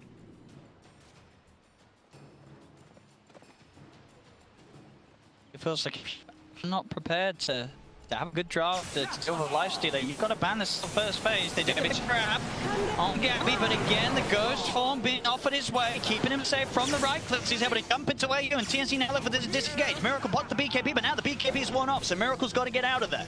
Cannot stick around. Again, these BKB durations just getting lower and lower, and it really feels like none of the usages have actually done anything. They got them too late, it feels. With those earlier force fights where Liquid were just getting destroyed with those overextensions punishing them, the BKBs are now out at a point where it doesn't really matter. TNC just wait them out, get out of the fight, and get back in with a lot of success. It's 17k lead for TNC. And Liquid, they're unable to sort of shake this increase in gold that TNC is just constantly getting. Yeah, they're just too tanky. It does seem to be like that, and with those Ghost Scepters, like we've said, they just beef up, and AU as well, right? The Chen, you can never take that out of the factor how much healing he does provide inside of the team fights with that mech, with that Hand of God. They're all just beefed up. See all these high levels, of course, coming to play. Lots of XPM talent in this game. Radiant's bottom tower is under attack. Avalanche cooldown, which we've been seeing people take more often. I mean, 5-second avalanche cooldown is pretty crazy. This along Gabby. Now he can stick on those BKBs. And you've got to watch out if the Miracle doesn't zip in melee range. I mean, if he gets Abyssal, then he gets bashed afterwards. That's the whole BKB if he did pop it. Already ticking down all the way. He's still 7 seconds. Still has a little bit more leeway. Focus firing targets as that BKB gets lower and lower. Harder and harder for Liquid. It's not like they can even just go for the backlines, right, either. Like, usually what we say is, you know, sometimes the backlines are really causing problems. The cores have to try to go for them here, but these backlines are tanky. Yeah. This Chen is ridiculously tanky. It's these two E-blades, well, two E-blades, yeah, and one Ghost Scepter. Yep. They're just stopping these kills happening. They're the dream item against this Drow Strat. It makes it impossible for the damage to be done by all three cores of Liquid. They've itemized perfectly, TNC. Liquid's items, you know, sure they needed the BKBs, as I say, it just happened too late. They already gave it too much beforehand. Weehaw has the BKB. Miracle's going to zip forward. He's silenced. Cuckoo still alive for now. On the back of it all, Armel's looking for Weehaw. The BKB will end. Weeha's been separated from the team. The Abyssal Blaze dropped down. Miracle's dead. He's dead without buyback. Dead for nearly 2 minutes. And Weehaw again, these Ghost Scepters, Tims should finally fall, but they've lost Weehaw. It is a 2 for 2, but it's TNC getting both at the big cores. Mind Control will be able to TP away every time. It's Weehaw and Miracle getting taken down, and Miracle does not have buyback available for this. He's gone for 100 seconds. As TNC, they're up to the high ground. Armel is in straight away looking for the setup, Gabby. The open wounds, the buyback will be forced out by Weehaw. Come on, Sprites. Armel getting focused. He's got the Ghost Scepter. Saves him from some of the right clicks, but now Len Gabby tries to move in, looks towards Weehaw. Weehaw able to shove himself back to safety with a Hurricane Pike. For the control, right away on to GH. Won't quite get him. Nice play there from My Control. He actually used the enchant to dispel the Ghost Scepter there so they could keep getting that focus fire. He got re-Ghost Sceptered, but then the magic damage was enough. And Tims as well. Get the drag back. Liquid will be able to hold. Will be able to get the kills. First time starting to put a bit of a dent into that lead that TNC have. That was a Tims buyback too. Gold for my master. Right outside the Roche pit as well. 100 seconds, no Skywrath. All right. Be the start of a bit of a comeback. Quick, get some space. Scout this one out here. They're going to get it quick enough with the DD. Should be an easy Roche for Liquid. Hellbear Smasher in. About 3rd HP on that Roshan. They're starting to make their way over, Cuckoo. And Can they get in the pit? With the invest, He is. It's low! Are they going to TNC jumps in, can they get the kill? They're trying their best. Can they do it? Ready there with Cuckoo! He's got to refresh his charge. Snatches the Aegis! Cuckoo will be able to grab the Aegis, refreshes prompt by Gabby as he can turn, get the bash out onto Kuroki. Kuroki will be surely dead as he's in this, but he's burned down by the Radiance. Cuckoo gets there in time. Cuckoo gets Aegis, Gabby gets both Refresher Shard and Cheese. They got everything. Pops the Refresher Shard for, I think, actually nothing, but he just popped it for the inventory slot so he could get the cheese in there really quickly. It didn't look like they make it, That but play by force Cuckoo. forward straight into the pit at the perfect time. Cuckoo. And they're so fast to pick up the items as well, in the midst of everything. And then we see that, They take it all. right there. Take everything from that Roche. The one opportunity it looked like Liquid was given in this game, built to try to get some way back into it, gets denied there by Cuckoo. Great plays, that aggressive four-step blink forward, getting his life stealer into the pit immediately. It looked like Liquid was going to get away with it too. It really did. They had the DD on the drow. Especially how they set up. TNC had, what, 3 dead? Yep. Amel did buy back. Yeah. The CM as well as the Kunkka, right? Both Kuroki as well as GH, they walked up toward that high ground. They're like, we need to stop the blink daggers. Like anything we can do, try to find the Sanking so he can't get in the pit. But yeah, Cuckoo pierced right through all of them. Push. Continue. SAU brings Tims. Seconds without. Place they go. Cuckoo tries to have a bit of a poke at GH. First stroke won't quite get him. And in the creep wave, Gabby. Range tracks down upon. Good, gets zipped upon. They're in straight away onto the Sanking. The BKB CM. And of course, it's going to be popped and died at once. They just bring him back from the dead. TNC still hang about the base. Gabby. Go back in, finish up the range racks. Nope. Cuckoo trying to do a little cute play there. Blink staff. Blink tries to force staff by control forward. Don't reveal the new items, Fogs. Sorry, my bad. Blink staff. Now that would be broken. Actually, how would it even work? I don't know. Might cause more problems than anything. He tried to force step my control aggressively into it.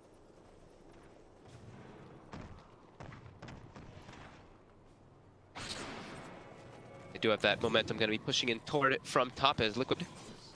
Something sneaky here. For this 5v5 fight that catches them off guard. They have the gem as well on GH. Still on cooldown for the CM for a couple minutes and Radiant are scanning. high ground here.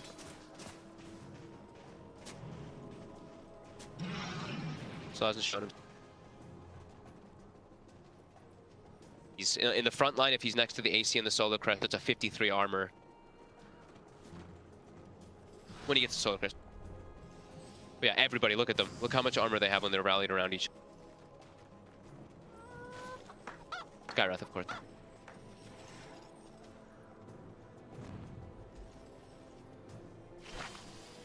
They're going to try to walk in onto the high ground there without that tower there. Amel can get the jump. Cuckoo. Them ready for the initiation. If it's pushing out. Just show. We'll see the Radiance burning those creeps too, so they'll. Gabby's inside him. Larry, playing it pretty cautious here since it was that Aegis before, even though they have this big advantage. We have 30 seconds, those bounty runes will be spawning. I mean, just sort of a good showing of how much difference the map control makes. You look at the kills, right? It's 32 to 32, but there's a 22,000 net worth difference. 22,000 when the kills are equal. Showing how much more, you know, really the definition of sort of empty kills and good kills, right? It's exactly. Miracle is 11 deaths, right? You look at those, like Tims has 9, AU has 7. Mostly the supports, Cuckoo has 10, but Gabby has 0. Yeah. On their side, my control, he still only has the 1 death as well, too. Really solid performance. All that map control really play. They're farming up for their, last level 25s, I believe, here on TNC. They're Cuckoo's just about, yeah, all 3 of them are about to have it, pretty much. Finish up those before you really force too much of the fight come to. Of course, you can take it, but they've also picked up, I believe, I've been a little bit ago, but the Blink Dagger on Gabby, so we can get on to the back lines. one of his own.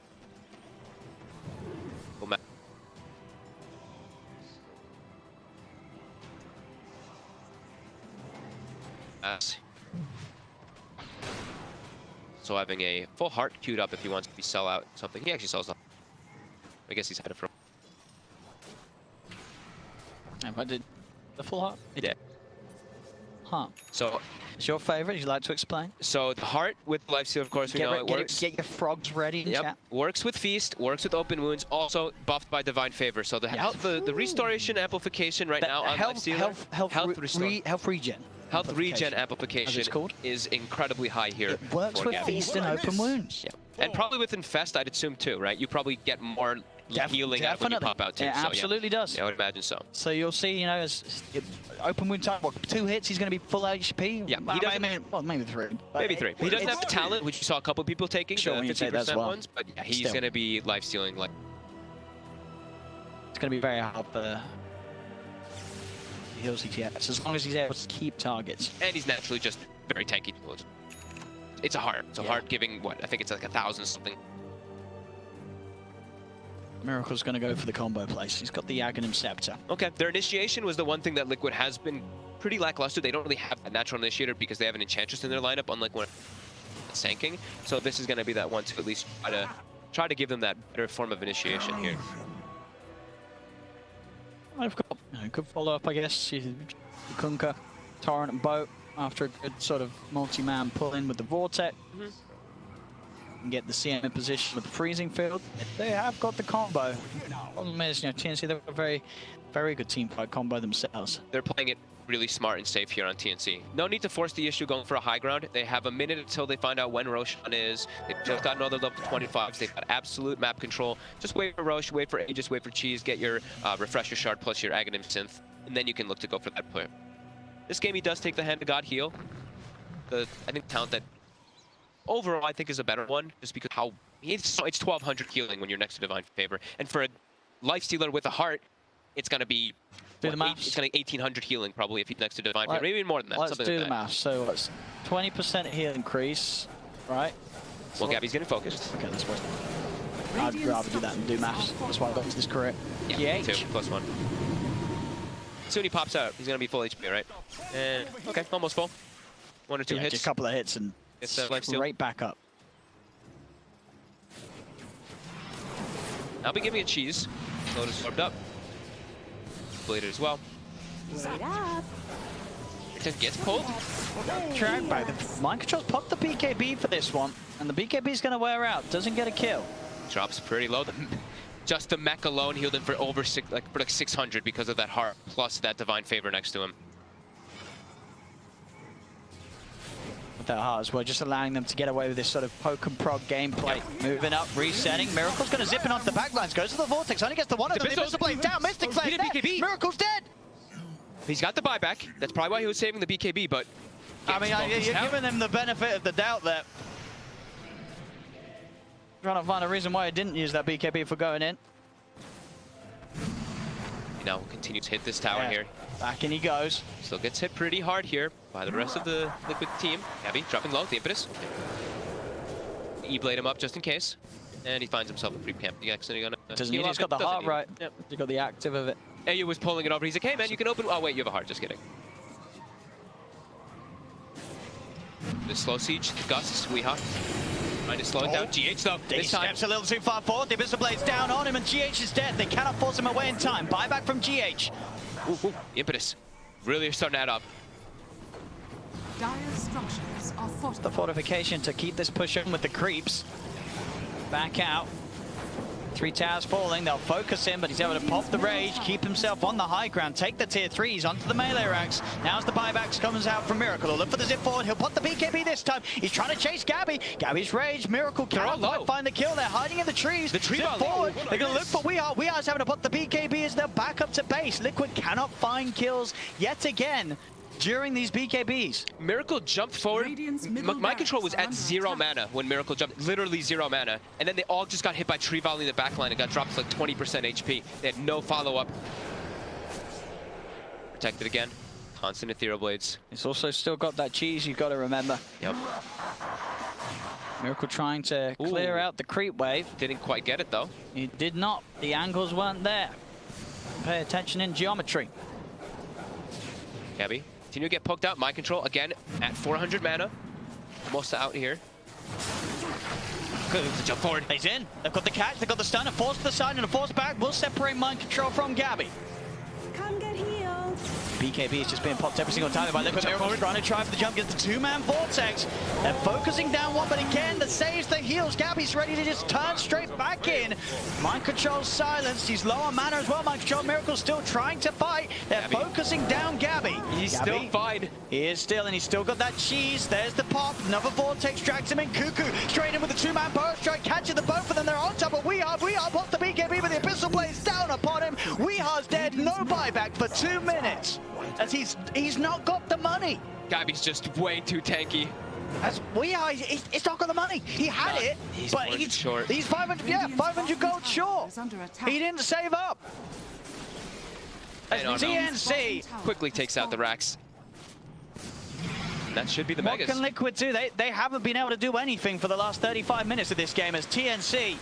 They can't kill the targets. They've had complete control, TNC. Yep, there's just way too much tankability coming out here from the cores of TNC, and just so many different forms of save coming out from these Ethereal Blades, these Lotus Orbs, everything coming into play here. They claim those Megas, not even having to go for that 4th Roche. Life Steal up back to full very quickly. Heart kicks back in. You can just push on and do the same to the tier 4s that they did to the racks.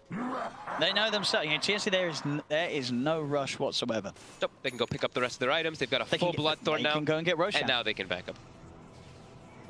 Get that Refresh Shard and Aghanims. Who would like an Aghanims this game? Oh yeah, Tims. Tims. He's got one queued already. You might not even give it to Tims because he has a 300 GPM talent. So you're like, Tims, you're gonna get it on your own. Tims, don't let the rich get richer. Yeah, we'll give it a Cuckoo. Cuckoo deserves it. We'll see. Not for myself, but for the cause. Radiant are scanning. This game, this draft, this play from TNC has just absolutely it's made Liquid crumble. It really has. They've been positioned like perfectly every single time, and they got a lot of space when Miracle did die a couple times. Miracle does jump forward, but he's alone just as long as it's forward. And they will just get full healed up from that mech. Dire are scanning. There you go. Yeah, but who's getting what? Tims already has his own Ags, so I'd assume you give Cuckoo the Ags. Yeah, there we go. And he probably should also get... Who's going to get the refresher? You want it on Tims, right? Oh, yeah, they get the refresher to Tims. Yeah. Just going to be able to throw out a ridiculous amount of damage. Yep. Not on the same target, right? You can't stack the Mystic Flares, but... You can throw 2 on top. You can Mystic Flare, refresher, Mystic Flare, for sure. Same ones can't do it. You can't... Your Aghanim's other one won't do the second damage. But if you Mystic Flare, refresher, Mystic Flare, they definitely do... They definitely will this act on. Okay. For sure. It's 2 different instances of spells. Taking the precision or attack speed. I mean, they're trying to find any type of damage. GH just said, what are you scrubs doing? It's my time. Step aside, Miracle. Step aside, Weehar. I'm going to show you how it's done. He's got the death zone. Same build as yesterday. It's all up to GH. He's had enough of his so-and-so carries, and he's ready to do it himself.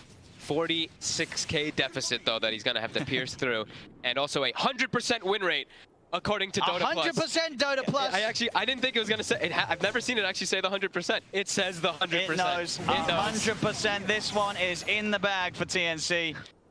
No surprises. They are sitting with Mega Creeps and a 46k. We have seen a fair few Mega Creep comebacks, but I don't think this is one. No, they haven't. I haven't seen Liquid on the opposing... Just the inkling that this probably isn't a game where there's a Mega Creep comeback. I feel like Liquid hasn't left their base in 25 minutes, right? They've been trapped in here. Gabby will take a chunk of damage here. Will he actually lose this one? No, he will not lose the Aegis this time. The mech. So that Solar Crest will be able to save him. Heart will reset and a quick full heal. Seconds. He's back. I mean, maybe if GH does get the crit, maybe. He's get shredded. If GH wins this game. He's gonna get shredded. If GH wins this game, this will be the most ridiculous thing I've ever seen. Gabby's starting to hit way harder now with the Bloodthorn. TNC looking to close things up. Onto the tier 4s they go. Look at the damage that does come out though onto Gabby. Okay. GH. He's in the zone. Oh, he picked up the Holy Locket as well on the Chen, by the way. Even more healing coming in. That hand got him back. I'm gonna look at the healing stats at the end of this game. That's one of the ones I want to look at. Heals have come out. They've actually given the refresh shard to the chin too, by the way. So heals. Tries in the jump. Gabby's gonna be focused again. Gabby. They got it. Disparate TNC. They get one of the tier 4s. Now they look towards Cuckoo. Yields up. Through the boat comes down. They get the all the tanks. The combo is there. They're bringing them low. Meg's gonna be punked. TNC, they're low. They've got to get out. Armel's gonna die. They'll turn towards another Gabby. He's moving in and going for the back, but they've got the kill as well. Liquid are holding. They've pulled this time. No, this can't. No, there's no way, right? What did Dota Plus say now? It still says 100%. It still says, I mean, to be fair, as a system, if you say 100% and then you go back, I mean, you're kind of all in when you said 100%. But there's no way, right? There's no way. That was a dream vortex for sure. There's no way. A lot of damage coming out very quickly there. I'm over here. If Liquid win this game, I will seriously start questioning my very existence. Like this, there's no way, right? They can GH really do it? He's got the crit. I mean, look at those vortex. They just killed their 2 cores. It was the 2 massive cores. It was the most beautiful vortex possible coming in. The Hand of God was still on cooldown. I don't believe he actually got to move the refresher shard and to be able to use it again. Look at the pull into the boat as well. It gets patches absolutely everybody with the TM freezing field as well. Everything pretty much hit them at the exact same time. Radiant are scanning. CM late game, it is no joke. DD rune as well. He's like, I'm taking this one. He's like, all right, maybe my control can take. Dude, I'm not give GH, dude. No, they're gonna get my control's definitely disappointing. Oh, it shifted 1% now for Liquid. Well, if you said 100%, Gaben, you can't go back on yourself. That's not how it works when you say there's a 100% win probability. That's not maths. It's not maths. Some Valve maths there. Dire's middle tower is under attack. 42k lead. This is the first time they've gotten out of their base in a very long time. All of TNC respawning. You see that little dip? A little bit of a dip. A little dip. A little dip. Going for the blood on GH. Everyone's so tanky. I mean, there's no way. But they just killed them. They just killed Armel and Gabby. If they can keep getting the combos like that. Honestly, there's no way, right? There's no way. I mean, there's an arcane rune now as well on Miracle. Yeah. He's getting a lot. How's the buyback look for Liquid? They've got a second life to sort of hold if they've got quite a lot of them. Just Weehawk doesn't. They got to sit themselves inside the base, though. It's still way too difficult for them to go out. They can absolutely deal with the Megas, with the Ags Drow. I feel like TNC ends up in a lot of these games where they have like a 40k lead. It looks like there's absolutely no way, and then there's actually, wait a minute. They're still getting that 1%. They're still super strong though. They're getting so much farm because they have all these GPM towns also kicking. So but do they Tim's have... is still scaling as well. He has a lot of room for growth as this supports Skywrath.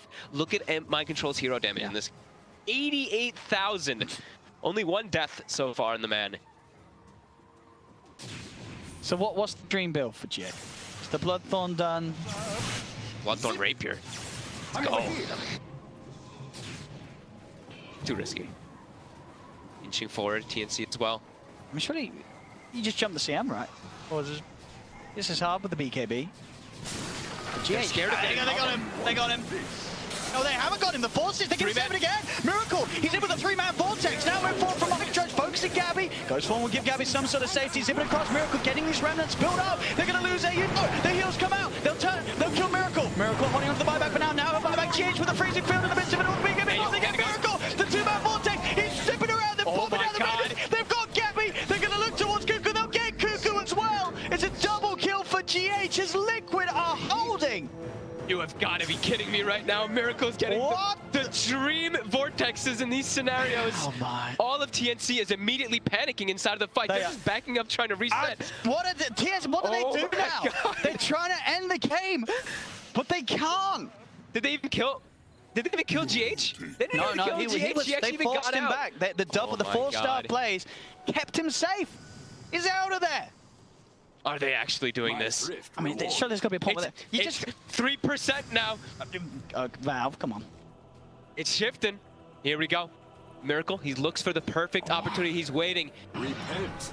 They jump GH, and Miracle's just waiting in the base to get the perfect grab, gets the 3, and then you see what he does. He Shivas, and then he's just, like you said, just dropping the remnants. Even though there's so much heal coming out, AU popping the mech, pops a Hand of God. He actually dies as he pops the Refresher Shard, I believe it lands. So he has to buy back and actually use the heal to try to help out his teammates there, but Liquid, they're actually starting to bring it back. Mega creep comebacks in this tournament have been extremely real. The stats are certainly there when it comes to mega creep turnarounds. But in this game, what TNC was destroying from 25 minutes onwards, they had a 46k lead. Can Liquid really do this? Starting to get themselves outside of the base a little bit here. I saw immediately also TNC after they jumped. 95%. It's shifted to 5. It's shifting. It's shifted. They pinged, so immediately after they jumped the Crystal Maiden, I saw like 2 of the players, I think from TNC, they pinged Storm Spirit is missing. So I think they're looking, they're like, all right, we have to stop jumping pretty much anybody except for Miracle. But Miracle is sitting inside the fountain.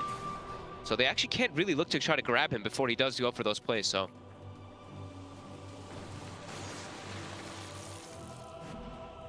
What? How do you end this? I wish I had the answer. I wish I had the answer for you, Owen. TNC, how do you end this?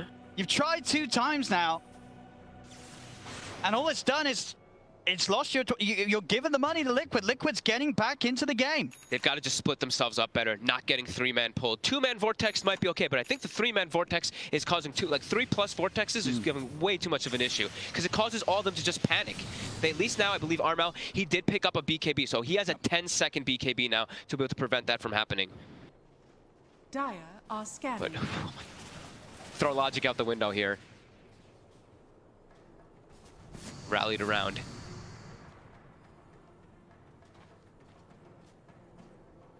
Prepared for their growth as well. Like we were saying, TNC, they still have some growth here on their supports and stuff, but get the rush. They have a lot of growth here on their cores that they can still do. Get the rush, you know, get another Aghanims. Who's this one going to? Let's go. Give it to AU. Yeah, AU, and then you can get some Ancients for the team. Sure. Okay. But I mean, if Mega Creeps aren't doing it, our Ancient's going to do it. They can start really forcing it and doing the push, right? But it's still... Well, what Ancients are you after? I think the Dragons are pretty nice. The Dragons. I mean, any Ancient that you can find really in particular is going to be great, but I mean, Prowler also could be good reducing physical armor by 50% if you're ever able to get it in, but it will die to all the magic damage and everything. So I think the Dragon's usually probably the best one, because the Dragon and then the Granite for some health is... The Euls does come out, but... The Arcane Rune. So now it's an Arcane Rune storm they got to deal with. Taunting outside the base. Inside the base, that is. The siege. For the 30th time, it feels like. And force that forward, aggressive force! They get him. They call GH. GH will buy back mind control, focusing down Gabby with that DD rune. He's bringing Gabby low. Zip forward, they'll look for the pole. The pole's only one. There's only one. Gabby's low, armlet toggle keeps him alive. Mind control BKB pop. We are double Mystic Flare, bursting we are down low. Continue to zip around Cuckoo.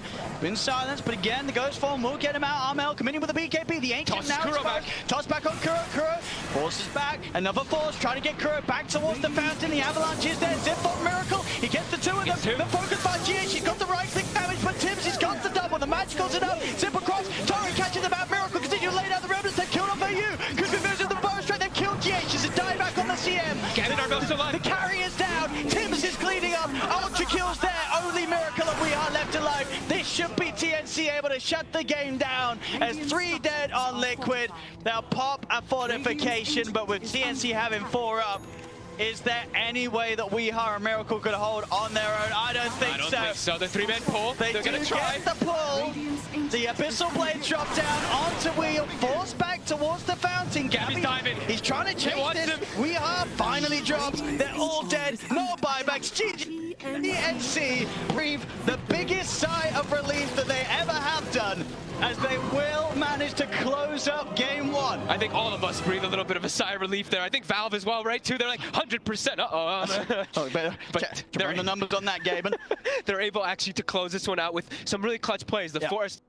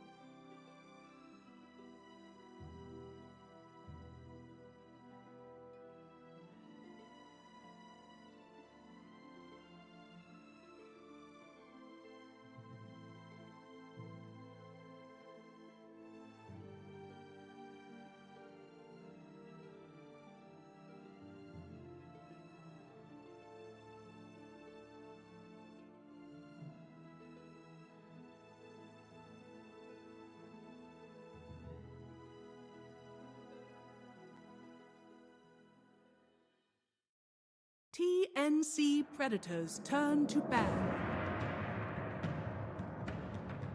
Team Liquid's turn to ban. TNC Predators turn to ban.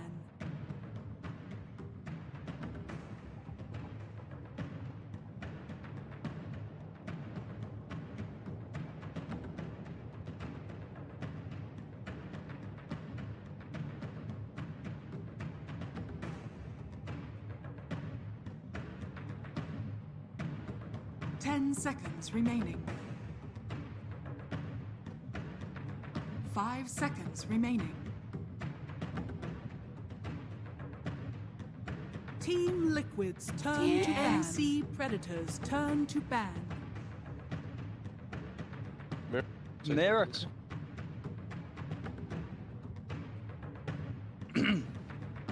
Welcome back, ladies and gentlemen, to the TI9 group stage. Jody Pixel and Fox here, and we are halfway. TNC and Liquid. TNC taking game one. Took a long time, 69 minutes.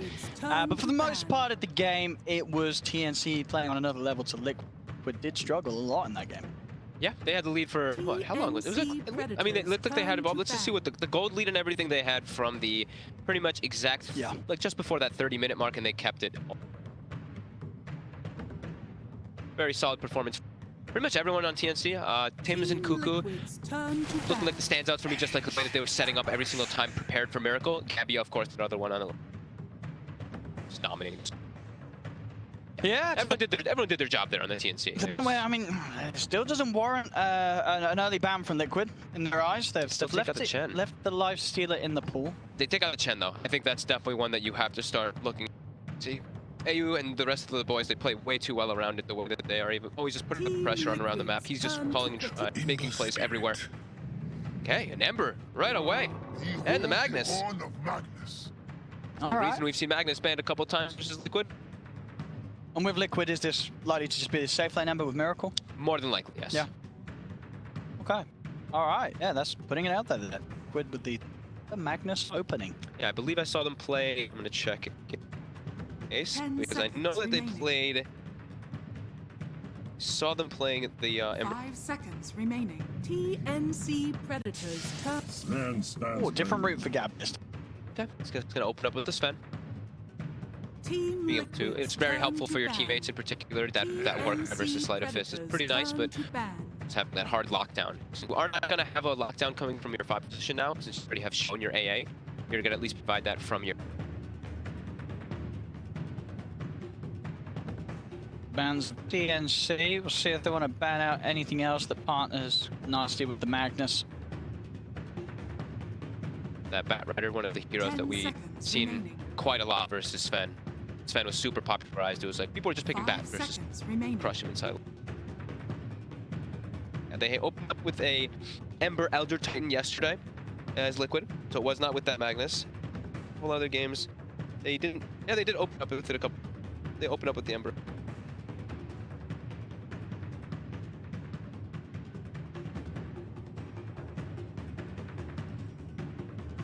I haven't gotten to see too many Liquids here. Oh, for TNC, I mean, is there anything that you're taking away from Liquid that they had last game? Do you want to consider like the? Well, I guess what GH is going to be playing. Too worried about the CM. Yeah, you'd assume that more than likely. Yeah. We have seen some teams still playing it inside of that core role. Liquid, they ban out the Omni Knight, very appropriate when you're playing with Magnus. I think that was one of the tried and tested counters to the Magnus. Yeah, he's also super good with the Sven. They're gonna ban out that Oracle. So what does that say? Well, they have the AA, right? So they want the AA to have its effectiveness. And Oracle, very good versus Sven, being able to dispel that Warcry as well. Team Liquid, I take that tiny away. Grim. I go with the Grimstroke.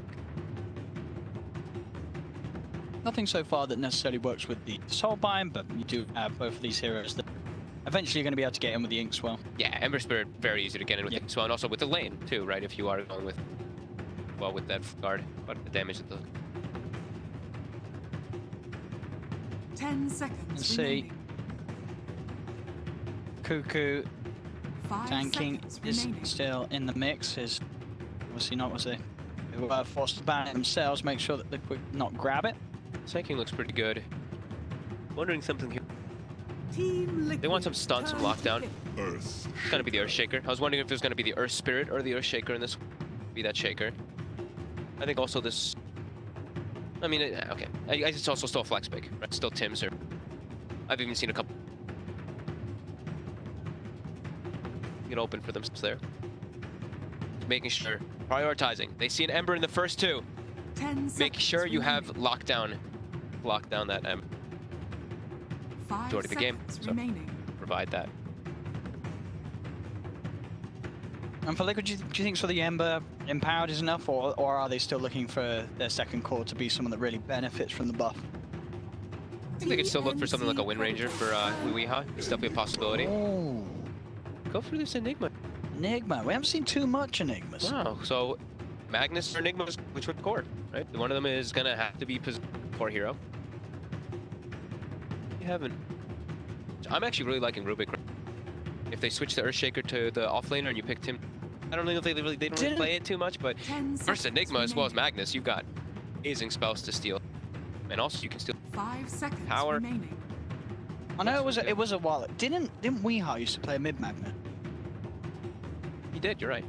He did, didn't he? That was a few years back. That used to be a Weeha thing. I don't think that. I mean, we never see the Magnus mid anymore. Not a fan. Putting it out there. Not the biggest fan of the hero overall in the mid. Can dream. There's RPs, there's black holes. Maybe, I mean, no, not Silence. I think Silence also because it's Mag, Enigma, a lot of team fight. Rubik, they're gonna take the Death Prophet instead here. What's around? Showing their mid.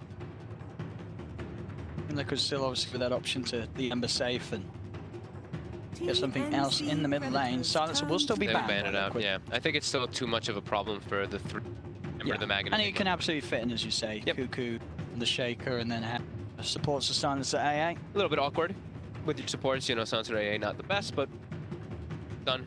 And you have at least got those stuns covered elsewhere because you have the Sven. And they're still hiding what? 10 seconds remaining. 5 seconds. Yeah, who's the bit? Well, obviously the one that ignored this ban is the Yoga Magi. The offlane, Bloodlust is Sven. Yep. Could be very nice, right? Even I could see a final pick Ogre just sliding him. I mean, even Bloodlusted Death Prophet's pretty solid too. Yeah. Like, it's not the attack speed, of course. The attack speed is. About from TNC, we see what sort of a read they get on Liquid. If they do imagine it is going to be Weeha's hero left to pick, they'll ban the Weeha TA. But their final pick, we'll see. Tim's Cuckoo, who's playing the Shaker, who's playing this one. Said Ogre's still there, something they were picking first pick a lot. Enchantress. Now all the other very strong That offlane. slipped all the way through. Whoa. There's a lot of magic damage coming up from safe. They have got ways to kill the Ench, and they've also got this final pick to. Well, as well, you know the other one that Weeha used to play mid, the mid Skyra. Play mid Sky this game. Liquid's turn to pick. Oh, whoa, whoa, whoa. So who's playing what? Good question. Weeha Pango. Mid Pango. So it is a core Enigma, of course. That doesn't seem like a great matchup. Seems like a hard matchup. Pango over Death Prophet. Just gonna get hit. You have really low armor on Pango. I guess you shouldn't die because you're always gonna have to swashbuckle to break the siphon. Yeah, and you've got that's probably the big one, right? Is you break the siphon, but you're gonna get hit a lot. I feel like you're not gonna be able to trade too well at all. You're getting just poked over and over again. So he might need to bring a lot of regen in this lane. At least he'll be able to get a bottle and maybe get that rune control, since that will happen as the Death Prophet. But the other thing also that the Enchantress does provide is there's a lot of magic damage coming out from the side lane of Liquid, but he can dispel them. Dispel both Flame Guard and he can dispel the Zinc Cell. You like to make an aggressive move onto him there.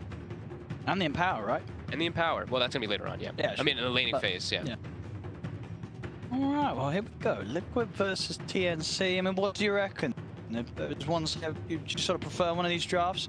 The Enigma and the Magnus is pretty slow-paced, but they at least have the Ember Spirit and the Pango, who are going to be pretty fast. But I think overall, right, TNC, there, once they start grouping together with the Sven, DP, Enchantress, push and pressure, they can really start getting the ball rolling early. It looks pretty strong here for TNC, yeah, for sure. Cuckoo playing a different style of hero, though. Pretty much all the games that I've seen him play, Ogre sanking bat. Ogre sanking bat, right? He's played pretty much the pick off, the ganker is the one set up. This time he's going to have more of like a carrier scroll. We'll see how he's able to do with that one here. But yeah, I mean, the TNC draft looks really solid. Liquid's still has a lot of team fight that can come together. So if they do get time to back up and get some farm on Liquid, that's where I could feel a little bit of concern. I feel like Weehaw is going to struggle for Death Prophet just from harassment. But we'll see if he's able to. Because if he does have a good opening, you get the quick timing on the Javelin there. These heroes like AA, Shaker, and Ench, they take a lot of damage from those procs early on. 14. So many games on it. We got here. GH Magnus probably got quite a few games on that one as well. Yep. And yeah, quite a few more. 265 to 200. Loss. He used to play a lot of core Magnus, right? GH back in the day when he was like getting that 8K when he wasn't actually on Liquid or anything, he was big Magnus spam. Let's see. As we said, I think definitely the pressure on Liquid to step up their performance after game one. Yeah. Very shaky from sort of out of the lanes and into the mid game. TNC were just outplaying them, making the correct reads and moves and responding to Liquid every single time. That Liquid just couldn't catch a break.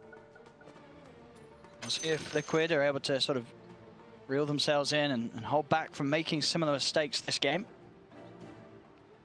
Threat's definitely going to be here earlier on from TNC. Mistakes are made from Liquid. TNC will start to band up and push together pretty ferociously. Yeah, they have, like you said, very strong push, and how's their deep? I mean, they do have deep push at least. So they have the Grim Stroke, they have the Stroke of Fate, they have the Magnus Shockwave that they'll set up to at least like aggro off the creeps. Does seem like a really strong group lineup that does. These wins, as we say, ever so much important for both of these sides as they sit in that sort of middle area of the group, trying to fight for chance of having a spot of going straight to the upper bracket of the main event. I don't know why I thought Pango had lower armor. That's what I was just checking, though. I was seeing how much... he actually has 4 armor. I thought for some reason he actually was like 5. He will still be able to... He still will take a lot of damage, though. Those ranged heroes definitely do put the pressure onto the... Green spots once again doesn't look like anyone try for kills. Look where Weehaw's standing. He's offensively placed. See, I told you he loves this position there for the drum. Even when he's dire, he's putting it down. But that's him checking further if there's a ward vision. Runes. TNC. Kind of expected when you're playing with an Enigma on your draft. Enigma and Magnus, very passive heroes. Quite a long time. What they're going to be able to do here. Lane matchup, so Troll on his own down bottom against the Sven.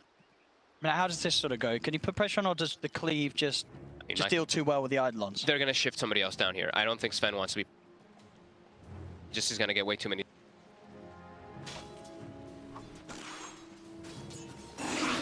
Weehaw versus Arm Out. And this Pango, get a good trade at farm, directly head-to-head against the Death Prophet. He actually loses 2 of his Eidolons there to Gabby. Quite a couple here. He's gonna be missing out on every single one of them. If he gets 2 of the Eidolons for every range creep, I think he's pretty happy. Mid already starting out. Armel definitely gonna be bullying Weehaw a lot in this lane. Was actually able to get a decent amount of farm up here. Yes. Quite a bully. Keep seeing Armel just always hitting Weehaw. Poke him constantly. You have been denied. It does make the move down toward the bottom lane. Even though he was actually he's doing all right. He was actually doing super well. I mean, the point and cleave, it does make it a little trickier for the Enigma. You've got to be careful with those Eidolons. Yeah, they dropped down slowly. He got a couple of them on that first wave. There we go. The gap closed. They've got the...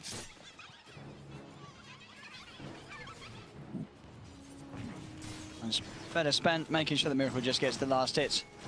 They're cleaning up every single Eidolon now with AU down bottom too. A lot of gold. They're already almost level 3. Nice too. Mid lane we'll see Weehaw able to claim that regen rune. He didn't take it away from Arm Out. Immediately. Pulling a little lower himself. Those last hits really starting to favor Armel heavily. As you said. DP having that edge. Yeah. Every time you walk up, you just get hit like 3, 4, 5 times. And now he did use the swashbuckle to try to like secure a little bit of spirit siphon damage. Not the most. As GH. Hit himself up, back up a little bit. Zones him away, so they will be able to secure themselves at least a range creep to 9. He'll actually TP to the tier 1 to not lose out on. Mind control is actually getting. The important thing for Liquid is that they are able to secure this farm for Miracle. One Enchantress. Radiant are scanning. For the time being, the only lane that's really good for Liquid. I mean, mid lane starting to catch back up Weehaw, but they're going to be trailing behind Armel. On them, GH. Go for the skewer play onto AU. Again, Weehaw just been put incredibly low. Out of regen, just has that Mango and Fairy Fire too. Yeah, it didn't sound like a fun matchup when I was just looking at it. Like I've seen these pucks and any of these type of like high ranged heroes versus the Pangoliers, and he does suffer as Miracle. Very low. Forced out of the lane, and they only have one Tango left up here on the side of Liquid. Very limited on the regen. Miracles actually might just have to go back to base. And they just get down bottom. They nearly killed Gabby there. Bringing him under 100 HP, he was able to just keep his cool and TP back to the tower. That was close, but a good call from Gabby. Himself from dying. To get both of those range creeps denies their Cuckoo underneath Liquid's own tower. Wanting to get this rune here, Armel is positioned there for it. He just used the swashbuckle. Weehaw. What's his options? He's got a shield crash over. And he got the salve delivered as well, so he'll actually survive there. But they now cancel it. They're going to have a Crypt Swarm again in a second. They don't even need it. The right click will do it. First blood, this mid lane. I mean, but they picked the Pango into this. They did. They picked this chose knowingly. to have this matchup. Yeah. There was no surprise that the Death Prophet's going mid. I mean, where else is it going to go? Bottom lane, GH screwing away to make sure the cold feet doesn't kill him, but he may still be in trouble anyway, and he is. They get the kill. TNC. Weehaw swashbuckling forward. Armel just like, okay, I'll just get a level 2 spirit siphon on you, but how we'll be able to secure a couple creeps. Weehaw doesn't kill him. Oh my! Oh, he's getting exposed. He didn't know the Mango was there. He's getting exposed mid this game. Armel killing him heads up. And now Miracle dropping down to 30 has the salve, but I mean, these lanes. 2K lead at the 5-minute mark. And are they going to be able to get all the runes as well? It looks like they're going to get all 4 runes as well. TNC 3K lead, 5 minutes in. And look at this. Weehaw's like, I'm done with the mid lane. I'm going bottom. Weehaw Pango is going to the bottom lane. They're giving the Magnus the mid lane now. Armel has dominated this mid matchup. He really has. Kuro's going to drive the DP out. He's not going to make it. Miracle getting pressure on him too. Be fine, but 3K already at this 5.5 minute. What a 5-minute opening from TNC there. Gabby. The Weehaw move, the rotation. It was unexpected. He actually catches Gabby off guard because of it. There we go. And they need to. They're moving their mid laner down here early. They've got to find action. It's a 5-minute mark too, right? So he's like, all right, I can actually transition this into a bit of a push here too as the Pango. Clear out the creep wave very quickly with that swashbuckle too. Rather than just dying in the mid lane. It's much better time spent. We'll look to try to secure that bottom rune. Armel already on the way toward it. We're gonna get it this time. You got a swashbuckle forward for it here. Armel. You see him? He does. He saw the swashbuckle too. He's got a shield crash to get down the cliff. Over, yep. So that will keep him fine. Get away for this time. Continuing to play in the bottom lane. It kind of feels like a 4 Pangolier now at this point, as he's just pressure on the lanes a little bit. Just slow down Gabby's farm. With this Arcane Rune though, he really can. Bit of a punch. But step back. And Armel, he has Exorcism in the mid lane, and they have a Siege Creep with Glyph. Definitely could look to pressure here as Tim's is stalking Miracle. His lanes are looking really problematic. Miracle's just jungling now.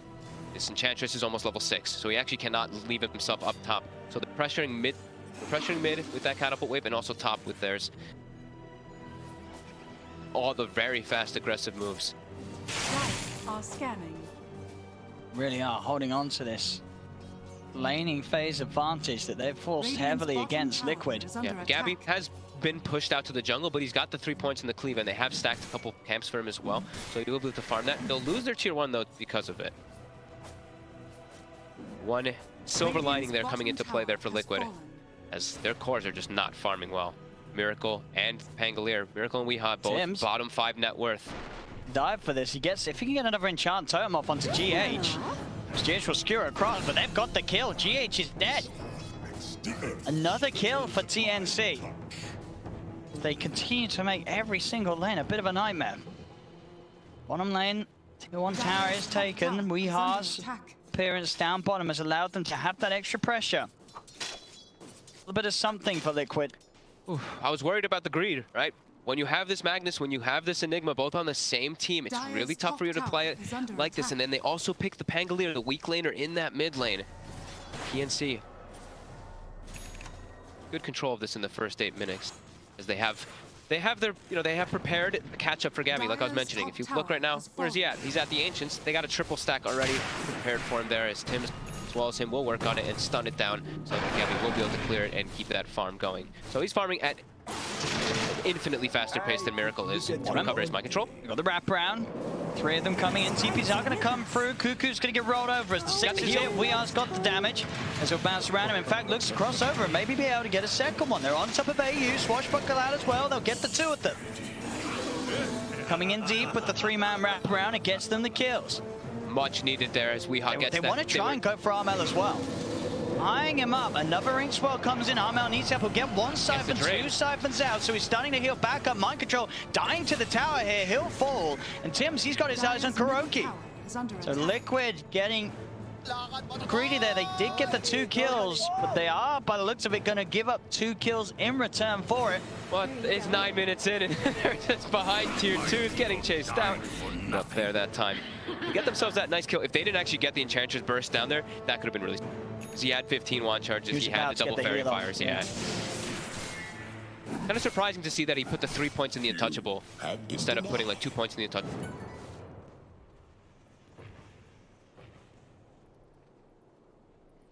Just Armel so far ahead off the back of these 5k net worth before the 10-minute mark. Dual Scepter's going to come out incredibly quickly. Just set up an extra save, making it a lot harder for Liquid to look for that Death Prophet kill. Yeah, and we were saying how they have like the good catch with the Earthshaker as well as the Sven to look for that Ember Spirit. If you have a Death Prophet who's off to this good of a start, Silence is also going to be pretty devastating for Miracle. Look, of course, it's that 3k gold lead as they're able to secure themselves a couple of those bounty runes on Liquid. 4 of the top net worths right now for TNC, something you don't see very often. Got all this heal coming out. They're gonna actually throw the RP with the Inkswell. Do they have enough magic? They should. Just not fair. A little bit of an attempt there with the Fishes to block off the Rolling Thunder. Damage nonetheless to get the kill. Midas is done for Gabby. You to get farmed. Those stacks of neutrals sitting there. Radiant's bottom tower is TNC do continue to just get more out of the map in terms of overall farm. They farm at a much faster pace. GH now starting to get more points in that Empower, so we'll be able to throw that onto Miracle to forward a bit there. But yeah, Sven with all those stacks, just much faster pace. On the bottom tower, so Mind Control, already 11 minutes, he's able to claim both of these down bottom. Again, they definitely need that gold. Weehaw. He's very deep. He is. And he's very dead. Indeed. What was he doing there? Radiant's top tower. What was he trying to get? I mean, he hit looking for AU. Yeah, he was definitely looking for AU. It seems like he wasn't able to actually get the kill there. He went pretty far. Did not have Rolling Thunder available, obviously, after that kill on top onto Cuckoo. Still on cooldown. Has the Arcane Boots as well, so he doesn't have that little extra Javelin damage that maybe he wants to just have the mana. You'd have the defuse. He's not going to buy a Javelin at all? It's not? That, I mean, that doesn't seem the way to go, right?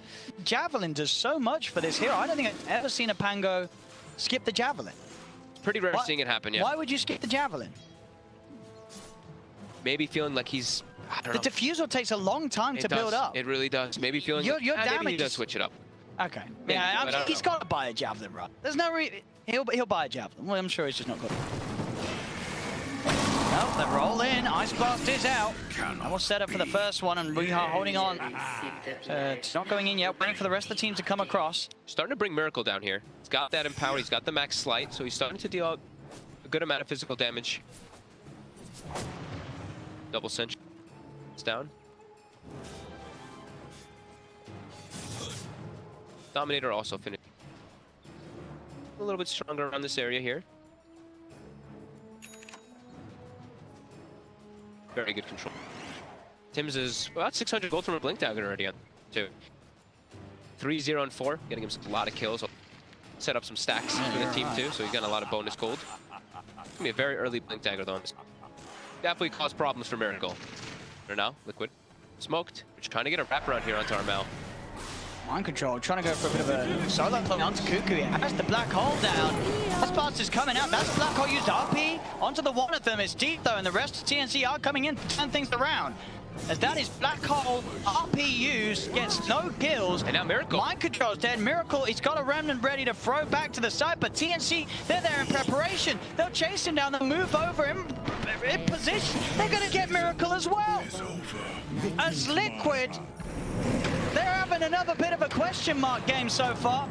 Can they even go for Armel here? He's really tanky. He has the Yule Scepter as well. They actually have to just disengage. Weehaw will have to swashbuckle away. Cuckoo's gonna start committing.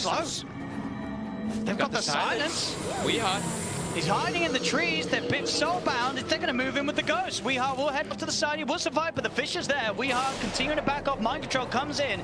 But the Midnight Pulse. The Ice Blast does pass over Weehaw. Armel getting low. He's trying to actually commit with the Yules. Look at him play with his Siphon. Armel's still alive. Cuckoo's in the trees. The Crimp Swarm gets the kill. They're onto Armel. Trying to kill with the Siphon. Armel, he's coming back. The Echo Slam. Miracle's dead. It's a double kill for Armel as TNC are just beating up Liquid around their tier 1 tower mid. They're just still trapped here. Look, Cuckoo's just still wanting to go for more here. GH, he's committing forward with the Inkswell, with that skewer. He's got the damage. He's got the Nature's Attendant. They don't have damage. He's fine. Weehaw's coming over, but he still doesn't have the damage. And now the he has nothing. There's a Fisher out onto the two of them. And now GH, one more hit. He's got to hide. He will be able to get into the trees. Oh my God. GH, he shows himself again. Ooh. What a series of the Ice Blast. Oh, here it comes. Is it going to snipe? Ooh. No, it's off the... Unless Kuro heads to the right. No. They'll be fine. It was close. That could have maybe got a double kill. Yeah, it was close for him to getting maybe both of them there. But now at a 6K lead, TNC. They are just outplaying, outmaneuvering Liquid in every fashion in this game after this lead. Is Liquid okay? They're trying to make this greedy draft work, and they're really getting punished by TNC. TNC is not showing them any mercy. Not at all. Look at the movements, right? I mean, this is a lot like I was seeing OG running around, right? They're just like, hey, fight after fight after fight. We look at Liquid's draft, it's very slow paced. We can play at a much faster pace with ours. And they are. Liquid now smoked up, looking to try to get some opportunity here into the enemy jungle. They have RP available again. Black Hole still not for 50. Still can't believe that Weehar's not bought a Javelin. I can't believe he doesn't have a Javelin, yeah. I mean, you're on board with me, bro. I'm not crazy, right? You buy a Javelin on this hero. Oh, the fissure from Tim's blocking Weehaw. He's just looking... It's just a bit of a circus, really, this game from Liquid. They're getting danced on. They are. 8K lead, TNC. It just continues to grow. Armel and Gabby, they're so far ahead. I mean, what do you mean? Look at Tim's. Tim's has the same net worth as all the cores on the side of Liquid. He's got the blink finished up. You thought it was hard before. Now for Liquid, it's just going to be getting harder and harder. As now this tier 1 tower mid easily going to get brought down. Gabby having the Echo Saber coming out on the courier any moment now. They're just poised very aggressively here. And Liquid, they're pushing down bottom, but TNC, they're like, there's no towers for you guys to get down there. You guys took them already. We're all right. Did he buy a Javelin? He bought the blade. So he's looking. That doesn't do anything for you, right? He's just trying to burn the mana. Burn the Sven. But he has to get the full diffuse. That takes a long time. It really does. That takes a long, long time. Maybe they'll get there. I mean, maybe he feels because there's the Empower, but the Empower, it doesn't give you the extra damage, right? It allows the hits to cleave, so the single target doesn't get stepped up. And so the Tips jumps forward. Weehaw gets the swashbuckle off, but he's getting comboed up the silence as well, and that's just an easy kill. And now They're going to get Kuroki too. The two of them just out here on their own. It's over a 10K lead. I guess you're mortal then. I mean, TNC are just... We've seen some stomps, but this is... hard. They just have everything tabbed. They have everything covered. Like we were saying how, you know, Heen, TNC, the boys, they have Liquid's number in the last game. This one, even more so. 15-4, 10K lead. It's only 17 minutes. They're getting all the D wards as well. Every single time Liquid tries to put some aggressive moves out, they just get stopped in their tracks as Tims has now surpassed 2 of the cores on the side of Liquid. It's just Miracle in between those 4 Radiant heroes. As Miracle, he jumps into a Remnant, but he's trapped. He's dead. I don't think we've ever seen a worse performance from Liquid. This is a total beatdown by TNC. It's got to be some of the worst Dota Liquid's ever played in these first 70 minutes. The greedy draft is being punished. It's just not even close. It really is. 4 members of TNC. Oh, they're going to get AU here. Liquid's net worth. They will. Get at least the support. They do get the Soulbind. They're just going to back off together. Catch. Miracle's not alive yet. Let's see, but they do have RP. Okay. GH, RP Armel. Here we go. They've got the Black Hole, but he gets cancelled straight away. The Fisher's out. GH is being turned towards the center stuff. It is helping out. They do roll in. They've got Gabby's control. They got them both. Liquid's getting back into, or on the backline. Tims will get the kill onto Mind Control. There you go. They've surrounded the edge. They've got the 4 heroes looking for Cuckoo. Bringing GH down low. GH has to get himself away. They're trying to kill off the edge, and they will. All right, Liquid is kind of back. They're a little bit back. They've got the blink on the Magnus. That's pretty huge. They got the Maelstrom done on Miracle. Definitely a big gain there. There we go. They desperately need that play to happen there. Armel, of course, walking in, not able to get enough siphons off and survive. He gets actually the Dominator creep from Mind Control with that Centaur, with that extra amount of control. They're able to bring down both of the big cores. Actually, all 3 of the cores of TNC. It is all the way on their side of the map. Oh, Weehawk. Oh, swashbuckled. He's silenced. He has got a haste rune. Stunned, but he's dead. He is dead. He's dead again. Very far forward, too, farming a dangerous part of the map. Has nearly got the defusal. He does nearly have the defusal. Nearly got the defusal blade. But now a couple hundred gold away. There's no black hole. There's no RP. 86% Dota plus. Yep. I think I would agree with that. Maybe a little bit more as they move into this Roche pit here.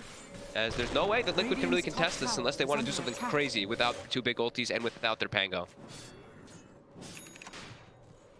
My sprites are with us. Just running rampant through on the map. And with that info, maybe Miracle can try for a steal. Maybe. I mean, GH also positioned around the area. It's dropping too fast, though. Stopping the blinks as well. That one up. Tims, he's stalking Miracle. Miracle? Huh? He's getting stunned up. This should be fine. There's no one else quite around him. Yeah, they're going for GH instead, it looks like. He does have the blink, and he's actually... He's out. He's gone. GH will be able to take him away and get out of there. They couldn't get in range there for the Yule Scepter, and he was able to get away. Tims going for Miracle, maybe actually making them miss a kill there for one. Radiant's middle tower is under How many bounty runs? It looks like we got. Look at Tims, just up, of the bounties. He's just up and down the map. Yeah. As he finds Kuro. I mean, he's 5-0-9 in this game. 5-0-10. Tims Shaker. Blink and a 4-staff, level 14 at 20 minutes in. We are. Silenced up. From in the trees, they've got the vision. Have they got the damage? They sure do. Another death on the Weehawk Pango. Mind Control showed himself bottom for a second. Ports, TNC, they're setting up. They're looking for him. Tower is under attack. That he'd go back. Mind Control, he's still pushing forward here with his creeps. Dire's top tower is under attack. Is there any world where he gets out? I think so. Oh, they found him, and on top of the creep wave as well, Tims able to get the slam. 6x combo. How much damage we got? Oh, almost 1337. Oh, that was so close. Wait, it says 1331. Yeah, take that off the screen. Take that off the screen. Take that off the screen. What do you mean? It said 13. It was the same number. It was the same number, fogged. Okay. It was the same number. Sorry. Okay. I didn't see it. Other items do we have picked up now here? Anything else picked up for Liquid just yet? Not yet, but they do have a BKB encroaching pretty soon on the Enigma. And as we look at the side of TNC, Chancellor.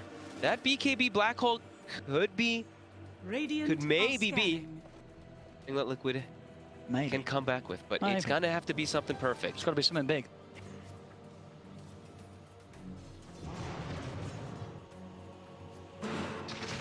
Smoke move from Liquid.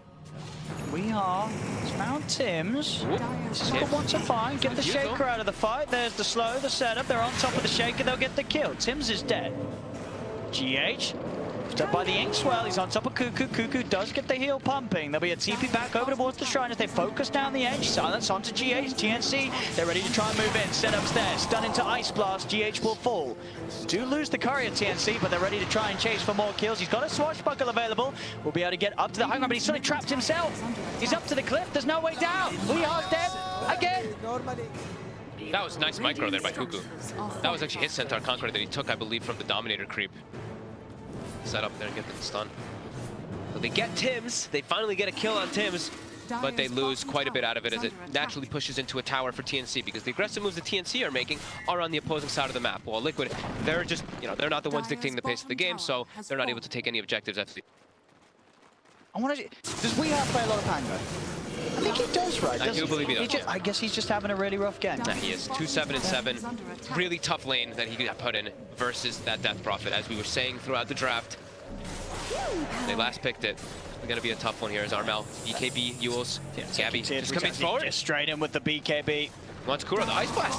It actually misses. They'll still get the kill. One more hit will do it. There'll be a buyback from Kuro. See on the backlines, Miracle does get the jump over to AU. He's going to look towards Armel as well. Armel getting low, but so does Miracle. Miracle's got a remnant out of there. He nearly straight up died. Oh my god. It's Armel. He's committing forward with that BKB. He's just running in. Kuroki, that's going to be a dieback. Dead for a minute. No, Weehaw. Tims has the stun control as Weehaw goes in. He's dead. No buyback as well. 12k lead for them. He swashbuckled into the Earthshaker.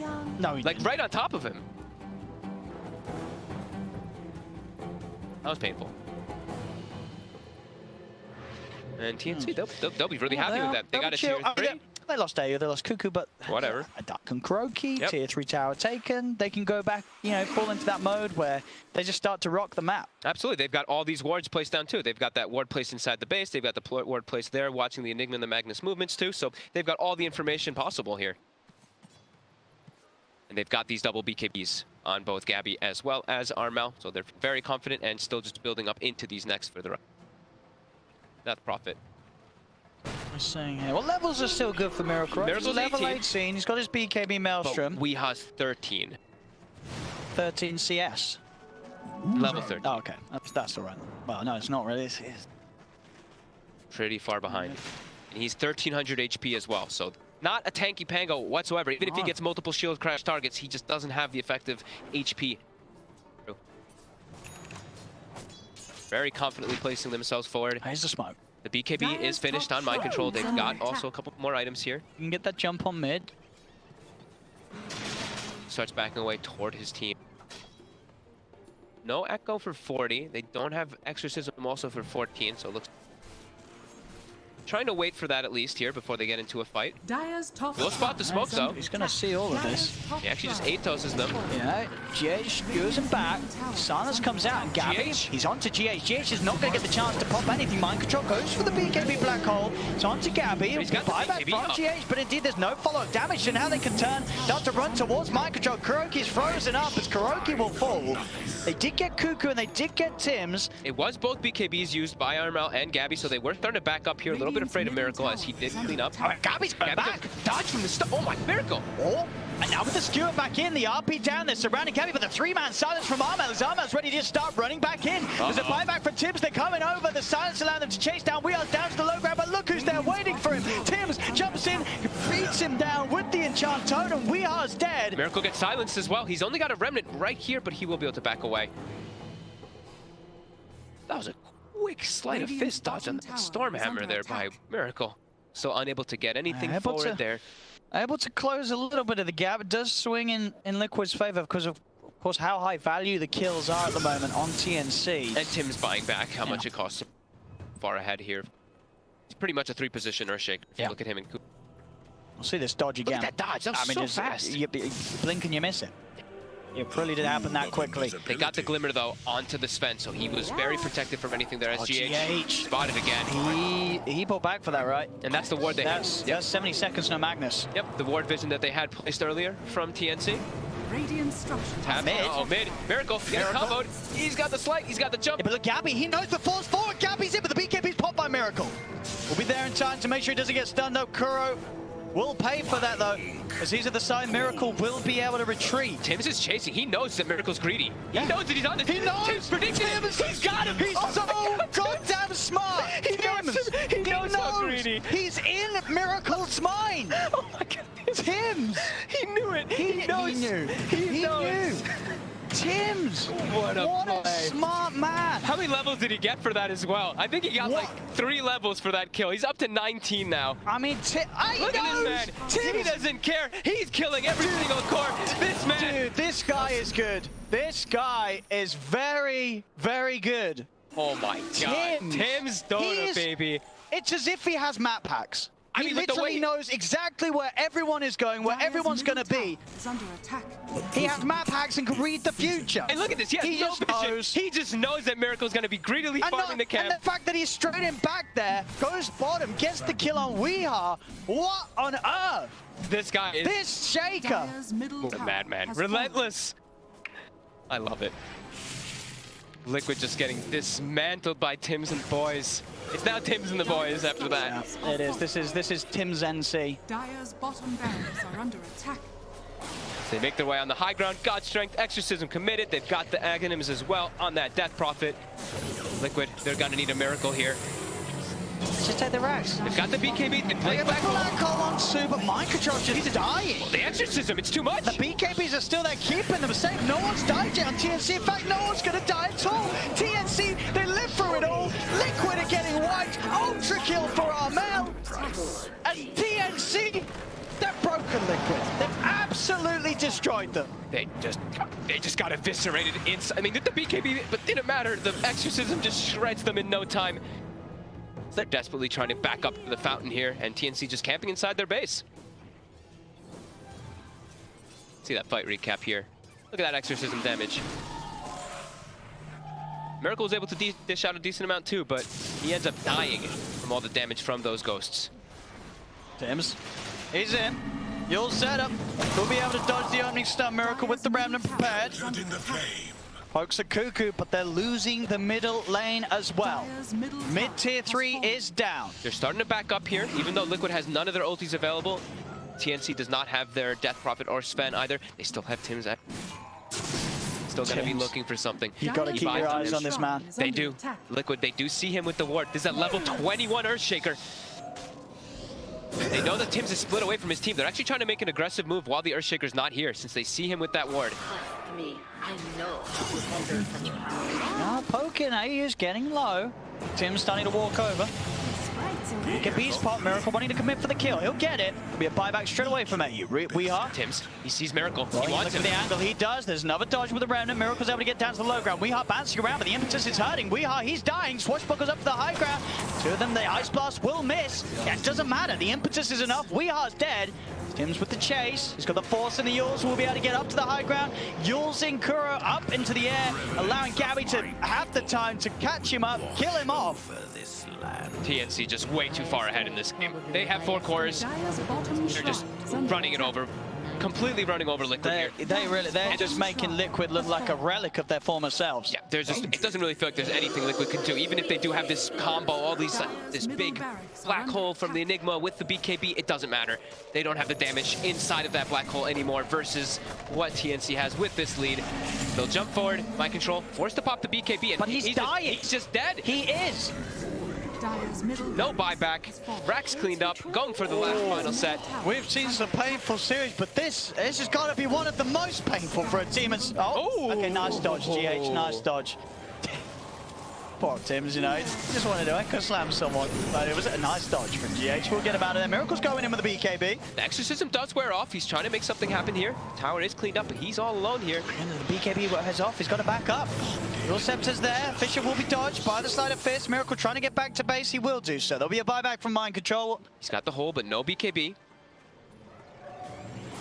Takes over a creep, trying to cancel the blink. GH does get Stuart back. BKB's popped up. He will still be used by GH. Have they got the damage to kill him? No, is the answer to that question. He's starting to even siphon a creep. Armel trying to survive any way possible. Miracle, he has it, but he's Atos. He's already used the BKB. He's got to be a little careful. They're trying for Kuku. They will be able to surround the Enchantress. Kuku will almost certainly fall. They can be able to cancel the TP attempt out from AU as well. They will be trapped in the trees. Liquid are able to find the 2 kills. Double kill for Miracles. They push back TNC, but of course not before they've lost both the middle set of racks and the bottom set.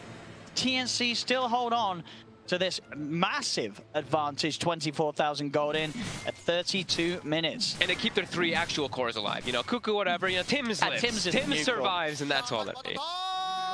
As they pick up their following sets of items after cleaning up all those racks, as you get a crazy amount of gold for killing those. Full Daedalus for Gabby, full Shivas for Armel.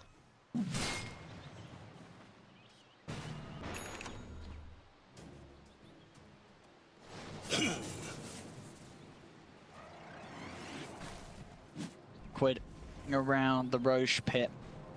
A little bit of time where there's no AA or Ench. They don't kill this very fast at all, though, in their lineup. Tims has got Slam back online. Exorcism and God Strength also available. A risky one here. Also, especially with the Eidolon still in the pit. A good Echo Slam from Tims. This is looking like You've got to watch out for the Echo. He's thinking about it. He's thinking about it. He's really thinking about it. Oh, he's not going to go for it, though. Miracle. BKB's popped by Mind Control. They're back out of the pit. Force Liquid away from the Roche. They know they can't go for this anymore with the full 5-man of TNC back in the game. And now TNC can probably just walk into the pit themselves and clean it up, because they actually kill it at a fast pace, unlike Liquid.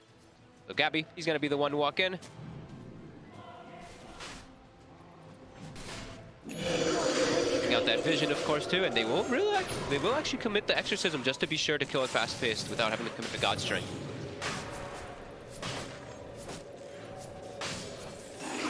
Got RP up in 2 seconds. Back up now. Weehaw looking to try to jump forward here. He gets blocked though by the fissure, and he's bounced away. Ping-ponged away. Out outside of the pit. TNC, they can finish it off. GH is going to skewer in after the Aegis has been picked up. And Miracle's just dead to Gabby. Wait, what? They got the echo on him. They got the control. He just got evaporated. He did. 100 seconds, no Miracle. They're chasing for Weehaw as well. Weehaw. Got the TP and chance. Is he gonna get him? Oh, he got vision by the sentry. He puts a sentry into the trees. Who is this guy? Tims. Oh, the team. Tims is just. Doesn't get the kill, but he forces him away. He's got to take a long trip back to base. Weehaw. He can't get back to the base. Dire's top Tims scanning. Having the game of his life. 8-2 and 19. Radiant structures. I mean, that's the Megas. That is the Megas, and that's the game for sure. That it really is. This game it felt like it was over 30 minutes ago. Dire's middle tower. What a performance. Just no space at all for incredible. Liquid. They skewer Gabby into the mountain, but they can't. Okay, they can. They get him once. But now everybody's dead. TNC with the absolute showcase of their life this game. Tims in particular. Tims NC.